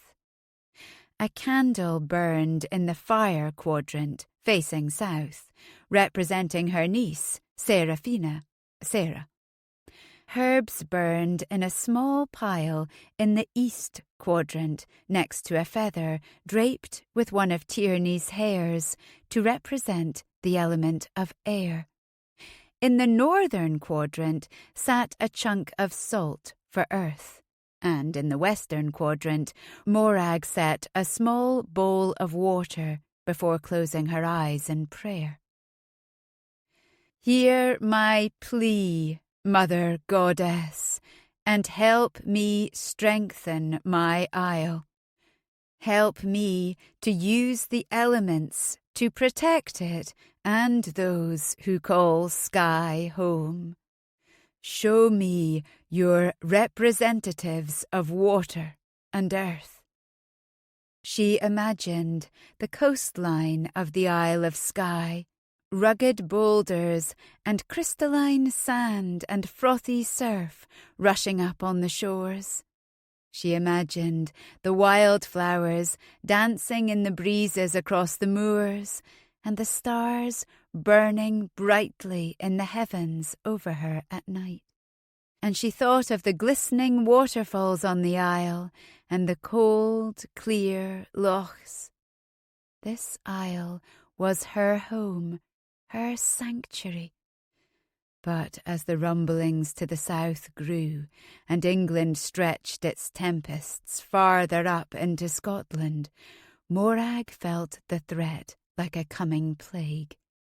Without strength on Skye, the English would wash over her isle, killing all those she loved. She was determined to stand against it. Help me, Mother Goddess, protect this place. Protect the clans of Skye. As she spoke and prayed, the breeze outside picked up, and darkness grew behind her lids. Morag opened her eyes. Clouds had moved across the sky outside her window, blocking the sun. With a gust that made her jerk in surprise, a rush of rain dropped, causing the crows to retreat to the dryness of the barn. The wind, fragrant with sudden rain, rushed into the room, scattering the lavender over the surface of the table. Morag inhaled and felt the prickles of magic along her skin. The ends of her hair rose around her face, tugged by the stormy breeze swirling through the dwelling. She clasped her hands together in prayer. Please, Mother Goddess. And with another full inhale, her eyes widened. Images blew into her mind as if she'd breathed them in with the rain-soaked wind. It was time to journey. To Dunhacken, she whispered, and the wind sucked back through the room, pulling the window closed. Its message sent and received. Chapter 23. The sea is emotion incarnate. It loves, hates, and weeps. It defies all attempts to capture it with words and rejects all shackles. Aragon, Christopher Paolini, born 1983. Cyrus's defence against his mother's piercing slander bounced through Laria's mind over the rest of the day. He hadn't shown outrage at Olive's declaration that Laria was mad and worthless. He hadn't called her anything but a lass he was choosing. Choosing for what? To be his mistress? The word lass hissed in her head. Yes, she was a girl, a woman, but the word was basic. There was nothing special in it at all. Her father had called her lass because he wanted a son, one who was without blemish, or he would have claimed Erskine. Ian had called her all sorts of slanderous names, but not lass. Why did the word bother her so much coming from Cyrus? Keenan thinks we should call it the Council of the Isles. Tierney said from across the table in Scorrybrack Tower's great hall. Laria waited there with her grandmother to leave on Cyrus's ship since the storm had abated. I still would like an elected leader of the council to be called the Lord of the Isles, since it was a true position before. The person holding the title and position could be changed each year, rotated through the members of the council. Keenan's wife talked of governmental organisation while she sat nursing her baby girl, a blanket slung over one shoulder to cover May and her naked breast. Only the infant's swaddled legs stuck out. Did Cyrus want children? Laria hadn't conceived with Malcolm, but they'd only been wed for a year before he was killed. But it didn't matter. She and Cyrus weren't wed and never would be, not with such pressure against her from his family, and not if she wanted to see Erskine as chief. Glancing toward the hearth, where the men were planning the trip to Dunhacken, Laria studied Cyrus. His hair curled in natural waves, looking damp, as though he'd taken a swim when he'd woken. He'd been assigned to a servant's room on the top floor, but she had remained with her grandmother in the larger room below. Since overhearing Olive, Laria had avoided Cyrus, telling herself she was giving him room to think. And then there was the word lass. She wasn't his bride, his love, even his friend. She was nothing special, never had been, to any man. What would it feel like to be cherished? Her face heated at the wish to be held dear. When not attending Sophie, Bonnie was residing with Max and Bernice in a quaint, snug cottage in Scorrybrack village. They'd gathered the evening before to welcome her when they'd heard of Poseidon's Fist mooring. After an illness had taken up to half the McNichol clan 2 years ago, there were many vacant cottages. If Errol and Oscar had come, they'd be warm and comfortable here.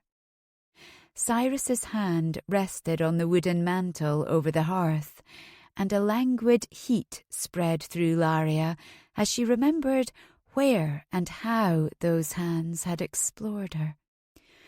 Lord of the Isles was a respected position, but the elected lord was treated like royalty. Tierney continued. Sophie's wrinkled hands reached out for May's swaddled legs whenever it looked like the child might slip out from under the blanket, but May never did.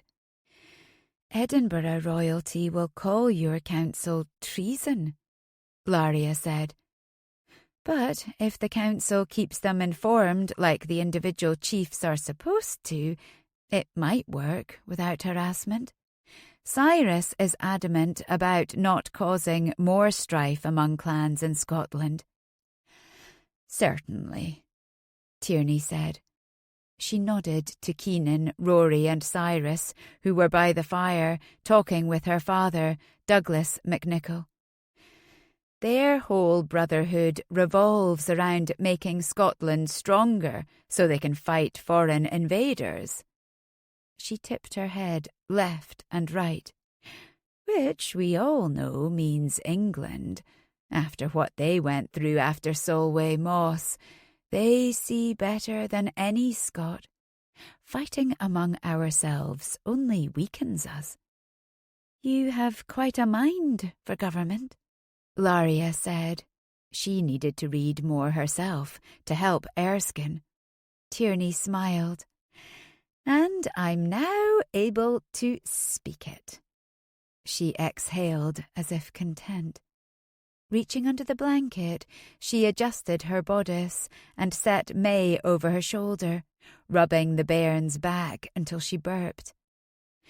If women can have more say in things, there will be more peace, Tierney said, and held May out to Sophie. Sophie cradled the contented infant in her arms. The world is changing, Sophie said as she looked down at May, who blew small milk bubbles with her tiny lips. Hopefully for the better. She leaned in and kissed the bairn on the forehead. But Laria wasn't sure things were changing. Olive certainly believed in women being married to form alliances. Laria had heard what Cyrus's mother had said as she'd stood in the alcove with Sophie the other morning. Sophie's hand had stopped her from walking right into the great hall. Listen first. Enter only when you know what you're walking into. Her whispered advice was sound. Olive Mackinnon didn't want Cyrus to wed Laria, whether she was mad or not. Her words had cut into Laria more than anything Ian had said to her, slicing her confidence. She didn't belong here with these clan chiefs. Where did she belong? Living in caves and dirt? Sarah appeared at the bottom of the steps, looking pale. Rory broke off from the group by the hearth and strode to her, taking her arm. "I'm fine," Sarah said.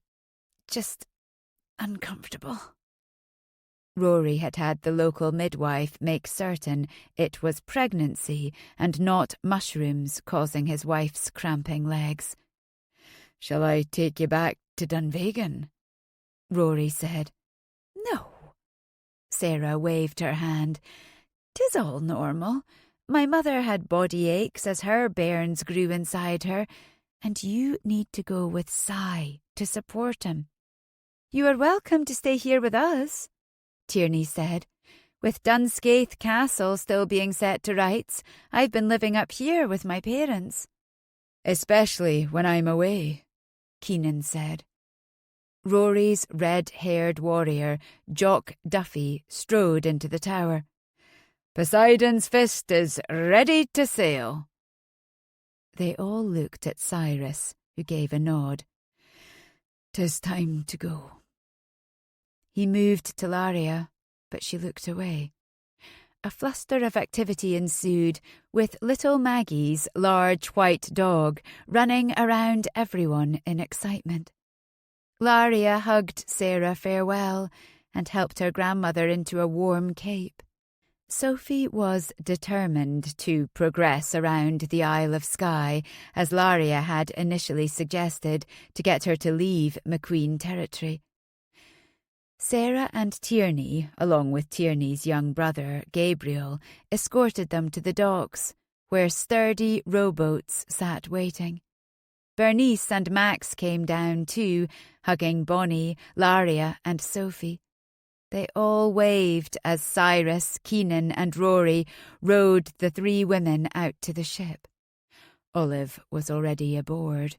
She'd risen before the sun and paid a villager to row her across for fear that Cyrus would leave her at Scorry Brack. The wind was crisp and the sky clear. Every mile Laria could put between herself and Ian made it easier to breathe. She'd have to go back. She couldn't be so selfish as to wed outside her clan and stay away forever. "No," she whispered, building her resolve. "Ye say something?" Cyrus asked as he rowed. Laria sat in the stern of the boat next to Sophie, so he faced her as he rowed. She turned away from the dock to meet his gaze. His honed muscles pulled expertly against the waves, showing his conditioned strength. "I'm just thinking," she said. "About?" She waved it off. "Wishes and regrets. Some have more of one than the other," Bonnie said from her spot behind Cyrus. Sophie made a noise. "Both are important, the future and the past. The past cannot be changed, but it can be studied to make wishes come true." Laria pressed her hand against her thigh to squeeze her grandmother's hand. You've been hiding your clever mind from me, haven't you? If her grandmother was as addled as she'd seemed before and after Laria had taken her from Tua Tower, she couldn't have such thoughts. Sophie sat straight, her eyes forward. Perhaps we needed a cause to get my granddaughter out of the devil's den. Cyrus stared across at her grandmother. Ye worried that Ian would harm Laria, so ye gave her a reason to leave. Sophie's gaze shifted from the ship to Cyrus. Laria saves people. She doesn't save herself. Laria blinked. Had her grandmother been acting mad? Grandmamma, ye slept in caves and ate sitting on dirt floors. Sophie patted her knee next to her own. I like adventure, and I love my granddaughter. Her smile dimmed, and I wanted to get to know my other grandson. Erskine, Laria said. Sophie looked at her. I think he could make a very fine chief. He would have been raised that way from the start if my daughter hadn't been so horrified by his strange colouring. It gave control of the clan over to Wallace and Ian, both of whom inherited evil hearts from their father. She shook her head. Laria watched the tension in Cyrus's face stretch into all the angles and lines. He was in pain, but he didn't look at her. She'd said no to wedding him, or at least she thought she had. Had he ever even asked? Laria felt brittle, as though she could snap if bent in any direction. Chief Cyrus, Sophie said, Lady Grace is strong and clever and will keep herself the perfect wife and lady until we return. She will placate Ian and remain safe. And then what? He asked. I kill her husband, the man I just signed a peace agreement with. No one answered. The winds were favourable, so it would only take one night and day to reach Dunhacken. The sun was setting across the open sea to the west, and Cyrus had just left Keenan and Rory, who were discussing where Asher could have gone when he left Skye. But Cyrus couldn't focus on anything except finding Laria. The blank look in her face when she'd come into the great hall after his mother had rubbed her name in the mud had numbed him. He'd have preferred her anger to apathy. But there had been no chance to speak with her alone, almost as if she'd been avoiding him. But it was impossible to avoid him on a ship. He found her where he'd guessed she'd be, high up in the rigging, staring out at the orange glow of the sun over the surface of the sea. Her fingers grasped the edge of the circular structure, keeping her from pitching over the edge as the wind-filled sails tugged. Without alerting her, Cyrus climbed the ratlines of the main mast, avoiding the heavy canvas sails and lines. Wind whipped through his hair and rushed across his ears, blocking the occasional bark of orders below.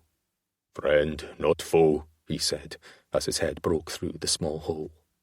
She didn't respond, continuing instead to look out toward the west.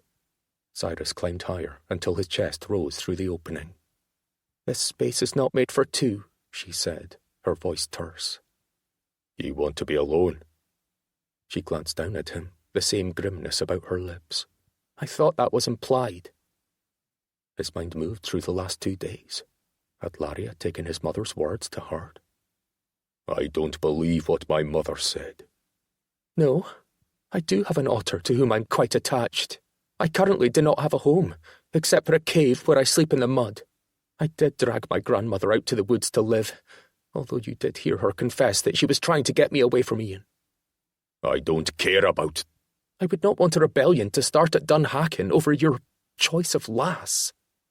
His stomach dropped several inches inside him, but before he could dissect her words to defend himself, she continued. I'm certain you've chosen many lasses, from what I've heard about the rogue of Skye, and no one rebelled over them before. Why would they rebel over just another lass? She drew out the S sound on the last word. I called ye a lass, he said. I should have said lady. She looked outward. You're right. I was merely a willing widow who wanted a reprieve through carnal pleasure while working to save my grandmother, my people, and myself. Laria.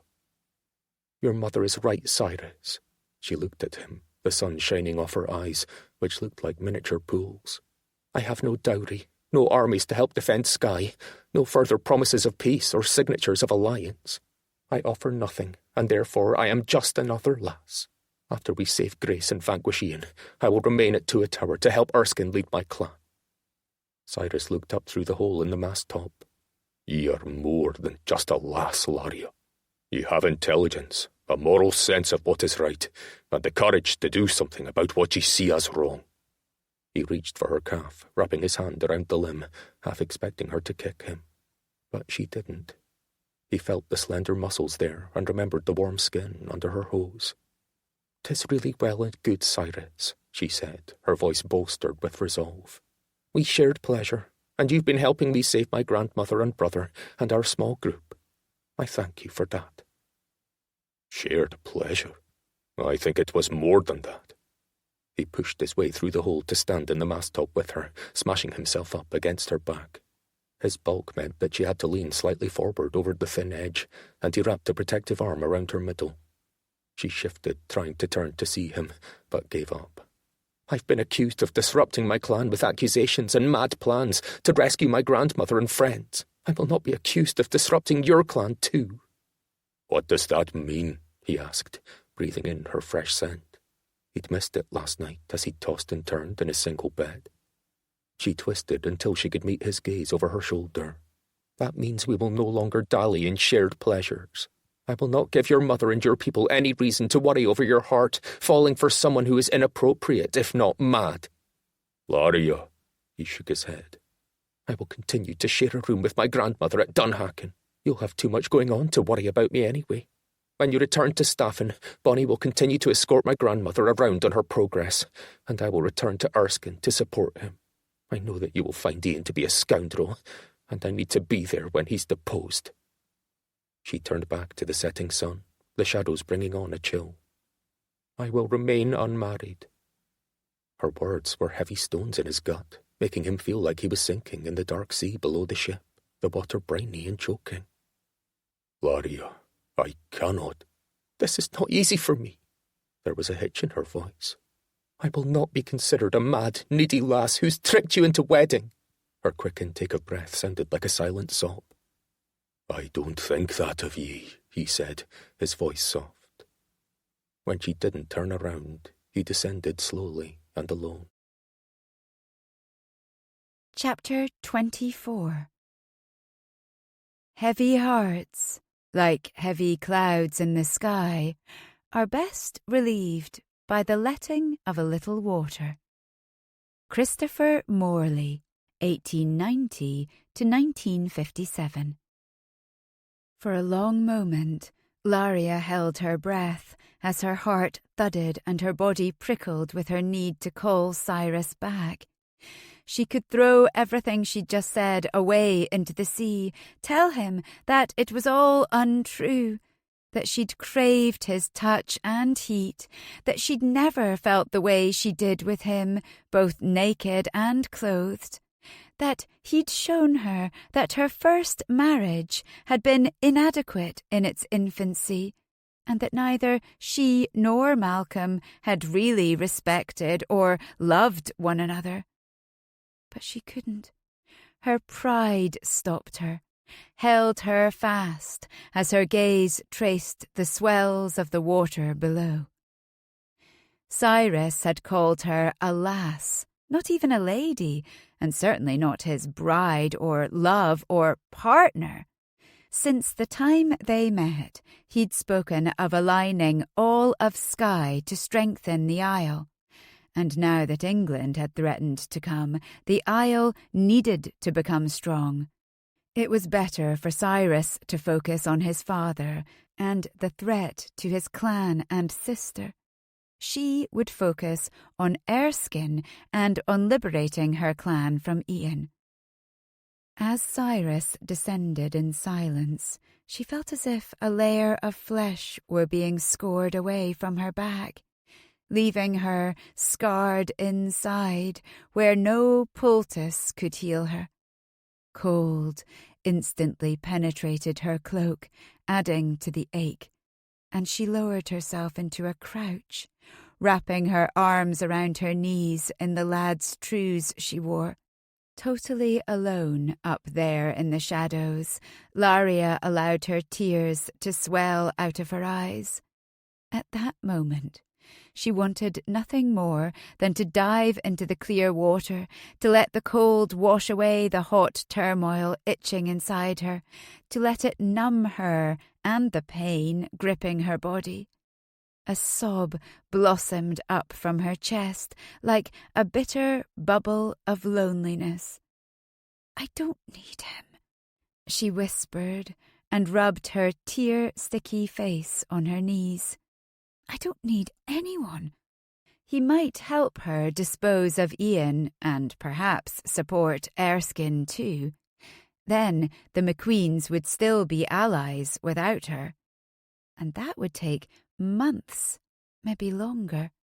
Cyrus would marry someone else, a lady from a powerful clan on the mainland.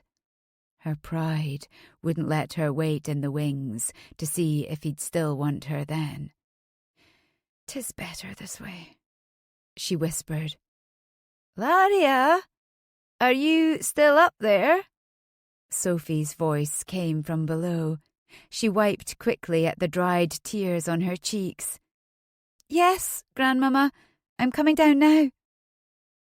With a fortifying breath, she climbed down the rope rungs, concentrating on the feel of the damp fibres. As she touched down, Sophie's wrinkled hands grasped onto her arms, and she stared into her face. Sophie released a little breath, the last glow of the setting sun giving her skin a golden hue. "Love is complicated." The kindness in her tone brought more tears squeezing out of Laria's eyes. "Bloody hell," Laria whispered, blinking them back. "There is no love here. My hope is that we will be allies, even though I have nothing to offer." Sophie nodded. "Love is expensive, too expensive for some. And I have nothing? Oh, child." Sophie slipped her arm into hers, leading her toward the small cabin they'd been given for the night. "What I mean is that love requires giving up one's pride, having faith in another, and being honest, even when the risk of pain and rejection is high. 'Tis expensive, and right now you might not want to pay the price." She patted her hand. "You might change your mind." But it didn't have to do with her mind. The pain she was feeling was stronger than when she'd learned that Malcolm had been killed. Great pain, like she felt on turning away from Cyrus, was probably love. And her grandmother was right. She wasn't willing to pay the price. Cyrus walked into the great hall of Dunhacken at first light, having sailed through the night by the stars. He hadn't been able to sleep anyway after Laria's speech. "Is he still alive?" he asked his father's steward, William Bland, who stood ready to greet them with a look of relief. "Aye, but barely." Olive walked in behind him, pulling her cloak from her straight shoulders. "We need the hearth stoked down here, and tell Mistress Anne that I need a bath drawn and heated in my chambers." "Not going to see father first?" Cyrus asked, but she ignored him and continued toward the stairs, a hen in her old roost. "William, tell the cook that we have 5 more for the morning meal," she said by way of welcoming her visitors. At least his mother didn't intend to starve Laria, Sophie, and Bonnie. Rory and Keenan entered. "Want us to accompany ye up to his room?" Rory asked. "It might be unpleasant." "The room has been freshened from his latest purging," William said, "and I wouldn't wait too long. Gower says he may die today. His eyes and skin are yellow, and he's swelling, signs that his kidneys and liver are ceasing to work." "I'll go to him now," Cyrus said.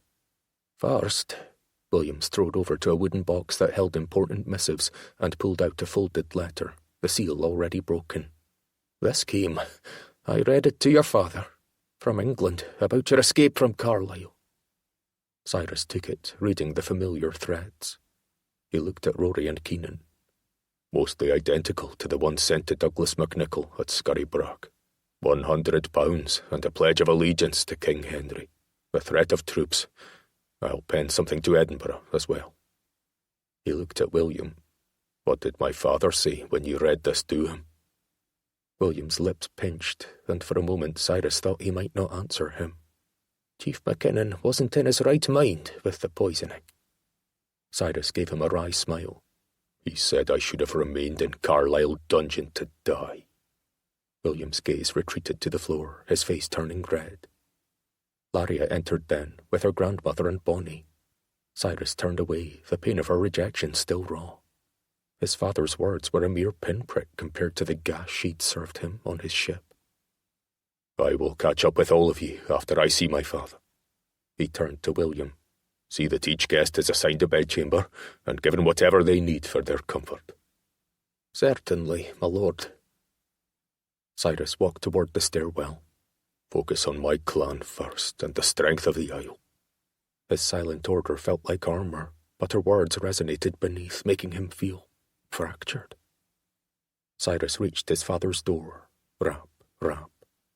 He didn't wait for admittance to be granted, but pushed into the room that his parents had once shared.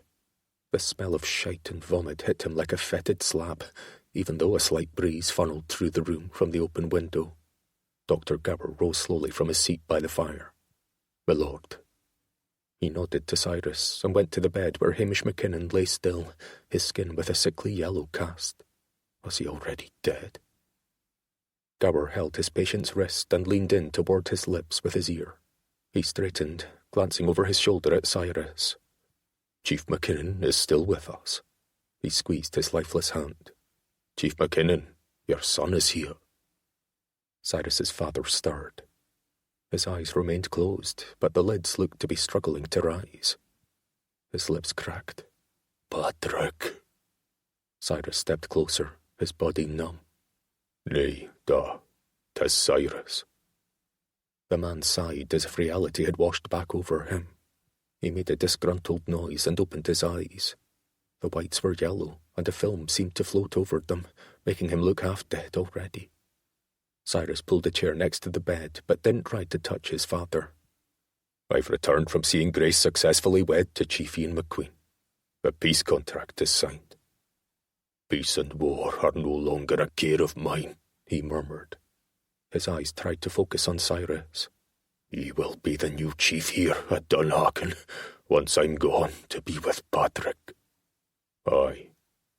And ye are still determined to form alliances across Skye and through Scotland?"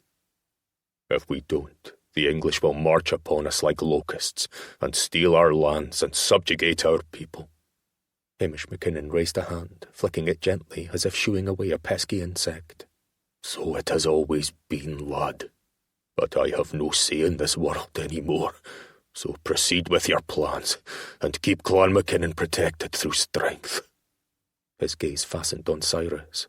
"If that is the only way to keep King Henry from our shores, form more alliances with strong clans like the Mathesons and Sinclairs. Marry well like Grace." This was not the time to tell him about Ian Macqueen possibly being a traitor to the alliance. His mother believed Ian was honourable, so she wouldn't tell his father anything other than that his cousin was mad and had convinced their grandmother to go on progress across Skye. With what seemed to be a sudden gust of strength, his father grabbed Cyrus's wrist.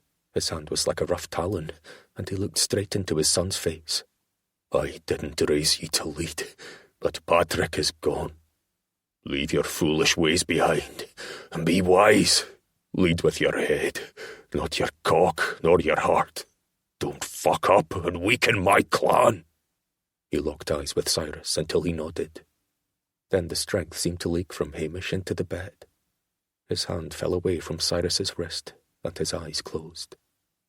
Gower came beside Cyrus. Father Bright delivered last rites the eve before last, but he stops in to pray each evening. I can let ye know when he passes.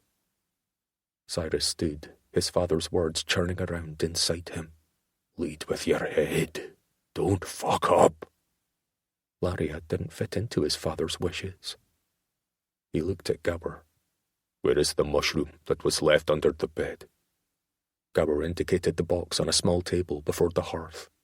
I used some of it to test that it was in fact a dried destroying angel mushroom. It takes about a week to kill, depending on the strength of the victim and how much he ingested. Cyrus looked at the offending mushroom on the table. Gower would know for certain. He glanced back at his father. The mighty Hamish Mackinnon already looked like the corpse they would put into the ground. There was no saving him. Cyrus walked out into the empty hall and across the corridor to look out the window that let in daylight. Through the wavy glass he watched the trees along the forest line, their leaves already colouring with autumn. The knot in his stomach twisted as Laria's words tangled with his father's. She had heard the venom in his mother's voice back at Scurrybreck, and had heard Keenan and Rory speaking of alliances through his marriage. Even his nearly dead father had twisted a blade in him as he'd reminded Cyrus to act like a chief, like Patrick, to lead with his head so that he didn't fuck things up for Clan Mackinnon. Was believing Laria, being with her for more than blissful nights, fucking things up? He grabbed the back of his neck, rubbing at the ache that now seemed a permanent part of his body. Footsteps made him turn to find Keenan and Rory walking toward him. Rory glanced toward the door and back to him. Aye, he's still alive, but not for long, Cyrus answered the unasked question. Gower has the mushroom in there. 'Twas tied with a green ribbon. Winnie Marr, Keenan scowled. She's a dangerous person, with no problem killing people with poison. Proud of her vileness, in fact. As soon as my father passes and we have the swearing of fealty, we will go to Dunscaith, Cyrus said. She might be going after Gilbert next. Why would she bother? Rory asked. She could get caught there, and he's no threat to her. Cyrus crossed his arms.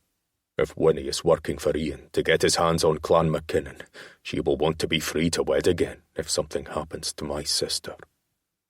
Cyrus wanted to scream. His parents thought he was too weak to lead their clan. Grace was married to a man who might have ordered his own mother brutally killed and wanted to take over Clan Mackinnon. Laria's right, Rory said. Cyrus looked at him. About what?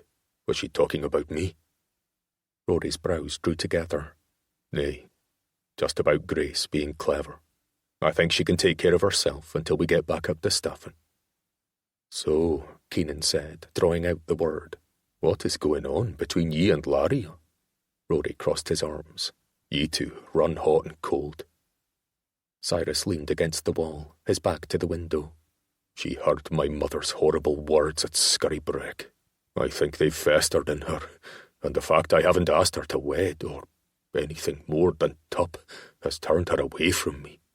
He pointed to his father's door. And my father basically told me that I'm a fucking failure, and that since I'm the only son left to lead the clan, I'd better marry well and make the clan strong. Nice parting words, Rory said with dry sarcasm. His two friends stared silently at Cyrus for a long moment, probably thinking about their own brutal sires.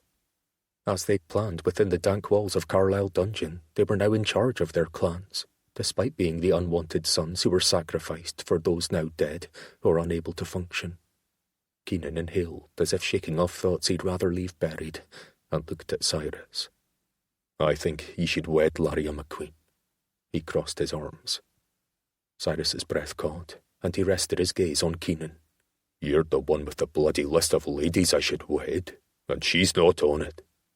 He practically admitted to Keenan that your push to wed each of us to some lass with armies and gold was wrong, Rory said with a shrug. I never said we should marry for armies and gold, Cyrus said, his voice like a growl. Just that it would be advantageous if we happened to marry to form alliances. Keenan made a calming gesture. They need to get warlike. It doesn't matter anyway, Cyrus said. Laria doesn't want anything more to do with me. She told me last eve on the ship.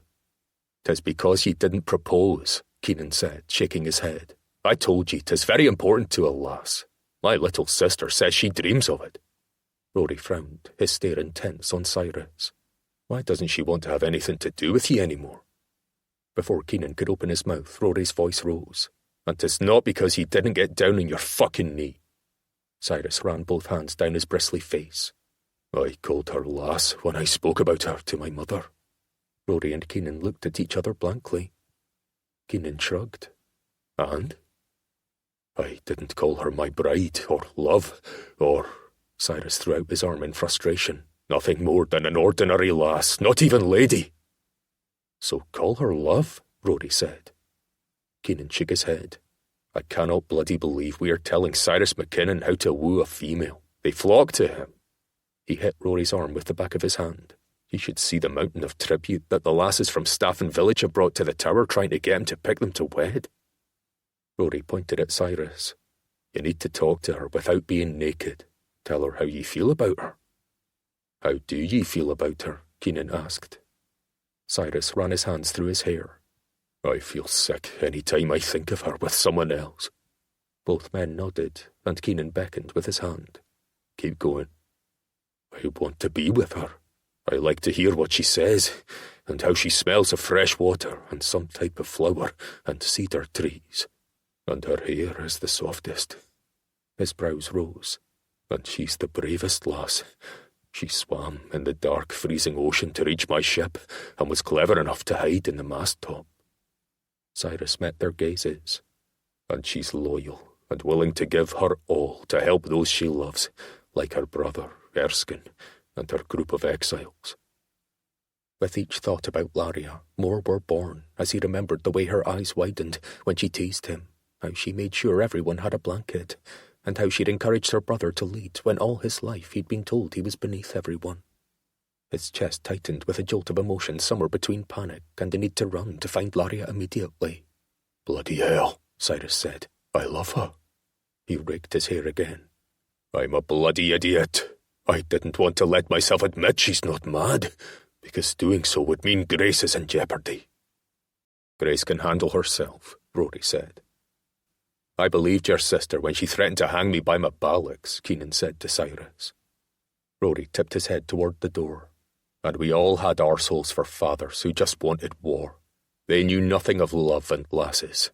They thought marriage was only for alliances, even though peace can be destroyed when the two wrong people wed. So you shouldn't wed for that. Keenan crossed his arms, his face darkening. We learned in that hellhole at Carlisle just how precious happiness is. If 'tis in your reach, Si, you better grasp it, or you're a fool. He was a fool, because his father's words still swayed him. The man had never believed he was worth much, and yet he was letting his words push him toward a different path. He'd been raised to believe that a strong clan was the only way to live, the only way to be successful. With England threatening, he must keep Clan Mackinnon strong, not with love, but with armies. If he could help Erskine become chief of the Macqueen clan, would Laria agree to marry him? Bloody hell, he'd be overthrowing his own sister. The door opened behind them, and all three men turned to the physician. His tired eyes met Cyrus's. Chief Hamish Mackinnon has died. Chapter 25. Like as the waves make towards the pebbled shore, so do our minutes hasten to their end. Sonnet 60, lines 1 to 2, William Shakespeare, 1564 to 1616. Laria stood in the shadowed alcove off the stairwell, tucked back so that the mass of warriors in Dunhacken's great hall couldn't see her. Cyrus sat in a simple chair on a slightly raised platform, his father's sword across his lap. Back straight, his massive shoulders showed his earned strength, and his level chin showed his confidence. He was majestic, but quietly humble as the men came forward, one by one, to swear their loyalty to the new chief of Clan Mackinnon. Rory MacLeod stood on one side of him, and Keenan MacDonald stood on the other, showing their alliance and support. "I pledge my loyalty and life in guarding Clan Mackinnon and following the leadership of Chief Cyrus Mackinnon of Dunhacken. I offer my sword, and my wife offers this fine cloth she has woven." The middle-aged man bowed before Cyrus, rising with his fist against his heart as a lad, probably his son, brought forward the cloth. Since there was no other Lady of Dunhacken, Lady Olive took the cloth, adding it to the table of offerings behind the dais. "I accept your support, Master Cain Weaver, and your wife Fiona's generous gift. Ye have earned the gratitude and protection of Clan Mackinnon." Cyrus knew every warrior, tenant and woman in his clan, whereas Ian called all the servant women at Tua Tower Penny. The difference between the two chiefs was vast. The day would be long with pledges, and a clan feast was planned for the evening to celebrate the life of Hamish Mackinnon and the continuation of the clan under Cyrus's chieftainship. Not a single rumble or whisper of a challenge had come since the pronouncement of his father's death had been made 2 days before. The body had been prepared immediately and interred in the ground that morning, on a hill by the stone chapel where Father Bright had led a mass for the chief's soul. Apparently, the man had had many sins the congregation had been asked to pray away. Sophie and Laria had attended to show their respect for the clan, even though Laria's grandmother hadn't cared for the old chief at all, having met him in her youth. Sophie's presence protected Laria from harsh speculation. She was merely escorting her aging grandmother on a progress across the Isle and had returned with Cyrus from Grace's wedding. Olive had stood in the chapel as still and cold as the surrounding stones making up the walls. She looked appropriately mournful in her sombre black ensemble, even though it was known she hadn't cared for her husband. "We can enter," Sophie said, coming down the last steps to reach Laria. Laria shook her head as she watched the next member, a balding, scarred man who looked the same age Hamish had been, swearing to support Cyrus as the new chief. "I don't want anyone to use me as a reason not to pledge their loyalty." Sophie stood next to her, looking out. "You've barely been seen near him since you've arrived, and Olive knows better than to spew rumours that would make someone want to challenge her son, even though—" She threaded her arm through her granddaughter's. "I'm not convinced Cyrus wedding a cousin of Chief Macqueen would cause anyone to challenge his ability to lead his clan." "Lady Olive wants to rule her son," Sophie cut her off, "and she's bright enough to know that you are too strong to allow that." Sophie gave her a smile. "A biddable bride would suit her after dealing with her headstrong daughter and obstinate husband most of her life. Laria narrowed her eyes at her grandmother. You really were playing the woman who'd lost her mind back at Tua Tower. She shook her head. And you knew I wouldn't leave you with Ian, even if I felt at risk. Love softened the steely glint in Sophie's eyes. I would risk everything for your safety, Laria. Ian knew about your meetings with Erskine. I had to act quickly to get you out of the tower, and I knew that you would protect me before you'd protect yourself. Laria couldn't wait to tell Erskine that their grandmother wasn't losing her mind. They'd talked extensively about how to help her and what to do if she declined further. I pledge my sword arm, my blood, and my loyalty to ye, Chief Cyrus Mackinnon. A young warrior was saying, with his head bowed and his fist against his heart. And my mother sends these jars of strawberry preserves for your table. Once again, Cyrus thanked him and his mother by name. Knowing someone's name and using it showed respect, and Laria could see it reciprocated in the young warrior's eyes as he lifted his face to Cyrus. Would they respect him as much if she were beside him? A woman who had nothing to offer, not even strawberry preserves? She pulled her arm carefully from her grandmother's.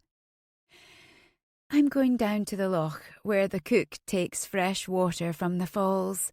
'Tis not more than 1/2 a mile from here. Sophie shook her head. Be careful. Your little otter isn't here to warn you of intruders. Laria kissed her soft cheek. I will. Sophie walked into the great hall, where a chair was quickly found for her. Cyrus's gaze fell on Sophie, and then he looked over her shoulder towards the alcove, as if he felt Laria's eyes on him. She pulled back into the shadows, her heart tapping hard as though it wished to escape her chest. Even now he was searching for her. He had been for 2 days, but she'd taken to finding tucked-away rooms. If he refuted what she'd said in the ship's rigging, or showed her kindness, she might crumble and agree to be his mistress. At least until he wed someone with armies. The thought of him taking another woman as wife made nausea rise in her stomach, like waves lapping at the shore.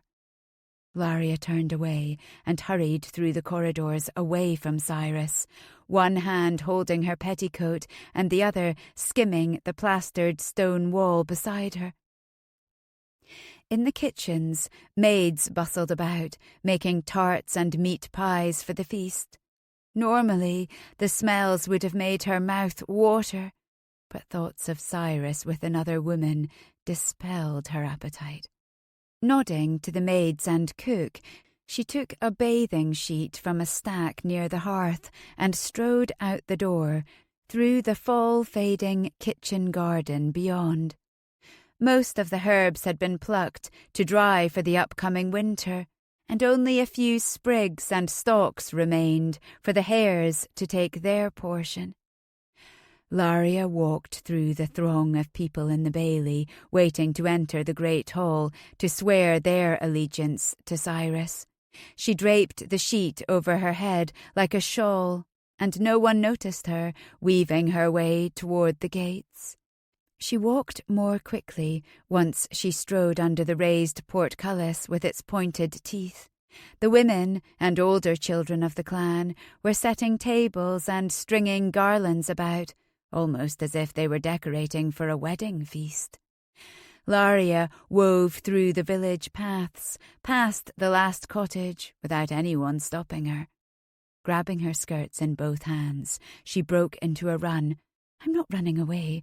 I'm running toward something. The sound of the waterfall caught her ear, flooding her with relief, and she pulled off her gloves to tuck into a tied pocket. The water would calm her stomach and fortify her against any weakness that might lead to her agreeing to be Cyrus's mistress. Reaching the edge of the loch, Laria moved around to the far side where the trees grew right up to the water's edge. Tall reeds swayed with the breeze, and she tipped her head down to twist up her hair and secure it with a leather tie. Her fingers separated the laces of her bodice, plucking it apart as she shucked off her boots. The sun was high, but the mist hovered over the surface of the loch. She suddenly missed Loch Shianta so much that she felt her eyes ache. Did Class wonder where she was and if she'd come back? It was time to get back to Macqueen territory, even if it meant supporting Erskine and fighting Ian from caves. The thought made her tears swell until they slid down her cheeks. She'd best dive into the water. It was the only place she could cry without admitting her weakness, even to herself. She grabbed the hem of her smock, but before she could pull it up, an arm snaked around her waist while a palm clamped over her mouth. "You just have about 1,000 more to go," Keenan said near Cyrus's ear as the last of his father's old guard turned and walked back among the throng. Cyrus wanted to groan against the damn ceremony of the whole thing, but it was important. Looking into the eyes of each man and woman told him where he really stood with them, how they judged him against the shadow of his father, and even maybe against their expectations of Patrick being the next chief. So far, though, he'd only seen loyalty and confidence. Perhaps that was because Rory and Keenan stood stalwart beside him. The lashes on his back told the story of his torture in England's Carlisle dungeon, but the fact that these men, once enemies, were standing beside him in support because of their time together in hell made the experience worth the pain, at least in his mind. Then there was Asher McNichol, the one Captain Wharton really wanted to tear apart. They needed to find him, to warn him that Wharton had received permission from King Henry to give chase. Asher would have their support whether he wanted it or not. Even though the swearing of fealty was important, Cyrus yearned to follow the shadow he'd seen standing in the alcove. Laria had been avoiding him since they'd arrived. He'd only seen her at a distance at the funeral. "And this wee daisy is from my youngest. We call her Hope, and she's 3 years this Christmastide." Cyrus took the wildflower, its little white petals perfectly shaped and uniform. "Thank ye, Angus," Cyrus said, and tucked the flower into his sash. "Let we Hope know I'm carrying her gift next to my heart." Angus beamed, nodding, and turned. Cyrus's gaze rose to the crowd as a stirring near the doorway made the warriors part. He stood from his chair as Morag Gunn, Keenan's eccentric aunt, seemed to float toward him along the path cleared by his men. Her green robes barely moved, and she held herself as straight and regal as a queen. "Lord help us," Keenan murmured. "At least she's not naked," Rory said. A squelched gasp came up from the men, a caw piercing it, as a crow swooped through the outer door over their heads to glide forward. The large black bird used its great wings to turn and perch on a beam above Cyrus's head. It would probably shite on him. Olive moved a step forward. "Welcome," she said stiffly. Morag was associated with both the MacDonald and MacLeod clans, enemies to Clan Mackinnon until the new alliances. She was both revered and feared by most inhabitants of the Isle of Skye. Even Cyrus's father had considered her dangerous after her abusive husband had died mysteriously. The last place Cyrus had seen Lady Morag was on Eilean Donan Isle, distracting the Matheson chief. "Lady Morag," he said, "welcome to Dunhaken." Morag's voice flowed out of her with as much strength as her stance. "I have come to meet the Lady of Loch and Sea to ensure she is part of the web that makes the Isle of Skye safe against the coming invasion. Where is she?" Cyrus stared, stunned for a moment, and a murmur rose. "Ye foresee an invasion of our shores?" he asked. "Since the disaster at Solway Moss," she answered, "when you and your brothers were traded for lesser men, men who valued war over peace within Scotland." "England is the devil," someone cried out from the crowd. "Of course," Morag's voice answered. It sliced through the increasing murmur without seeming raised. It was as if she spoke into every ear in the room, and everyone quieted. "First, I must meet the Lady of Loch and Sea." Sophie stood, stepping forward like a queen meeting a queen. She met Morag's gaze directly. "Lady Morag Gunn, it's been a long time. I would have you meet my granddaughter, Laria Macqueen." Morag tilted her head slightly, and a smile touched her lips as if relief flowed through her. She glanced quizzically at Cyrus and then back to Sophie. "Yes, I would meet her now. She has gone to the Loch." Morag smiled. "Of course she has. Water is her element, a place to which she will return when under pressure or turmoil." Her smile faltered. "And I feel turmoil." Even though the woman didn't turn to him, Cyrus knew she was referring to him. How Keenan's aunt knew things was otherworldly, but usually correct. Maybe always correct.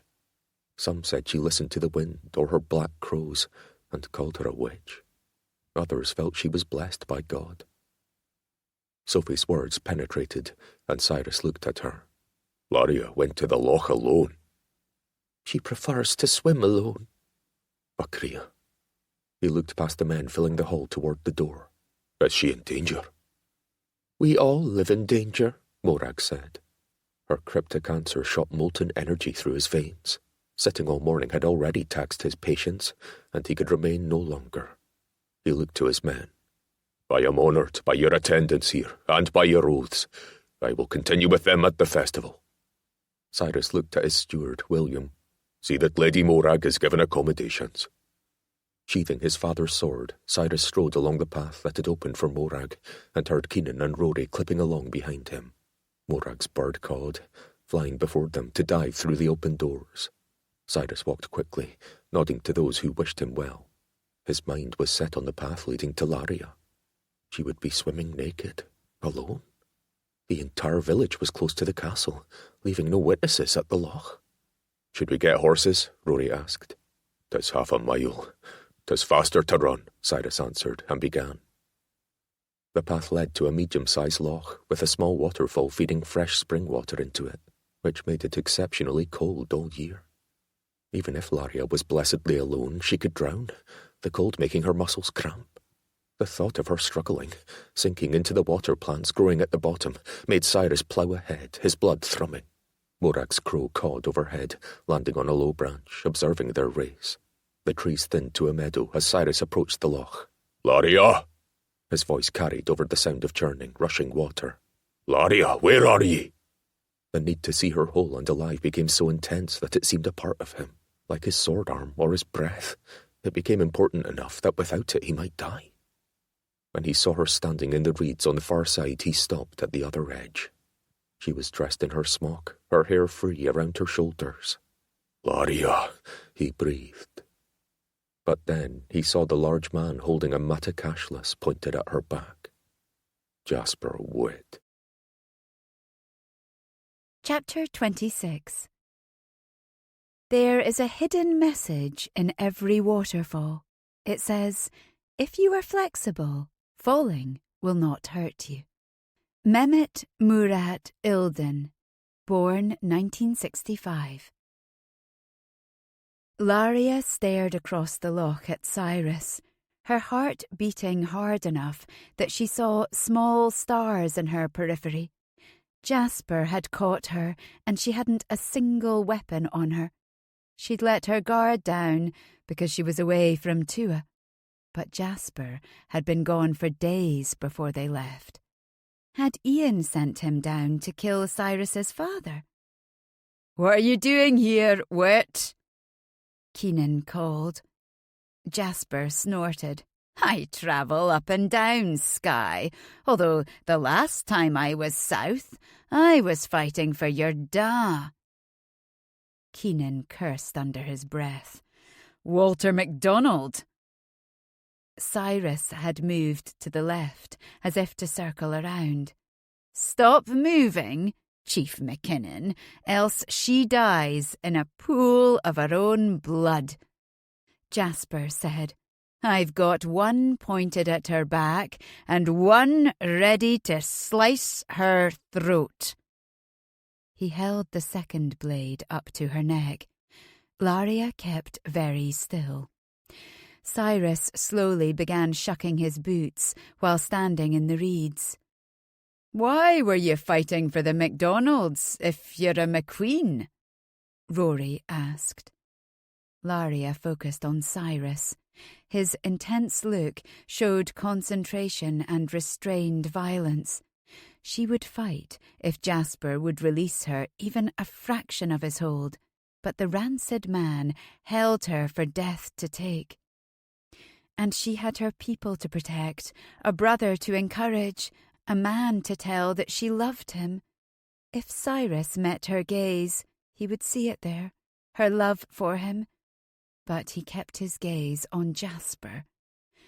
Jasper smiled at Rory, and then his gaze moved to Cyrus.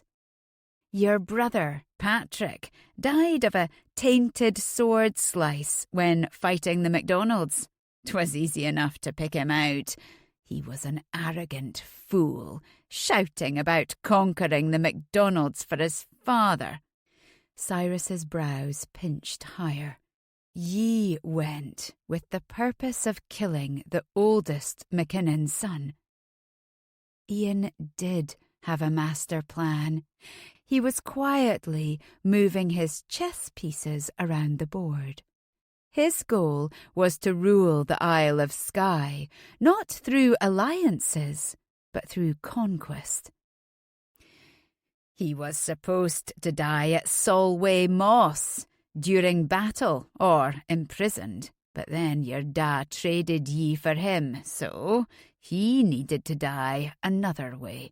That was part of Ian's plan, Cyrus said, not a shred of question in his voice. Kill Patrick, marry Grace, kill me, and send ye to poison our father. Cyrus believed in Ian's evil plan. Relief prickled through Laria, and she closed her eyes for a moment. Holy Mother Mary, thank you. Jasper snorted. I didn't poison the old bastard. Cyrus continued through his teeth. Then he sent ye down here to eliminate his cousin, because Laria knows the truth and told us. Perhaps you're to kill his grandmother, if time allows. Jasper huffed. I ain't telling ye anything. Let Laria go, and ye may live out the day. Cyrus's voice was calm enough to make Jasper twitch, the point of his Matu cashless poking her back. Don't come near us, Mackinnon, or I'll stab this point up under her ribs until 'tis poked through her heart. There's poison on the blade, like the poison I put on my blade of Patrick. If ye draw her blood, Rory said, his words like a low rumble, you'll die as we take turns slicing parts off you, bit by bit, while ye howl for mercy. Tell them to go, Laria. Jasper whispered near her ear. The moist heat from his breath was sour. Or I'll travel back to Tua and find that little girl with the red mark across her face. I'll make her scream and bleed so much the red mark won't be noticed. With a yank of his belt, Cyrus's plaid dropped from around his hips at the same time he pulled off his tunic. No! She yelled to him, holding her hand out. He will find and kill Leah if I don't go with him. Cyrus stood on the bank, totally naked, his honed muscles bunched and ready to release. But he held himself in check. Where do you think you're taking her? Keenan asked, his sword out. Back to Tua. After you kill her on the way, Cyrus said, His fists were clenched so tightly his nails might be cutting into his palms. "Your eyes are shifting, Wit. That means you might decide to take her away with you somewhere. Maybe keep her instead of killing her, like Ian ordered." "Hold your tongue, you fucking whore, son." Jasper spit on the ground. When Cyrus made a move to leap into the water, Jasper's brows went up and Laria felt the tip of the dagger in her back. "He's going to kill me," she said. "Stop!" Although, if Jasper killed her, he would not survive to go after Leah. Cyrus, Keenan and Rory would slice him apart. She met Cyrus's gaze, the freedom of her decision calming her breath. "If I die, make certain Jasper dies. Make certain he can't reach Leah." "Fuck!" Jasper said behind her, suddenly realising his error. The water called to her, the serenity in the brilliance of it. She'd come to the Loch to bathe away the fears that seemed to cling to her skin. If she were to die, she'd die in its embrace. Laria rammed her hand into Jasper's, holding the knife at her throat, pushing forward. She felt the bite of the second knife through the skin of her back, but she was already shooting out, her arms reaching for the water. Diving in, she cut through it, and the cold slaked along her like liquid ice. The sting in her back numbed as the Loch embraced her. She used long strokes, her eyes closed. Water filled her ears, but she heard the sound of a splash. Before she could surface, a warm body grabbed her, forcing her upward. She broke through the barrier between worlds, the cold, pristine water and the clamour of the violent world above. "I've got you," Cyrus said, pulling her into his arms, wrapping them around her like a blanket. "Bloody hell!" His hand felt along her back, but she was too numb to flinch as he pressed against her wound. "How deep did he press?" he asked. "I don't know, but there was poison on it." She opened her eyes and saw the red blood colouring the water around them. Maybe she would die, but her lips relaxed. Above them on the land there was yelling.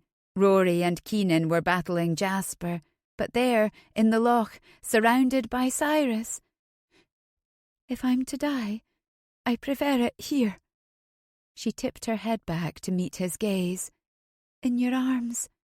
"Nay, ye will not die." His hand pressed against her back. "Where is the bloody hole?" She answered with a gasp when he found it, and he kept his hand there.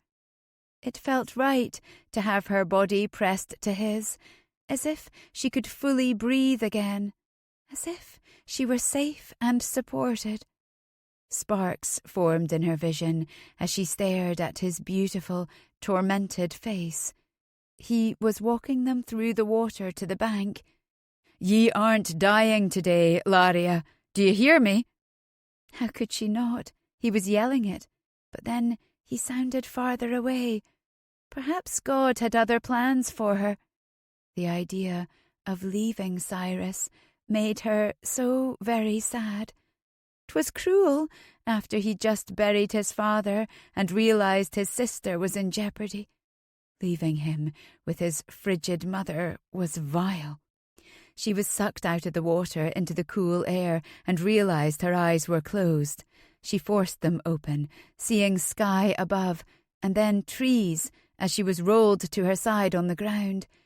Her heart ached for Cyrus so much that hot tears leaked out to snake a trail down her cheeks. "Cyrus!" Pressure against her back made her wince, but then Cyrus's face was before hers, and the pain ebbed. "Aye, love, stay with me." "Love?" He'd called her love.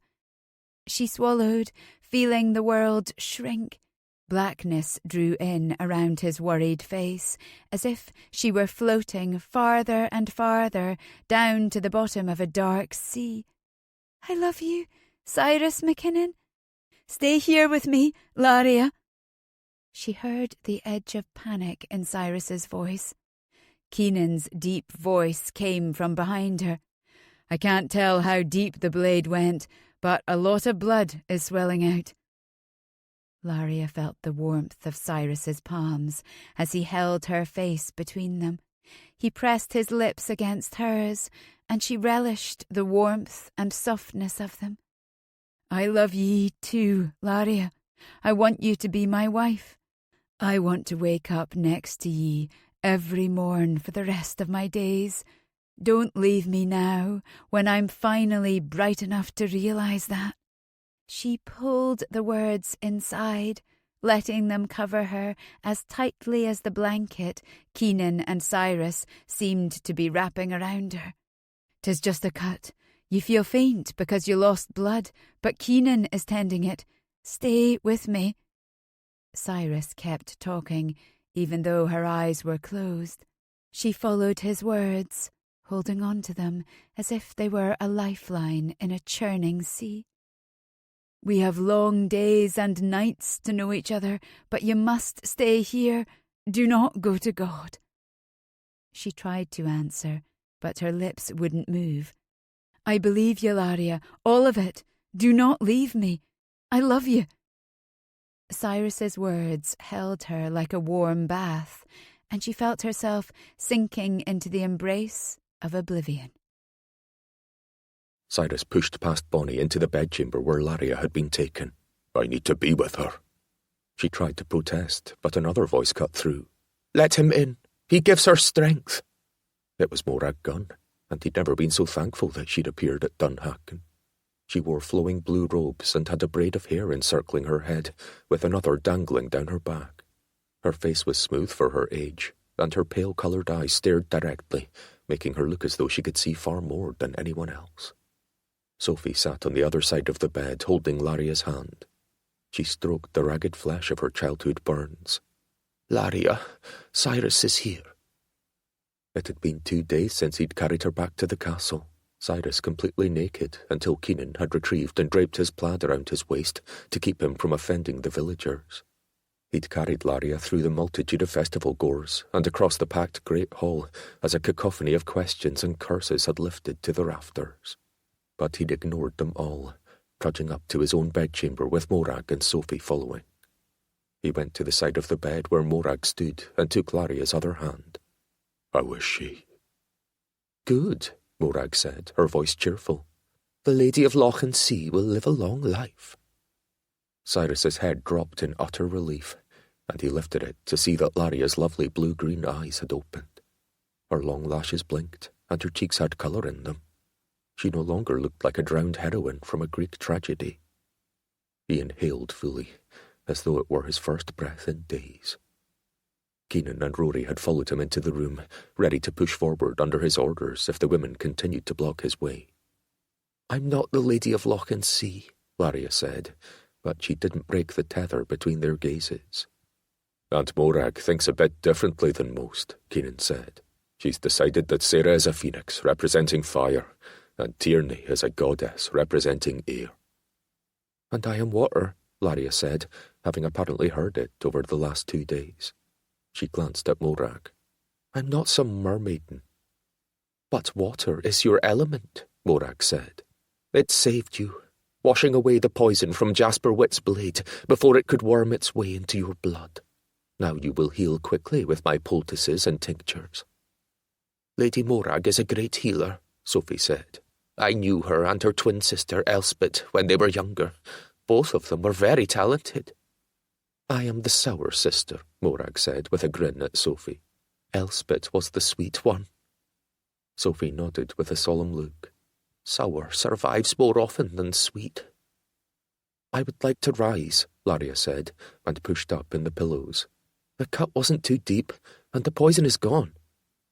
Cyrus frowned, but before he could question her safety, she said, "I would like to speak with you, alone." Morag looked at Sophie. "I would like to speak more with you about your grandson, Ian. His nursemaid, Penny, spent a few nights with me when his mother sent her from Tuath. There was A malicious mind behind her motherly face. Sophie nodded, her face grim but interested. I've had my suspicions about the woman. The two waved their hands at the others to shoo them from the room before following them out. Cyrus sat, watching Laria look at the blanket before her. She exhaled and raised her gaze to his. You said at the Loch. You believe me. Relief helped Cyrus inhale. She wasn't taking back her declaration of love. At least not yet. Aye, Ian is planning to take over Clan Mackinnon. Did Jasper say... Rory killed him before he could answer questions.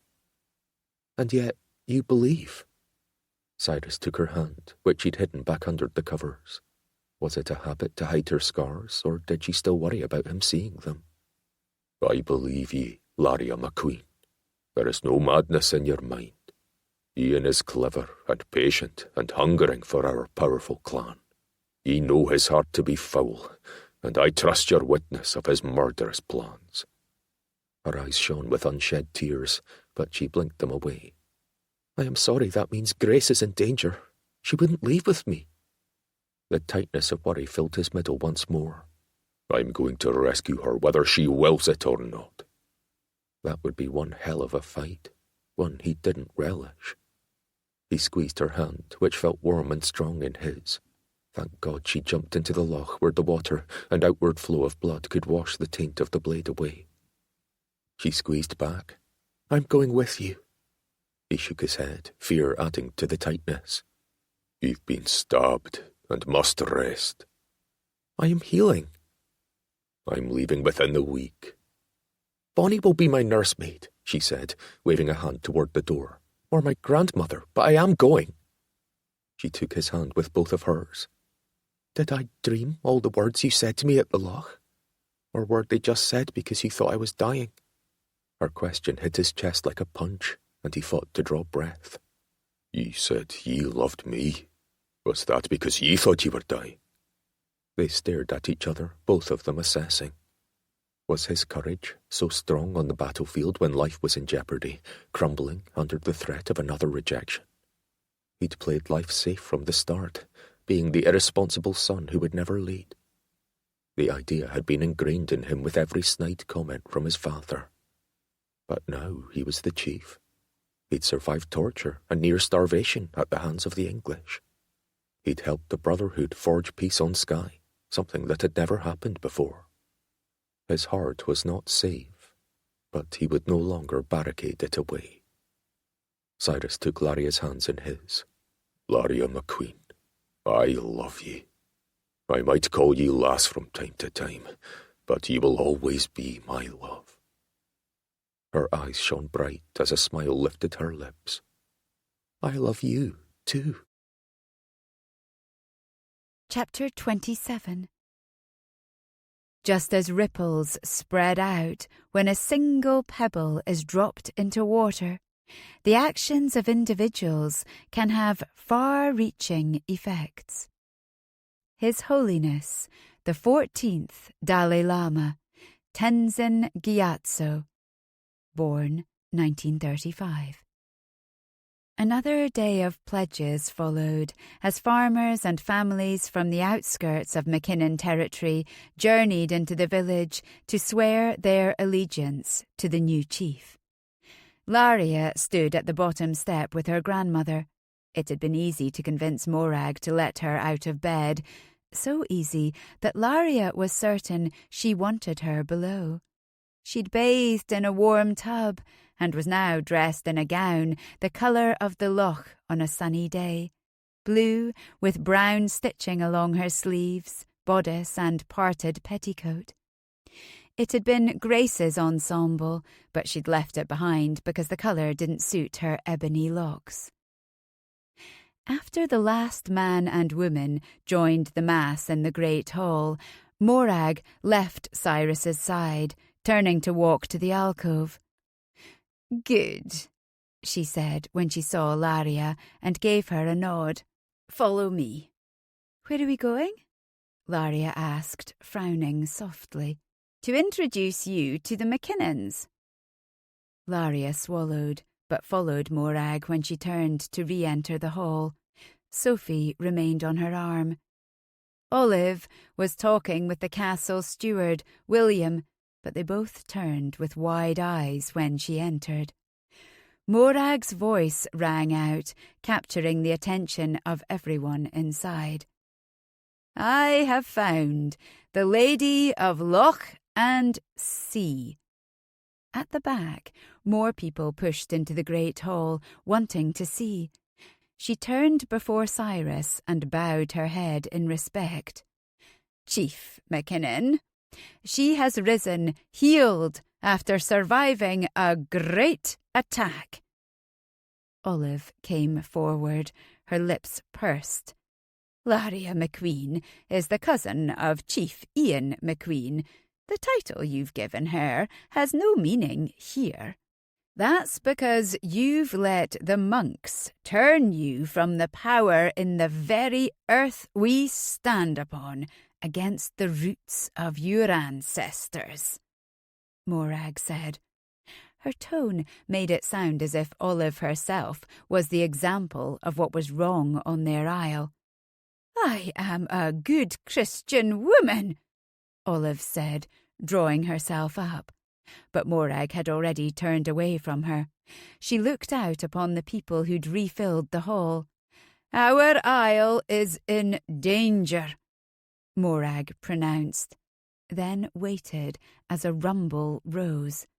"My lady," Cyrus said, and took Laria's arm to lead her up to the raised platform.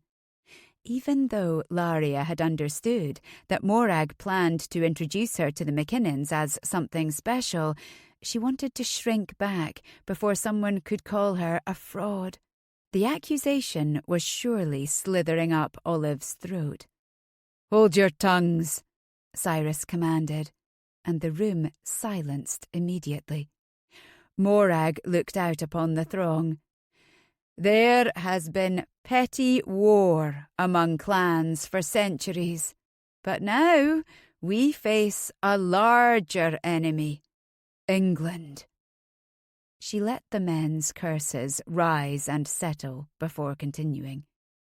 "King Henry has his sights on Scotland, and our loss at Solway Moss showed him how easily we can be defeated." Before the men could yell in defence, she raised both arms, her sleeves hanging in pointed V's toward the floor. "The 4 warriors from clans MacDonald, MacLeod, Mackinnon and MacNichol escaped his brutal dungeon, returning to build a stronger Scotland, starting with their own beloved Isle of Skye."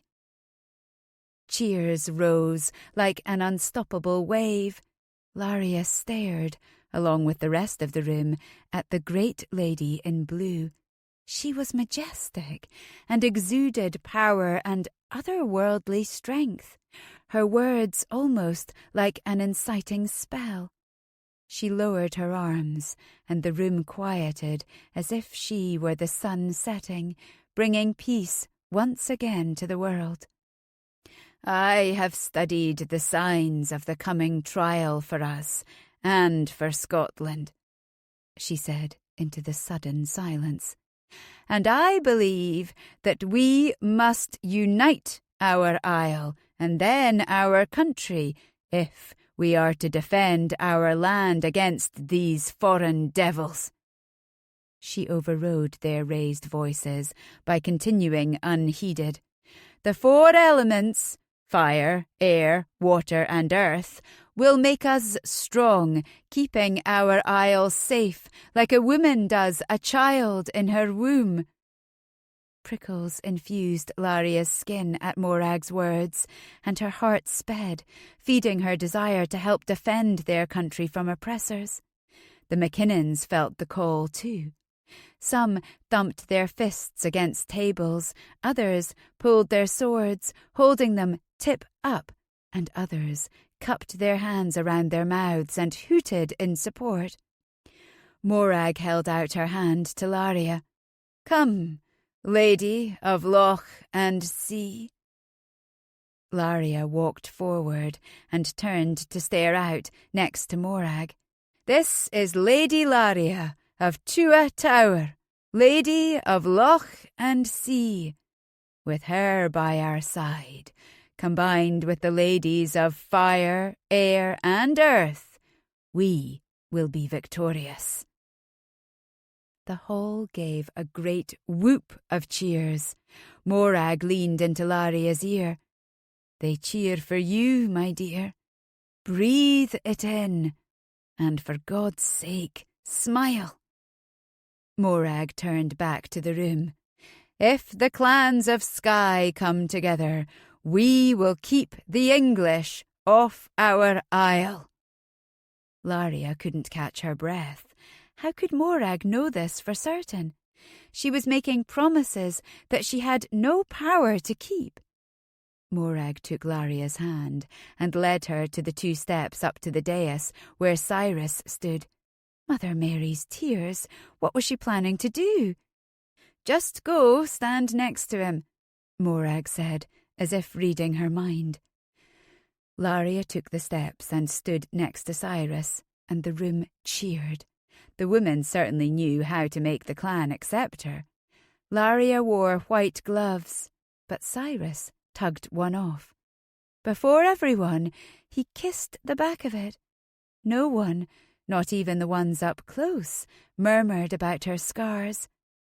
"Let me through," a man called from the back. "A missive for Chief Keenan MacDonald."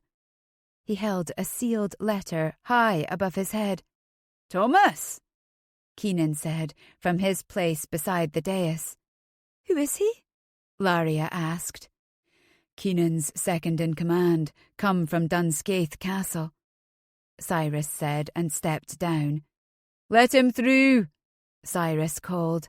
"What's happened?" Keenan asked, and Rory came close too. The 3 chiefs stood before the bowing man. Laria stepped down to their level. Thomas handed Keenan the letter.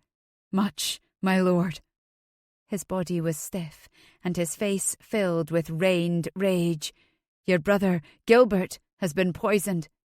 "Winnie Marr," Rory said, the name released through gritted teeth. Laria grabbed Cyrus's arm. "She might be going now to poison Grace." "No!" Olive gasped, stumbling forward. The steward, William, caught her as her legs gave way. Laria wrapped her cape around herself as she stood alone on the deck in the grey weather. Men moved with confident grace around Poseidon's fist as it slowed inside the cove before Tua Tower. By now, Ian would have been alerted to their arrival. He'd be assembling his warriors in case they were hostile. Cyrus flew the Mackinnon banner with the boar's head on it, but Ian would take all precautions. He was a guilty man waiting to be discovered, and he didn't plan to get captured. If he'd sent Jasper down to Dunhacken, had he deduced that she was there? Or had Jasper been sent to ensure that Winnie poisoned Cyrus's father? A dead man gives no answers, and Jasper was certainly dead. Cyrus stepped up beside Laria, his arm against hers. "Any pain?" His hand slid gently to the bandaged gash on her back. He'd been the one tending it after explicit instructions from Lady Morag before they'd left Dunhacken. They weren't wed, so Laria had been given the captain's cabin, while Cyrus had made sure to be seen sleeping in a bunk with his men. But before going above in the morn, he came to the cabin to change her bandages and apply a new poultice. "No," she said, smiling even though tension held her rigid. What would today bring for them? "My doctor has taken exceptionally good care of me." He set his hand over hers on the rail. "I will go up to Tua Tower, but I think 'tis best for ye to stay aboard," he said, looking out. "But you know that I won't." He exhaled and squeezed her hand. "Aye. I need to find Erskine," she said, her voice soft. She'd spoken with her grandmother before leaving her with Bonnie and Morag. She was in agreement that Erskine should be the next chief. With Jasper dead and you keeping Ian busy, there is no one to challenge me. She turned to face him, admiring his strong profile. His hair was lush and curled into waves, framing his noble features. She looked back out toward the shoreline. "Will you kill Ian?" Cyrus exhaled and rubbed the back of his neck, which was a gesture she now knew he employed whenever he felt the heaviness of distress. "I need to speak with Grace and find out if Winnie Marr is here." He will still be lying to Grace, keeping her ignorant of his true nature. Cyrus turned to face her. "Grace is clever, and given time, she will discover if someone is being false with her." "I hope so." They both stared out for a long moment until Cyrus spoke. "We should talk about what Morag said at Dunhacken." "I am no mythical, powerful lady of the Loch." "And sea." "Neither Loch nor sea." "Sarah doesn't think she's really a phoenix either," he said. "But no matter. I love you for who you are." There was another long pause, but Laria didn't try to fill it. "Ye still love me?" he said, but the inflection at the end sounded like a question. Her heart twisted at the worry in his voice, and she turned her face to him. Raw emotion sat in the lines around his narrowed eyes. "With every bit of me, inside and out," she said. He exhaled in a huff and murmured something that sounded like a prayer of thanksgiving. Cyrus had steep challenges plaguing him. England's threats, becoming a new chief, Winnie Marr on the loose, and Ian wed to his sister. And yet, knowing that she loved him brought him relief. She smiled, but it faded quickly. "But what happens when your clan realises there's nothing special about me, that I can't help strengthen Skye against England? Morag made it sound like I'd be standing at the front of your army, ready to charge, striking down King Henry with a water spout." He chuckled softly. "I don't think anyone truly believes that ye control the oceans." He ran his hands up her arms to her shoulders. "But they will see that ye make me stronger, more patient and wiser." She inhaled, nodding. Laria studied his face. "Will you support Erskine as the chief of Clan Macqueen?" "If he proves to be a leader." His gaze connected with hers so directly that she found it difficult to breathe. "Otherwise, I will support ye as Chief Laria Macqueen." "A woman as chief?" she asked. "And a member of the Council of the Isles. Tierney would like to have another woman on the council with her." They stared into each other's eyes. "But all that happens only if Ian is stripped of his power," she said. She squeezed his upper arms. "And you don't die, Cyrus Mackinnon." "'Tis not part of my plan." He smiled that grin that always made her heart beat faster. But she couldn't smile back. "'Tis very much part of Ian's plan." Someone cleared his throat, and they both turned to see Rory standing in the mist that engulfed the cove and ship. "We are ready to row across." Cyrus's body tensed, as if he'd suddenly remembered that his sister was in jeopardy. "And Laria will remain on board to stay safe." She snorted. "I will go to Erskine's cottage. 'Tis a small bothy on the bank of the creek that runs west from Loch 'Tis where he'd take Leah and Kate." He pulled her to him for a brief, warm kiss. stay out of trouble. Don't eat anything at the castle unless you know 'tis safe. Ian could have Winnie working in the kitchens. Cyrus exhaled with a nod, and the two walked to the rowboat waiting off the port side of the ship. He held her hand, their fingers woven together. The feeling was so intimate. Perhaps it was a simple gesture to others, but to Laria, who had rarely felt the slide of fingers against fingers since her burning, it flooded her with warmth. Would she ever get used to his unflinching touch? "I think Ian awaits at the docks," Rory said, squinting through the mist. "Mother Mary's tears," Laria swore. "You row across. I'll take the second rowboat after you've left the dock."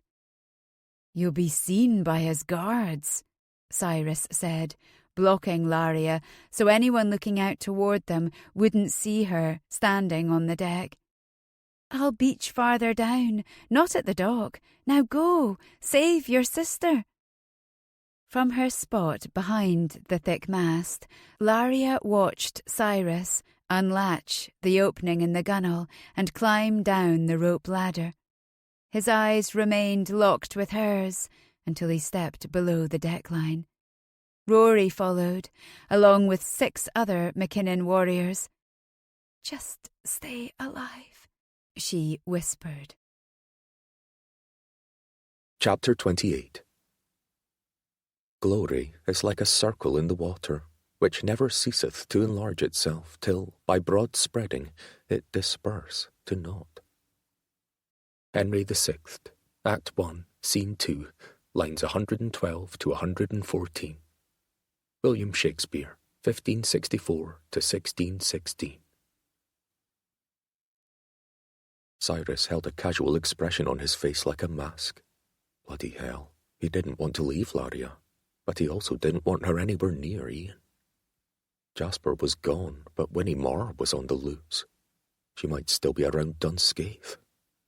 Keenan had returned there as soon as Thomas brought the news about Gilbert. Cyrus had met the blonde woman a time or two when he'd visited Rory at Dunvegan, but she'd been in hiding since leaving Dunscaith during the castle fire.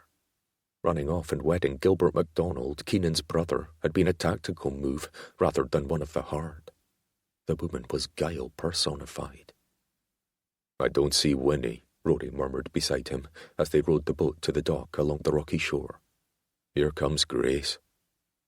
Cyrus's sister hurried down the path from Tua Tower, and relief suffused his body. She was alive. He could take her back now. But she stood beside Ian, and she smiled. Ian raised his arm. "Brother, you've returned. Sooner than anticipated." Cyrus and Rory stepped off the nose of the small boat onto the wooden dock. Cyrus looked closer at Grace. There was strain around her eyes, a darkness there as if she wasn't sleeping well. He'd barely been gone 2 weeks. At this rate, would she look like an old hag by the end of her first year of marriage? "We've come for Winnie Marr," Cyrus said.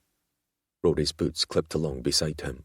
"She's to be tried for the deaths of Chief Hamish Mackinnon and her own husband, Gilbert MacDonald, both of whom she poisoned with mushrooms." "Truly?" Ian asked, looking aghast. "Little Winnie? She can barely lift a child's sword, and certainly wouldn't harm anyone." The man was either a good actor or an idiot to believe his past mistress was harmless. "She's strong enough to lift mushrooms and place them in the food of unsuspecting people," Cyrus said. "Do ye know where she is?" Ian's smile thinned. "I sent her away before Grace arrived. I wouldn't insult my bride by allowing my past mistress to stay at Tua. I have no idea where she is now." "Did you order her to kill when you sent her away?" "She may be hiding here," Cyrus said aloud, and stepped past Ian to take Grace's arm.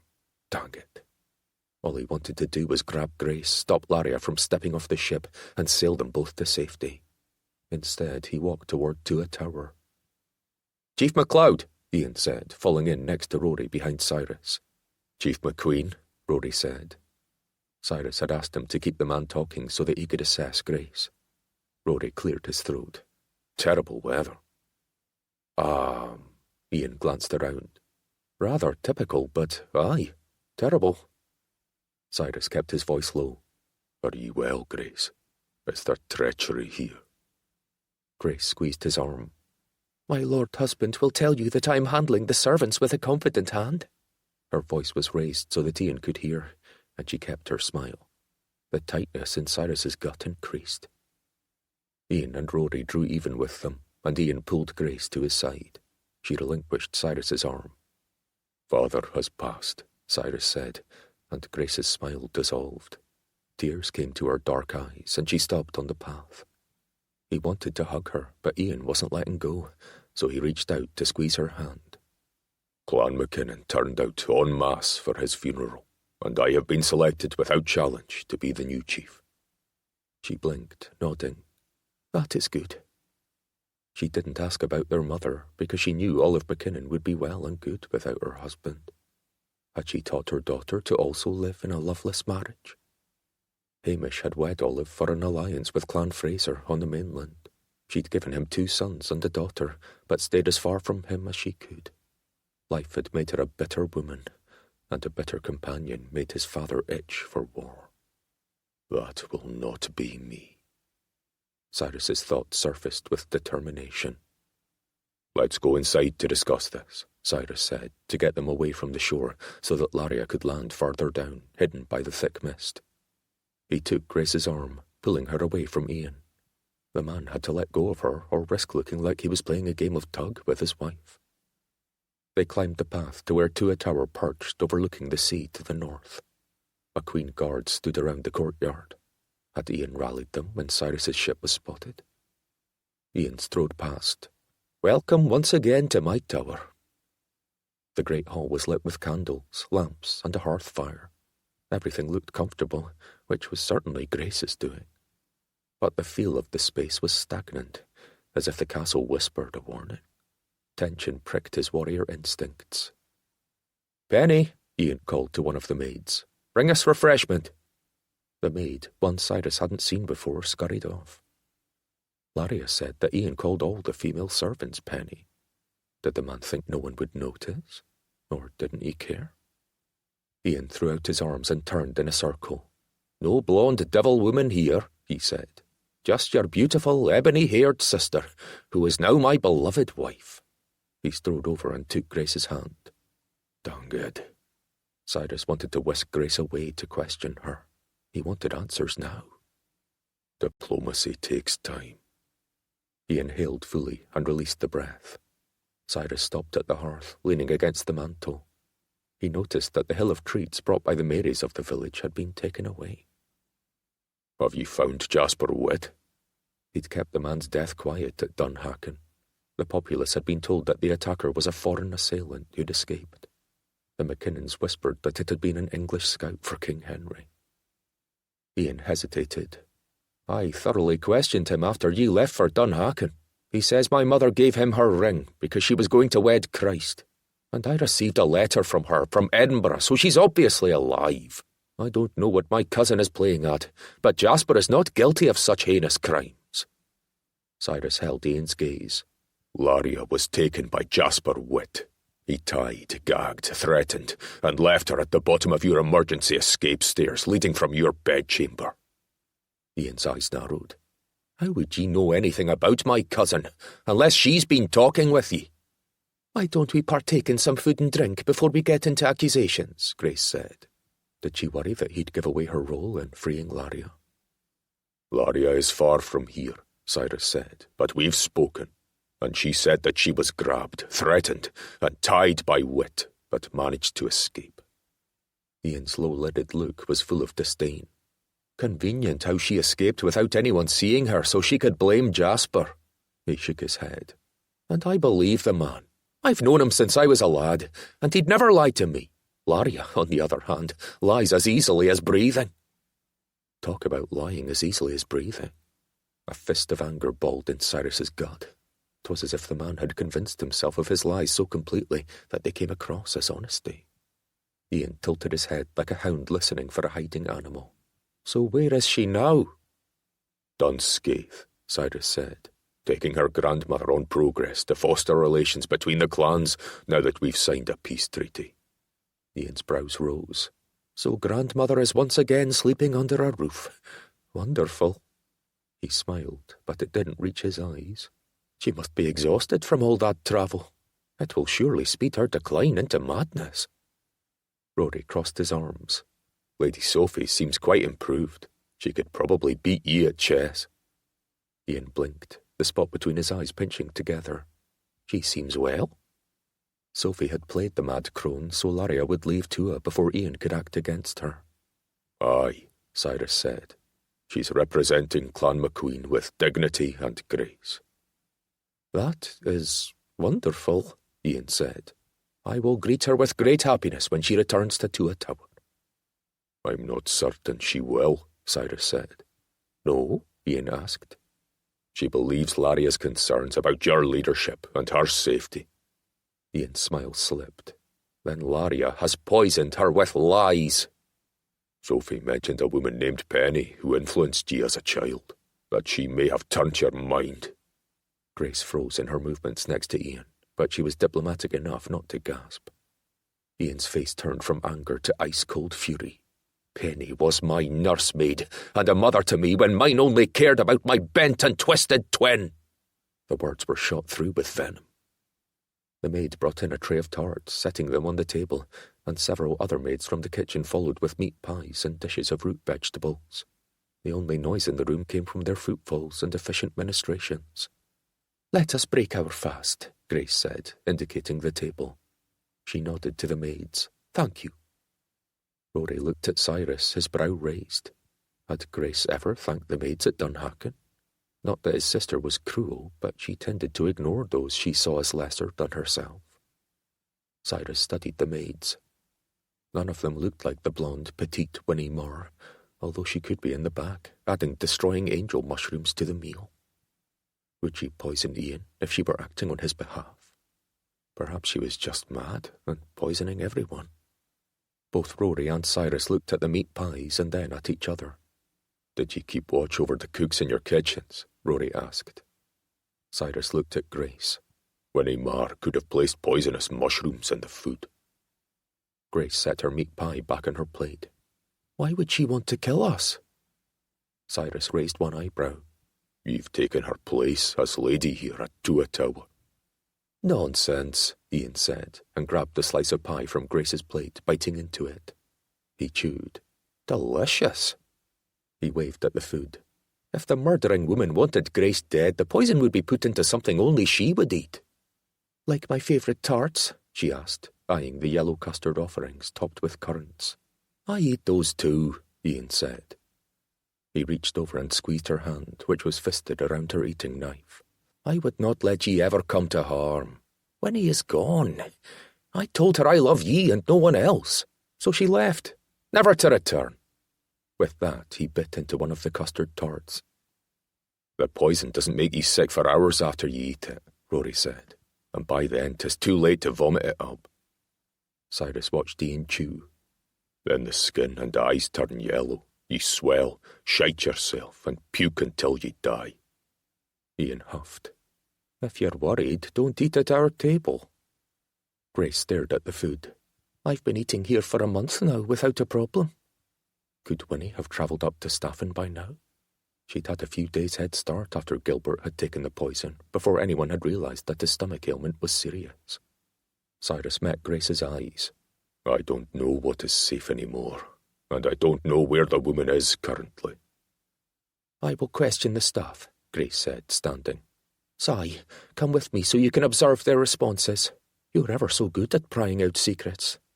She glanced at the back of Ian's head, but the man continued to eat, shoving tarts into his mouth as if he were a starving lad left alone with the plate.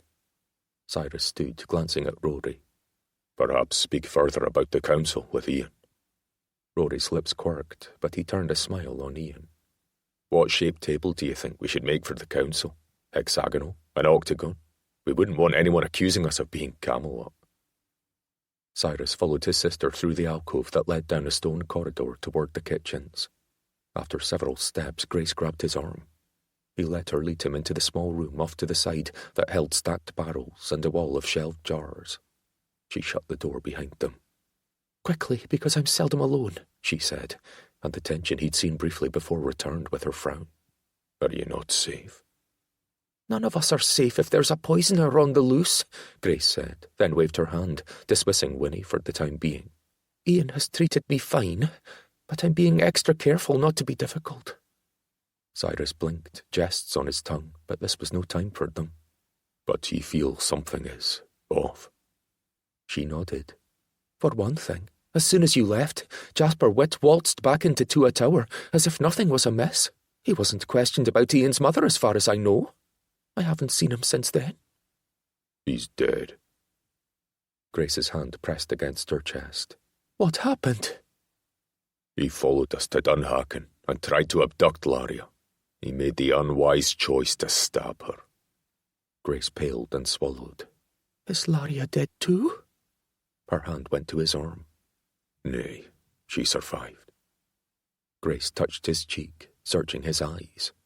"You love her, don't you?" He nodded, studying his sister's gaze. "Aye."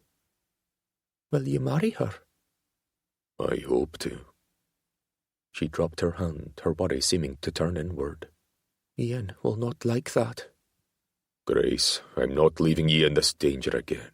Laria couldn't convince ye to come away, but I am taking ye." He shook his head. "I'm not the brother who marries his sister to a fiend and forgets about her." A small smile returned. "I know you aren't." Cyrus studied her. "Ye told Laria when ye helped her escape that ye didn't believe her about Ian's wickedness. Do ye believe her now?" Her smile flattened. "Do you?" "Aye. Ian is strategically working to take over Clan Mackinnon.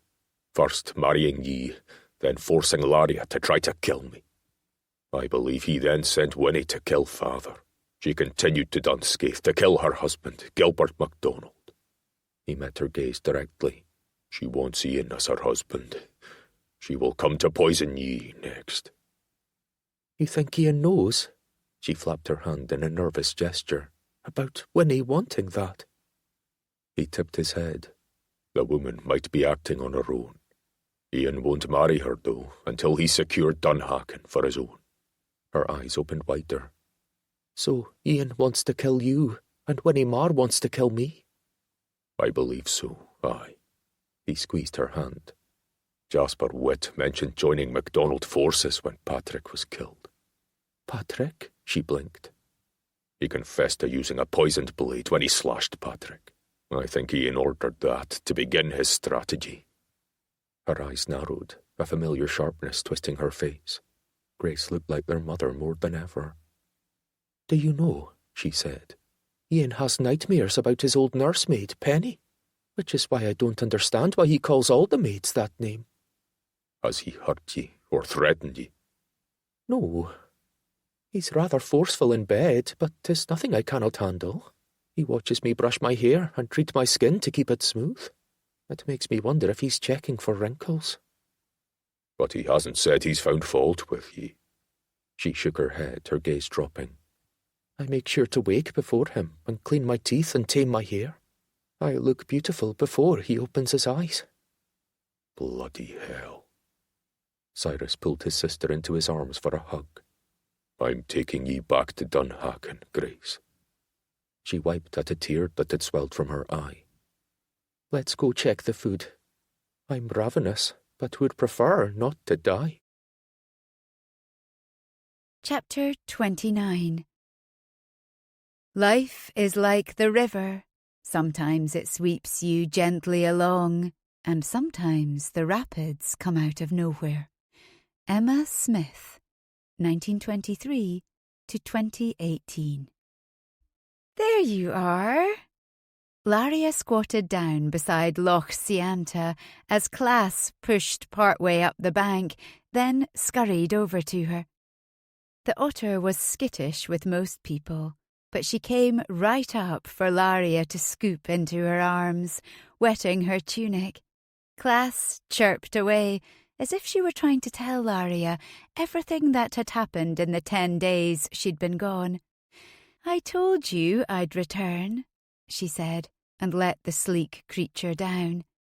Class slipped back into the loch, and Laria noticed another otter swimming just under the surface, its eyes watchful. "And you have a friend." Laria smiled as the two swam after each other, tumbling about in the clear water. Laria walked along the familiar path, farther into the woods. Without the fear of Jasper finding her, she concentrated on her footfalls instead of constantly looking behind her. She didn't want to run for fear of pulling her stitches, but she kept up a brisk pace. The changing leaves fluttered in splendour above her as the sun, which had broken through the mist, slanted down. She heard a rustling and saw Class and her new friend scurrying along through the ferns, following. After an hour, she spotted the bothy. A few spots of fresh thatch made Laria hopeful that she'd guessed Erskine's location correctly. She moved around the dwelling, but remained among the trees. Class ran ahead to the porch, while her friend stayed back. Her claws tapped on the wooden boards, and a dog barked inside. The door opened. "Class! Bloody hell! I could have shot you!" The otter dashed back to her mate in the bushes. "Erskine!" Laria said, stepping into the clearing. With the instincts of someone who'd hidden his whole life, Erskine spun around, raising his nocked arrow. She raised her hand. "Class was supposed to tell you that 'twas me, but she clearly left that part out." Ginny, the dog, ran out from around Erskine's legs, straight toward Laria. Her brother's serious slash of a mouth turned upward at the corners. Even with his white hair and strangely coloured eyes, Laria thought him very handsome. If only her mother hadn't abandoned him, he'd probably be the chief of Clan Macqueen right now, and everyone would have a home in Staffin village. How different their lives would have been. Would he be married to Grace Mackinnon? Or would she have turned up her nose at the thought of wedding a man with no colouring on his body? "You're back from Dunhacken," he said, his grin fading. "Is the chief dead?" She nodded, bending down to pet the prancing dog. "I've returned with Cyrus. He's now the Mackinnon chief." Leah scooted past Erskine, her smile broad across her red-stained face. "Laria, you're back! Is Lady Sophie with you? I want to show her our defences." She pointed to rocks piled neatly along the porch. "She is still on progress." Laria knelt to hug the girl. These were her people, her clan. They were more family than Ian could ever be. "Are Errol and Oscar living apart nearby?" Laria asked, glancing at the small cottage.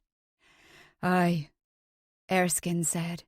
"We decided to split up for the winter, so we could live in huts or cottages instead of together in the wild. 'Tis easier to hide if need be. But Ian and Jasper have left us alone since you left." "We have visitors, though," Leah said, taking Laria's hand. Laria didn't have her gloves on, but the little girl didn't react to her scars. Laria wouldn't have given her the chance to see them before Cyrus and his undeniable acceptance of her flaws. His worship of her body included every part of her, the smooth and the imperfect. "Come eat," Kate called from inside, and Ginny ran ahead of them. "I'm hungry," Laria said, letting Leah guide her up the 2 steps to the porch. "The stew is delicious," Erskine said. Leah threw him a reprimanding look that mimicked perfectly the one her mother used. "You weren't supposed to eat it until it had time to cook through. Winnie said so." "Winnie? Winnie Marr? Holy Mary. Class squeaked from the yard, and Laria saw the two otters staring at something on the ground. Sitting on a stump at the edge of the clearing was a bulbous mushroom with a little collar under the pure white cap. A destroying angel. "Winnie Marr is here?" Laria asked, looking at Erskine. He nodded, a questioning frown replacing his smile. "She came with Reed," Leah answered, pointing toward the open door. "Winnie said they have nowhere to go this winter. Papa says we will find them a cottage, but for now they can live with us." Laria's stomach clenched in panic. "Leah, where is Reed?" Could he be helping his sister? "He's around somewhere," Leah said, her face turning to the forest.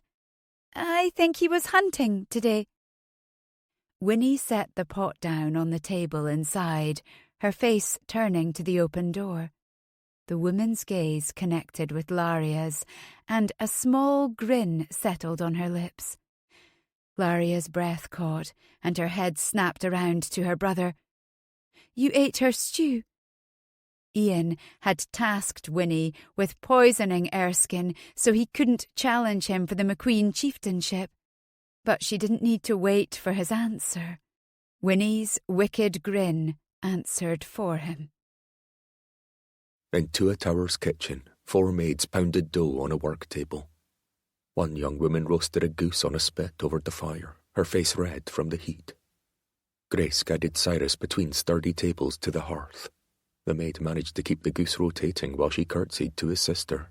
"Milady?" "Hazel, this is my brother, Cyrus." "Oh, I know who he is," she said with a smile. "I have a sister named Mary." Her already flushed face grew redder. She curtsied again. "My lord." Grace continued. "I am concerned that the mistress who used to be here, Winnie Marr, may have returned." Behind Cyrus, the large cook snorted. "I wouldn't let that woman in my kitchen even if she was Lady of the Tower. I'd quit before that." Cyrus turned. "So she hasn't had the opportunity to tamper with any food?"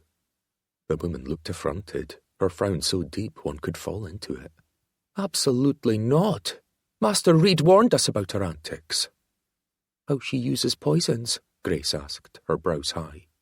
"Aye," the cook said. "I even sleep down here, so I'd know if she were about. Haven't seen her since Milady arrived." She nodded to Grace. Grace sighed with relief. "Excellent," she said. "Please let me know if you see any sign of her here or in the village." She looked at the whole kitchen staff. "Or if she contacts any of you. She's responsible for 3 deaths south of here, and is believed to be coming back to Tuatower to do more of the same." Gasps and wide eyes preceded vigorous nodding. The cook who'd been directing everything strode over to the back door that led out to the kitchen gardens and lowered a bar over it. "I or one of my cooks will remain in the kitchen always. The food will remain guarded." "Excellent," Grace said. "Thank you." The maid smiled timidly. Cyrus grabbed one of the warm buns that had come from the ovens, feeling much better about biting into it. He turned toward the door as Rory walked in and tossed him a warm bun. "Ian left the tower," Rory said. "Why?" Cyrus asked, his open hand spanning his sister's back to usher her toward the corridor leading to the great hall. His sense of urgency was growing, and Cyrus didn't ignore his instincts. They'd kept him alive at Solway Moss. "In the middle of his meal?" Grace asked as they followed Rory. "He excused himself to check on something when a man came to the entryway, and when he didn't return, I went out to the bailey. One of the stable lads said he'd ridden off with 3 other Macqueen warriors, and..." He looked at Cyrus. "Errol, the old blacksmith with the scarred face." "Bloody hell," Cyrus said. What was one of Laria's group doing leading Ian anywhere? "Did you hear what they were discussing?" Grace asked. "Nay, my lady," the lad said, bowing his head. "Chief Macqueen had me outfit a horse for Errol, too. He requested your white charger, my lady. They left in haste." He pointed down the path from the tower.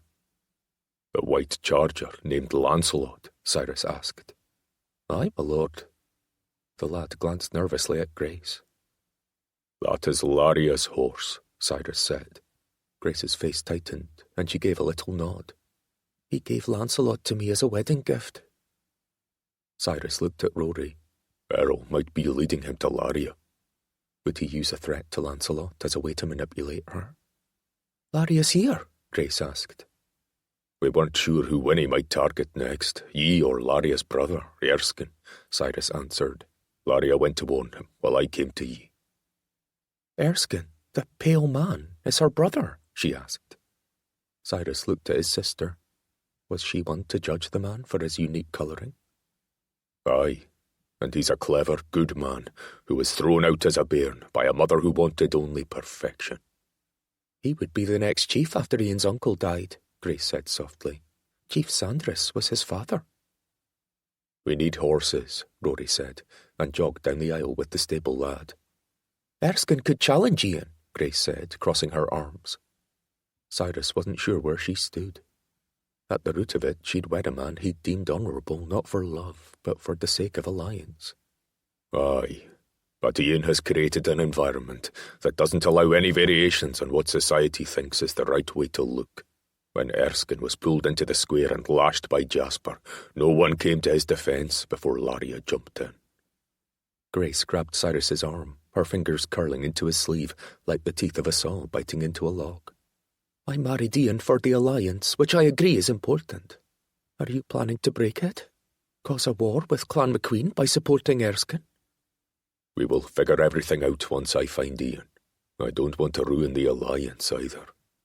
But you will, in order to save Laria, Grace said. He met his sister's gaze so she'd see the truth. Aye. Her lips pressed together until they were pale, but then she relaxed. Amazing, she said softly and inhaled. My roguish brother is in love. Rory and the lad trotted out 2 horses, their hooves clip-clopping on the hard-packed earth.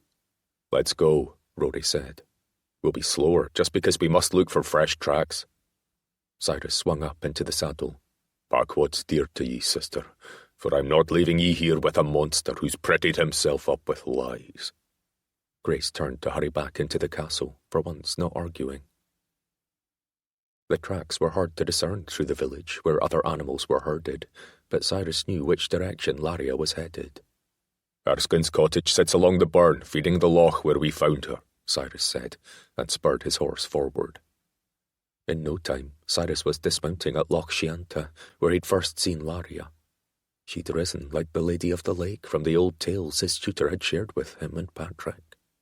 It had become part of her mystery to him, the curiosity that pulled at his mind. But so much more had followed.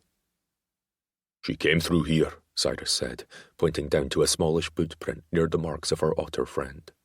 Rory pulled his horse alongside his, nodding. There are more horse tracks. She continued on, and so did Ian and Errol. Cyrus pushed his horse forward, his entire body tense. He felt the urgency of time running out. Chapter 30. Why, now blow wind, swell billow, and swim bark. The storm is up, and all is on the hazard. Julius Caesar, Act 5, Scene 1, lines 68 to 69. William Shakespeare, 1564 to 1616. "'Tis poisoned!" Laria yelled, abandoning her resolve to catch Winnie as she waved toward Kate, who had run to the door. "Who ate the stew?" "Good Lord," Kate said. She ran down to them and crouched before Leah. "Did you eat any while we were making it?" Leah shook her head, then ran for Ginny, scooping her up. "Just me," Erskine said, "but I feel fine." "It doesn't take effect right away, but you need to vomit. Now!" Laria glanced around. "Do you have a tincture of hellebore for purging?" Kate's eyes moved frantically around the foliage outside the cottage, as if the green plant with bell-like flowers might magically be growing there. No!" The word came out like a wail, and tears swelled out of her wide eyes. She ran to Erskine. "There's been no time to make any. "Oh, my lord, no!" Her hands went to her face, her cheeks going pale. Meanwhile, Winnie Marr, the slippery woman, retreated out the door like a serpent hiding in the grass. Laria grabbed Kate by the shoulders. "Make him vomit somehow. Finger down the throat." Erskine was already bent over, his fists pressed against his stomach, as if he was trying to tighten it enough to purge. "Help him," Laria said. "Can you do that?" Kate nodded. "Yes, yes." Laria yanked her blade out, desperate to find Winnie. A woman's screamed curse made her turn to run around the cottage. She ducked, in case Winnie was luring her falsely and had an arrow nocked and ready. But when Laria peeked around the corner planks, she gasped. Winnie knelt, as if she'd just sunk to her knees. Her mouth was open, and her eyes were wide with shock, her hands wrapped around a dagger embedded in her stomach. Her brother, Reed, dropped to his knees, so that they knelt before one another. "I'm sorry, Win," he said, his sister staring back at him with unbelieving eyes. "I couldn't let you keep." Tears fell from his eyes unheeded, a storm of them. "Reed?" Laria said. He turned his face toward her. "I didn't help her." He shook his head. "After Hamish Mackinnon fell ill, I followed her to Dunscaith, but I was too late to stop her from killing her husband, Gilbert.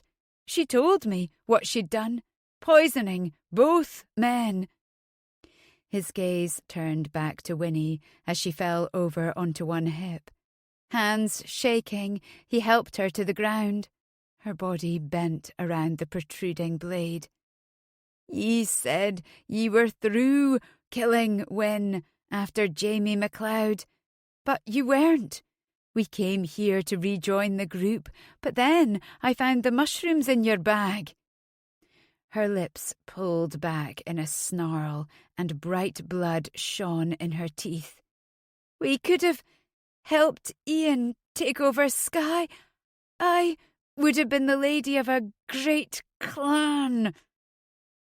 Reed yanked off his jacket, balling it up to pillow her head.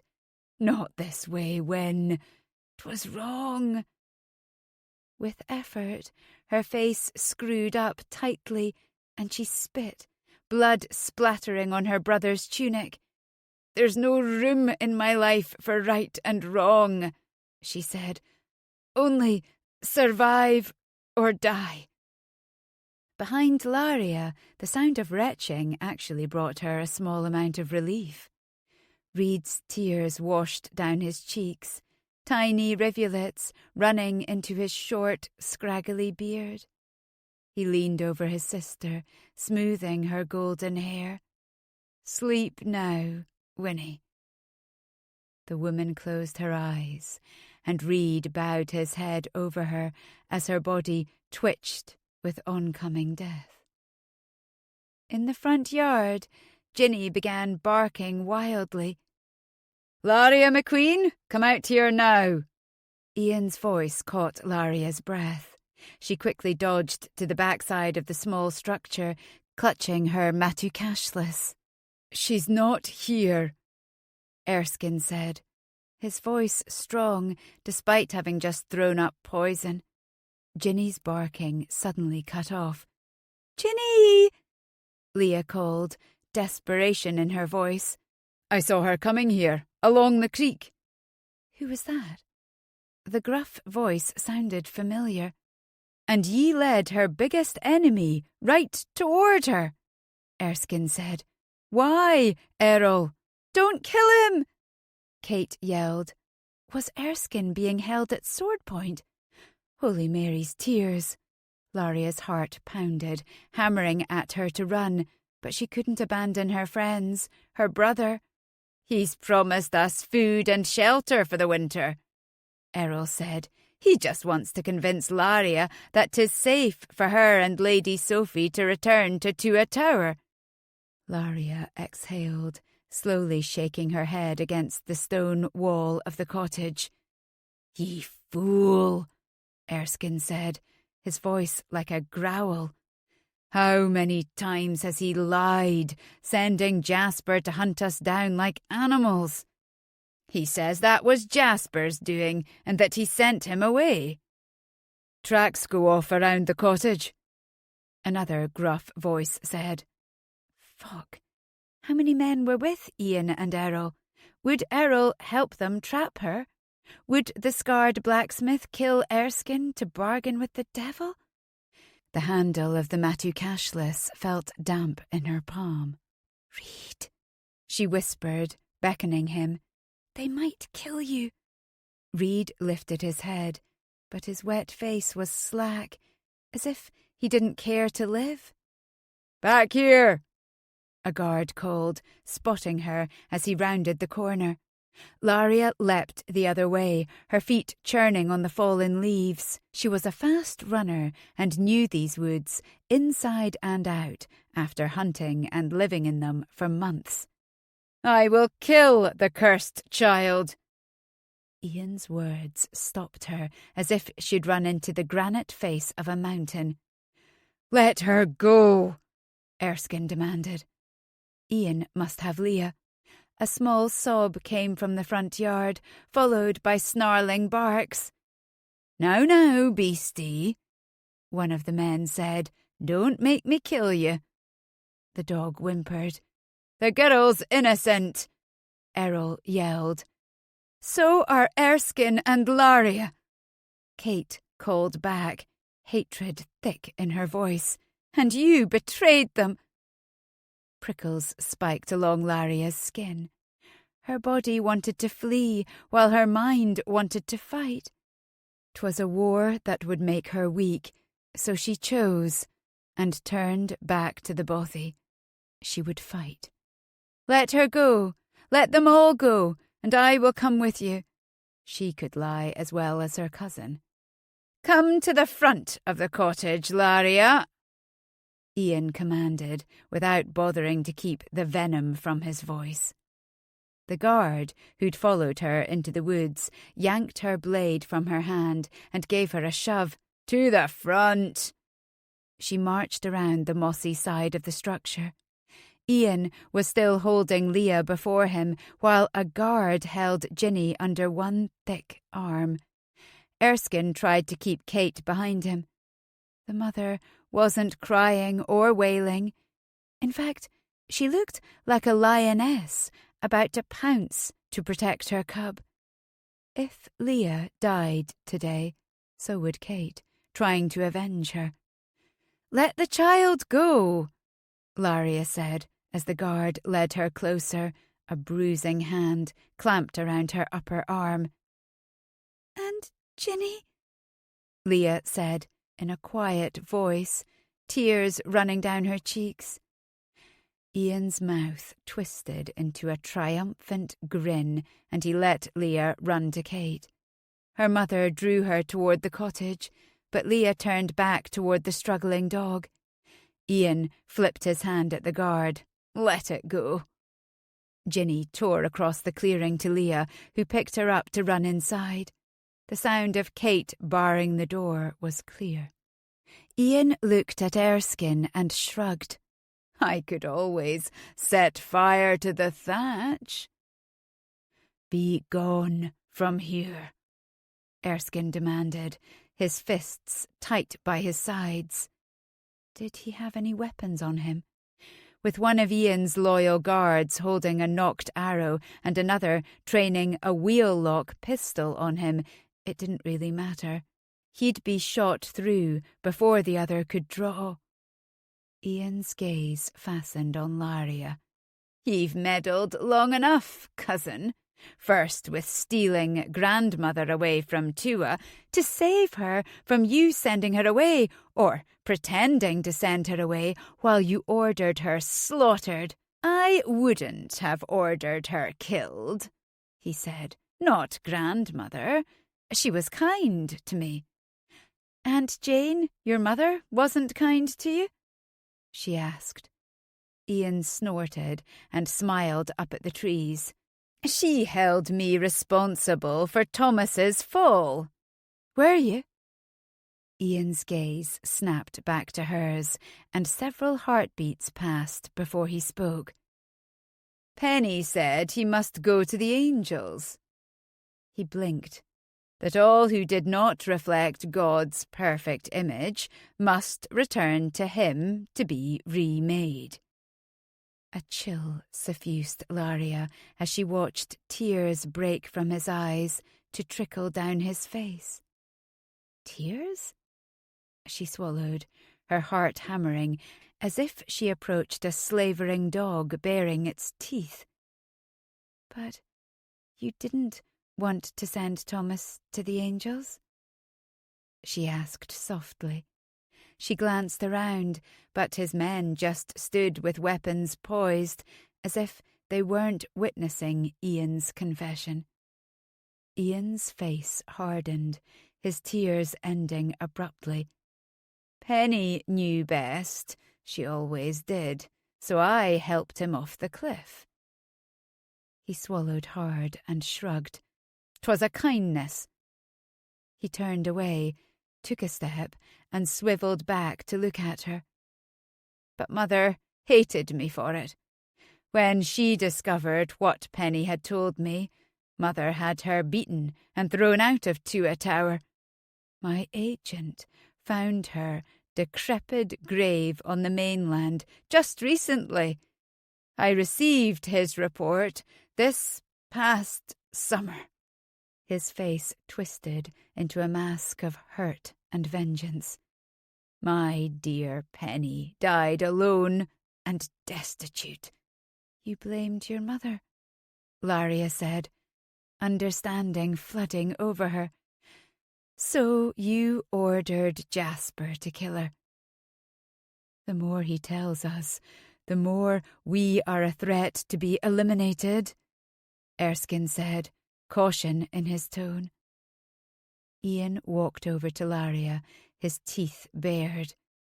Penny loved me when my own mother refused to even look at me, and Mother killed her by sending her away. Laria had him talking. Could she reason with him? So it was Penny who made you despise people who look different. She is the one who told you God would want imperfect people back with him. Erskine looked like he wanted to slap a hand over her mouth, but Laria had wondered her whole life. If she was going to die, she wanted to understand her cousin's madness. Ian's eyes shone with something close to tears, and he blinked, suddenly looking young and ashamed. He leaned toward her ear, whispering, I have a monster in me, cousin, and when I see something that makes me remember what I did to Thomas, the monster comes back. Twisted people bring the monster back. He straightened. Penny loved me anyway. Ian's words, said in such a small voice, chilled Laria more than any icy sea. I can take the twisted people away, Ian, so the Smack! Pain erupted in her cheek as Ian slapped her. Teeth bared, he lowered his face to hers. Don't ever mention that, he said, the words seething from behind his teeth. He straightened. See, cousin, just the word brings it out. Ye said you wouldn't hurt her, Errol called, that we could all come back. Kill him, Ian said, with a gesture to one of the guards. The sight of him torments me. The red scars on Errol's face darkened. You're a fucking liar! The guard shot, and an arrow went straight through Errol's back. Laria kept her gasp silent, though tears pricked her eyes. Erskine remained rooted to the ground, his face grim. She was dealing with a man whose madness had been honed when he was young. Left unchecked, it had grown with him. "Ian," she said softly, "I can take everyone away. I will leave too, and you can stay at Tua Tower. Mother Mary's tears. Let him believe her. I won't tell anyone anything about you or your mother." He wiped his nose with the back of his finger. "I tossed her bones in the sea." Laria glanced toward the cottage. Was Reed still there? Could he help them? "If she's not at rest, she will haunt you, Ian." Paleness leaked into his cheeks. "I will figure out a way to banish her spirit. Grace's presence has already helped." Ian was seeing ghosts. "Grace can't keep Aunt Jane away forever." "She will," Ian interrupted, "and Winnie knows the proper spells to keep her restless spirit away." "Winnie Marr?" Laria glanced at the cottage that blocked her body. "I'm afraid she won't be able to cast any spells." Ian followed her gaze. His eyes widened and he jogged around the cottage. Silence fell across the clearing, and then he strode back around. His gaze snapped to the man holding Laria. "I didn't touch her," the guard said. "Fuck!" Ian yelled, running back to the side of the cottage, his hands yanking the hair on his head like he'd truly gone mad. "Reed, who killed your sister?" "I did." Reed's tortured voice was followed by Ian's yell. "You fucking murderer!" "You know he's mad," Laria said to the Macqueens in the clearing. "Everyone's a bit mad," the man holding her said, and inhaled close to her ear. "And your spicy scent is bringing it out in me." She stomped the heel of her boot down on his toes. "Bloody bitch!" he yelled. "Hold still!" "Can I just shoot him?" one guard called to Ian as he aimed his pistol at Erskine. "Aye," Ian called, his voice vicious. "No!" Laria yelled. She snapped her boot back to kick the brute's knee, making it bend backward unnaturally. Boom. Erskine threw himself sideways half a heartbeat before the guard shot. The ball whizzed over his head, hitting a tree hard enough to make it splinter. Erskine sprang up to barrel into the guard, throwing him backward, the pistol skittering across the hard ground. This was her chance. Laria twisted in the man's iron arms. "Hold still," he said, then cursed when she bent forward, kicking her heel backward again. At the same time, she bit down on his forearm, instantly tasting blood. "Fucking bitch!" She spat and threw her head backward into his nose. Crack.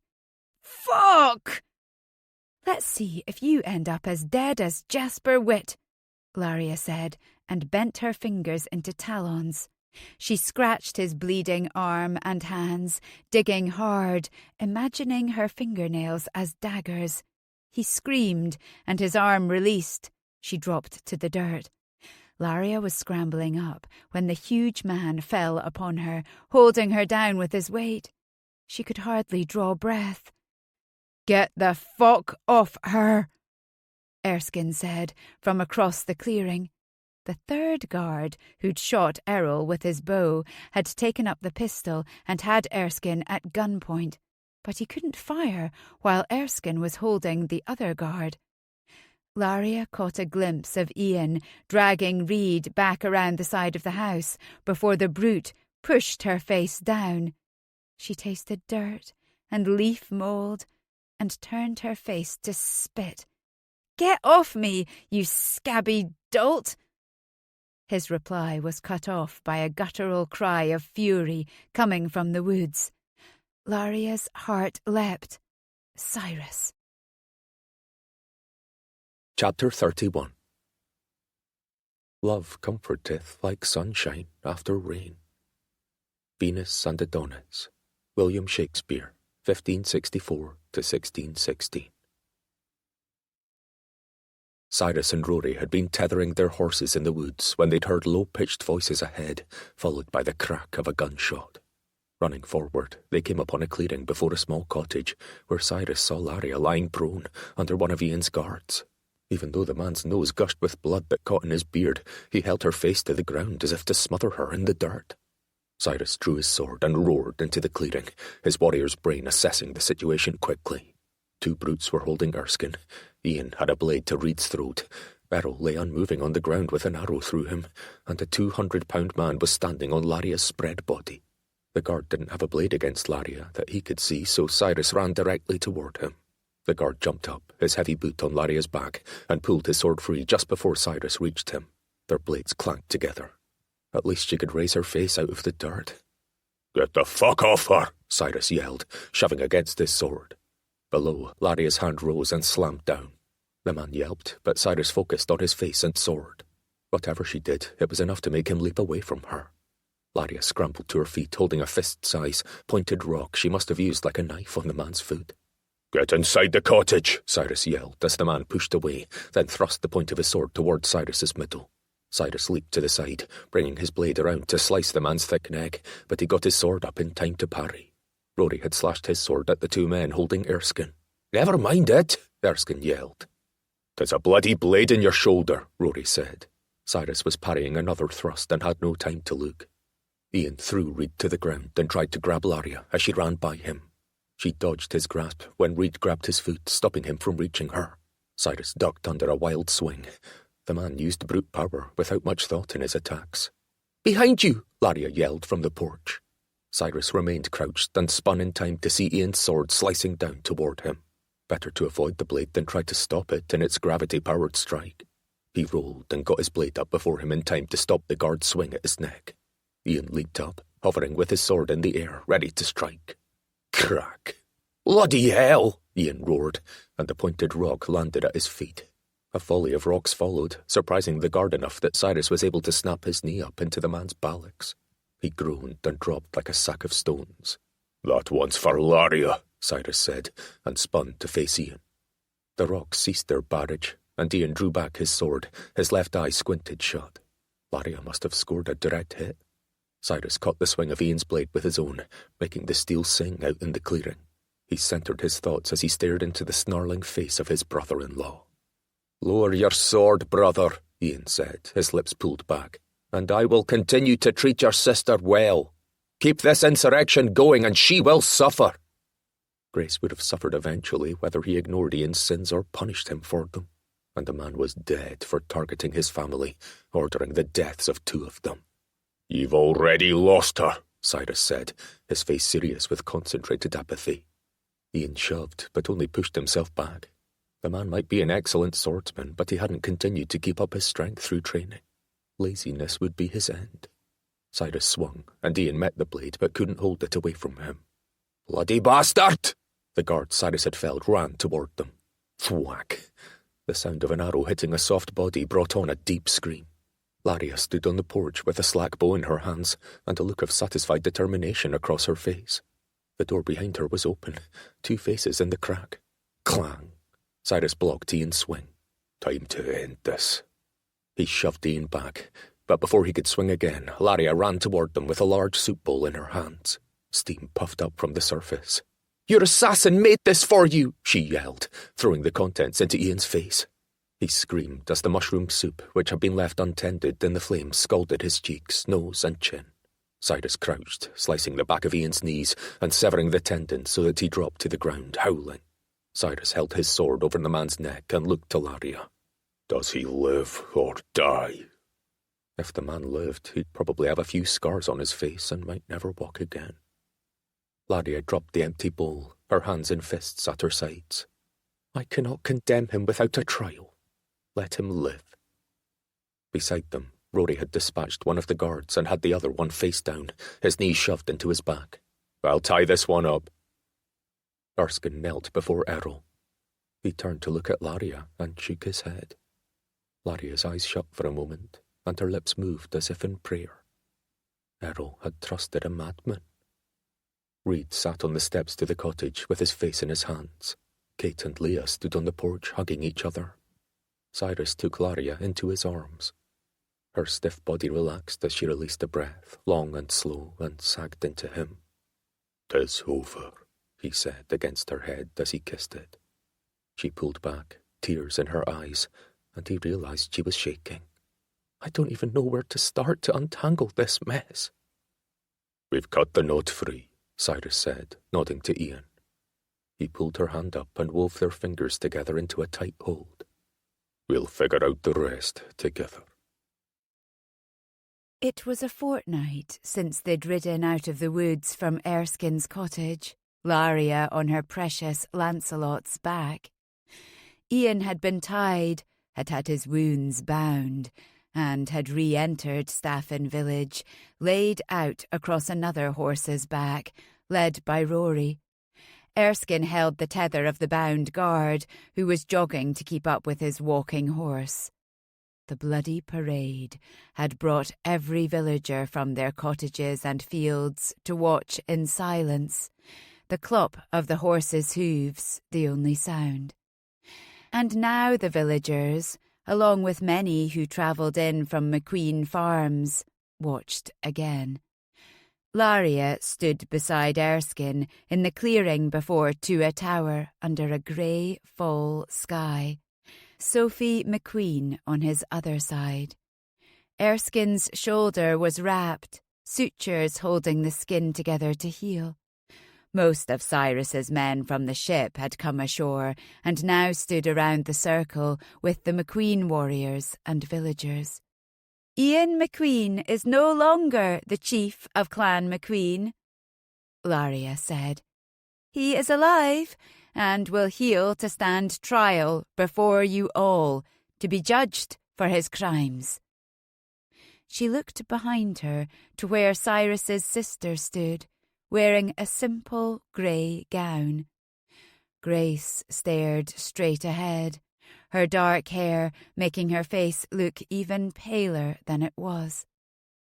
"Lady Grace is innocent of all her husband's crimes. He openly lied to her and denied his crimes to her," she said, turning back to the hushed crowd. Urged by Morag and her intuition, Sophie had returned shortly after Ian's downfall, bringing Bonnie. A runner had been sent to Scory Brack, and Maxwell and Bernice had journeyed back to Staffin village with 40 other MacDonald and McNichol guards. Sophie's voice was clear and strong, although Laria saw a shine to her eyes. "Ian, my grandson, has a disease of the mind that began when, around the time that his brother, Thomas, was killed. He is responsible for the death of his mother, my daughter, Jane." Gasps and angry murmurs rose from the villagers, and Laria went around to take Sophie's arm in support. "Ian's past mistress, Winnie Marr, killed Chief Hamish Mackinnon with poison under Ian's orders. She then, under her own counsel, killed her husband, Gilbert MacDonald of Dunscaith, before returning to Tua to find the only other child of your past honourable chief, Sandris Macqueen." Laria and Sophie turned together toward Erskine. Cyrus came forward, looking every bit the warrior god, with his broad shoulders and honed muscles visible through his white tunic. "Clan Mackinnon supports Erskine Macqueen as the new chief of Clan Macqueen of Skye," he announced. Rory stepped forward. "Clan MacLeod and Clan MacDonald support Erskine Macqueen as the new chief of Clan Macqueen of Skye." As if cued by some silent signal from Cyrus, the swords of all the visiting warriors rose to point at the sky. "Chief Erskine Macqueen!" they called together. A stillness came over the group, and Laria gave her brother a little pinch that no one could see. Erskine cleared his throat. "People of Staffin, good people of Clan Macqueen, I was given away by my mother to one of ye when I was born a bairn, because my pale skin and different-coloured eyes frightened her. Mistress Iona cared for me, loved me, and raised me to love my clan. My skin and eyes do not make me any less of a Macqueen and a warrior." No one said anything. Laria held up her hands, the red scars and misshapen finger exposed for all to see. "I've hidden my scars because I thought they made me less, but they don't." Cyrus came to stand next to her and took her hand in his. "Scars merely show that you've battled against something fierce and survived, that ye were stronger than the attack to your body." Erskine's deep voice rang out with conviction. "And differences on the outside." He indicated the silky white hair tied back at his nape. "Don't affect a person's blood or heart. The most perfect face," he indicated Tua Tower, where Ian was locked away, healing, "can hide a brittle heart and twisted mind." Kate came forward through the crowd, her gaze on Erskine, as if seeking courage, and he nodded to her. She and Leah turned to the crowd, Leah standing with her face to them all. Laria felt tears swell from her eyes at the girl's bravery. Bernice, the hump in her back obvious, walked next to her brother Maxwell to stand with Kate. Bonnie followed, her head barely covered by what little hair she still had. Oscar used his crutch to make it up to the front. "My sister makes beautiful woven baskets," Maxwell said. "And I can still make the best whiskey on the Isle of Skye," Oscar said. "I don't need 2 legs for that." A few chuckles came from within the crowd. Laria looked out at the hushed people. "My cousin was wrong to make us hide if we weren't perfect. God brought us into this world exactly as we are." She touched Erskine's arm. "And the afflictions we've endured," she held up her hand again, "show us to be stronger than the crimes against our bodies." A mother pushed forward, her face curious and hopeful. She pulled a little boy with her who had a bright red oval on one cheek. Sophie spoke out. "And as we age, our faces and minds change. Wrinkles and forgetfulness are part of the gift of living a long life." She laughed. "May we all survive disease, war, and mishaps to grow old enough to lose our hearing and nimbleness." The wrinkled face of one ancient man rose up higher in the back, and a pair of aged sisters moved forward to stand with their arms linked. "Perfection is a lie," Cyrus said. Erskine raised his own sword, "and Clan Macqueen is done with lies." The crowd shifted as Macqueens pulled their swords free, raising them tip up to match the others. Cyrus did the same. "Long life to Chief Erskine Macqueen," he called. "Long life to Chief Erskine Macqueen," the people around them called, their voices melding into a thunderous oath that sent shivers up and down Laria's body. 'Twas like waves of truth washing over everyone, washing them free of fear and their need to hide. "And to Laria Macqueen," Cyrus called, holding her hand high in his, "who protected her people and fought for you all." "To Laria!" the villagers yelled back. Laria felt a flush climb up her neck into her cheeks, but she smiled out at her clan. Then Cyrus was before her, still holding her hand. He kissed her knuckles and stared at her. He had signed a new alliance contract with Erskine that morning, her brother's first official act as chief. When Cyrus continued to stare at her, Laria tilted her head in question. "My new ally has something more to say," Erskine said, and the cheers settled down to hushed whispers. Laria noticed her beautiful Lancelot being led by a smiling stable lad through the parting crowd. The charger was draped with garlands, his mane braided to match his tail. She stared in confusion. Cyrus turned to her. "Come." He held his hand out, and she took it. He led her to Lancelot.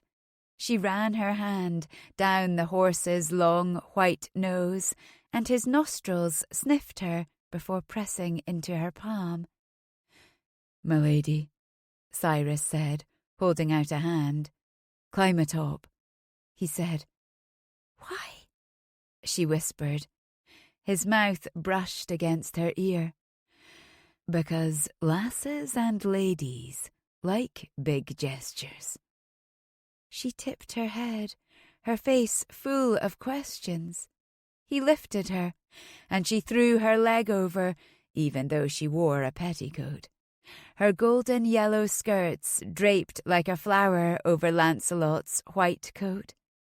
No one in the square made a sound as they watched Cyrus guide the horse to a table, where he leapt onto its surface. Holding the horse's reins, he bent down on one knee. Laria heard a collective sigh from the females in the group. "Laria Macqueen, for no other reason than because I know you, I believe you, and I love you. Will ye wed me?" His words pressed into her, embedding into her floundering heart. Cyrus loved her, all of her, and he wanted everyone to know. The whole village of Staffin seemed to hold its breath as the villagers and guests waited for her answer. Cyrus's smile wavered, and she spotted the worry when his hand lifted absently to the back of his neck. She leaned forward, her hand outstretched. He took it, and her smile spread. "Yes, Cyrus Mackinnon, I love you, and will wed you." A cheer rose up again like thunder, accompanied by whistles and laughter. "Kiss her!" was called several times. "Kiss him!" was echoed. Cyrus stood and pulled Laria off the horse into his arms that felt right. They anchored her and warmed her like nothing else in the world. This was love, and it was beautiful. Epilogue. Be thou the rainbow in the storms of life, the evening beam that smiles the clouds away and tints tomorrow with prophetic ray. Childe Harold's Pilgrimage, Lord Byron, 1788 to 1824. 2nd October, 1545. Banks of Loch Shianta. A path had been cleared to the crystalline waters of Loch Shianta. People stood along the edge, which was lined with colourful leaves in sunset hues. For a deep autumn day, it was relatively warm, although the sun hid behind heavy clouds. Morag Gunn stood with Sarah, who held her bairn, Alec, next to Rory. Keenan stood on Morag's other side with Tierney, Grace, and their toddling lass, May. Tierney's older daughter, Maggie, and her dog stood under some trees where Maggie searched for colourful leaves. Representatives from clans MacDonald, MacNichol, MacLeod and Mackinnon stood with the Macqueens. It seemed that the wedding of Cyrus Mackinnon and Laria Macqueen was indeed bringing all the clans on Skye together. Morag smiled. The Earth Mother and the elements will protect us. The woman, Kate, who was set to marry Erskine that winter, began to play the lyre, plucking a sweet melody that brought a lightness to the dimly lit day.